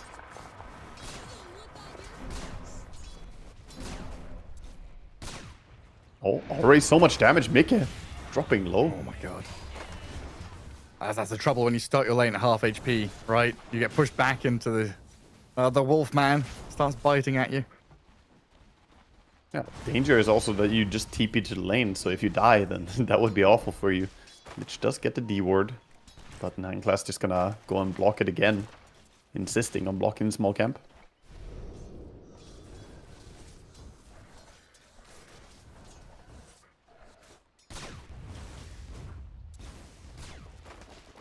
Laning against Lich is no joke, though. Frost Blast really adds up. The shield definitely going to help as well. Okay, it's laying in some auto attacks to the Lycan, doing the best he can to protect his Spectre. As for CSing on the Alchemist so far, only got 2 CS. Not easy when you're getting minus damage from the Undying all the time. Yeah, very true. A good start to the laning stage from Liquid. Across the board for them. Sniper, the only hero from Paravision really doing well at all. Oh, Tombstone now committed. A situation where Saberlight, yeah, he spent all of his mana to go for this. They need this kill on the Alchemist, pops his stick, but yeah, Crystallis is dead. Ducalis now on the run as well, pushed back into the calling as Boxy and Saberlight take both of them down. That is so massive. This is why you pick off-lane Undying. You want to dominate the lane. He has to, and he's delivering so far. Alchemist getting no real farm, and 2 kills. Easy takedown there, and they're even pulling back, resetting the lane. Paravision in a bit of trouble down there. Like, super important talking point was that, you know, hit level 2 first, 6-9 months ago or so, when it really all was about playing aggressively off that burst of experience, getting your second skill point up. This Undying. Level 2, and he gets a double kill, basically. Destroys them both. It's a bit of a soft combo as well, that you have Murta Undying. Like, not talking about the fact that there are 2 undeads, okay? I'm talking about the attack speed slow coming out from the calling. So you drop the Tombstone, and then the calling on top of it, so you get minus attack speed, you can't kill the Tombstone as easily. You know, it's not a traditional combo, but it is really good. Yeah, then you get Deadshot pushed back into it. That's very annoying. Can't run away from the Tombstone, can't fight into it. Yeah, nice hero pairing. Yeah. They have secured the small well camp. for himself. So they can reset the bottom lane now. Alchemist gonna pull while Pugna harasses Boxy. And Boxy though, trying to kill Ducalis. A lot of damage onto Ducalis, stepping through that calling again. And Crystallis was even coming across with a concoction as he self-stuns. Sniper stepping up, getting some good damage onto Nisha there as they both trade spells and trade blows. Sniper coming out ahead though, as expected in this lane. 20-3 with the last hitting advantage. It's overall a pretty sniper favored lane, I would say. Oh, find a kill. Pugna. Boxy was playing pretty aggressively with very low resources after the fight. Didn't have time to get his regeneration coming out that he had on Courier. He had the Salve and Tangle coming on Courier, but died before they got delivered. Yeah, but was he reblocking the small camp? Yeah, he was. He was over there trying to... He did get the block on it, so... Kind of worth, I guess. Meanwhile, Undying, Yeah, free this mid farming. lane's kind of funny seeing double Wraith Band into double Wraith Band.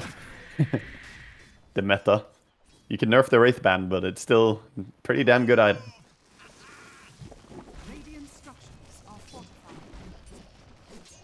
Oh, that's a juicy stack the Alchemist is farming right now. His Acid Spray is not going to last long enough to farm the entire camp, but he's getting most of it.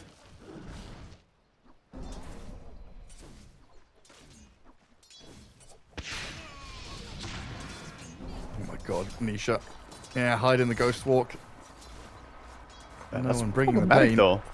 Yes, very low resources on mid. Sure, the Ghost Walk is gonna regen for him a little bit, but it doesn't give that much regen anymore early on. Rotation coming through the gate. He was spotted by the ward though, so Alchemist gonna dodge this. So many teams doing this now, warding the gate quite early on. Expecting these kind of 4 to 7 minute moves. In particular, as Insania does get scouted by the catapult as he made his way towards the wave. Saberlight, though, just going to drop the tombstone and charge on forward. Blood grenade and the shield here, slowing down Chrysalis. Concocts back onto the Lich, and that Decrep is going to save him for long enough. It looks like it will. No further reach or catch. One of the problems you looked at in the draft here from Liquid. Can't really continue on these fights. They want to be battling around the tombstone. Diving Nisha. As Nisha, he does get hit by the flame break, but a tornado back to save him from the sniper damage. No one running through the river now. A blood grenade thrown at him as Boxy comes in. Ducalis can save with the decrap and turn onto Nisha with a nice turnaround blast. Boxy now trying to finish off no one. The sniper staying alive. Barely survives. No one. He's kept himself up and running. 3 heroes down from Team Liquid and Paravision. Man, what a start. Wow, that is... You cannot ask for a better outcome. No one is feeling police. so good. That is amazing. What a decrep as well coming out from Pugna. Saving Sniper there at the nick of time. And yeah, they're calling the ambulance right now, man. That's the pause.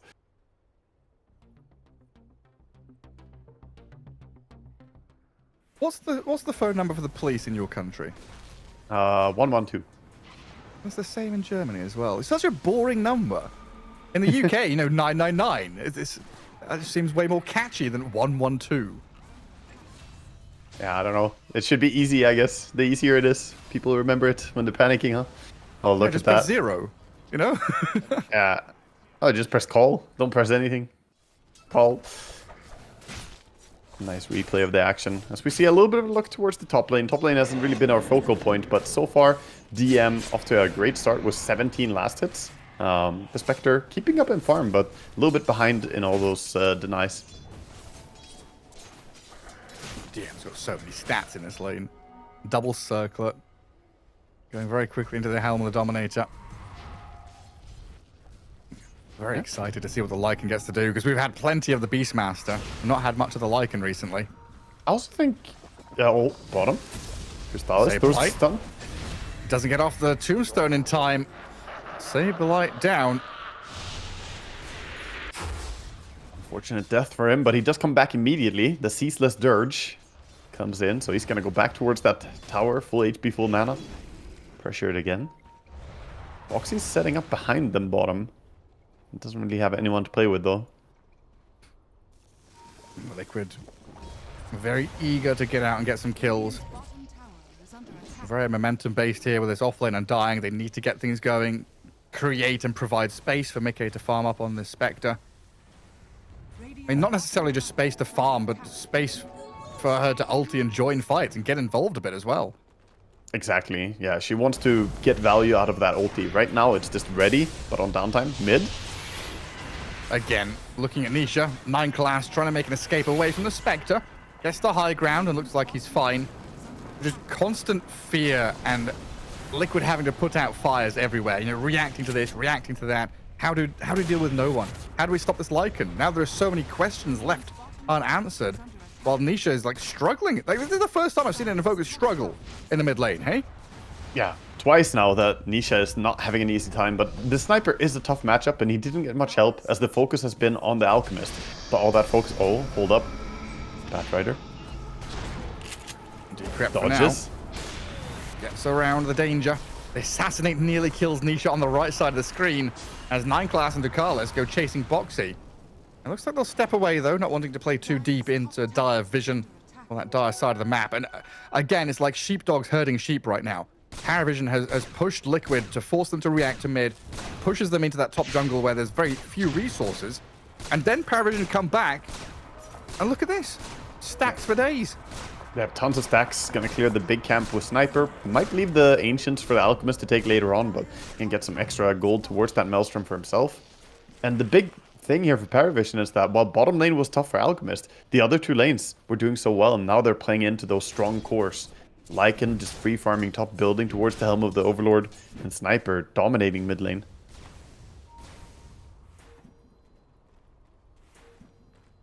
Just a big story, like the Echo Saber build. Oh yeah, yeah, it's the sort of standard offlane. Standard, I say, as though Undying is played a lot offlane. But the times that I do see Undying offlane, Echo Saber and Harpoon generally is what you want to go for. I'm just kind of curious to not see the auras. Yeah, the problem is that as an aura hero, he struggles a bit. He doesn't really have a great way to lock onto people until he reaches them with his ulti. So that's what the Harpoon is going to help you with. If you get the Echo Saber and Harpoon, you just pull someone, hit them in ulti form, they get that big slow from the ulti, and then you're cooking. You know. This is definitely looking tough for Liquid. Invoker, I mean, we've talked about Invokers not having a great time when they run around looking for kills, but Nisha hasn't even had a chance to look for kills. He's just not had a game. No, he hasn't. 10 minutes, 11 minutes stuck in the mid lane. Hasn't been able to move at all. Not where you want to be. Can we also I guess I was just thinking of like, we had an interview with Davai Lama a while ago where he was like, yeah, my team allowed me to play offlane Wind Ranger, but the prerequisite was that I had to build auras, and he had to build a pipe on Wind Ranger. And it feels like nowadays offlaners have to buy an aura item. That's true. It's usually a must, but nowadays it's a little bit far away, or a little bit nerfed. That was a few patches ago. It was the Guardian Greaves and Pipe being a prerequisite always. But now, similarly, we see the offlane Lycan bringing the Helm of the Dominator. And I just wanted to touch quickly on the Lycan, not going for the Alpha Wolves facet that we see a lot of time, but going for the Pack Leader. I think this is the stronger play, since then you buff up your Dominator creep. Otherwise, the Dominator creep is not buffed up, and that's really a problem. Like, the Alpha Wolves are tempting. They're so strong, but, then you have to go for a non-Dominator build, and that feels weird. Yeah, it does. Sniper. Liquid. Oh, trying to make a play. Ducalis in a good position here, but they want the Sniper and trying to backstab him with the Spectre ulti after Tornado. Ducalis and no one both going to drop here as Liquid get that aggressive move to pay off. And steal some Ancients. This is good. Yeah, huge for them. Control.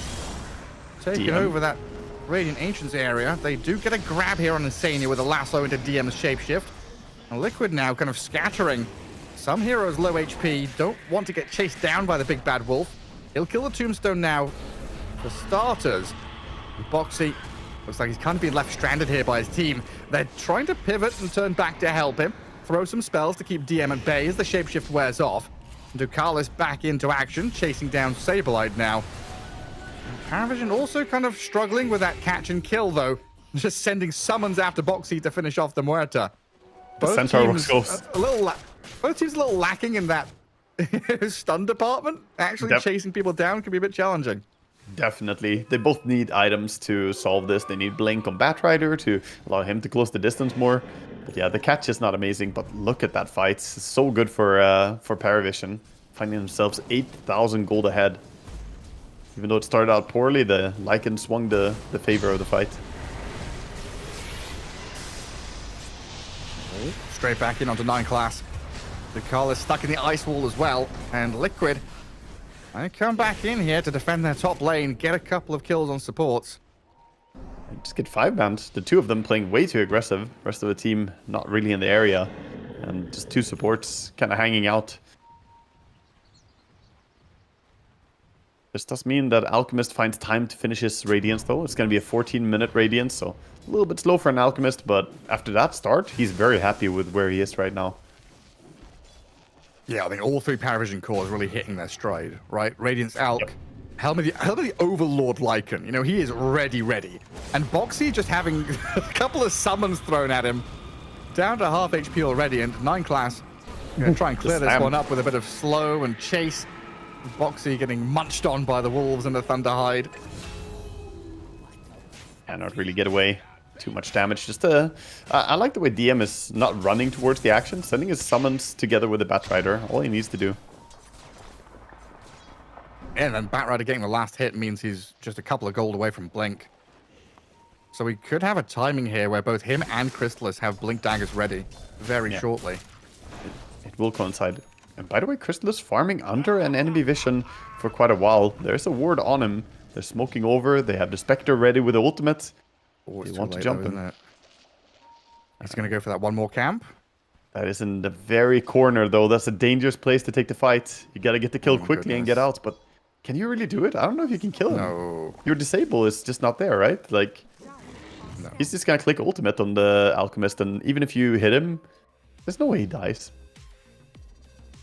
Oh, I didn't see the scans. So I guess Liquid did scan him and know he's there, but... Yeah. Liquid used the scan, so they know he's there, but it's a tricky kill. They're waiting for it, but I'm not sure if they can get it. I was just wondering more, I guess, where did Paravision scan? Like, if Crystallis scanned this and he knows they're coming and he's still going back to farm this? No, I don't think they scanned it now. They used their scan earlier, I think. They have their scan coming off cooldown in 1 second. Or one of their scans. Maybe they used it. I missed their... Well, that's what I mean. Like, on the left, right? Radiant scan, Dire scan. They both used their scan within a period of each other. I wish they had timestamps on these things. Not really. I mean, you have the 2 scans, right? So... But yeah, I missed if Radiant did it just now. Either way, they're going to have it in 1 second. So maybe he will scan immediately after the pause and just run back. And the gank will fail. Because definitely he's sensing that something is up. He sees Invoker, though, on mid lane, so perhaps he feels safe. Invoker is usually an integral part to these ganks. We'll see what happens.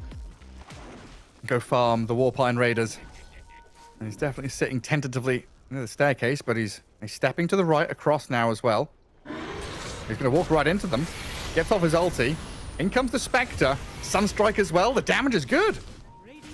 Level 3 Sunstrike is enough to bring it down. Mickey top, running. Ooh, 9 class couldn't find the jump onto the Spectre, and now Sablet's come in to TP to defend. Flame Break to push them back if they made the jump. Now Liquid the ones trying to regroup. Yeah. By the way, we have 50 gold for Sableye to get his Blink Dagger on the Undying. So, not going for a full Harpoon, but instead the Blink, even better for getting close to the enemy as fast as possible. But without his ulti available, I think that top tower is just forfeit. Too difficult to fight if you don't have Undying ulti ready.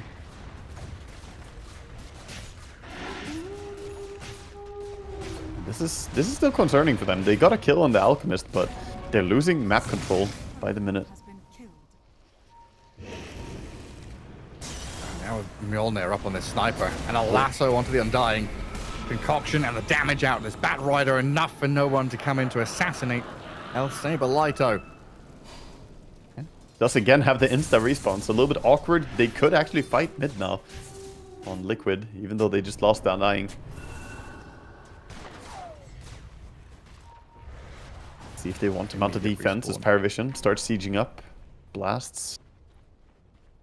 I think they want to farm though. Crystallis says, you know what? These fights are a little bit dangerous until I have BKB. He's going to back up, do what carries do, hit some creeps. Yeah, so we're ahead. We're accelerating faster than them. They've got to try and catch up through fighting, so just back up and get yourself ready with the next round of items.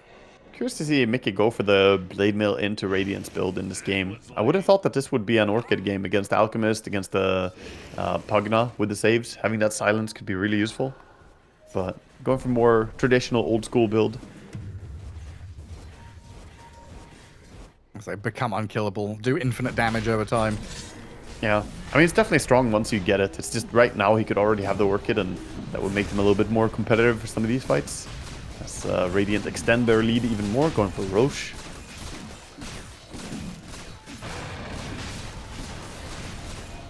No contest from Liquid, but they do have the lane ward mid, spotting Batrider run out by the tier 1. 9 class has just about slipped away from them though, but he's going to go back under vision in a second. Nisha ready and waiting as he sees no one now appear in that mid lane. There might be a signal, yeah, for Liquid to back up a bit. Yeah, no one having that Aegis and having a Pupil's Gift as well, giving him a ton of HP. Not easy target to bring down Sniper twice. The DD room bottom. Gets denied by the Wolves. Boxy in trouble. There's the jump. Straight in onto Boxy. 3 hits from the Obliterated sniper. by no one. They're using that howl to great effect, even though it's only level 2, -5 armor. Makes a difference for the poor support against Sniper's auto attacks. Puts her at 1 armor, and that's not enough against the Sniper. And now your tower's just crumbling. As Paravision take a good portion of the map.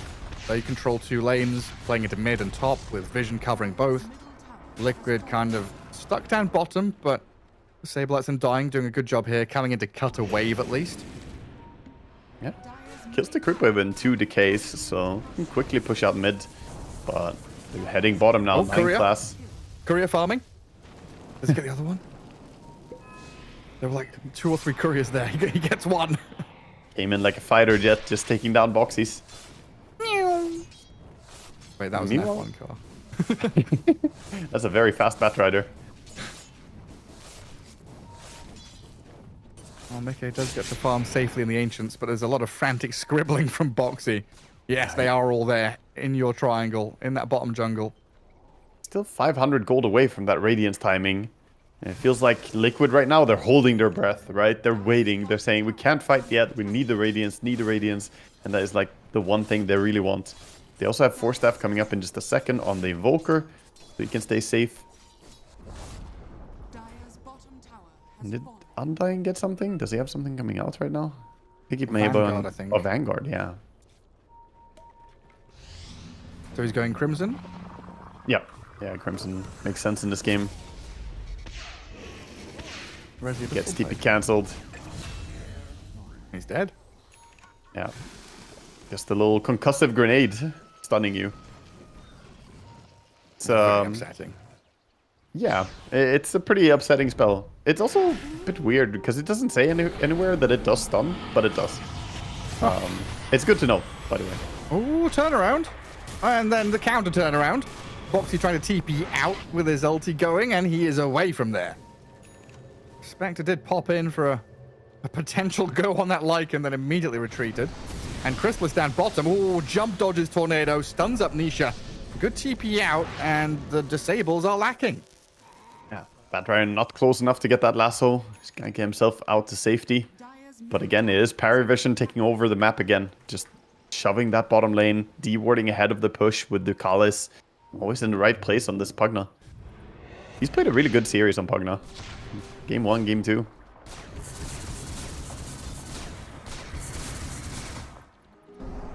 Looks like Liquid, this is the biggest move of the game so far. They're looking aggressively for a big, aggressive play. But the Wolf, I think they spotted him. The Wolf got invokered. The slow.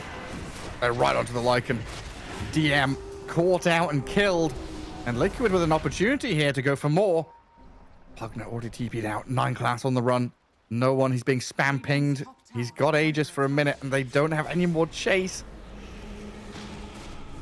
Yeah, some help coming in to save Boxy from the zoo that is chasing him. The dragon and the wolves just bullying the support. Get some help from his team.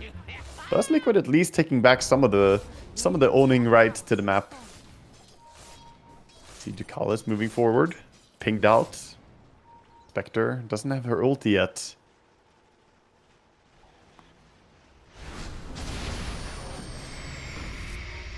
Oh, Pugna's so annoying. I'm gonna decrypt. I'm gonna Glimmer Cape. I'm gonna pop my wand and try and run away. Is that what Pugna players sound like? Yeah, that's exactly what they sound like. They can't kill me. They can't kill. I'm gonna run away. I've got 500 move speed. Get out of here. Pugna players would be like that. Always annoying when you're trying to kill that poor guy and he just glimmers, gets to safety. It takes 3 cores, a dust and a sentry, like 2 stuns. It's so much, I don't know, so many resources required to kill this little guy. Yeah, that's why we. And we while see you're doing Paravision. that, you know, Alchemist is farming. Yeah, like it feels like we haven't seen Crystalis this game. For the last like 15 minutes, he's just been off doing whatever he wants. He died twice early on, yeah, sure, but had a great time just farming up on Alk.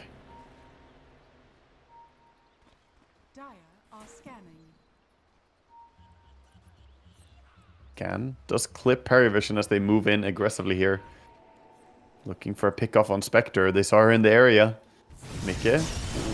Oh, the jump from 9 classes there. I mean, Boxy was quick with the Rod of Atos to stop the bat from Lasso dragging him back, and the damage from no one is coming through, but not fast enough. Now the sniper, he's having to disengage. Chain Frost thrown in with a high ground tombstone. Insane is dead though, as no one understands his ground. Peeps away, kills 2 supports. Now Chrysalis can join the fray to look at Nisha, kill off the Invoker, slay the beast, and 4 heroes are down. The heal onto no one from Ducalis, who dies to some zombies, was well worth the time and effort. Yeah, TP aggressively, but not going to be able to go there. Too many heroes protecting the sniper who gets to safety. And that was a buyback as well. And still you're going to lose quite a bit of damage on your tower. The tombstone definitely did a lot. Tombstone, but that was a fantastic tombstone, but you saw the power of the BKB sniper just standing his ground and shooting. Yes, you have Blade Mill on the Spectre. Doesn't do anything after the sniper says, I'm just going to click BKB, keep attacking through it. At least in a weird turn of events, Spectre actually did make it out in that fight. She had a healing Lotus, so she survived the initial aggression. You can see it there, the greater Lotus.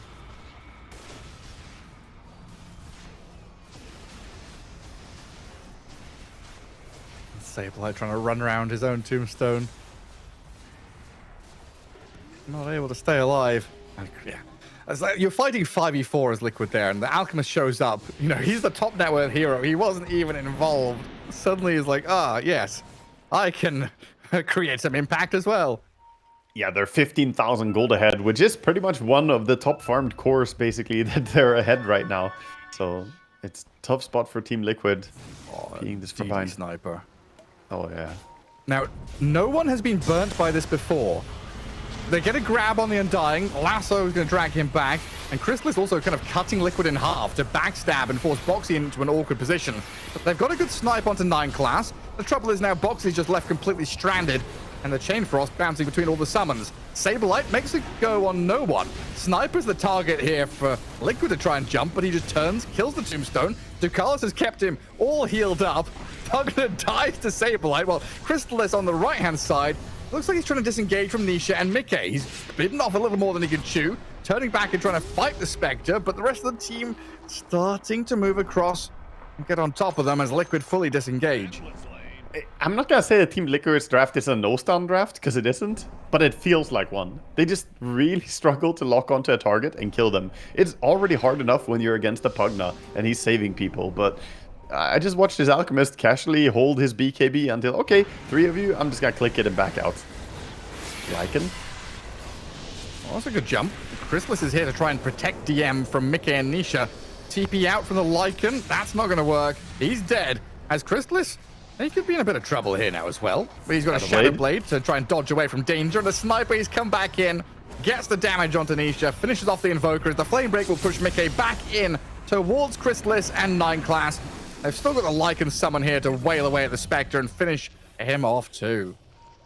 And Liquid just crumbling under the pressure of Paravision. Their aggression is relentless, so strong on all these cores. And I just don't really feel it, man. They went for something crazy with this this offlane Undying, and it did do well in lane, but they haven't really been able to orchestrate too many moves in the mid game. And now the push is coming. Crimson Guard is slowing it down. Doing what they can to protect with the Crimson Guard, and they have Frost Shield on Lich. Gonna use it on melee racks.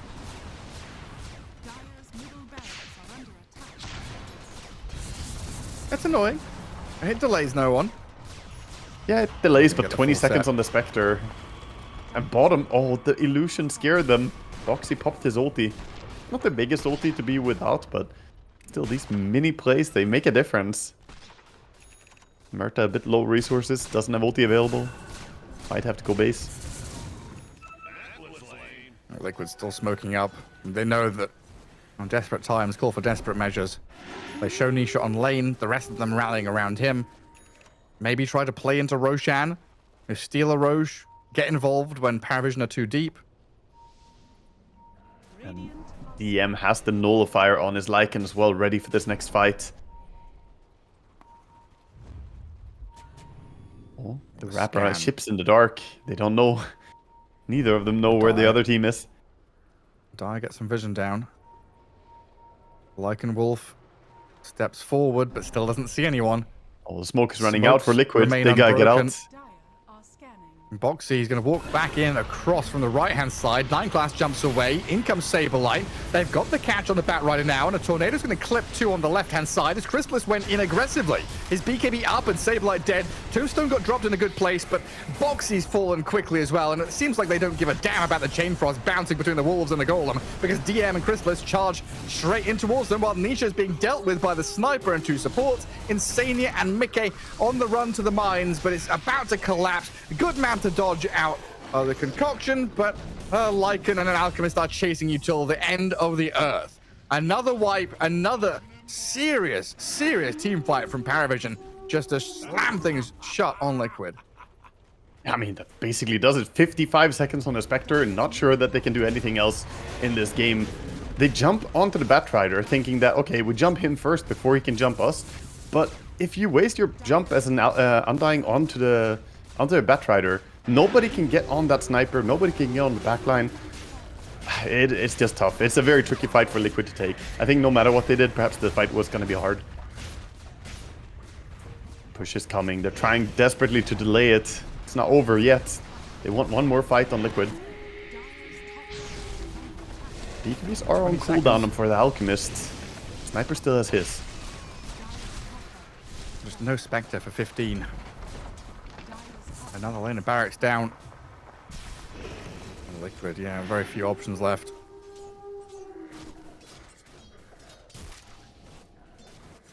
And Roshan never got killed, did he? No one's got Aegis. No, they had a big team fight around Roshan and it's just straight to base. Yeah, they didn't get the second Roshan. And I mean, they can finish it whenever they want to right now. Paravision feeling very happy about the way the map is shaping out. Maybe taking 2 lanes of racks. We see Liquid getting pretty stuck in their base. They don't really have the resources to shove out the lanes. So they're just gonna go for Tormentor, get what they can, but this is not really the aggressive move to go out and take over the map. Paravision just gonna go towards Roche, set up, and it's a pretty fast take as well for them. They have a gem coming out for Pugna. Liquid are moving over, but yeah, they can't contest.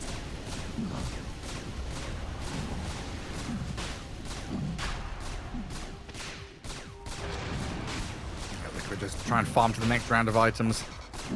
See what that brings them in the next fight.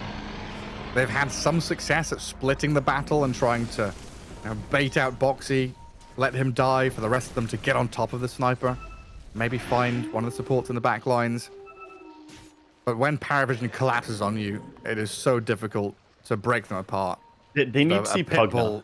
Yeah. They're looking. They see Pugna right now. Shut. They see Ducalis, they see Crystalis. Saberlight has made the jump, but he's pretty quickly being dispatched with by no one.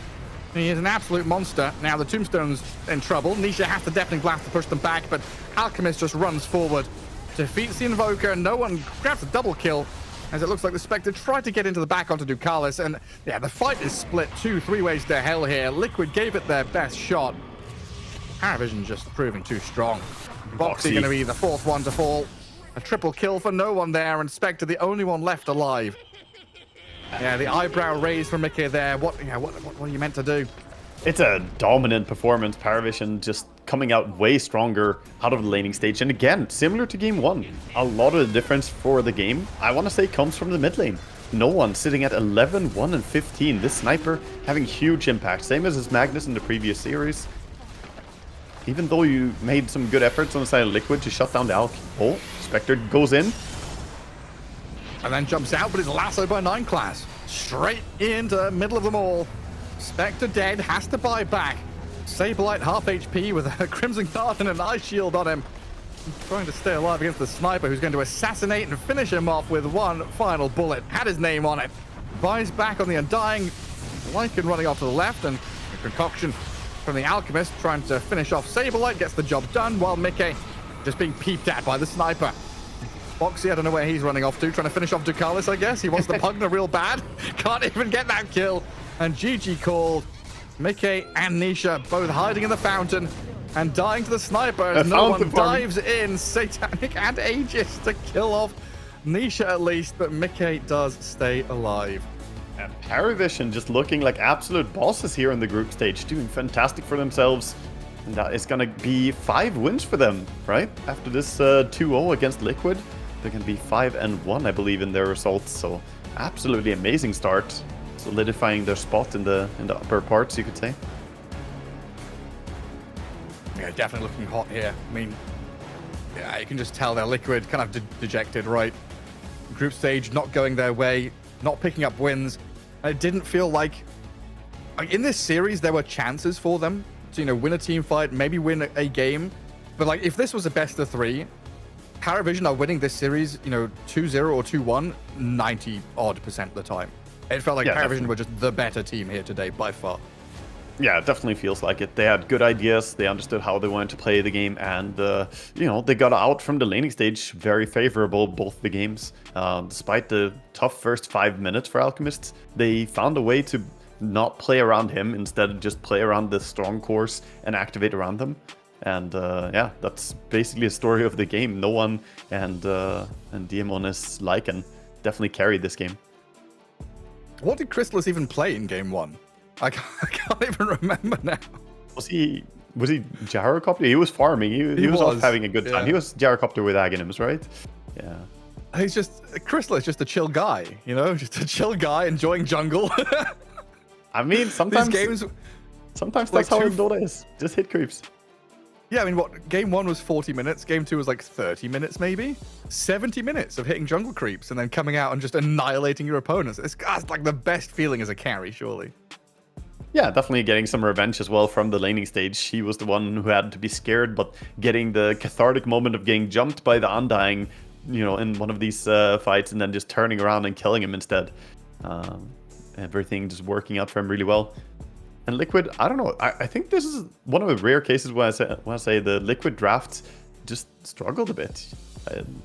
They tried something crazy with the Undying offlane. It is something Sableye enjoys doing, but it was a little bit of a draft issue for them. The laning pressure was good, but you can't really fight with the low disables you have. And the Lycan was just uncontested this game. The Lycan pick was cool. Kind of a replacement for that Beastmaster. The Helm of Dominator into Overlord seemed really nice from DM. And not just this game, though, right? Like, game 1, they also tried that Disruptor, bit of flair in the draft. And you could see, the idea behind it. It worked in a couple of situations, but it didn't feel like that the overall draft and overall game plan really came together for Liquid in these 2 games.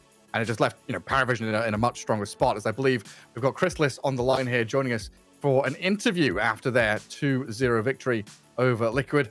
If we can get him on the line, yeah, there we go, the man of the hour himself. Congrats on that 2-0 victory. How chill did you have in that 2-game series? It felt like you farmed and then you hit your timings, came out and killed everybody. Yeah, pretty much. Like, I mean, they were just really normal games. I don't know. Like, I'm playing Alchemist, and my game is actually kind of dog shit. I don't know what I'm doing half the game because I'm like chasing my team when I want to like hit creeps. But whatever. It worked out because we're playing on timings, and then I don't know. We just end up winning the game because no one on Sniper is having a blast. Yeah, I mean, how much emphasis was there put onto this? Because it felt like both games, no one was given a really good lane matchup against Nisha. Was that something you guys wanted heading into the series, or is that something that kind of happened naturally in the draft? I think it just kind of happens naturally, The first pick Invoker we kind of see, and he just gets to pick whatever hero he wants because he knows what he's playing into. And then I think the first game, it just ended up like fine for him, I think. I don't even think we didn't aim for like a mid matchup that was good. It's just what he ended up getting. I think it's also largely related to like how the team plays together and stuff, not necessarily even that much the matchups. I want to say, congrats on a nice takedown here, the 2-0. This was a really good win for you guys, solidifying your spot. The group stage starting out so well.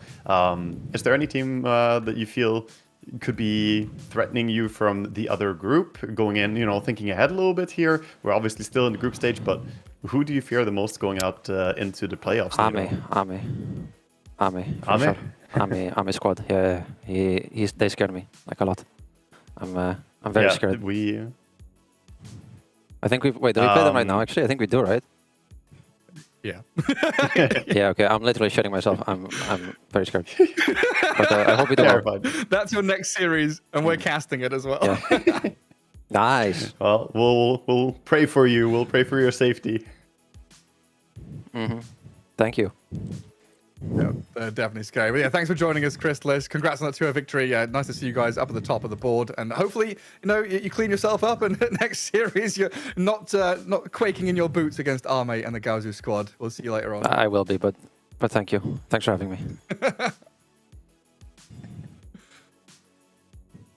Tremendous amount of respect, of course, for Arme and that Chinese team. I don't know if he's being super serious. No, I don't know if he should be that scared. He's a funny guy.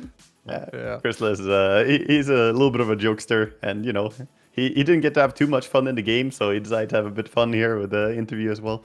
And can have a bit of a look at the scoreboard for how the game shaped out. That net worth difference towards the end, pretty hefty. An Alchemist on your team definitely helps out when he's hitting 27,000. But then you look at Sniper and think, hey, that's the Sniper who's hitting those numbers as well. How did no one get to the top of the net worth board alongside such a farm-heavy hero? And then you remember the game that no one had here. Besting Nisha in the mid lane, not being jumped on at all this game, even against a Spectre, because he's protected by Ducalis Pugna.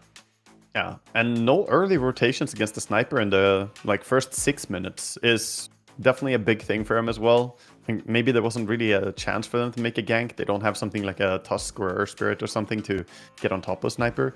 But if you survive the first 6 minutes without getting shut down, then Sniper just starts taking over more and more.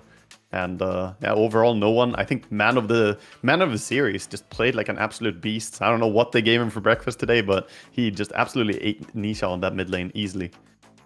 Maybe they didn't feed him anything. He was super hungry. Just gobbled up Nisha. That was his breakfast, lunch, and dinner.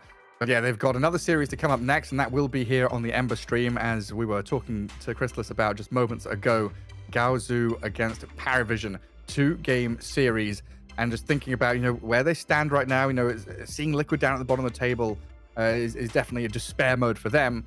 But Paravision now 5-1 with Gaozu in the middle of the table. This could be Paravision really cementing top spot and looking at those free EPT points, or Gaozu kind of making their way up and holding on in this group stage, as bottom 2 getting eliminated is such a scary spot to be in. Yeah, it really is. And if I was Gaozu, I would really try and look at the drafts that Paravision have been using here and try and get any information you can, because you need a way to get an edge on that mid lane. We've seen it time and time again from Paravision, but you can focus on their safe laner. That doesn't really matter. The mid is where the tempo comes from. And there is our series up next. We'll have a break before that, though. Paravision against Gaozu coming your way in just a little bit. We'll see you then.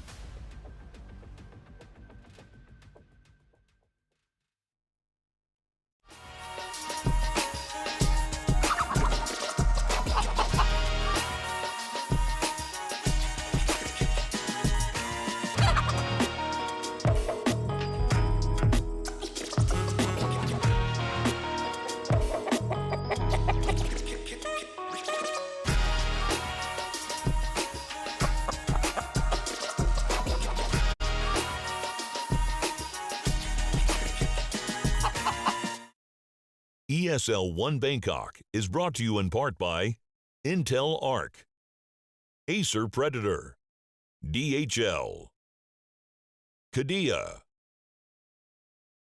Monster Energy, 1xBet, and the United States Air Force.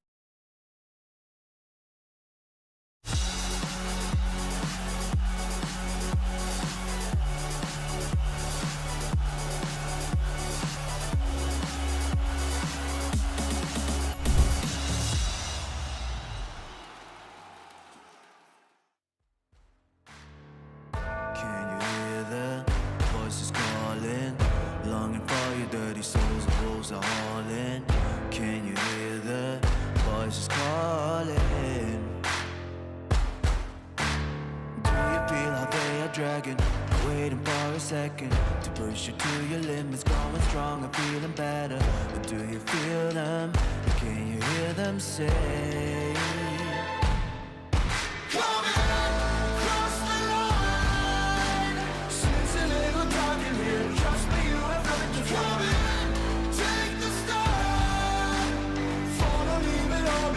Welcome to the other side.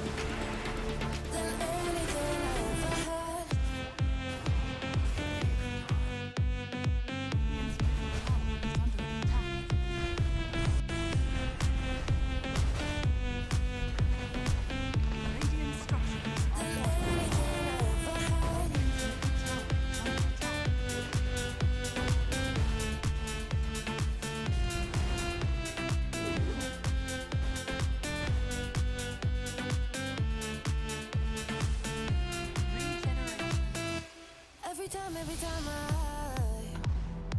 I start to doubt if I'm good enough, looking straight in your blue eyes makes me feel better. Better than this, better than that, better than anything I ever had. Better than this, better than that, better than anything I ever had.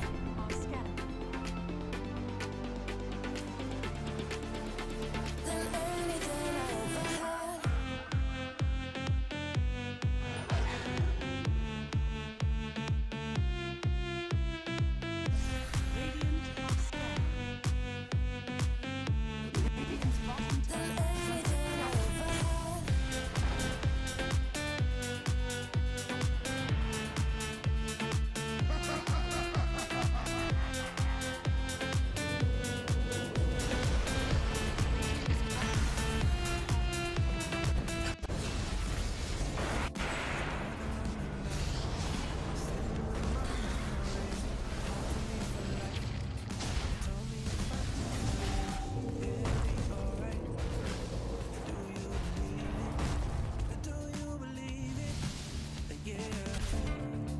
Tell me honestly, do you really practice what you preach faithfully? It doesn't make you wrong or right. Judging me, how do you decide? How do you decide? Why you wanna lead with fear when you could go and lead with love? I'ma just stay right here, 'cause I can never give enough. Hey pretender, come on, take me back down to the river. And tell me all the ways that I'm a sinner. If I follow, will I be delivered? Am I delivered? Oh, defender, come on, take me back down to the river. And tell me all the ways I should surrender. If I follow, will I be delivered? Another phony lie, something you keep selling me, something I won't buy. I know that you keep telling me how to live my life. I won't believe it. I won't believe it. Tell me honestly, do you really practice what you preach faithfully? Will you ever let me be? Where you just keep judging me, keep judging me. Why you wanna lead with fear when you could go and lead with love? I'ma just stay right here, 'cause I can never give enough. Hey pretender, come on, take me back down to the river. And tell me all the ways that I'm a sinner. If I follow, will I be delivered? Am I delivered? Come on, take me back down to the river. Tell me all the ways I should surrender. If I follow, will I be delivered? Am I delivered?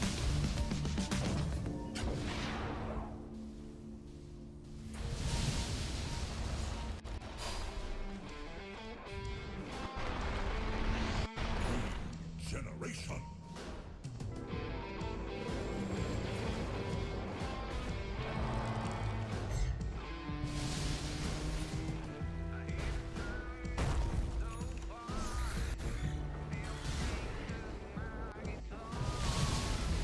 Radiant's middle tower has fallen.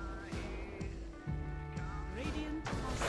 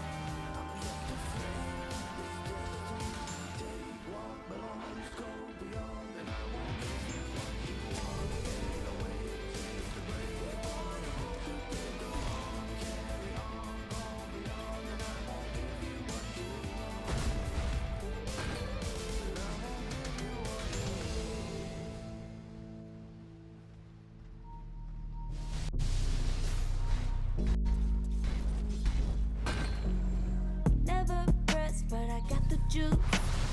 Taking the lead, that's just what I do. I'm enough to move with one hand tied, and still this world ain't satisfied. Everywhere I go, they stop and stare. I tell the truth, I take it there. Call me vicious, persistent, overzealous, that's fine. Main character energy, I stay taking what's mine. You need a foot on the gas, so put my name on the line. Main character energy, I'm just taking what's mine. And it's written in the stars, I'm a king like my sign, yeah. Reason the bar, the jaws drop like a surprise. Don't be mad about it. Don't be mad about it. I don't play the game, now I make the rules. Cards close to the chest and I don't play no fool. Don't be mad about it. Look, yeah, my name's Day in the mouth. Legs got broke, they said cast her. I'm the 911 response in a disaster. I don't ask, I just take. Treat the world like a man, I just blow him away. Yeah, I'm a #1 fan. Don't need a bark, I'm a bite. Switch me on, dark need light. Don't need pity, don't need spite. I just plop, plop, plop on sight. Could take your girl in 2 seconds. I just flash her a smile. I make petty look pretty. They run an inch, I run 3 miles. You need a foot on the gas, I'll put my name on the line. Main character energy, I'm just taking what's mine. And it's written in the stars, I'm a king like my sign, yeah. Raising the bar, the jaws drop like a surprise. Don't be mad about it. Don't be mad about it. Don't be mad about it. Don't be mad about it. I don't play the game, now I make the rules. Cards close to the chest and I don't play no fool. Don't be mad about it. Don't be mad. Don't be mad.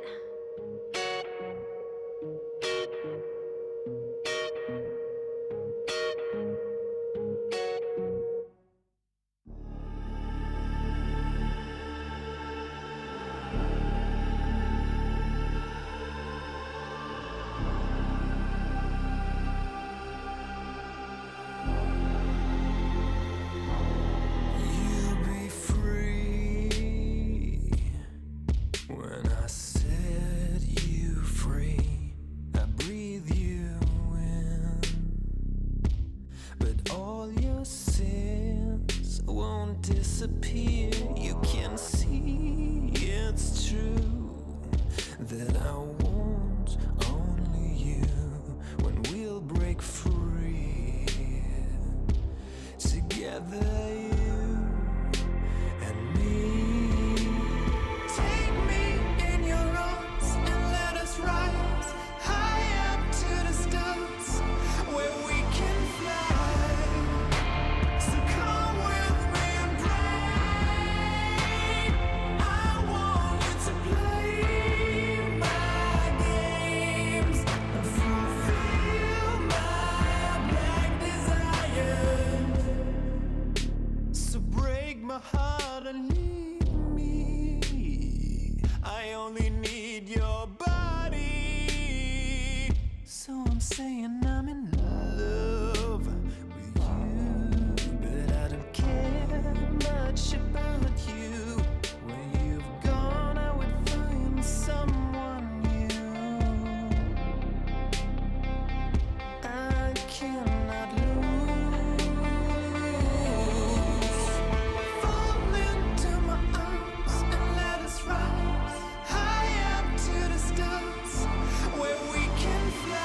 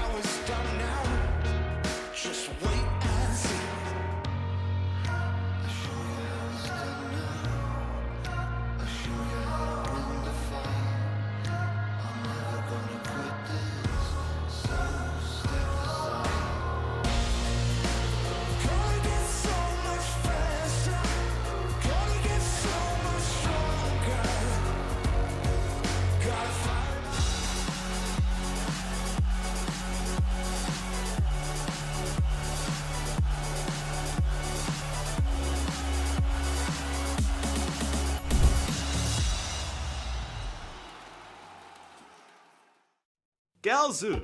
Who the hell are these guys? Well, you might not know the name, but you definitely know the players. A Chinese powerhouse team built of 5 legendary players, Gaozu are absolutely terrifying. They got the dynamic duos Xingqiu and Ame from Extreme Gaming, JT from G2IG, and lastly Kikyo, formerly known as Paparazzi, and DUI, who decided to unretire. How very surprising, who could have seen that one come? Their road to qualifying for this event was long, but they made it look easy. They started off by winning the Chinese Open qualifiers, and then swept through the upper bracket of the closed qualifiers as well, beating Extreme Gaming in 2 series back to back. Gaozu.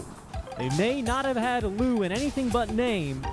They will be going to Bangkok here come December. Congratulations to them. Honestly, it's hard to say what to expect out of this team. They've certainly earned their spot at this event, and on paper they look like they could be one of the few Chinese teams to be able to contest the strongest teams of other regions right now. Will they actually manage to live up to their expectations? We will see here at ESL One Bangkok.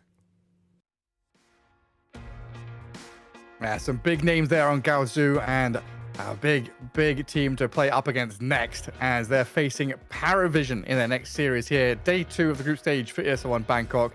Gonna wrap up after this one, but it's gonna be a big one, Waga. Paravision up at the top, Gaozu in the middle, and a lot of blood gonna be spilt in this 2-game series. Yeah, I'm excited because we have seen Gaozu not necessarily performing super strong, but they have won one game against every team so far. They have 3 draws so far, and we saw the potential, right? The win that they had against Liquid was super dominant, the one we got cast, and I'm happy to get to see more coming out from Gaozu. They're definitely the team that I want to keep an eye on. And Paravision just looking stellar right now. They're definitely in form, and the question is, can they be stopped by Gaozu here? I mean, that's the thing, right? Like, Gaozu taking a game off of Liquid, looking good there, day 1 of the group stage, but then Liquid have looked a little bit shaky elsewhere. We were putting a lot of emphasis on that game that they did win. Then against Beast Coast, you kind of framed it in a way, Gaozu taking a game off of everyone, but I think we expect that from the names they have, and they'd be looking for, 2-0s potentially against some of these teams. Yeah, this definitely. could be a series where Paravision come in and just say, nah, we're better. It's, even though Paravision are having an easy time so far, they have to stay sharp. Gaozu are definitely a power team in their own right in terms of just players. It's just hard when you don't have that much material going back on them as a squad. They are newly shaped for this tournament, and we'll see what they can bring to the table. Are they going to bring some interesting drafts or ideas? So far, though, looking like the players are jiving really well with each other. Yeah, because like Gaozu, we can take a look at their roster now as they come up on the screen. They've had a couple of victories off the back of what felt like Xingqiu's Rubik versus Magnus. Like, this is a very specific like draft interaction that has felt like it's actually given, like, the enemy has picked a hero in the game, or definitely fights off the back of it.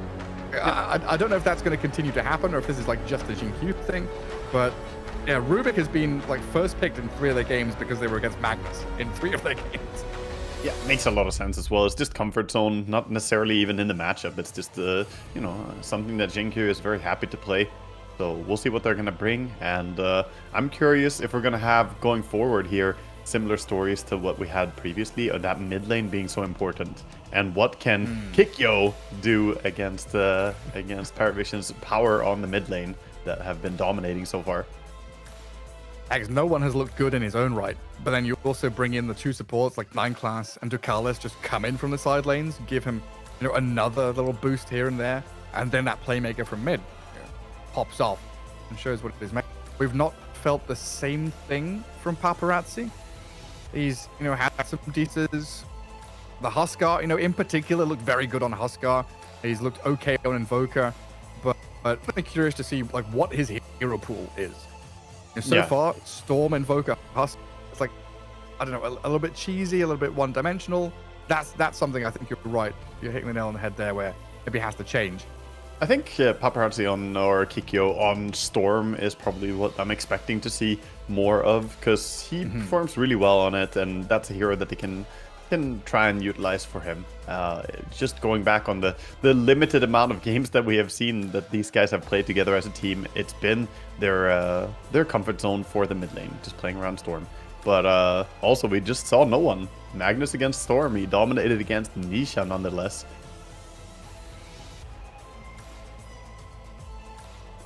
Looks like we're about ready to get underway. Game 1, 2-game series. Draft about ready for us, so we'll get that Magnus versus Rubik situation. Well, what exactly?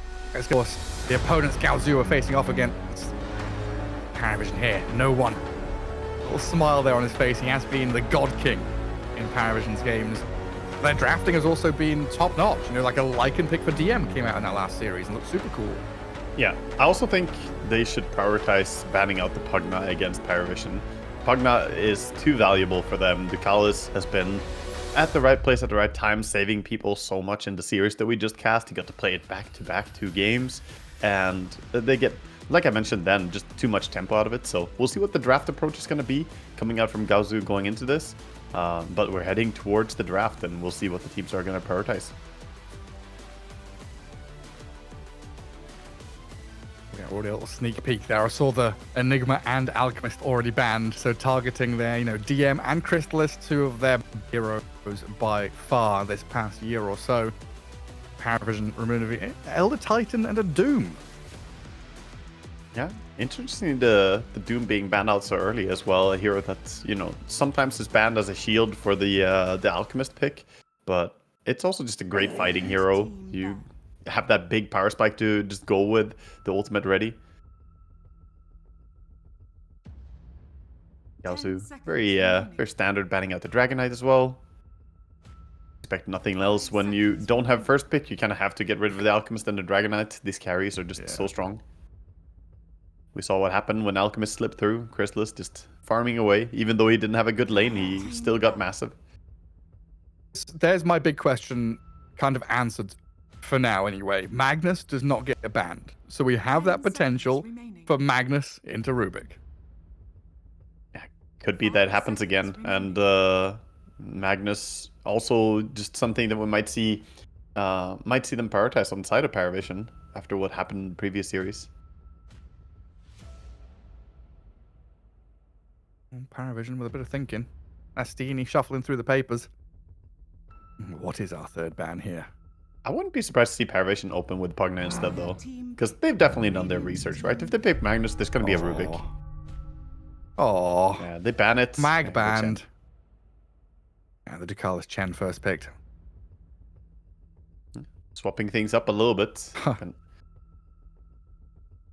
We had that funny... I can't remember who they were playing, but we had that funny moment where Paravision were playing a team, obviously, and that team banned Pugna, Enchantress, Clockwork, Shadow Demon. Like, they legit banned like 4 or 5 of Ducalis supports. And he picked Chen, and he was like, "You forgot about Chen, guys," and then just stomped the game with it. Yeah, that was a while back. This is a hero they can... Yeah. This is a hero you can pull out and just, like, dominate laning stage through mid-game. Yeah, it can be a good curveball to throw as well. You don't expect them to always go for the Chen first, but have to prioritize it.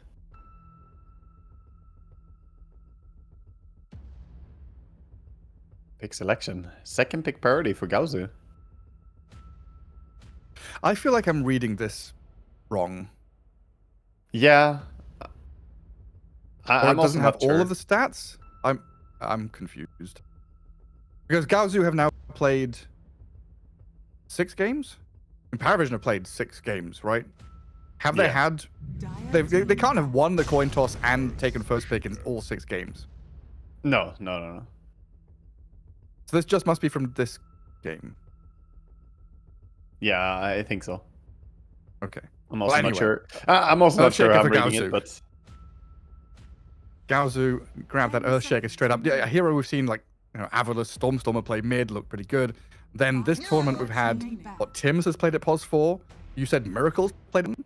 Is Earthshaker now the super flexible hero? I don't think he is super flexible. I mean, Miracle lost on it as carry, alright? I'm not saying that everyone should go out and play carry shakers, but he's a good enough hero that you can open with it. And if you already see Chen coming in, so you know there's going to be a lot of units, Chen army coming in, buffs up your ulti. It's not a bad opening pick. There are a few heroes that Shaker can struggle against on mid lane though, so you want to be careful if you lock it in as a mid laner.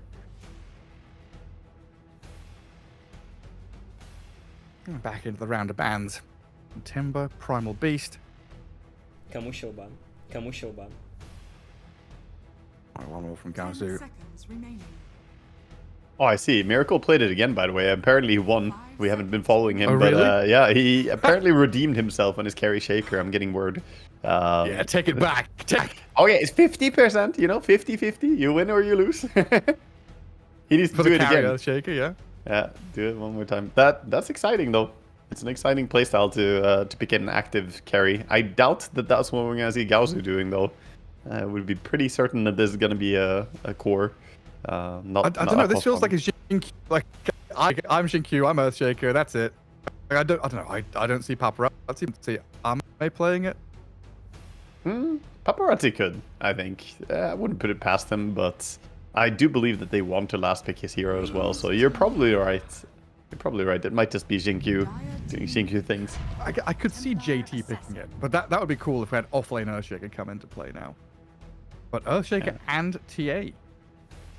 That's actually a potential lane. You have a support post 5 shaker. It's not very good at protecting necessarily, but with TA specifically, Fisher is really good. You lock the enemy in place, can't run away from TA. TA has high damage. Both these heroes, yeah, high damage, right? That immediate burst. If you're going into like a Chen army or just even an individual target, Blink Echo into Blink Melt Strike, you get the numbers advantage just immediately. Yeah, definitely. Could be good for quick fights and make it hard for Chen to get the healing effect as well, saving people.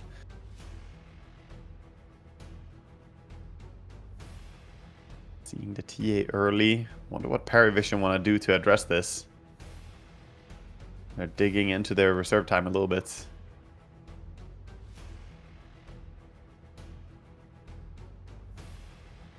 It's a thinker, isn't it? Like you've done all the homework and you're so used to like a certain way of drafting. It's like Ogre this, Batrider that, Beastmaster here, Dragonite there, and Gaozu are just like, yeah, you know what? I feel a bit of Earthshaker and Templar Assassin in our first phase today. We'll bring out a Huskar. We'll have a Magnus Techies. We'll have Ame on a Bloodseeker. Yeah.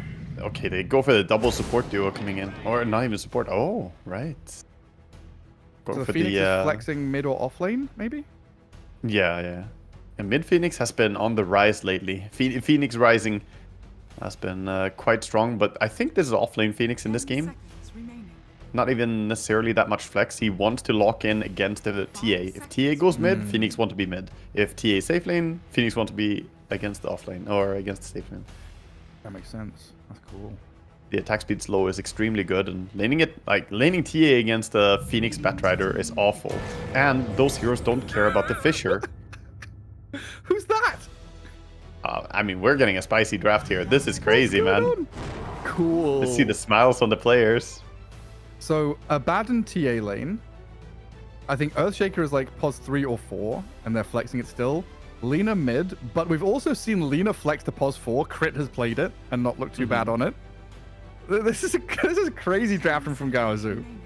I like the idea of adding Abaddon and Lina, getting some heroes that can attack really quickly, especially Lina against the Phoenix. Get the potential to kill the egg really easily in the fights, and you have even more burst. And Abaddon Both is teams just are counter picking each other. Yeah, Abaddon is just a natural counter pick to Batrider. That's not too complicated. Also protects pretty well against Phoenix using W and then ulting.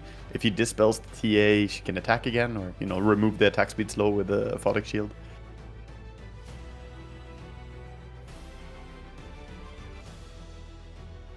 Where do we go now? So we've got 3, 4, 5 done for Paravision. You probably see your mid lane matchups. So can no one just grab his hero now and say, I'm against Lina? I think so. I think it's time for no one to say what he wants to play and call it. But it's a bit difficult in this game. They have last pick, right? On Paravision? Paravision have last pick. No, they don't. It's Gaozu. Oh, no, Gaozu have last pick. Yeah, you're right. Yeah, I was gonna say he needs to be a melee hero like Earth Spirit or something, but yeah, go for Tiny instead. Makes more sense, a little bit more durable. A lot of survivability coming in, but they needed some melee hero from the mid lane who can jump in and lead the way and protect the Phoenix. Yeah, it just really ties everything together as well. Now you've got non-stop aggression from the Tiny, running around, blinking, stunning, catching, killing. Banning out the Huskar. Paravision you is got saying, it. okay, this can definitely still be a flexed Lina support. You know, it doesn't have to be. They could pick a mid laner on Guausu last, which is pretty crazy when you see Lina, TA, and Shaker, and you're like, yeah, they could pick one more mid laner. You know. Well, like Lina Earthshaker, that's a Dota 1 lane. That is. goes back like a decade or more. Yeah, I wouldn't be against seeing that. That would be fun. A pos 4 Lina and a 3 Shaker, or even do it the other way around. Both are possible, actually. I do not have a read on what these teams need in these last picks. It's a complicated need draft. a carry for Crystalis? Yeah, I think so. And I wouldn't mind seeing him play Gyrocopter here if it doesn't get banned. Razor was banned out by Gaozu. Oh, they ban it. That's a good call. They did, of course, just use Gyrocopter against TA earlier today. The first series.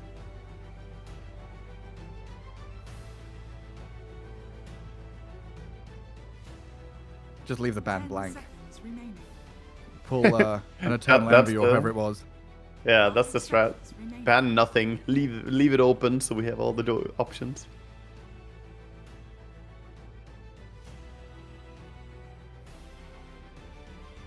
Five seconds. This can be Bloodseeker. Alright. You're getting some attention here and there, and a Slark comes out. Okay. And there's a fair amount of like AoE spill damage and a bit of control from Earthshaker and Lina, but Slark here against TA, against the Baden, seems pretty nice. Yeah, you can build a lot of stacks against a Baron, and also difficult for TA to do a lot of damage on Slark. Has so much armor from all the agi he's gonna steal, and then also the ulti plus the shard later on. It's gonna be great for protecting him.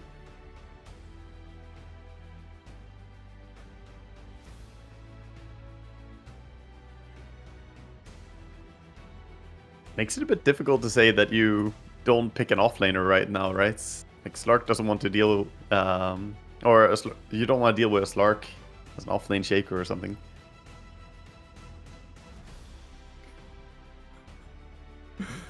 Shinkyu is like, do I want to play the Earthshaker? I guess I'm playing the Earthshaker.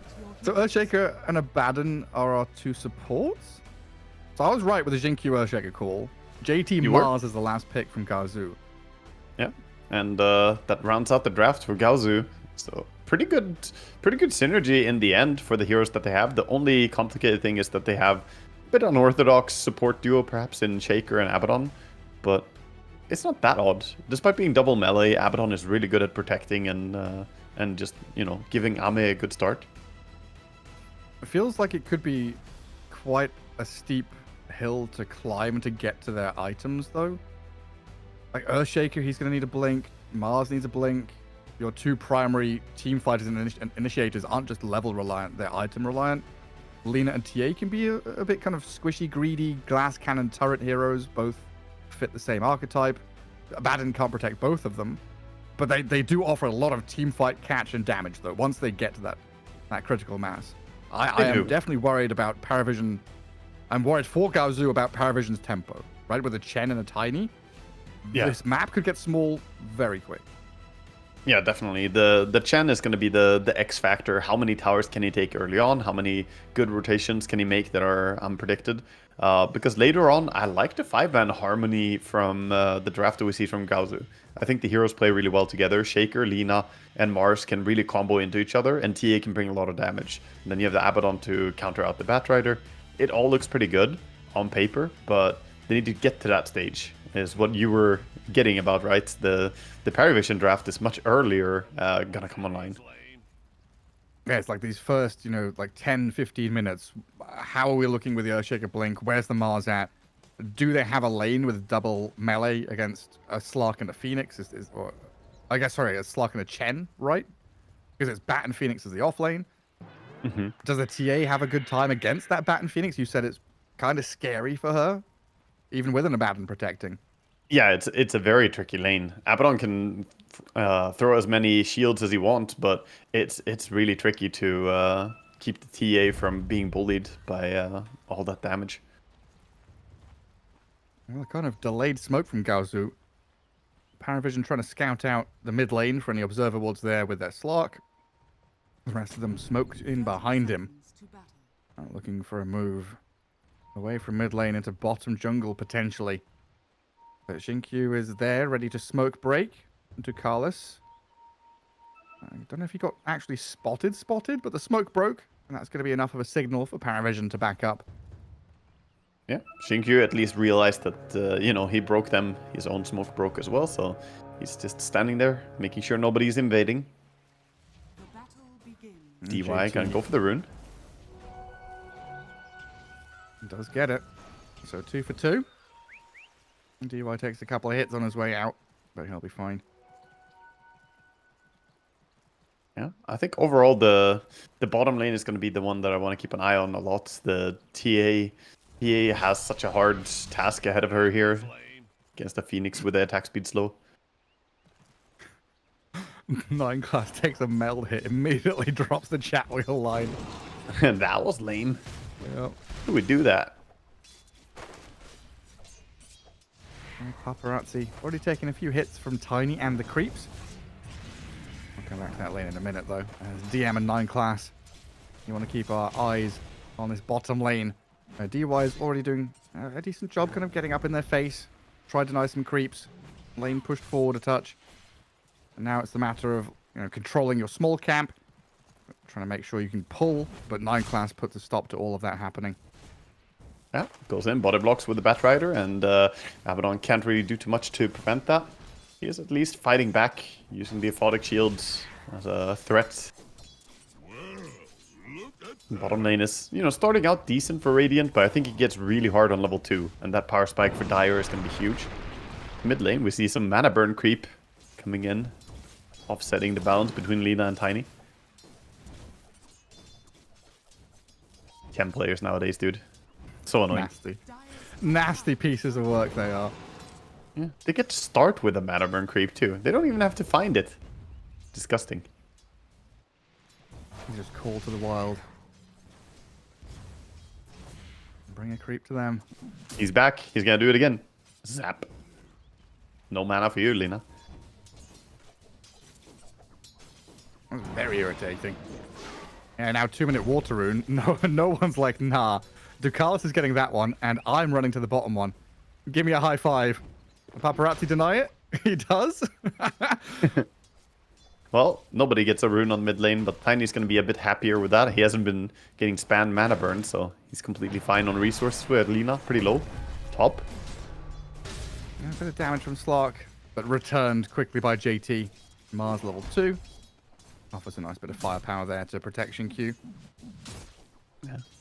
And hard for a Slark to stay onto any of these targets. The God's Rebuke, the Spear, even the Fissure to potentially block him off. Still 8 denies on him, though. Like, that's pretty ridiculous given he's a Slark. It's Chen. It's the Chen difference. Chen was just auto-attacking a lot, and we saw shenanigans happening with Xinkyu trying to pull the creep wave. And yeah, Slark just managed to get a lot of denies during that. 10 and 9. Great old laning stage for him. That's the little bit of a liability.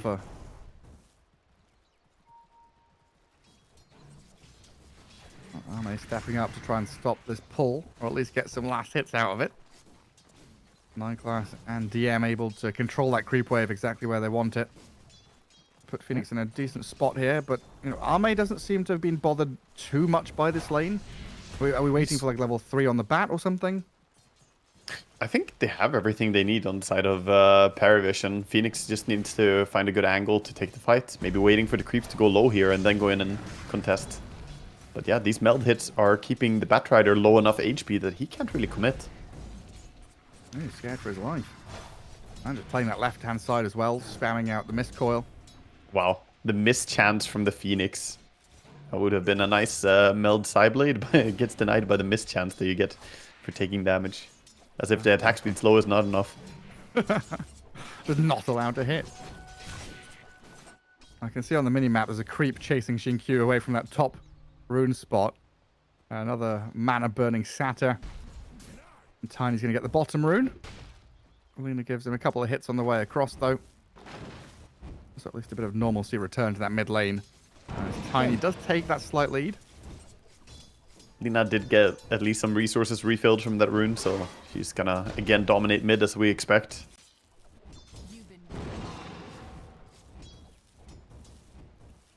And not putting a single point into stun. She's going 2 points into aura and then just spamming Dragon Slaves.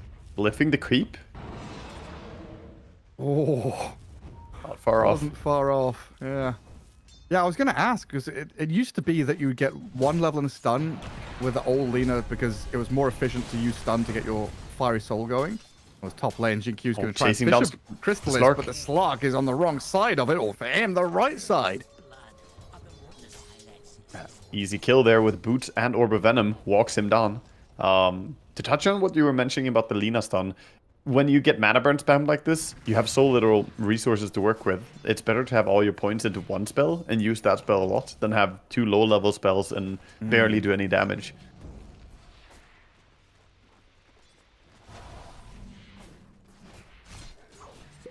Both mid laners running back to base and then TPing back out.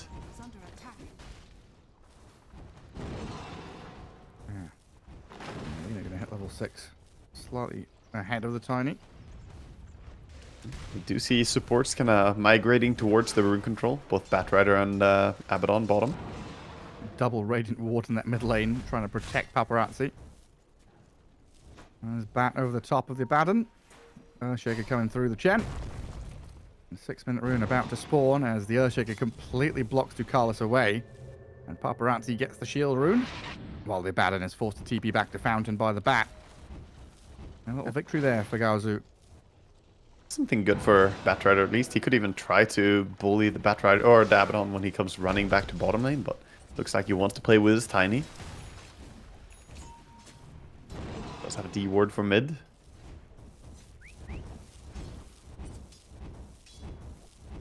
Guess the D ward runs away. 30 seconds now for the Wisdom rune timing. Yeah, now time to run the other way, right? You run towards mid, run back to Wisdom, run that way, run this way. Yeah, it's like a scripted little marathon you gotta do as a support in the early game. Gotta run around. Stacks being made on the way as well. Xinkyu gonna prepare some ancient stacks.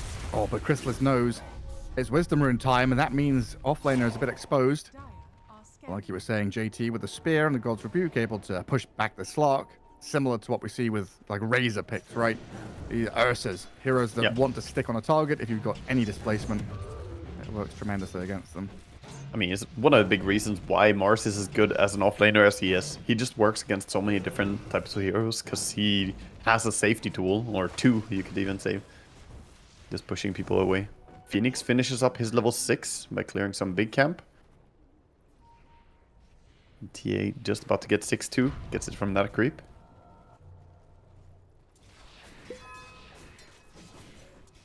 This is where we want to see Paravision like activate the Tiny, right? Oh yeah. Well, Lina gonna be the first one. Lina's gonna make that first move down bottom to kill off 9 class. Second kill of the game, minute 8. Tiny's still not moving. I was just thinking, you know, with a Supernova out there, a Tiny Avalanche toss, a Supernova, maybe the Chen goes through Twin Gate. They could have a play onto the TA, but currently quite quiet from Paravision. And a haste room guarded and taken by Jinkyu puts Ducalis in trouble now. Good avalanche, toss from no one, throws the Lina in onto them as the Phoenix arrives. DM comes into play. The Earthshaker is hasted so he can run away. Shield and heal by the Abaddon onto the Lina, trying to keep Paparazzi alive, and they have done so successfully until the toss in. Ducalis sent forward. The hand grenade of God thrown in by the Tiny to finish off the Lina. An actual holy hand grenade in Dota. Thought I'd never see it. And they're still going. They're not done. There's Supernova at the ready if they need it. Jinkyu, though, has skirted around the edges of the tree line, just about getting the distance away from them. Yeah, you saw them, of course, wrapping around, but that was a great fight for them without having to use the Phoenix ulti. So, Paravision now still with resources to take more fights. 9 class gets run out by Ame a little bit. But that mid lane is still a hotbed for activity here. No one trying to run towards Paparazzi. DM looking at DY, and the Abaddon, the 2-man toss forward. They've got Supernova ready. The dive, DM gets the egg down. No one's in a bit of trouble here, though. Pigpole and sprinting away as fast as he can. Let's see if he can make it back home, or if he's going to mark it here as he's stunned up. But the trouble is that Fisher kind of blocks Gaozu away from the Tiny. God's Rebuke and JT's Spear pin him against the tree. Ame from the right-hand side aiming for Ducalis to finish off him and the Tiny. Gaozu come out striking hot. And now knowing there's no Supernova, Well, DM does have a dive to get away from danger, and he'll get up to the high ground safely. But Gaozu, some good response there to some over-aggression from Paravision. Yeah, Paravision were just definitely getting away with murder before they made this rotation from Gaozu to come and punish. But this does leave Slark with a lot of spare time on top as well. The Mars leaving the lane, not being part of this. Crystallis just getting a fantastic timing on his defusal. Let's see a bit of a replay there. How it all started. These tossbacks are always going to cause problems. The holy hand grenade is coming. Forward. And then the one hit to finish it as well. Slow motion, Chen flying in for your head. Yeah, then you get stuck down in this jungle and, you know, defender's advantage, right? You got TPs, you got faster movement coming in from Gaozu, and Slark is just nowhere to be seen. Yeah, TA coming in from behind was definitely helpful for him there. But all this time, Slark finishing up towards his defusal, just 500 gold away now. Move coming in bottom. Lasso available for this fight. And they throw the bat forward. Ame, he's lassoed up and dragged through the Firefly, but it seems like the damage is lacking. Knowing now that Gaozu have fully rotated, Arena and Laguna Blade clear through the Phoenix, and the chase forward with the Fisher blocking in the Tiny. Oh, no one. Can he find a gap through the trees? They're trying to cut him through, but he's surrounded by 4 Gaozu heroes, all on top of no one. Ame and JT giving chase. A good avalanche toss back, though, gives no one a bit of space to get across the bridge. Yeah. Nice getaway still from Paravision, only losing 1. That could have been worse for them, honestly. It was a nice attempt as well. They were coordinating, preventing the aphotic shield by using Tiny, Avalanche, and then getting the lasso. So you couldn't aphotic shield off the lasso. Nice attempt, but just, like you said, didn't have enough damage while playing that cautiously. It's like now the DM has Supernova again, they'd love to go and make another play, but TA Trap sees them coming. The Dire scan behind the TA as well, so they know that the Abaddon's still there, lurking. And Chen and Slark have taken the top tower, so now they're leaving that area, going for mid, looking for more. Ooh, the Fisher fake pump means Slark gonna have to use that Dark Pact early, but no one's arrival, and toss forward puts Lina in danger. Jinkyu now uses an offensive tool by the Tiny. This is exactly what you were talking about after the draft was done. The danger of the Chen and how much you can take over the early game. Took that top tower, swings mid with his Slark as well. Taking mid tower, and this is scary for Gaozu. Their draft is strong if they get to the timings, but still need a lot of gold for the Blink on Mars. He's in particular not having a great game. Yeah, exactly. This is that 10 to 15 minute period, right, where you're wanting to farm Blink on Earthshaker, but he is literally a blink away from it. You know, he's finished off Arcane Boots and bought some Raindrops and bits and bobs here and there. And JT, who is about 1,000 away from Blink, is about to die to Crystallis, and no one does make a sneaky escape move around his arena, trying to get a bit of distance. I mean, they're all pretty low on mana here, but looks like Crystallis has managed to refill himself back up and should be able to catch the Mars eventually. Spear, the toss forward, the counter. The counter to the spear displacement is just a toss. Yeah, no one was ready for that. He was already spamming the toss. Ready for the spear back. Meanwhile, we see aggressive move from Gaozu down to bottom, trying to open up access to these ancient stacks for TA, or ancient areas to farm. Ooh, DM. Yeah, all the Hand of God into the Supernova. He stays alive, but for how long with the right click? Yeah, flurry of hits. Paparazzi takes the egg down. Don't have TP on their Tiny. If they had Tiny TP, you get TP'd in. Avalanche and kept that Supernova alive, but he had cooldown still. Big pick off for them. Gaozu getting something in return. Looks like they're going to be happy having taken the tier 1 tower. Just back out. Wisdom Rune is not going to be contested. Man, I hadn't even thought about this combo either. Like, Chen taking over the map, making the map small, and then Slark removing all the vision as well. He's just gone and, like, dewarded 2 observer wards. He's removing stuff off the map. Radiant vision and just places to play are going to get limited. Crystallis is one of the better carry players about always making sure he has sentries as well on Slark. He is a very good Slark player and will make sure to have that impact, the vision removal coming out. It's going to be very annoying to play into. And then they have such a gank-heavy lineup, so once the vision is gone, the lineup thrives. The Tiny and Batrider can find those pickoffs. JT just wanting to farm Ancients, still working on the Blink. So desperate for it, but no one's here with the Blink of his own. Hang on a second. That's a bit awkward. Onto the Phoenix dive. That is awkward because now the arena and the TPs are coming. No one might be in trouble now. Jin-Q is going to line up a Fissure here with that Laguna Blade damage and the Light Strike array. They're going to kill the Tiny. No one, a final avalanche to maybe stay alive. Can he get out of here through the ancient camp, getting back to his team? Jin-Q's giving chase, but 9 class into the back lines with Crystallis now arriving. They've got JT all wrapped up in a bow, taking him down. Mars is gone. Jin-Q follows. Tiny stayed alive, and look at Gaozu getting baited into this fight where they're just trying to run, but they're headless chickens. The Hunter's coming for them, and Crystallis is slicing them apart. The Slug gets another kill, but he's taken down by the Abaddon. The Mist Coil from long range follows him. DY gets a trade. Oh my god, what is this fight? It definitely started out a little bit clowny there, the circus moves coming out from the Tiny and the Phoenix, but it ends up being even better than just a clean pickoff, I think. So, you know, it was all calculated, Gareth. They just set this up. That toss was so unfortunate. It was really landing on Phoenix when he was even lower as well than the Tiny, so pushing the Mars to safety. Just wild. Get a replay of that. Look at this. Whee!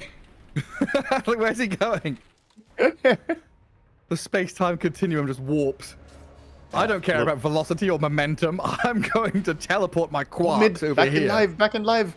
Jump. What's happening in live? We're watching Tiny not die. Batrider jumping in, running down the ES. And Abaddon. He's not got ulti anymore, so the toss avalanche combo kills off him. 2 supports gone. Yeah, they were just trying to farm mid on side of Guaozu, trying to get some chance to push out the lanes, but the punishment from these blink daggers, Tiny blinking in and starting it, follow up by a blink on Batrider. The lineup of Paravision is so ready to punish right now. Already having the drums, double blink, they have the Diffu, Mage Slayer complete soon on the Slark as well. And meanwhile, it just feels like they're still waiting. They have the Blink Dagger on Mars, but I'm not sure that they're ready to fight when they don't have Aghanims on Lina. It does have Travels and Point Booster, but the Aghanims is far away.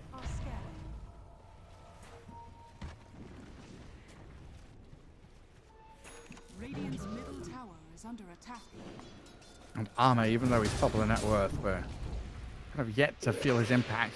Joined one fight down in the bottom jungle. He's going to have to quickly start converting all this net worth into something bigger.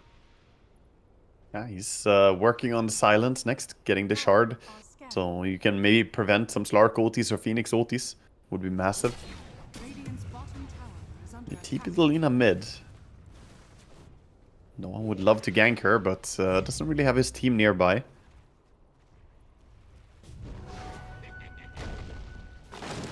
Invis rune is nice. Drags the wave off the tower as well to play the right side. Very safe and secure from no one. Phoenix farms through the outer jungle camps far up north, so kind of tucked away from any danger. And Paravision playing very carefully until this next round of items comes in. It does give a bit of room to Gaozu to play up top left. And the threat of like taking a Roshan is going to be there. Paravision is so strong right now. Full Shivas on the Phoenix. They have everything they need. Absolutely amazing strength on their heroes. It's like only a 4k gold lead, but effective lead is more about the timings that you have. There's no blink on Shaker. Yeah. Lina doesn't have her timing. TA only has Deso, Dragonlance, you know. She has Shard, but no blink or Hurricane Pike yet, so the advantage is huge right now for Paravision. So is it like a lot of pressure on JT to make Jin-Q? Mass TP? There's a lot of TPs coming here. Tiny and Bat, they're going to get the kill on the Earthshaker and delay his blink, yes, but no one trapped in the arena now, and Gaozu make them pay for it. Oh, they might fight under reward though. We'll see. Doesn't seem like they want to fight without Tiny. Clark is ready though. Lina, she's been spotted. Oh, the high ground vision. Gonna get the lasso, the pounce into the catch. Light strike array doesn't matter. Lina dead. So Earthshaker Blink delayed. Lina gone for 40 seconds. And even though the Tiny's down, this Chen army just keeps on marching forward. Yeah, bottom tower is just gonna fall very quickly. And no sign of resistance coming out from Gaozu. They already used their arena to kill the Tiny, so can't really put up a fight without the big spell. Things are sailing along smoothly for Paravish, and even though you lose your Tiny, this is kind of setting up easy time for Roshan as well. Now there's no tier 2 tower for Radiant.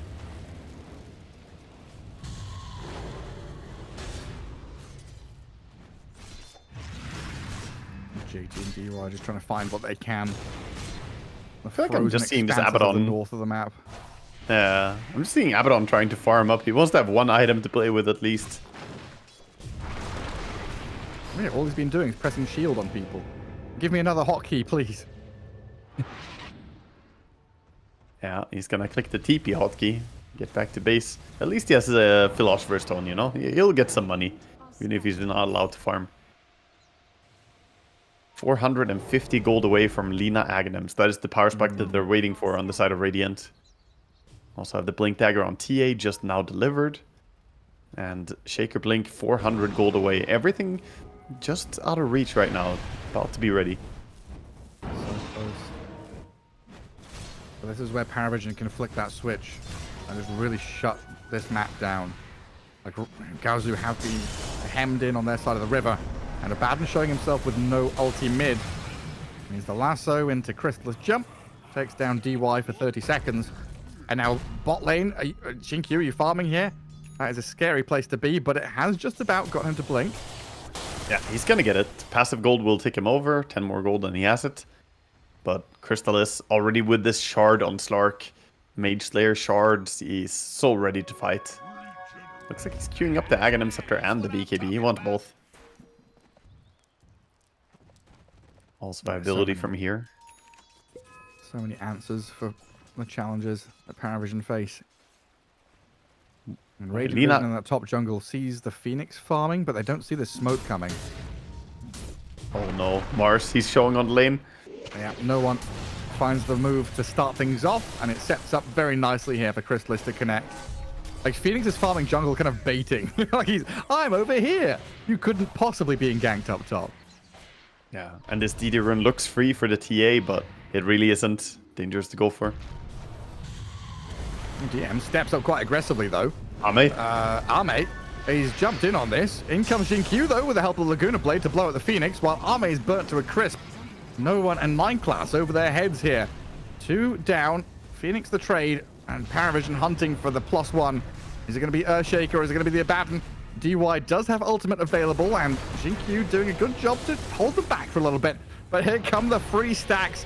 Chrysalis is just going to lap it all up. A little kitten with a bowl of milk. Delicious stuff for Chrysalis to munch on.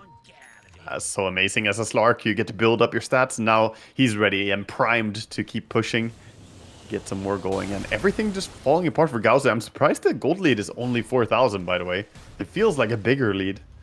It's just Ame farming like very well. Yeah, he's farming well, but how can he fight into all these counter picks? He needs so much. He needs to blink for mobility, but without BKB, this looks unplayable to me. Like, Tiny just throws an avalanche on you, or Batrider just goes on you. Phoenix throws some spells. Chen, it looks like he's dying. I mean, there's the strength of this Gaozu lineup, is the immediate catch and kill. A lot of damage to blow them up, but Batrider TP's home. No one. He's BKB'd up and he's wandering around like a little mud crab. Wander away with Chrysalis by his side. A toss up into the air. Not sure what he was attempting there, because Chrysalis dead. Yeah, I'm not sure. You can't really get him out of trouble there. Either way, but nice takedown using the silences over and over from the TA. Set up a kill on the Slark. Gaozu kind of in fighting shape, ready to go punch some more people. Yeah, on the back of the Mars leading the way. And TA now. I like how Ame goes for some aggressive stealing after winning the team fight, knowing Slark is dead. Invades the enemy jungle.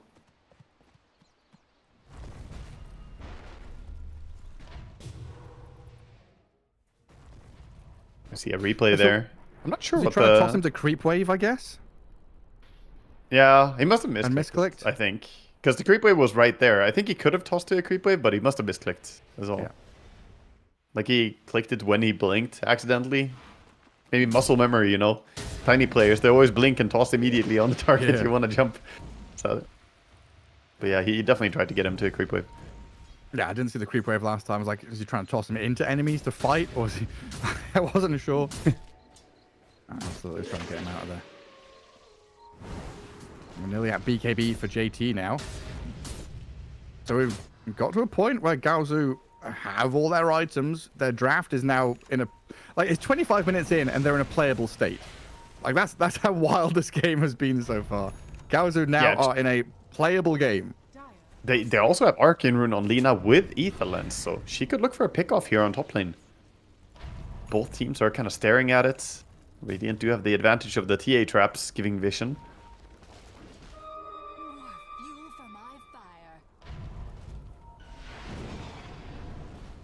But yeah, you gotta watch out for Lina. She has had a very silent impact so far, hasn't done too much, but her damage is there. This build does crazy amounts of burst. Once she has the E-Blade, it's about like 4,000 damage magical, something like that. 4,000, 4,500-ish. That's no joke. Very, very on your toes as a Slark. And Blink Echo into this Lina damage. Again, thinking about how that draft started, TA, Earthshaker, then Lina to kind of round things out.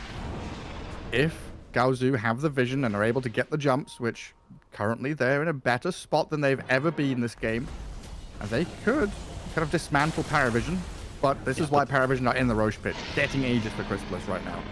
Yeah, that changes everything. Now the Slark can go confidently. Oh, Tiny is in, and now starting no one's got a catch on Lina. I mean, Paparazzi just out here with DY kind of alone, stranded in the enemy Ancients. And Tiny just comes in and claps down on the Lina. Now DY, ulti already used up. Toss forward, Chrysalis gonna lap up the stacks once more, kill off DY.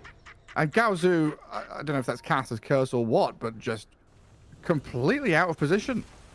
Yeah, definitely. They were under a ward as well as the punishing part. Ducalis placed a ward there a few minutes ago, and it paid off. Good trap for catching them.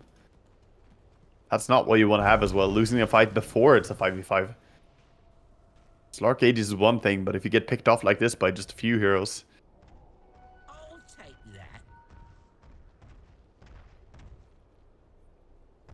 No one's inventory. I'm getting a little bit stacked. Yeah, he's got the Kanda coming up next. Inventory management sim. We've turned into Skyrim. You gotta buy extra slots. When are you gonna add that? Pay X amount of gold to get one more inventory slot? I mean, I've been saying that for like... Well, ever since they brought in the TP and neutral item slots, I was saying we need a boots slot. Ooh, on the Mars. No BKB. And, oh, the BKB. It defeats Xinqiu's initiation with the Echo Slam, and now the turnaround from Paravision. Sunray forcing Gaozu back. Arena defensively used. So that's two pretty big ultis from Gaozu used just to try and stay alive. Yeah, that's everything. That's all their team fights. Now Paravision have green lights. You have the Aegis. You have still, you know, no real cooldowns expended. Only the BKB on Tiny, and he's fine without it. He's so tanky, and he has a Chen to save him too. Even the Slark could save him with the Shard. Look at that. I could kind of feel Ame wanted to go out and farm a wave or go to that camp and get a few creeps. No one just like a great read on the situation. Goes out, starts hunting, doesn't find the TA, but easily could have. Yeah. Now Paravision closing the net in around them. Slark, has he got a Gossamer's Cape as well? He does? He does, yeah. Gossamer's Cape. If you play against TA, take it on every hero. Jump. Trying to catch it. Ame, but he's got a baton behind him. No one goes in for round 2 though. Light Striker A connects, stops the combo. Ame turns and fights him, but no one's very tanky, and Chrysalis has started opening up on us a baton. Chain stuns though, the damage onto the Slark, kill off the Aegis. And now Paravision trying to back him up. Let's see if they can get in here and save Chrysalis, because the Light Strike Array and the physical damage from TA bring him down to half. And TA jump back in again, but he's just missing all these hits, can't land anything. So difficult. All these Gossamer Capes, evasion from, or mischance from Phoenix as well. He's trying his best. Still though, Gaozu with a very good defense. Not an easy hold to make, but they managed to somehow not lose any heroes, bring down the Aegis. And now they're getting out on the map, getting involved. E-Blade on the Lina, so she has the full damage combo now. If she E-Blade nukes, she can basically burst anybody on the side of Dire from full HP. Almost even the Tiny, who has 3.3k HP, could die. That's how potent it is. That's an ion cannon, blows you up. Melts you. Just vaporized by this Lina. Yeah. At least they have a pipe now on Phoenix. He went Shivas first and then back for pipe, recognizing that there's so much burst damage on the side of the Shaker, Lina and Mars. Yeah, get some protection. Tiny with the haste, looking for whoever he can find. DY, he finds the ward, but even though his courier saw the observer ward, he's not going to be able to go up there. It's far too spooky over there. Yeah, he knows. Wisely backs away instead. And again, in an amazing fashion, despite not really owning much of the map at any state, Gaozu are just keeping pace. 3,000 gold behind. Not the worst at 31 minutes into the game. It's one of those wild games. Like, in football, Paravision have had, like 80% possession. But it's still 1-1, it's like a 1-1 draw. People are struggling to score. Gaozu's goalkeeper has done like an amazing job just like saving 50 shots. Yeah, that's actually a great comparison. That's basically what it feels like. But they're just finding the right places to get out and get the important amount of farm. They have held a lot of control on their own Ancients, which is critical when you're behind like this. Batrider with his... Oh. Wow. The rocks hit him on my screen. No one had that. That must have been pixels away from catching. One little pebble touched your foot, Mars. I'm afraid your TP is invalid.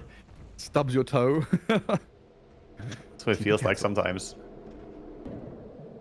Gets away this time at least. TA, by the way, with a crazy itemization for this game, but maybe it's genius. Goes for the butterfly, no BKB. Just straight butterfly to not be able to get bursted by the Slark.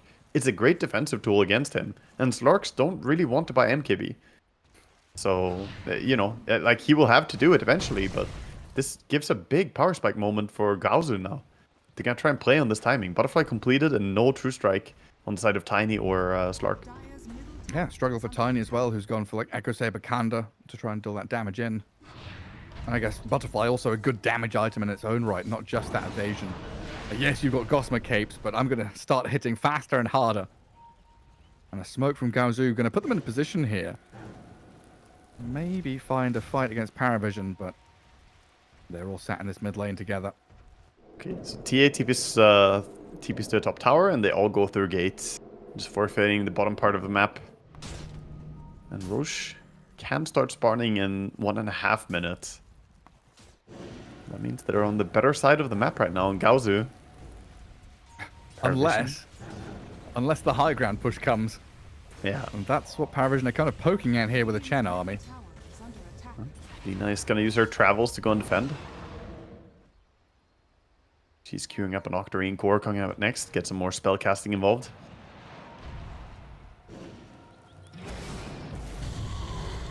Oh, the TA?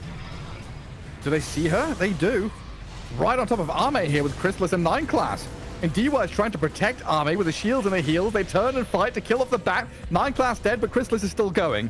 The Slug, though, starting to run out of gas now. Shadow Dance expiring. And in comes the Laguna Blade and the Arena trying to take down the Slug. But the Supernova, this egg is problematic with no one's reinitiation. Arme's dropped very low. The pounce back in from Chrysalis and the dive forward will get them the second kill. Now the Sunray will burn into JT. Paravision just had that extra bit of gas in the tank.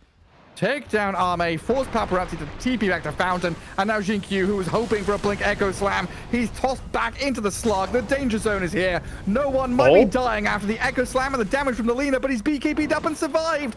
Slug can't go diving that deep in, gets tagged by a few more spells from Paparazzi, but a 4-for-1 trade, and now the base wide open for Paravision to push. Yeah, they're going, just pushing up the high ground here. Lina alone at defending. She is very strong, but can't really go up against them. Tiny has to be careful though. If Lina finds an angle, she could burst him still. It's like Doesn't both have a ways though, smoke right? or Like, anything like that to play around with though. Yeah, like if Lina shows, Oh, she's yeah. getting jumped. Definitely. And full Slark wants to assault push here. more, has a lot of agility still. Extra Thank you, skeletons Mr. come Basil. out, all the pushing power. Time to retreat. No one tossing one of his teammates again, this time to clear a jungle camp. And Roshan about to spawn as it just turns nighttime. By the way, when they tried to kill the Tiny with the Shaker ulti and Lina hitting, Lina went down to minus 50% damage. It's so impactful. The tiny passive Craggy. getting the protection. Yeah, Craggy exterior is so crazy to me. 50% damage reduction per hit. She just kept auto attacking, but his HP just stayed there, kind of around 500. Didn't drop lower. I kind of miss old Craggy. Oh, back to live. The fight is erupting. TA poking on the Tiny. Oh, Tiny Lina. jumps the Lina. Four staff away, gets Paparazzi some distance, throws Laguna Blade back into no one. Nineclass, though, has the jump with a lasso, catching Paparazzi, dragging the Lina back into Chrysalis Slark. Oh, that she's E-bladed herself, but the damage just keeps on coming, and now there's Supernova. They're trying to deal with it. The DM egg is right on top of their heads. The stuns, not enough to keep it alive, but the damage was dealt, and that's it. 3 have died. 4 in a row for Paravision. All they lose is their Phoenix in this one, and Ame, the last one standing, as he watches Paparazzi's courier die right next to him. An absolutely enormous egg to drop. He was, I think, like 50 HP or something when he cast that egg. Gets the egg off and just absolutely demolishes the team fight. Good lasso as well. Good timing. And now a toss back from no one. Jinkyu is Earthshaker. He needs his Echo Slam to be big, but it's not really going to accomplish a whole lot. We've got buybacks galore now. Earthshaker dieback, DYDM both buyback all on on themselves. TA. As Ame, he's been dived past the tier 3s. He's gone for 80 seconds. Well, that's got to be the signal of the end now as Paravision look to secure their Game 1 victory against Gaozu. Yeah, no way to turn this around. They aren't calling it, but I mean, they're just can't destroy the throne. Falls pretty quickly. And Paravision are hot. This is a team that you should fear. They're just looking like the team to beat this tournament so far. I mean, obviously in our group, we're mostly casting down in the B group, and in the group A, we have Team Falcons looking amazing as well. But Paravision, man, they're just wiping the floor with all these teams. That's like both the Eastern European teams have really stepped up recently. Like Bet Boom having some really great performances in the past couple of months after, you know, what, a couple of years of disappointment from Bet Boom. And now Paravision, the kind of newer upstart squad, really proving that Eastern Europe have got a lot of firepower from their top 3 teams right now. Team Spirit, Bet Boom, and this Paravision team. Absolutely fearsome stuff. And Gaozu, another situation where it felt like they're kind of trying something in the draft, right?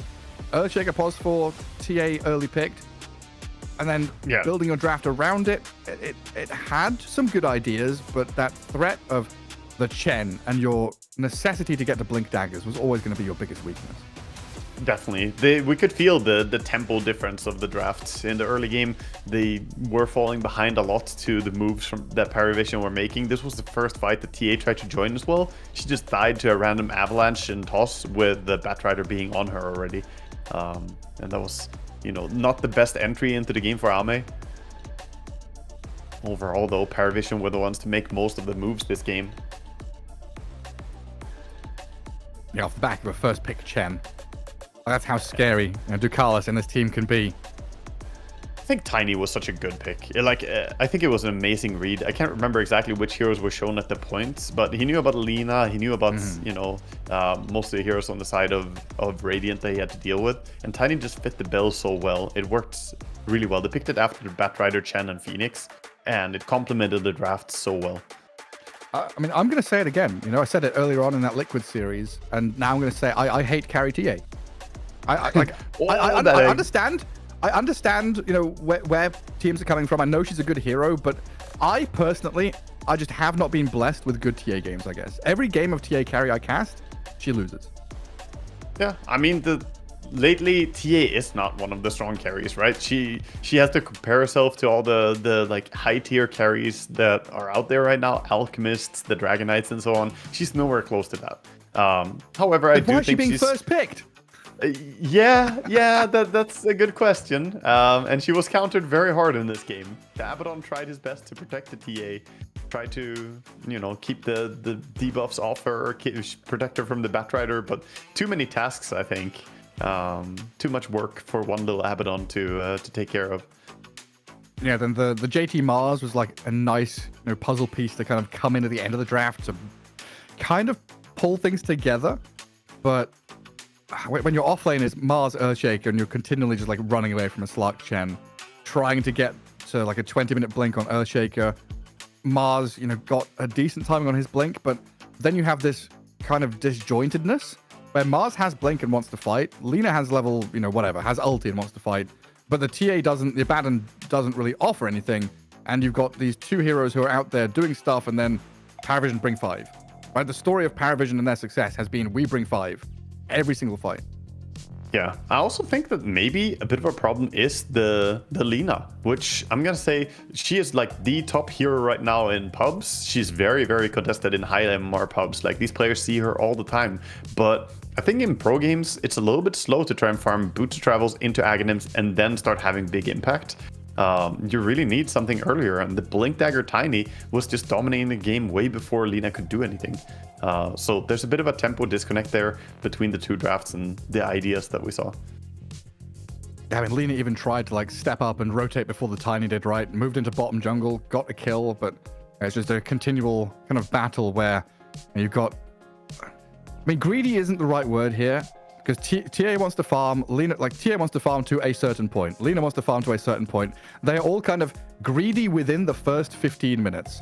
And that 15-minute period is where the Chen and the Tiny excel. So I think you're right saying there's this kind of disparate sort of fight between the drafts, where they're both looking to hit their timing at a certain point, and just Paravision were faster, got off the ground a little bit quicker, and they take the game on victory. So game 2 coming up shortly. We'll have a quick break and see if Gaozu can fight back or if Paravision can continue their run. We'll see you in a little bit.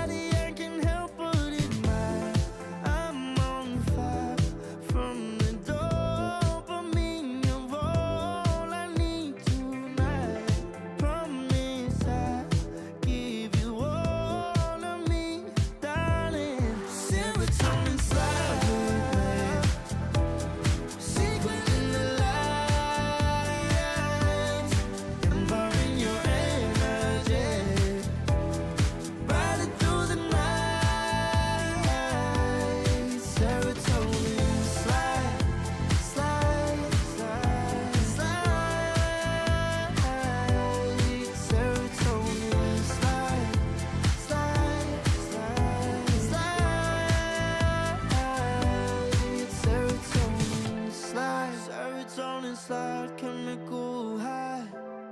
Dopamine dive, love, take it higher. Serotonin slide, chemical high. Dopamine dive, love, take it higher. Serotonin slide, chemical high. Dopamine dive, love, take it higher. Serotonin slide, chemical high. Dopamine dive, love, take it higher. Secret in the light,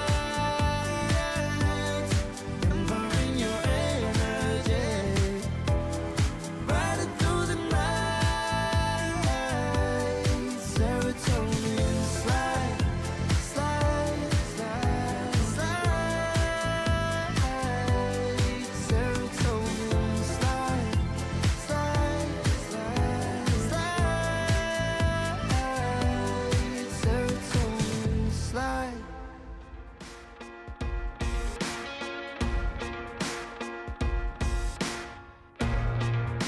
Take a look around you.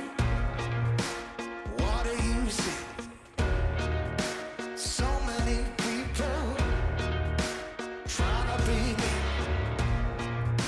Said it all along, yeah, but you never listen. I'll show you how it's done now. Just wait and see. I'll show you how it's done now. I'll show you how to win the fight. I'm never gonna quit this, so step aside. Gonna get so much faster. Gonna get so much stronger. Gotta find my eyes and blood inside. Gonna go so much bolder. Gonna go so much better. 'Cause nothing can stop me now.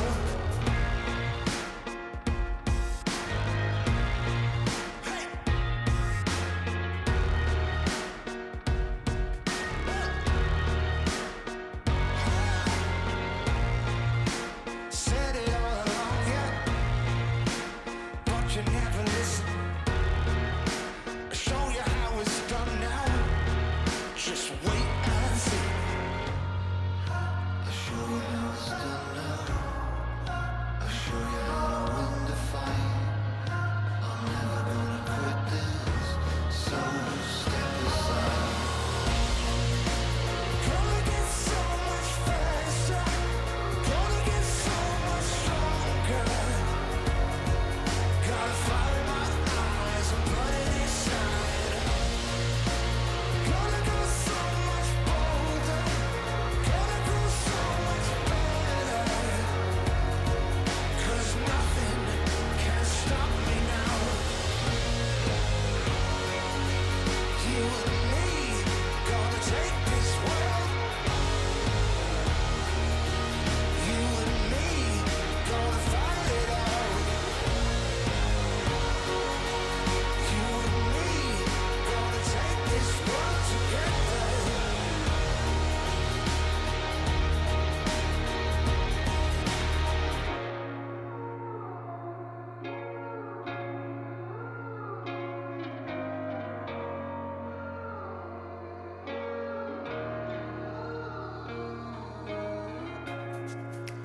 Gonna get so much faster. Gonna get so much stronger. Gotta find my eyes and put it inside. Gonna get so much faster. Gonna get so much stronger. Gotta find my eyes and put it inside. Gonna go so much bolder. Gonna go so much better. 'Cause nothing can stop me now.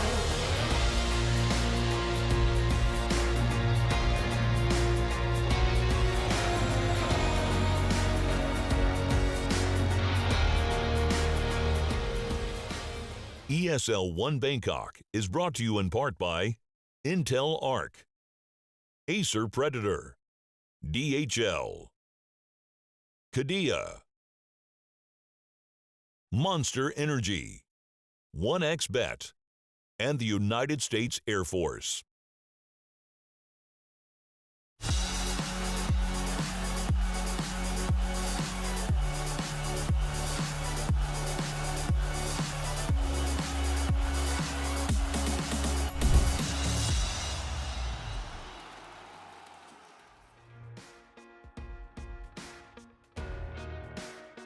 Welcome back here. Game 2 of our final series of the day for ESL One Bangkok group stage. Day 2 of the groups, in fact, as we head into Gaozu versus Paravision.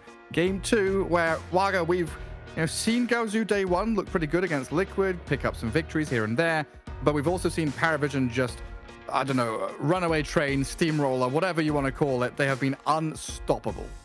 Yeah, they're looking so damn good. I don't know what to say. Paravision are just looking super dominant in Group B. Everything they're doing is just on point. Their rotations and their supports connecting with the course in correct ways. It's beautiful to watch. They really are finding, both drafts that are really harmonious, but also the rotations they make. So Gaozu, I think the draft they had was pretty damn good in the previous game, but they couldn't deal with the early game pressure coming out enough from Paravision's draft. Maybe going into the game 2, try and just focus on getting off to a good start so you get to play Dota a little bit more. Paravision last game just, they basically took over the entire map for free, it felt like, because Gaozu were kind of still sleeping.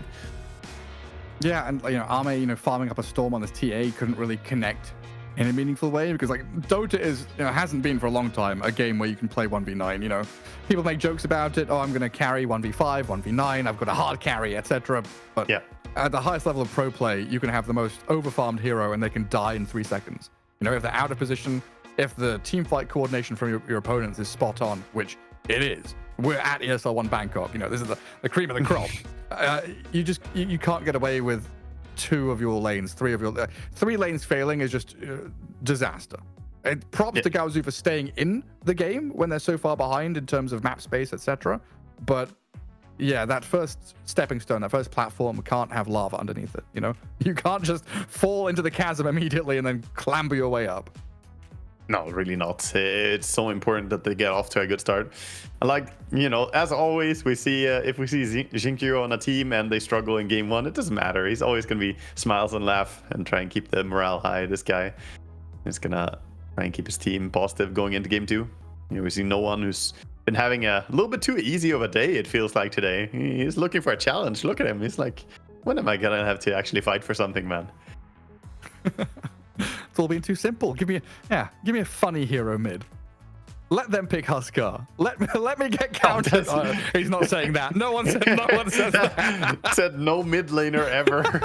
I've gone a step too far there, haven't I? That's too far, Gareth. Well, maybe if you have some plan to counter it, perhaps get to play some AA or something. But we'll head into the draft. We get this draft on the screen. Dragon Knight, Alchemist being banned out by Paravision, as Gaozu are going into game number 2 here with the first pick. The respect. And there's that respect to the Kalis, the Chen. He was doing a lot in the previous game. Bringing the tower taking, but also the saving for his teammates.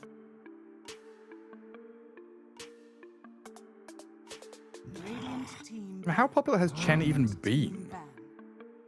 Chen, 2 picks, 2 wins. And is that 26 bans?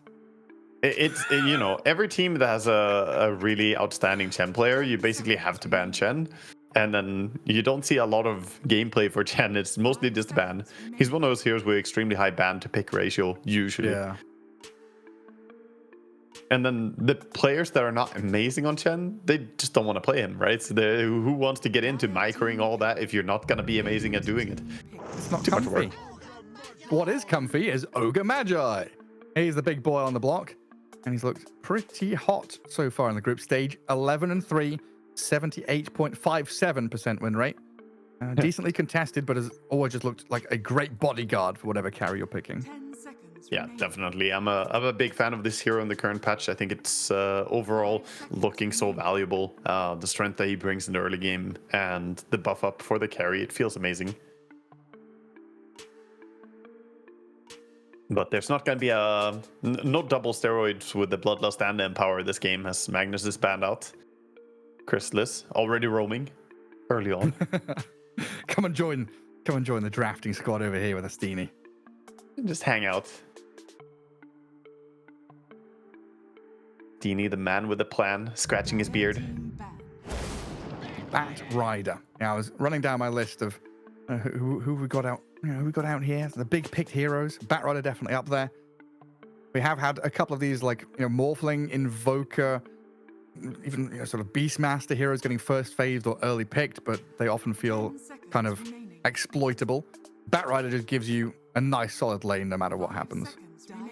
True. It's also very straightforward, right? It's the main selling point of Batrider is that he has a very straightforward plan. He wants to grab one target, pull it to the teammates, and that's basically it. That's what you do. It's easy to execute, and that usually works out really well. We saw it in the previous game as well. Even into Abaddon, he still got a job done.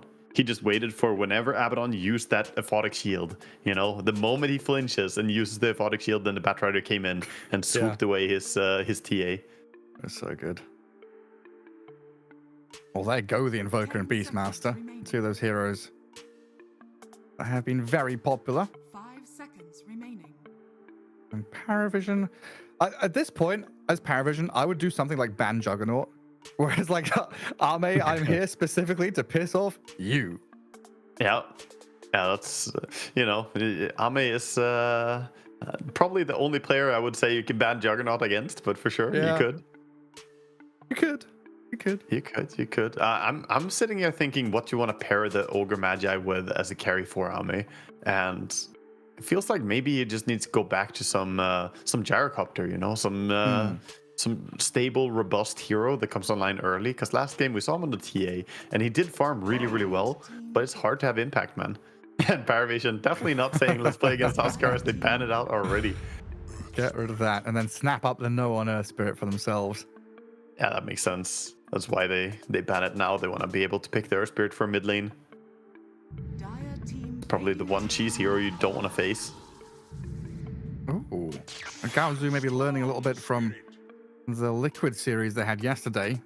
An Oracle here against a Bat and an Earth Spirit. Some good strong dispels. Protect your Storm and protect your carry later down the line as well. It does mean their support duo is kind of lacking in like AoE teamfight or gap close, but they've got some stuns. They've got a bit of catch.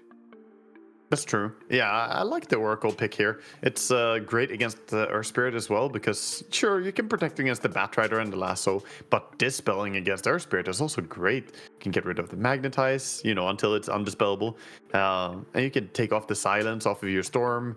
It's very nice hero to add into the draft. And Gaozu, go for the Storm Spirit that they really love to play. Yeah, before it gets banned out in that last stage. Yeah, because it would definitely be banned. Wait, hang on a second. So DUI Oracle, is it Shinkyu Ogre? Or is this Ogre going to end up being like a position 3?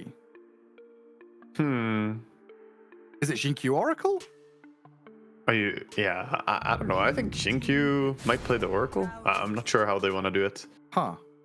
And Drow. Definitely a question. We haven't seen Drow in our games, but I've been excited for this. Drow has been on such a strong rise lately, and just been looking amazing as a carry. And finally, we get to cast a game of it. Drow against the Storm, get that silence. Good against Oracle too. And Undying to protect her. 10 seconds remaining. Yeah, that's some good a ways tough to lane to go set up a into. team fight around a tombstone. 5 seconds. I'm not sure what two heroes you put against a Drow Undying to be able to win the lane. Like pairing it with either Oracle or Ogre Magi is gonna be a tough lane. It's gonna be an Enigma. Yeah.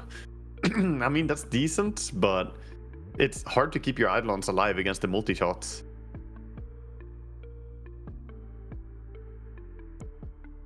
Enigma does at least do really well against Undying. One of the off-lane heroes who don't really care about getting your strength stolen. Just have your Eidolons fight for you. 5 seconds remaining.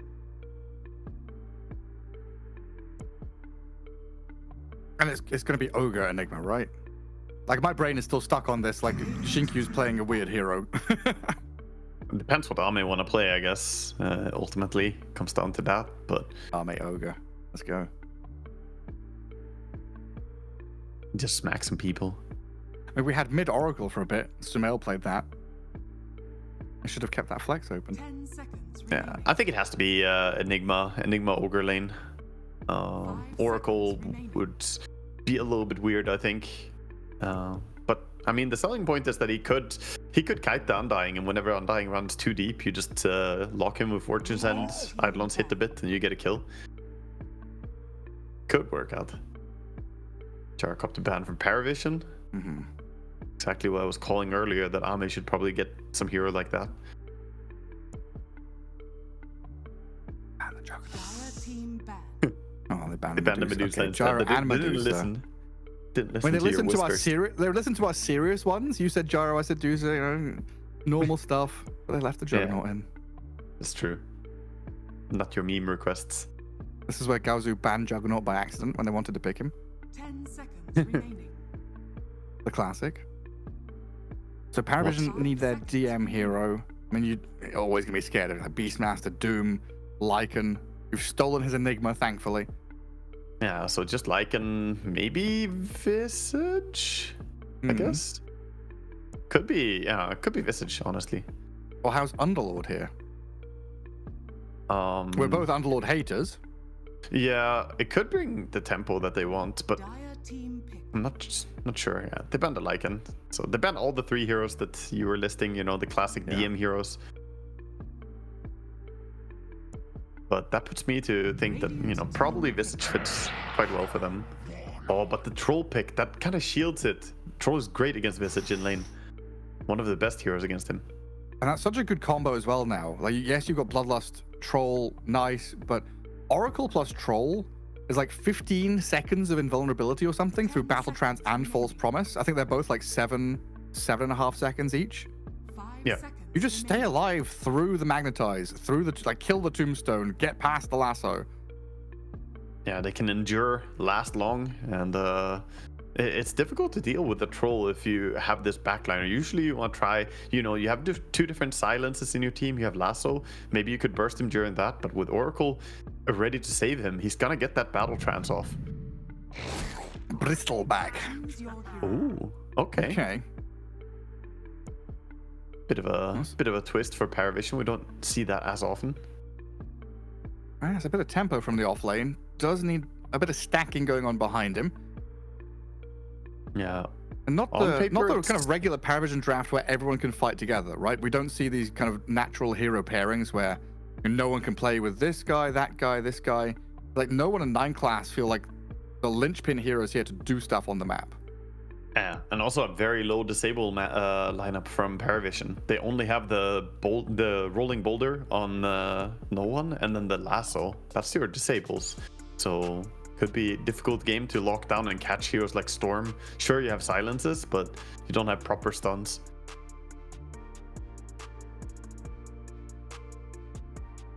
And meanwhile, I'm a believer. They've managed to draw in every single series so far. I believe they're gonna do it again, Gareth. Gaozu, the draw kings. The golden age of China has become the draw age of China. I mean, a win is a win. It's just one win, but it is a win. And to be fair, if you draw every single game, you're not gonna get eliminated in the group stage at least. You will definitely advance. Are you sure about that? I mean, unless everybody draws and then you have tiebreakers. But yeah, I'm just.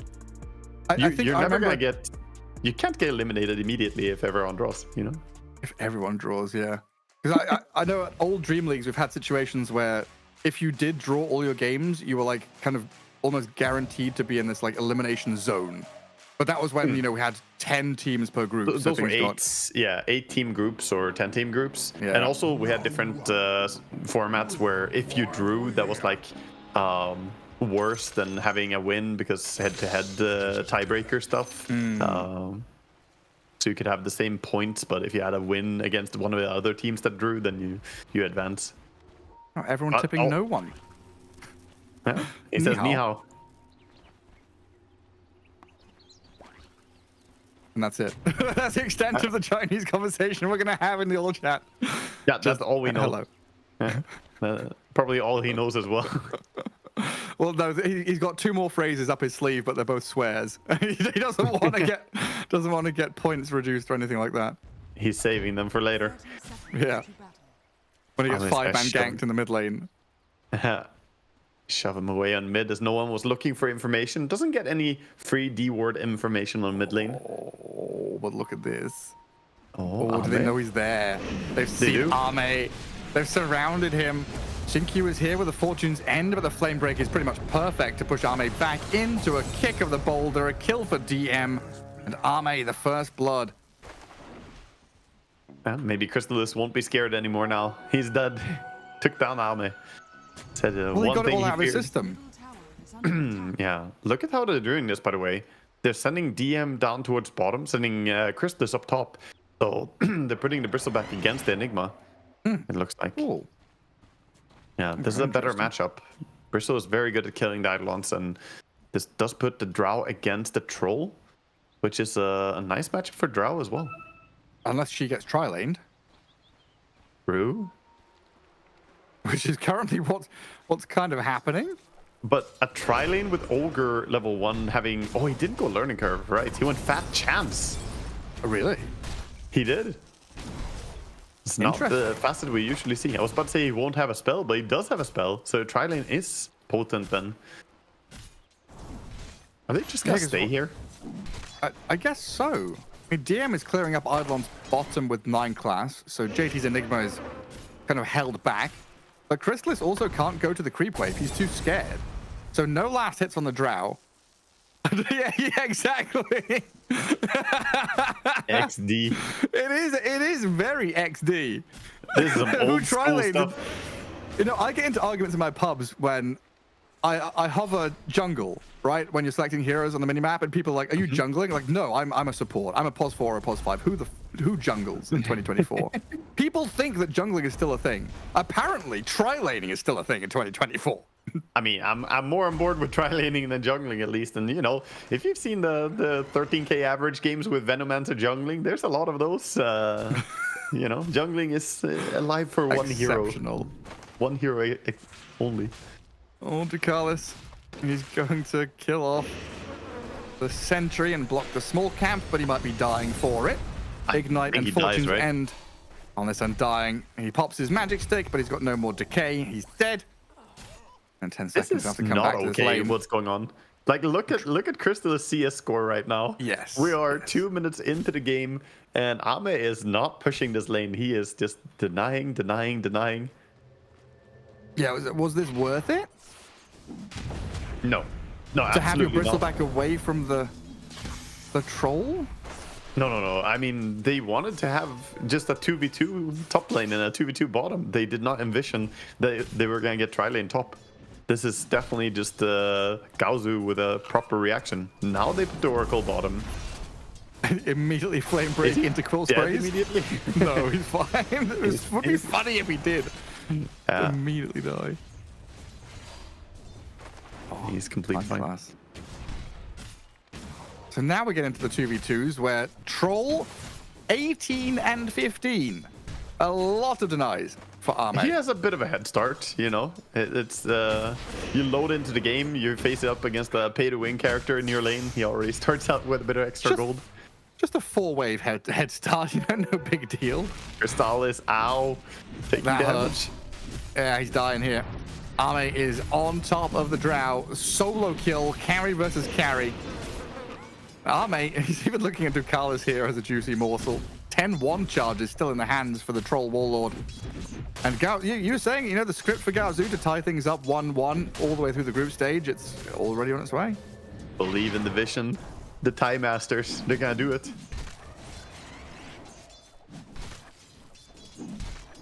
Tie Masters in Thailand.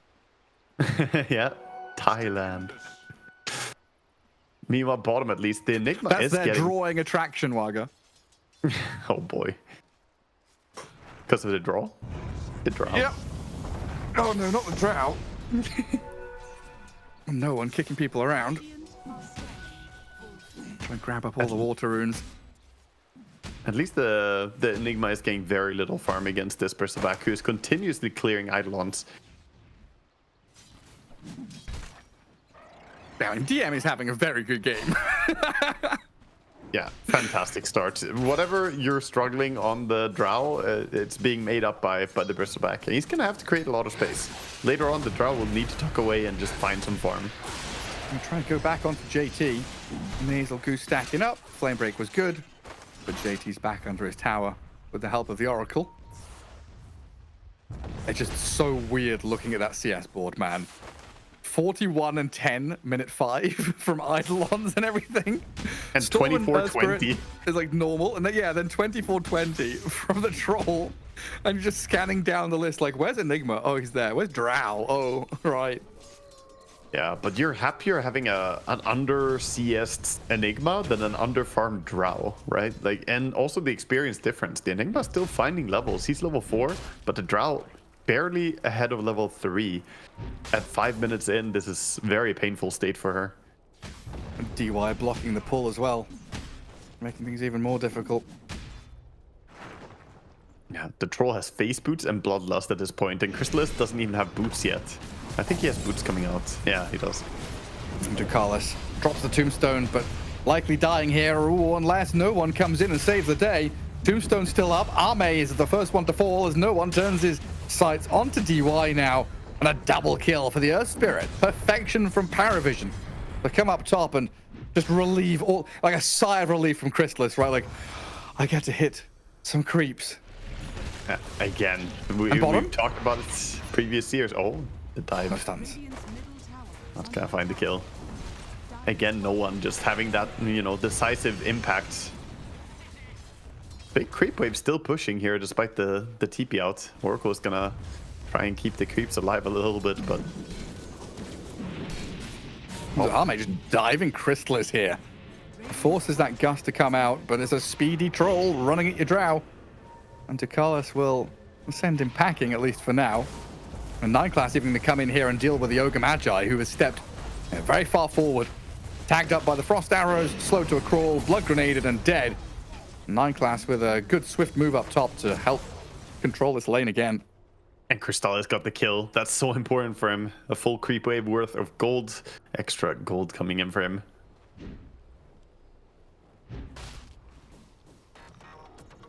And the Wisdom Rune gonna be a 1-for-1. No steals being made after that initiation there. Oh yeah, the other weird part of the map is that Bristle's playing bottom and the stacks are all top, right? So if Bristle wants to go and clear them, he's got a long way to move. Yeah, he will probably have to swap over there and take the stacks. But the question is when he's gonna make that move to try and take the enemy safe lane tower. For now, he's just playing bottom.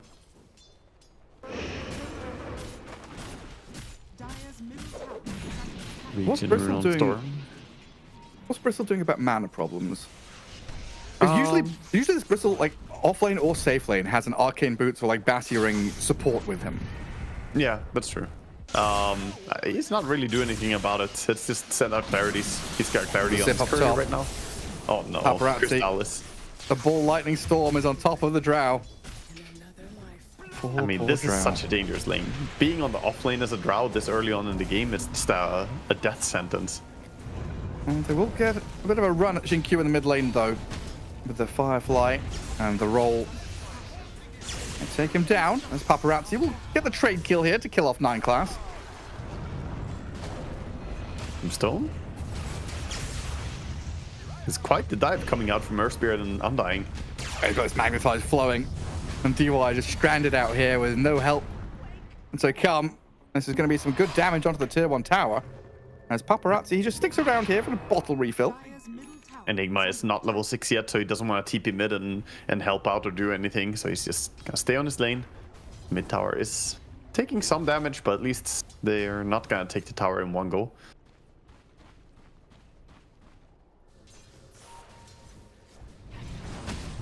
TP auto refill. Storm going to be happy without that. A second one. First Xingqiu comes and does it, then DY's Ogre. And they're trying to use these bottle refills to kill off no one, as it looks like they've just got enough damage to break him. As Ducalis in 9 class, they're still in trouble as Paparazzi's Storm is popping off. Nearly Getting finds quite that a few secondary kills. kill. He's almost got the entire Kaya now as well from that kill. So he's getting really rich. Troll is having a great game. Fantastic start for the two of them. Yes, Enigma is a little bit behind, but on the back of the two of them, they could set up some good plays. At the same time, same thing is said on the side of Radiant. You have Bristleback storming the way ahead. He has 93 last hits at 9 minutes in. Crazy amount of farm. This game is upside down. Like, It really is. This whole game is just like from Australia. And no one in 9 class trying to tip it back over and revert things to normality. I'm going to catch on DY here. Omega Magi breaks vision. Sees the rotation coming in. Tries to dodge the roll. But no one lands it. Ame, though, is kept safe and sound as it looks like he's going to go and pop through the twin gate to play down bottom. So he's going behind. It's dangerous here to go on, though. This Bristleback is still very tanky. They want to use the black hole. Can he TP Slow him down reaction with the from axes. Radiance? This isn't a go. This can't be a go. You can't. Oh, they're going for it. JT black holes and kills off the Undying. A backup is coming. They get 1 kill, but they're going to lose the Enigma for this. DM presses forward, but the zip back in from Paparazzi gets the catch on Crystallis. Drow Ranger, I thought she was going to be safe and sound here to just keep on fighting, but a double kill emerges for Paparazzi. And equally for DM. A 2 for 2. So DM, who was the initial target to go on, he's going to be happy just killing people. And at the same time, Paparazzi is like, yep, I got what I wanted from that. We got some charges, got some kills. So both offlaners died. Yeah. But this makes a very happy, offlane Drow. Makes a very unhappy Troll, though, I think. Laning up against the Bristleback is not that easy, despite his high farm. Yeah, and interesting, Gaozu are the ones that kind of do the first lane swap, even though maybe not intentional. They've sent Enigma up top, and JT is immediately just being run at by no one. Magnetized and picked off with a little bit of help there, of course, from 9 class, who is getting ignited, but he's already started TPing home to secure his life in Fountain. Yeah. And 5, 1, and 2 already on no one, finding so many of these kills. But Storm is coming in, full mana. And zips onto no one with Eidolons backing him up. And good damage coming onto no one here from Paparazzi. And Xingqiu, DY both joining in to pressure Ducalis to throw the tombstone down and maybe try and keep no one alive. In comes Crystallis with a gust pushing back Paparazzi. Silenced up on the Storm for now, but dodges away from the multi-shot.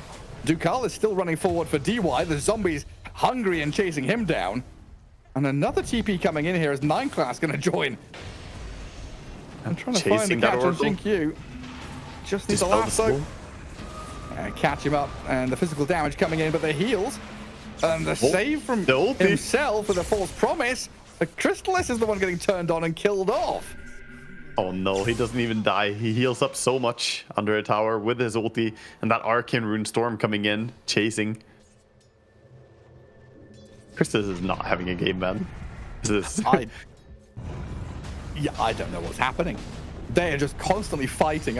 I guess that's the chaotic nature of this game that we find ourselves in with an off-lane Drow. They've done some lane swap nonsense. They've tried to, pull the wool over their opponent's eyes, and now it's just battle. Do some battling, and we'll find our way back into the game through that. Yeah. Crystallis will try and get some... these are both the unhappy heroes finding some solace in mid lane. Like, can we just farm? I mean, Paparazzi is getting very scary now. When you're having these constant, disparate spread fights across the map where one hero's here getting picked off over there, JT dying mid, the Storm Spirit's picking up a lot of kills and galvanized stacks. It's starting to become a real threat, while Ame doing normal Ame stuff now, right? Tucked away in the forest, farming jungle and accelerating quickly. Yeah, he's accelerating, and he has his Battle Fury soon, which is going to be a good farm timing. He can farm faster, but the more important thing is DM he has an entire Aghanim Scepter. So this Bristleback is ready. Nice deny attempt by Storm, but doesn't get it. DM gets the last hit. So I think DM is ready to open up the map entirely together with Earth Spirit. The two of them are just ready to fight, whereas Storm doesn't really have a partner to play with.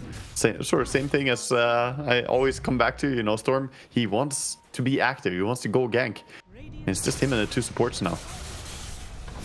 Storm zipping in, trying to find the rune, gets an illusion, and zips away. That's one thing DM doesn't offer you as this Bristleback is disabled. tanky, yes, damage, sure. But they desperately need no one, and again, it's no one in 9 class, right? We said this at the start of the draft, or the end of the draft. These are the 2 playmaking heroes, and that's what has made this game kind of challenging for Paravision, to see their vision of how the game should be. Like 9 class is trying to farm down bottom alone, but no, like it feels like no one has made good connections, but then he feels kind of lost in what to do next. I mean, he doesn't really have a tower pushing hero, so he's just been running around finding kills all over the place. I think the big thing now is that Bristleback can start laying into towers, so they can start opening up stuff. But no one's gonna keep doing what he's doing, just running around and messing people up. Oh my gosh, show his standing face. his ground. He wants that creep wave. 9 class Carries. gets his blink.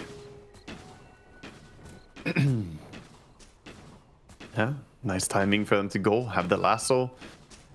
Got the veil as well on the Earth Spirit, working towards that Shivas. And now we're seeing what I was talking about earlier. The Drow Reindeer tuck away, farm the Ancients. Meanwhile, the rest of the team has to make the plays. And navigating through the river. Dire scan reveals nothing. And an observer ward from DY doesn't give any vision of any of these Radiant heroes who are very bunkered down near their Ancients. Mage is going to shove out mid, gets bloodlusted up. And Abe started building a Silver Edge early to try and deal with the Bristleback.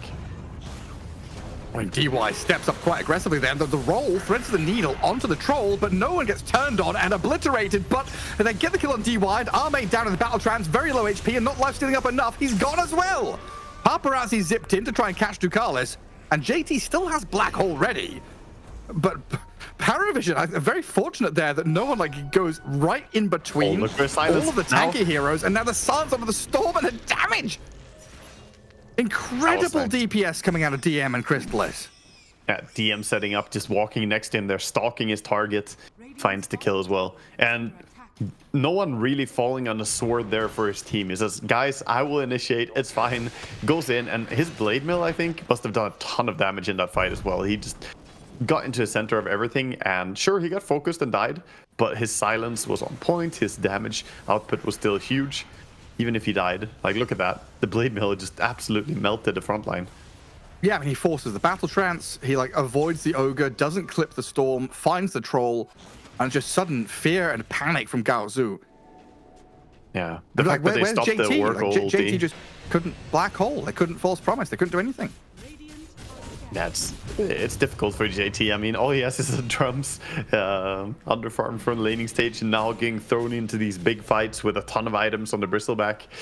It's not easy to get close. Drow Ranger has recovered. Crystalis. 8,000 net worth. No longer holding his breath for last hits. Between the 2 off-lane heroes this game, the off-lane Drow and the off-lane Enigma, the Drow has found her space a little bit better. Level-wise, how is it? Because Drow was 0 last hits and level 1, minute 2 or something. And now, Drow's level 12, ahead of the Storm, closing in on the rest of the pack. Yeah, he's had a great comeback, and all that is on the back of the rotations coming out from No One and the activity that we've seen. Yeah, No One in 9 class putting on a show. And again, 9 class kind of lurking, seeing who's up in that top jungle. They've got a little bit of vision around that area, but Gaozu not showing on any of it. Yeah, Paparazzi and JT, they're thinking about catching some heroes. They want to get a kill on Crystalis, camping over on the Ancients, but he's not here right now. Drow is not home, I'm afraid. Even waiting for her, hoping she will come back, but she's showing top, pushing out the creep wave. Can have the TP away, mid lane. They have vision on the Bristleback, but that is such a difficult target to burst. No Silver Edge yet. 9 class, the first point of contact gets annihilated. Ducalis, a little bit of time here to throw down the tombstone and heal himself up, as GT is just handled by DM and No One, who get the DY Ogre as a bonus kill. And No One with this double damage rune is still trying to roll that little bit deeper. Arme is invisible though, so they can't find him. Yeah, Wait, Arme, amazing. buddy. Again, looking for a pick. Going for the Undying this time. Tombstone money. Undying money. Undying money. Battle trance into net. Ducalis dead.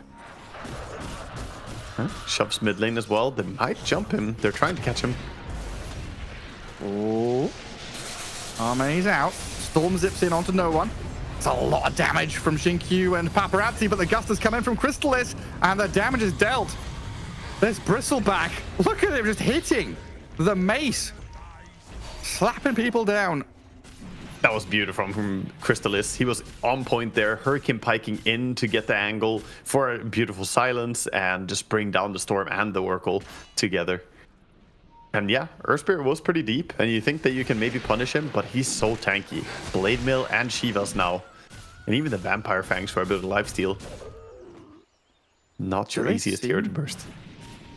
I wonder if Mineclass saw Arme there. It doesn't look like he knows, or doesn't think he can go on him.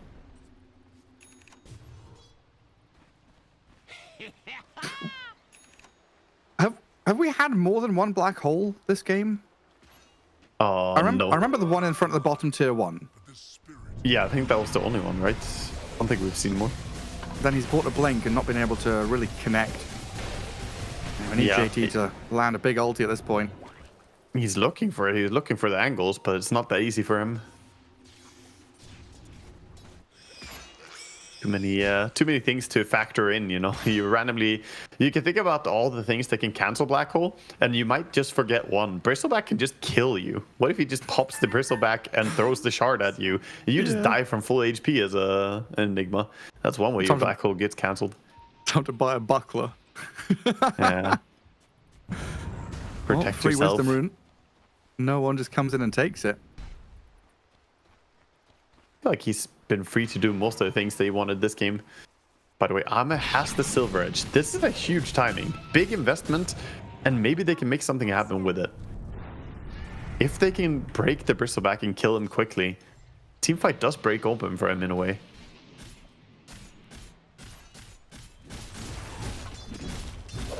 Right now it's actually Radiant though who are gathering bottom and setting up for the Roche. It's a very fast Roshan as well with the Bristleback and the Drow. They just don't know where Gaozu are. Gaozu are nowhere close though.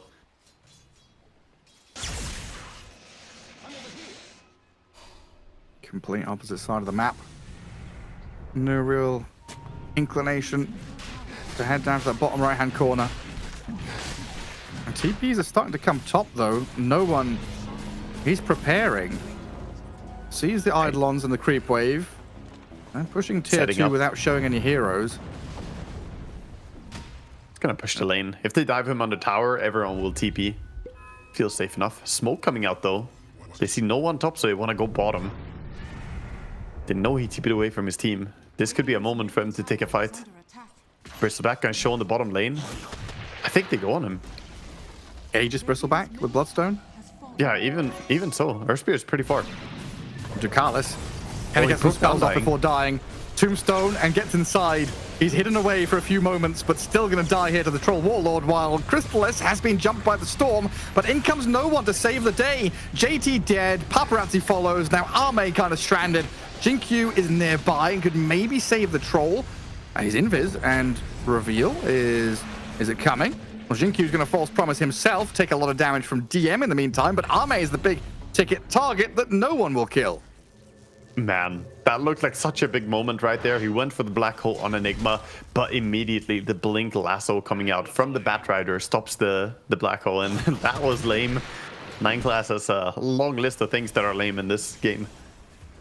So where was it? On the far left-hand side. So they Black Holed and zipped on the Drow. Yeah, they tried to get the Drow quickly, but the reaction was so quick. You couldn't even see it on the camera there. The reaction was fast from Batrider. Now, Gaozu needed a fight to happen in like one location, right? Paravision very happy to fight on multiple fronts. With Drow on one, Earthspirit on the other. You know, they've got all these offlane heroes. Oh, no one is running into multiple heroes. No Black Hole available. Difficult for Gaozu. I think they just can't dodge him. And now a 9k lead for Paravision.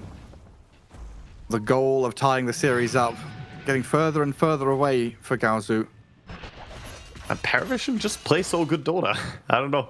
They're making all the teams look so slow and uncoordinated. But it all comes down to their understanding. Even when they had this Drow Ranger starting out the game getting no farm at all, it's fine. They understand their power spikes, play around the Bristle, play around the Earth Spirit. It's like, honestly, such a tremendous skill to go... You know, back in the day, you'd have a drafter who was your captain and led in-game. So you'd constantly have this, you know, information of the vision of the draft and where it's meant to go. But having, like, an external drafter like Astini and still, like, having that game plan cemented in you. You know, like, every player knows what they're doing, what itemization or where they need to be at any given time, and then adapting on the fly. Taking that draft vision and then converting it into an in-game vision is, like, insanely high skill. Yeah, there's so many things going on. Evaluating, you know, what's worth it. Can we sacrifice the Drow to get a good start on Bristle? You know, what's better for our team? And ultimately... Yeah. Like, I wonder whose idea that was. Right? It's like, Chrysalis, what hero do you want to play? You're playing Drow. Like, who makes the call to put Drow off lane, put DM against his Enigma, and then who on Gaozu, who makes the call to try lane? You know? So many cool little things there where someone's made a shot call that just looks incredible. It's just adaptations on the fly, you know. They stuck around for a little while on Gaozu, and then they realized, wait, if Drow is up here, we can just stay on her. And you kind of go with it. SNY is now complete on the Bristleback, coming out soon. 1.5 minutes on his Aegis, taking down the bottom tier 2 tower, and there's no real sign of Gaozu fighting it. Completely dodging it. Still trying to build up a few more items on this Enigma. Earth Spirit's setting up again. Similar to before. This time he does have his team coming. He's got a DD rune going as well. I can't quite keep tabs on Arme, who goes invis and runs away. Yeah, I mean, no one has been so tremendous. We've talked about him a fair amount heading into their series today. But it's kind of crazy, like, being the best mid laner in the world, like, what, 5 years ago? And now being the best mid laner, like, okay, maybe a large title to hand him right now, but, you know, top 5 mid laners in the world right now. Yeah, I mean, you gotta say at least that he's looking like the absolute best in this group right now. He manhandled fucking Nisha. You know, that's basically the proof that you are the shit right now. And we're seeing him just have huge impact every game. Now, straight to high ground. DM plonks himself in front of a tier 3. Posed the question to Gaozu. What are you gonna do? Arme invis steps forward. But Paravision have 2 lanes pressing towards the Dire base. We've had the 3 body problem, now Dota 2 has the 2 lane problem. How do you stop these 2 lanes while controlling your own? Yeah, very difficult for Gaozu as they're basically just fallen back to being very defensive. They're working on item timings. They got the BKB on the Troll. The Midas on the Ogre. Oh yeah. That's a big one. huge. Where is he? Can we do a Midas check? Does he want to Midas? Multi-class? Multi-class. Hmm. Multi-cast? The thing is, you know, if he had learning curve, he would have level 2 ulti right now, so he could Midas and get more value. But it's a level 1 ulti because he doesn't have learning curve. That's unlucky. Yeah, I'm not sure. This facet I think is bait. It's not really worth it. The fat chance. Well, Wisdom Rune helps. Now, ding ding ding. Yeah, now ding ding ding. Only with the higher level multicast, then you ding ding. Oh, first Midas use. Just call it. Sell it right now. Call GG. If your first Midas doesn't multicast as Ogre, that is just a despair feeling. 80% chance for a 2x cast. Scam. Oh, goodness gracious. He's dead now as well, hey? Yeah. To add insult to injury. Salt in the wound, yeah, exactly.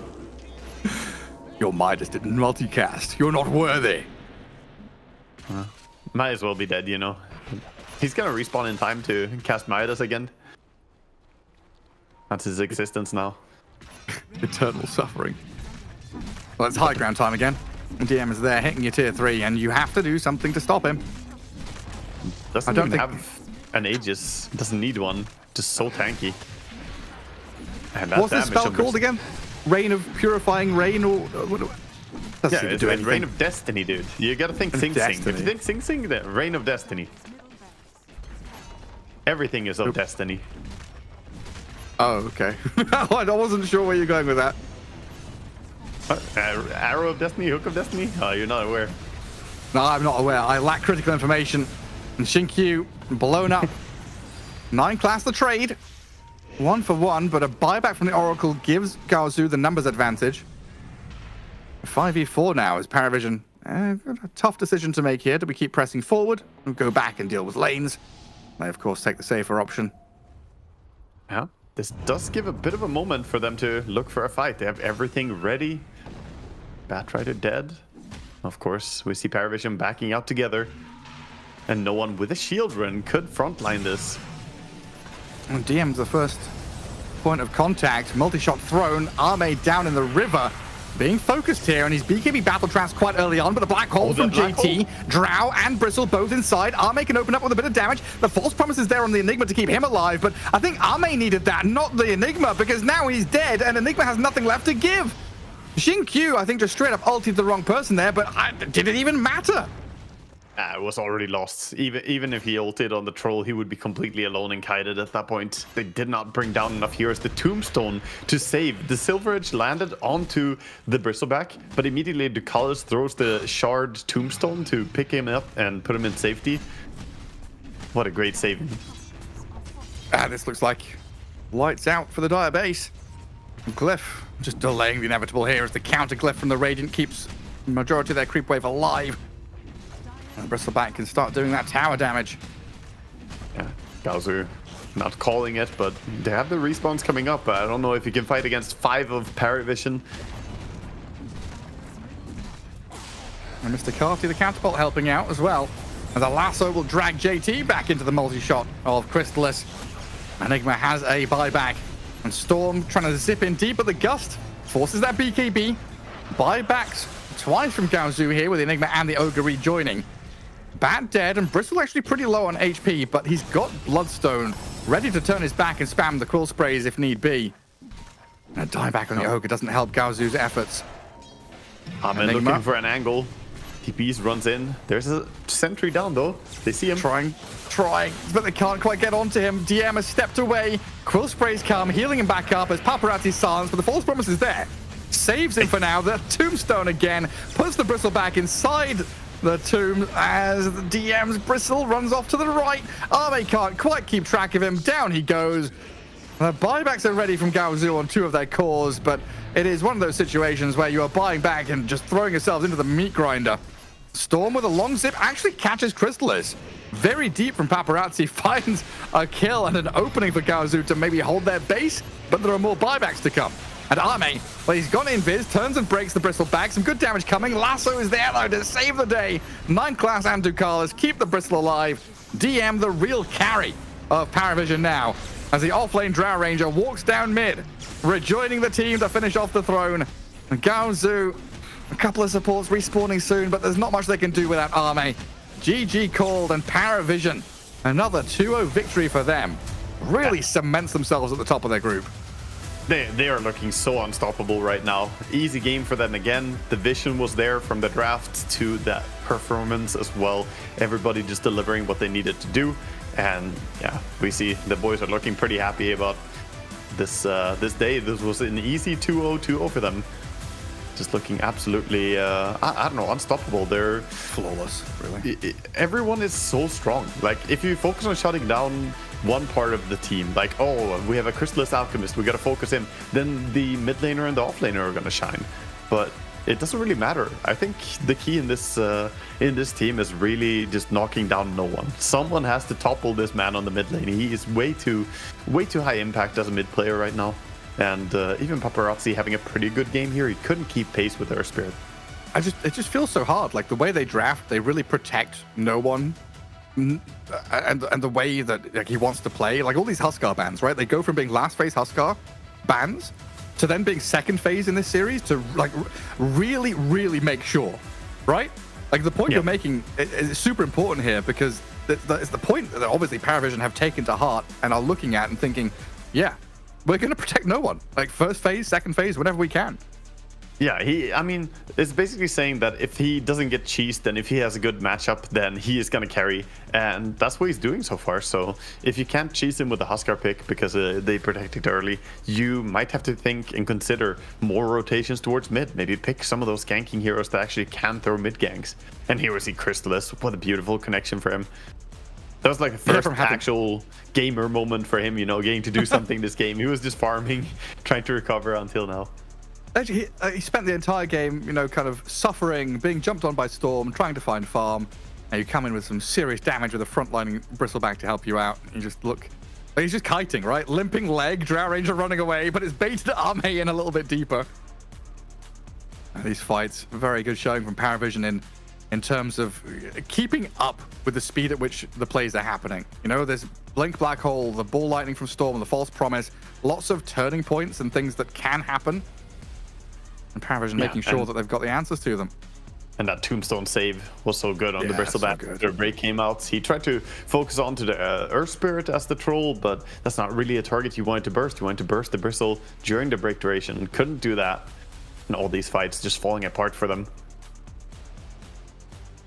And towards the tail end, it's just bloodbath, scrappy, messy team fighting from both teams. Like absolutely insane stuff as Arme just like trying his damnedest to get something done. A few moments there, I was keeping tabs on JT's player cam in that game and looking at the end as well. You know, a lot of despair, a lot of, you know, hand on head moments like, oh, I've had a rough lane, I've been done in by a Bristleback, you guys tri-laned, and I'm still, an enigma.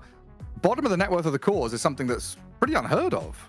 Yeah, it's not where you want to be, and part of that is he had a tough lane, and then he wants to fall back and farm. And where the Drow fell back and farmed the Ancients, he couldn't do the same on Enigma because you have a troll with a Battle Fury. He wants to farm the Ancients, so he had to concede the big, you know, bountiful farmlands to the Troll. And at the same time, Troll had to have the big impact because he was the one who had a good lane. But he couldn't really keep the pace of a Bristleback who, you know, just went for first item, fighting item, and just went and took over the game.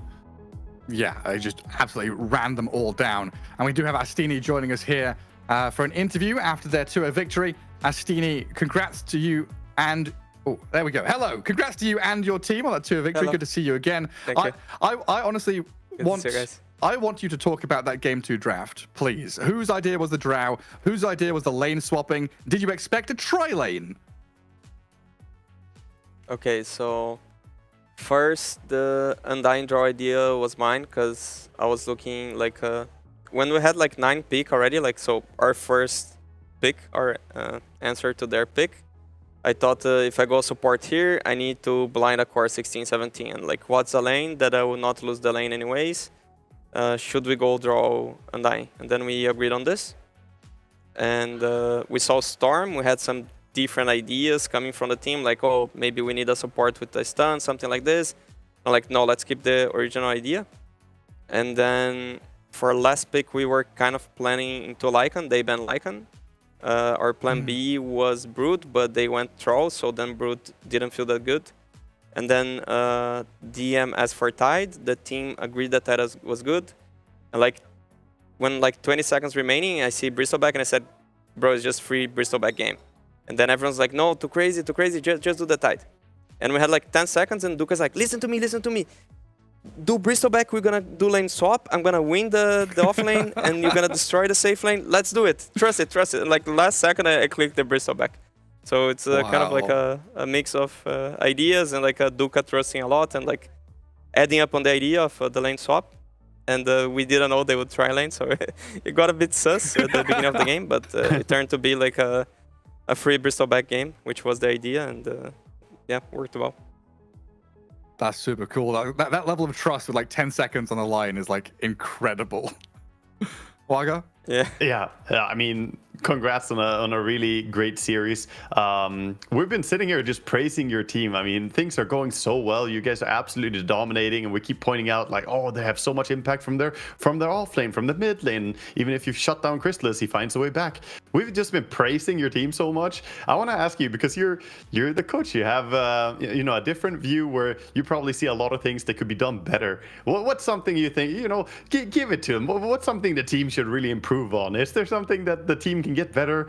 What weakness is there that you think they should really sharpen up? Maybe a bit on discipline. I feel like last tournament we kind of like threw a game going high ground instead of going Roche, and today we kind of did the same, but we still won the game.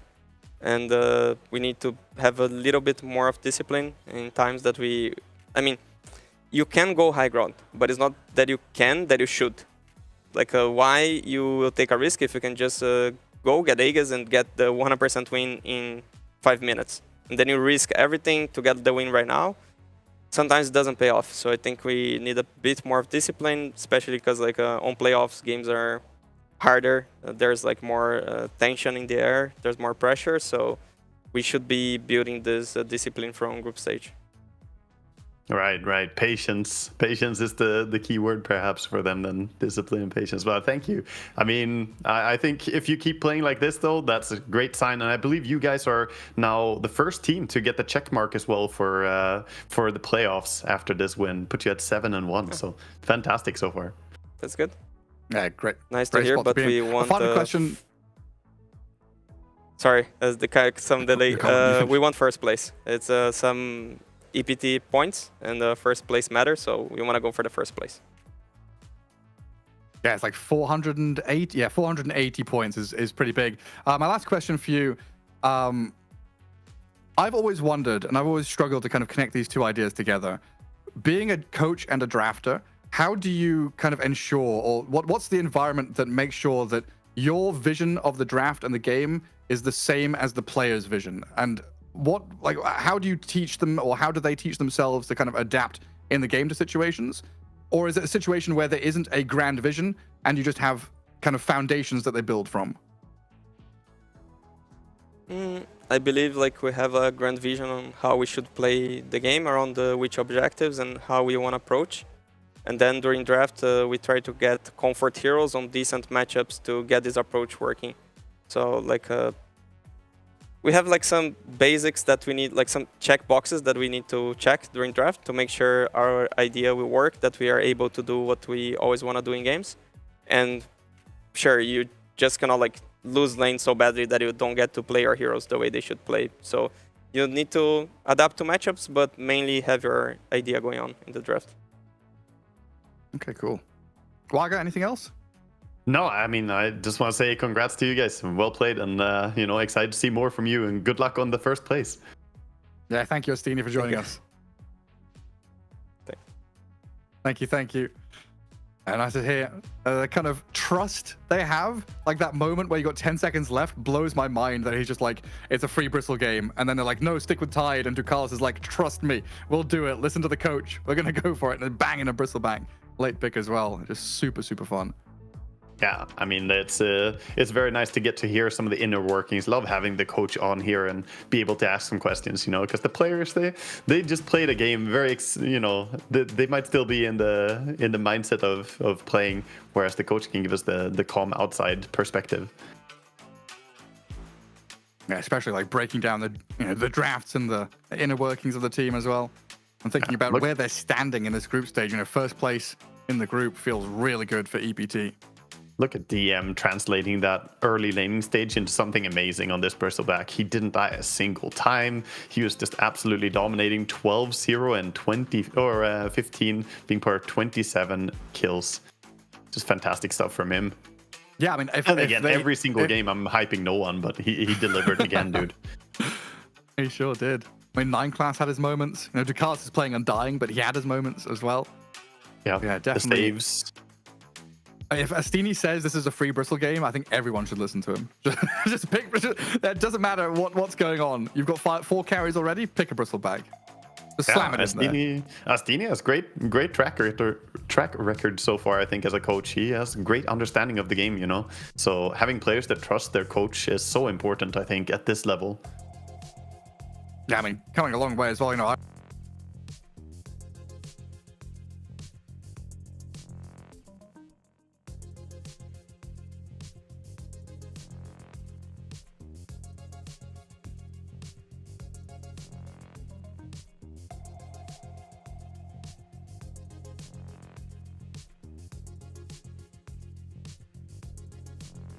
Gaozu, like we've been saying, it puts them at the top of their group. Gaozu now still in the middle, but this fight around middle to bottom is a never-ending quagmire of problems as Liquid, Beast Coast, Enigma Galaxy, and Gaozu are all down there having some issues, getting some victories. But before we wrap up today, we can take a look at the Group A standings first and see what the other stream has been watching and the standings are currently. Waga, what do you see?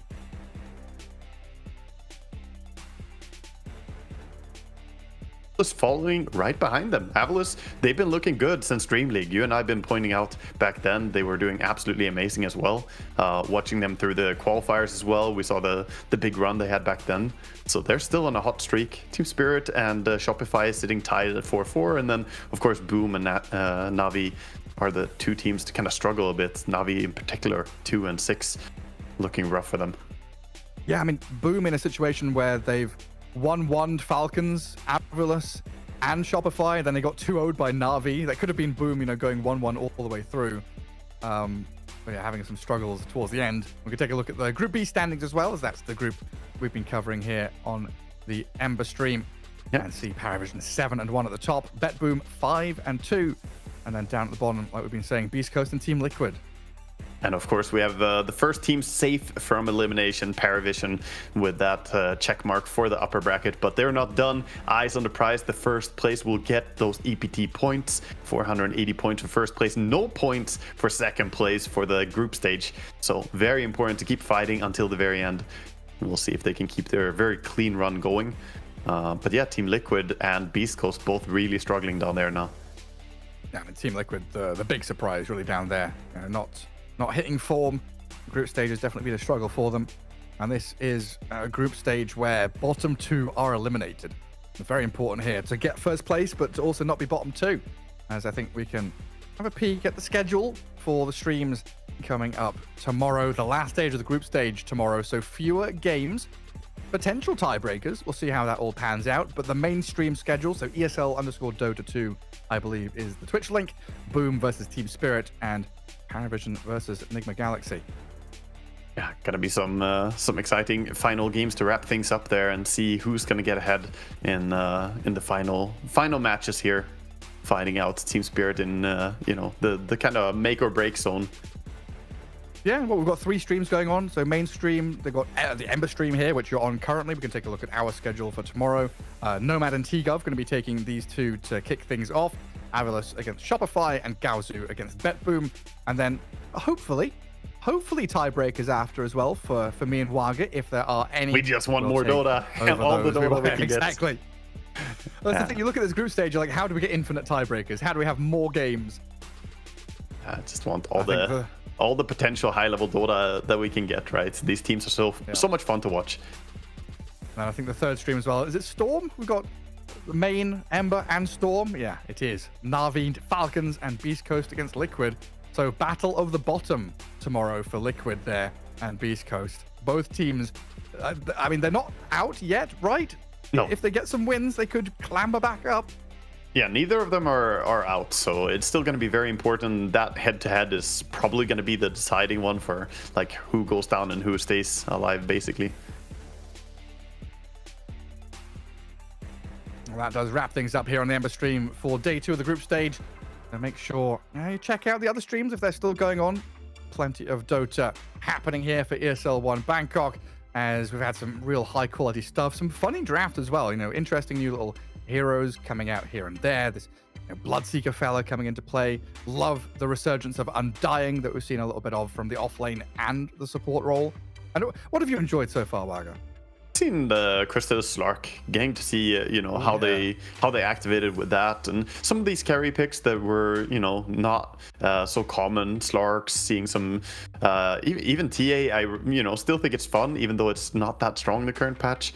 And we also got to see some Draw Rangers, so I think today was a really good and fun day. But also just I'm so impressed again. Paravision, man, what are they doing, dude? What are they doing? They're just humiliating these teams and making it look too easy. I think that's Fluke, but if it is, shout out Fluke. Offlane Drow is 100% win rate, guys. Thank you, Fluke. Unstoppable. That's great. Yeah, everyone will do Beautiful it now. Stuff. and you are watching the beautiful stream. But there we go. Wrap things up for day 2 of the group stage. We'll hopefully see you all tomorrow with potential tiebreakers, but we'll find that all out tomorrow after the regulation play. See you then.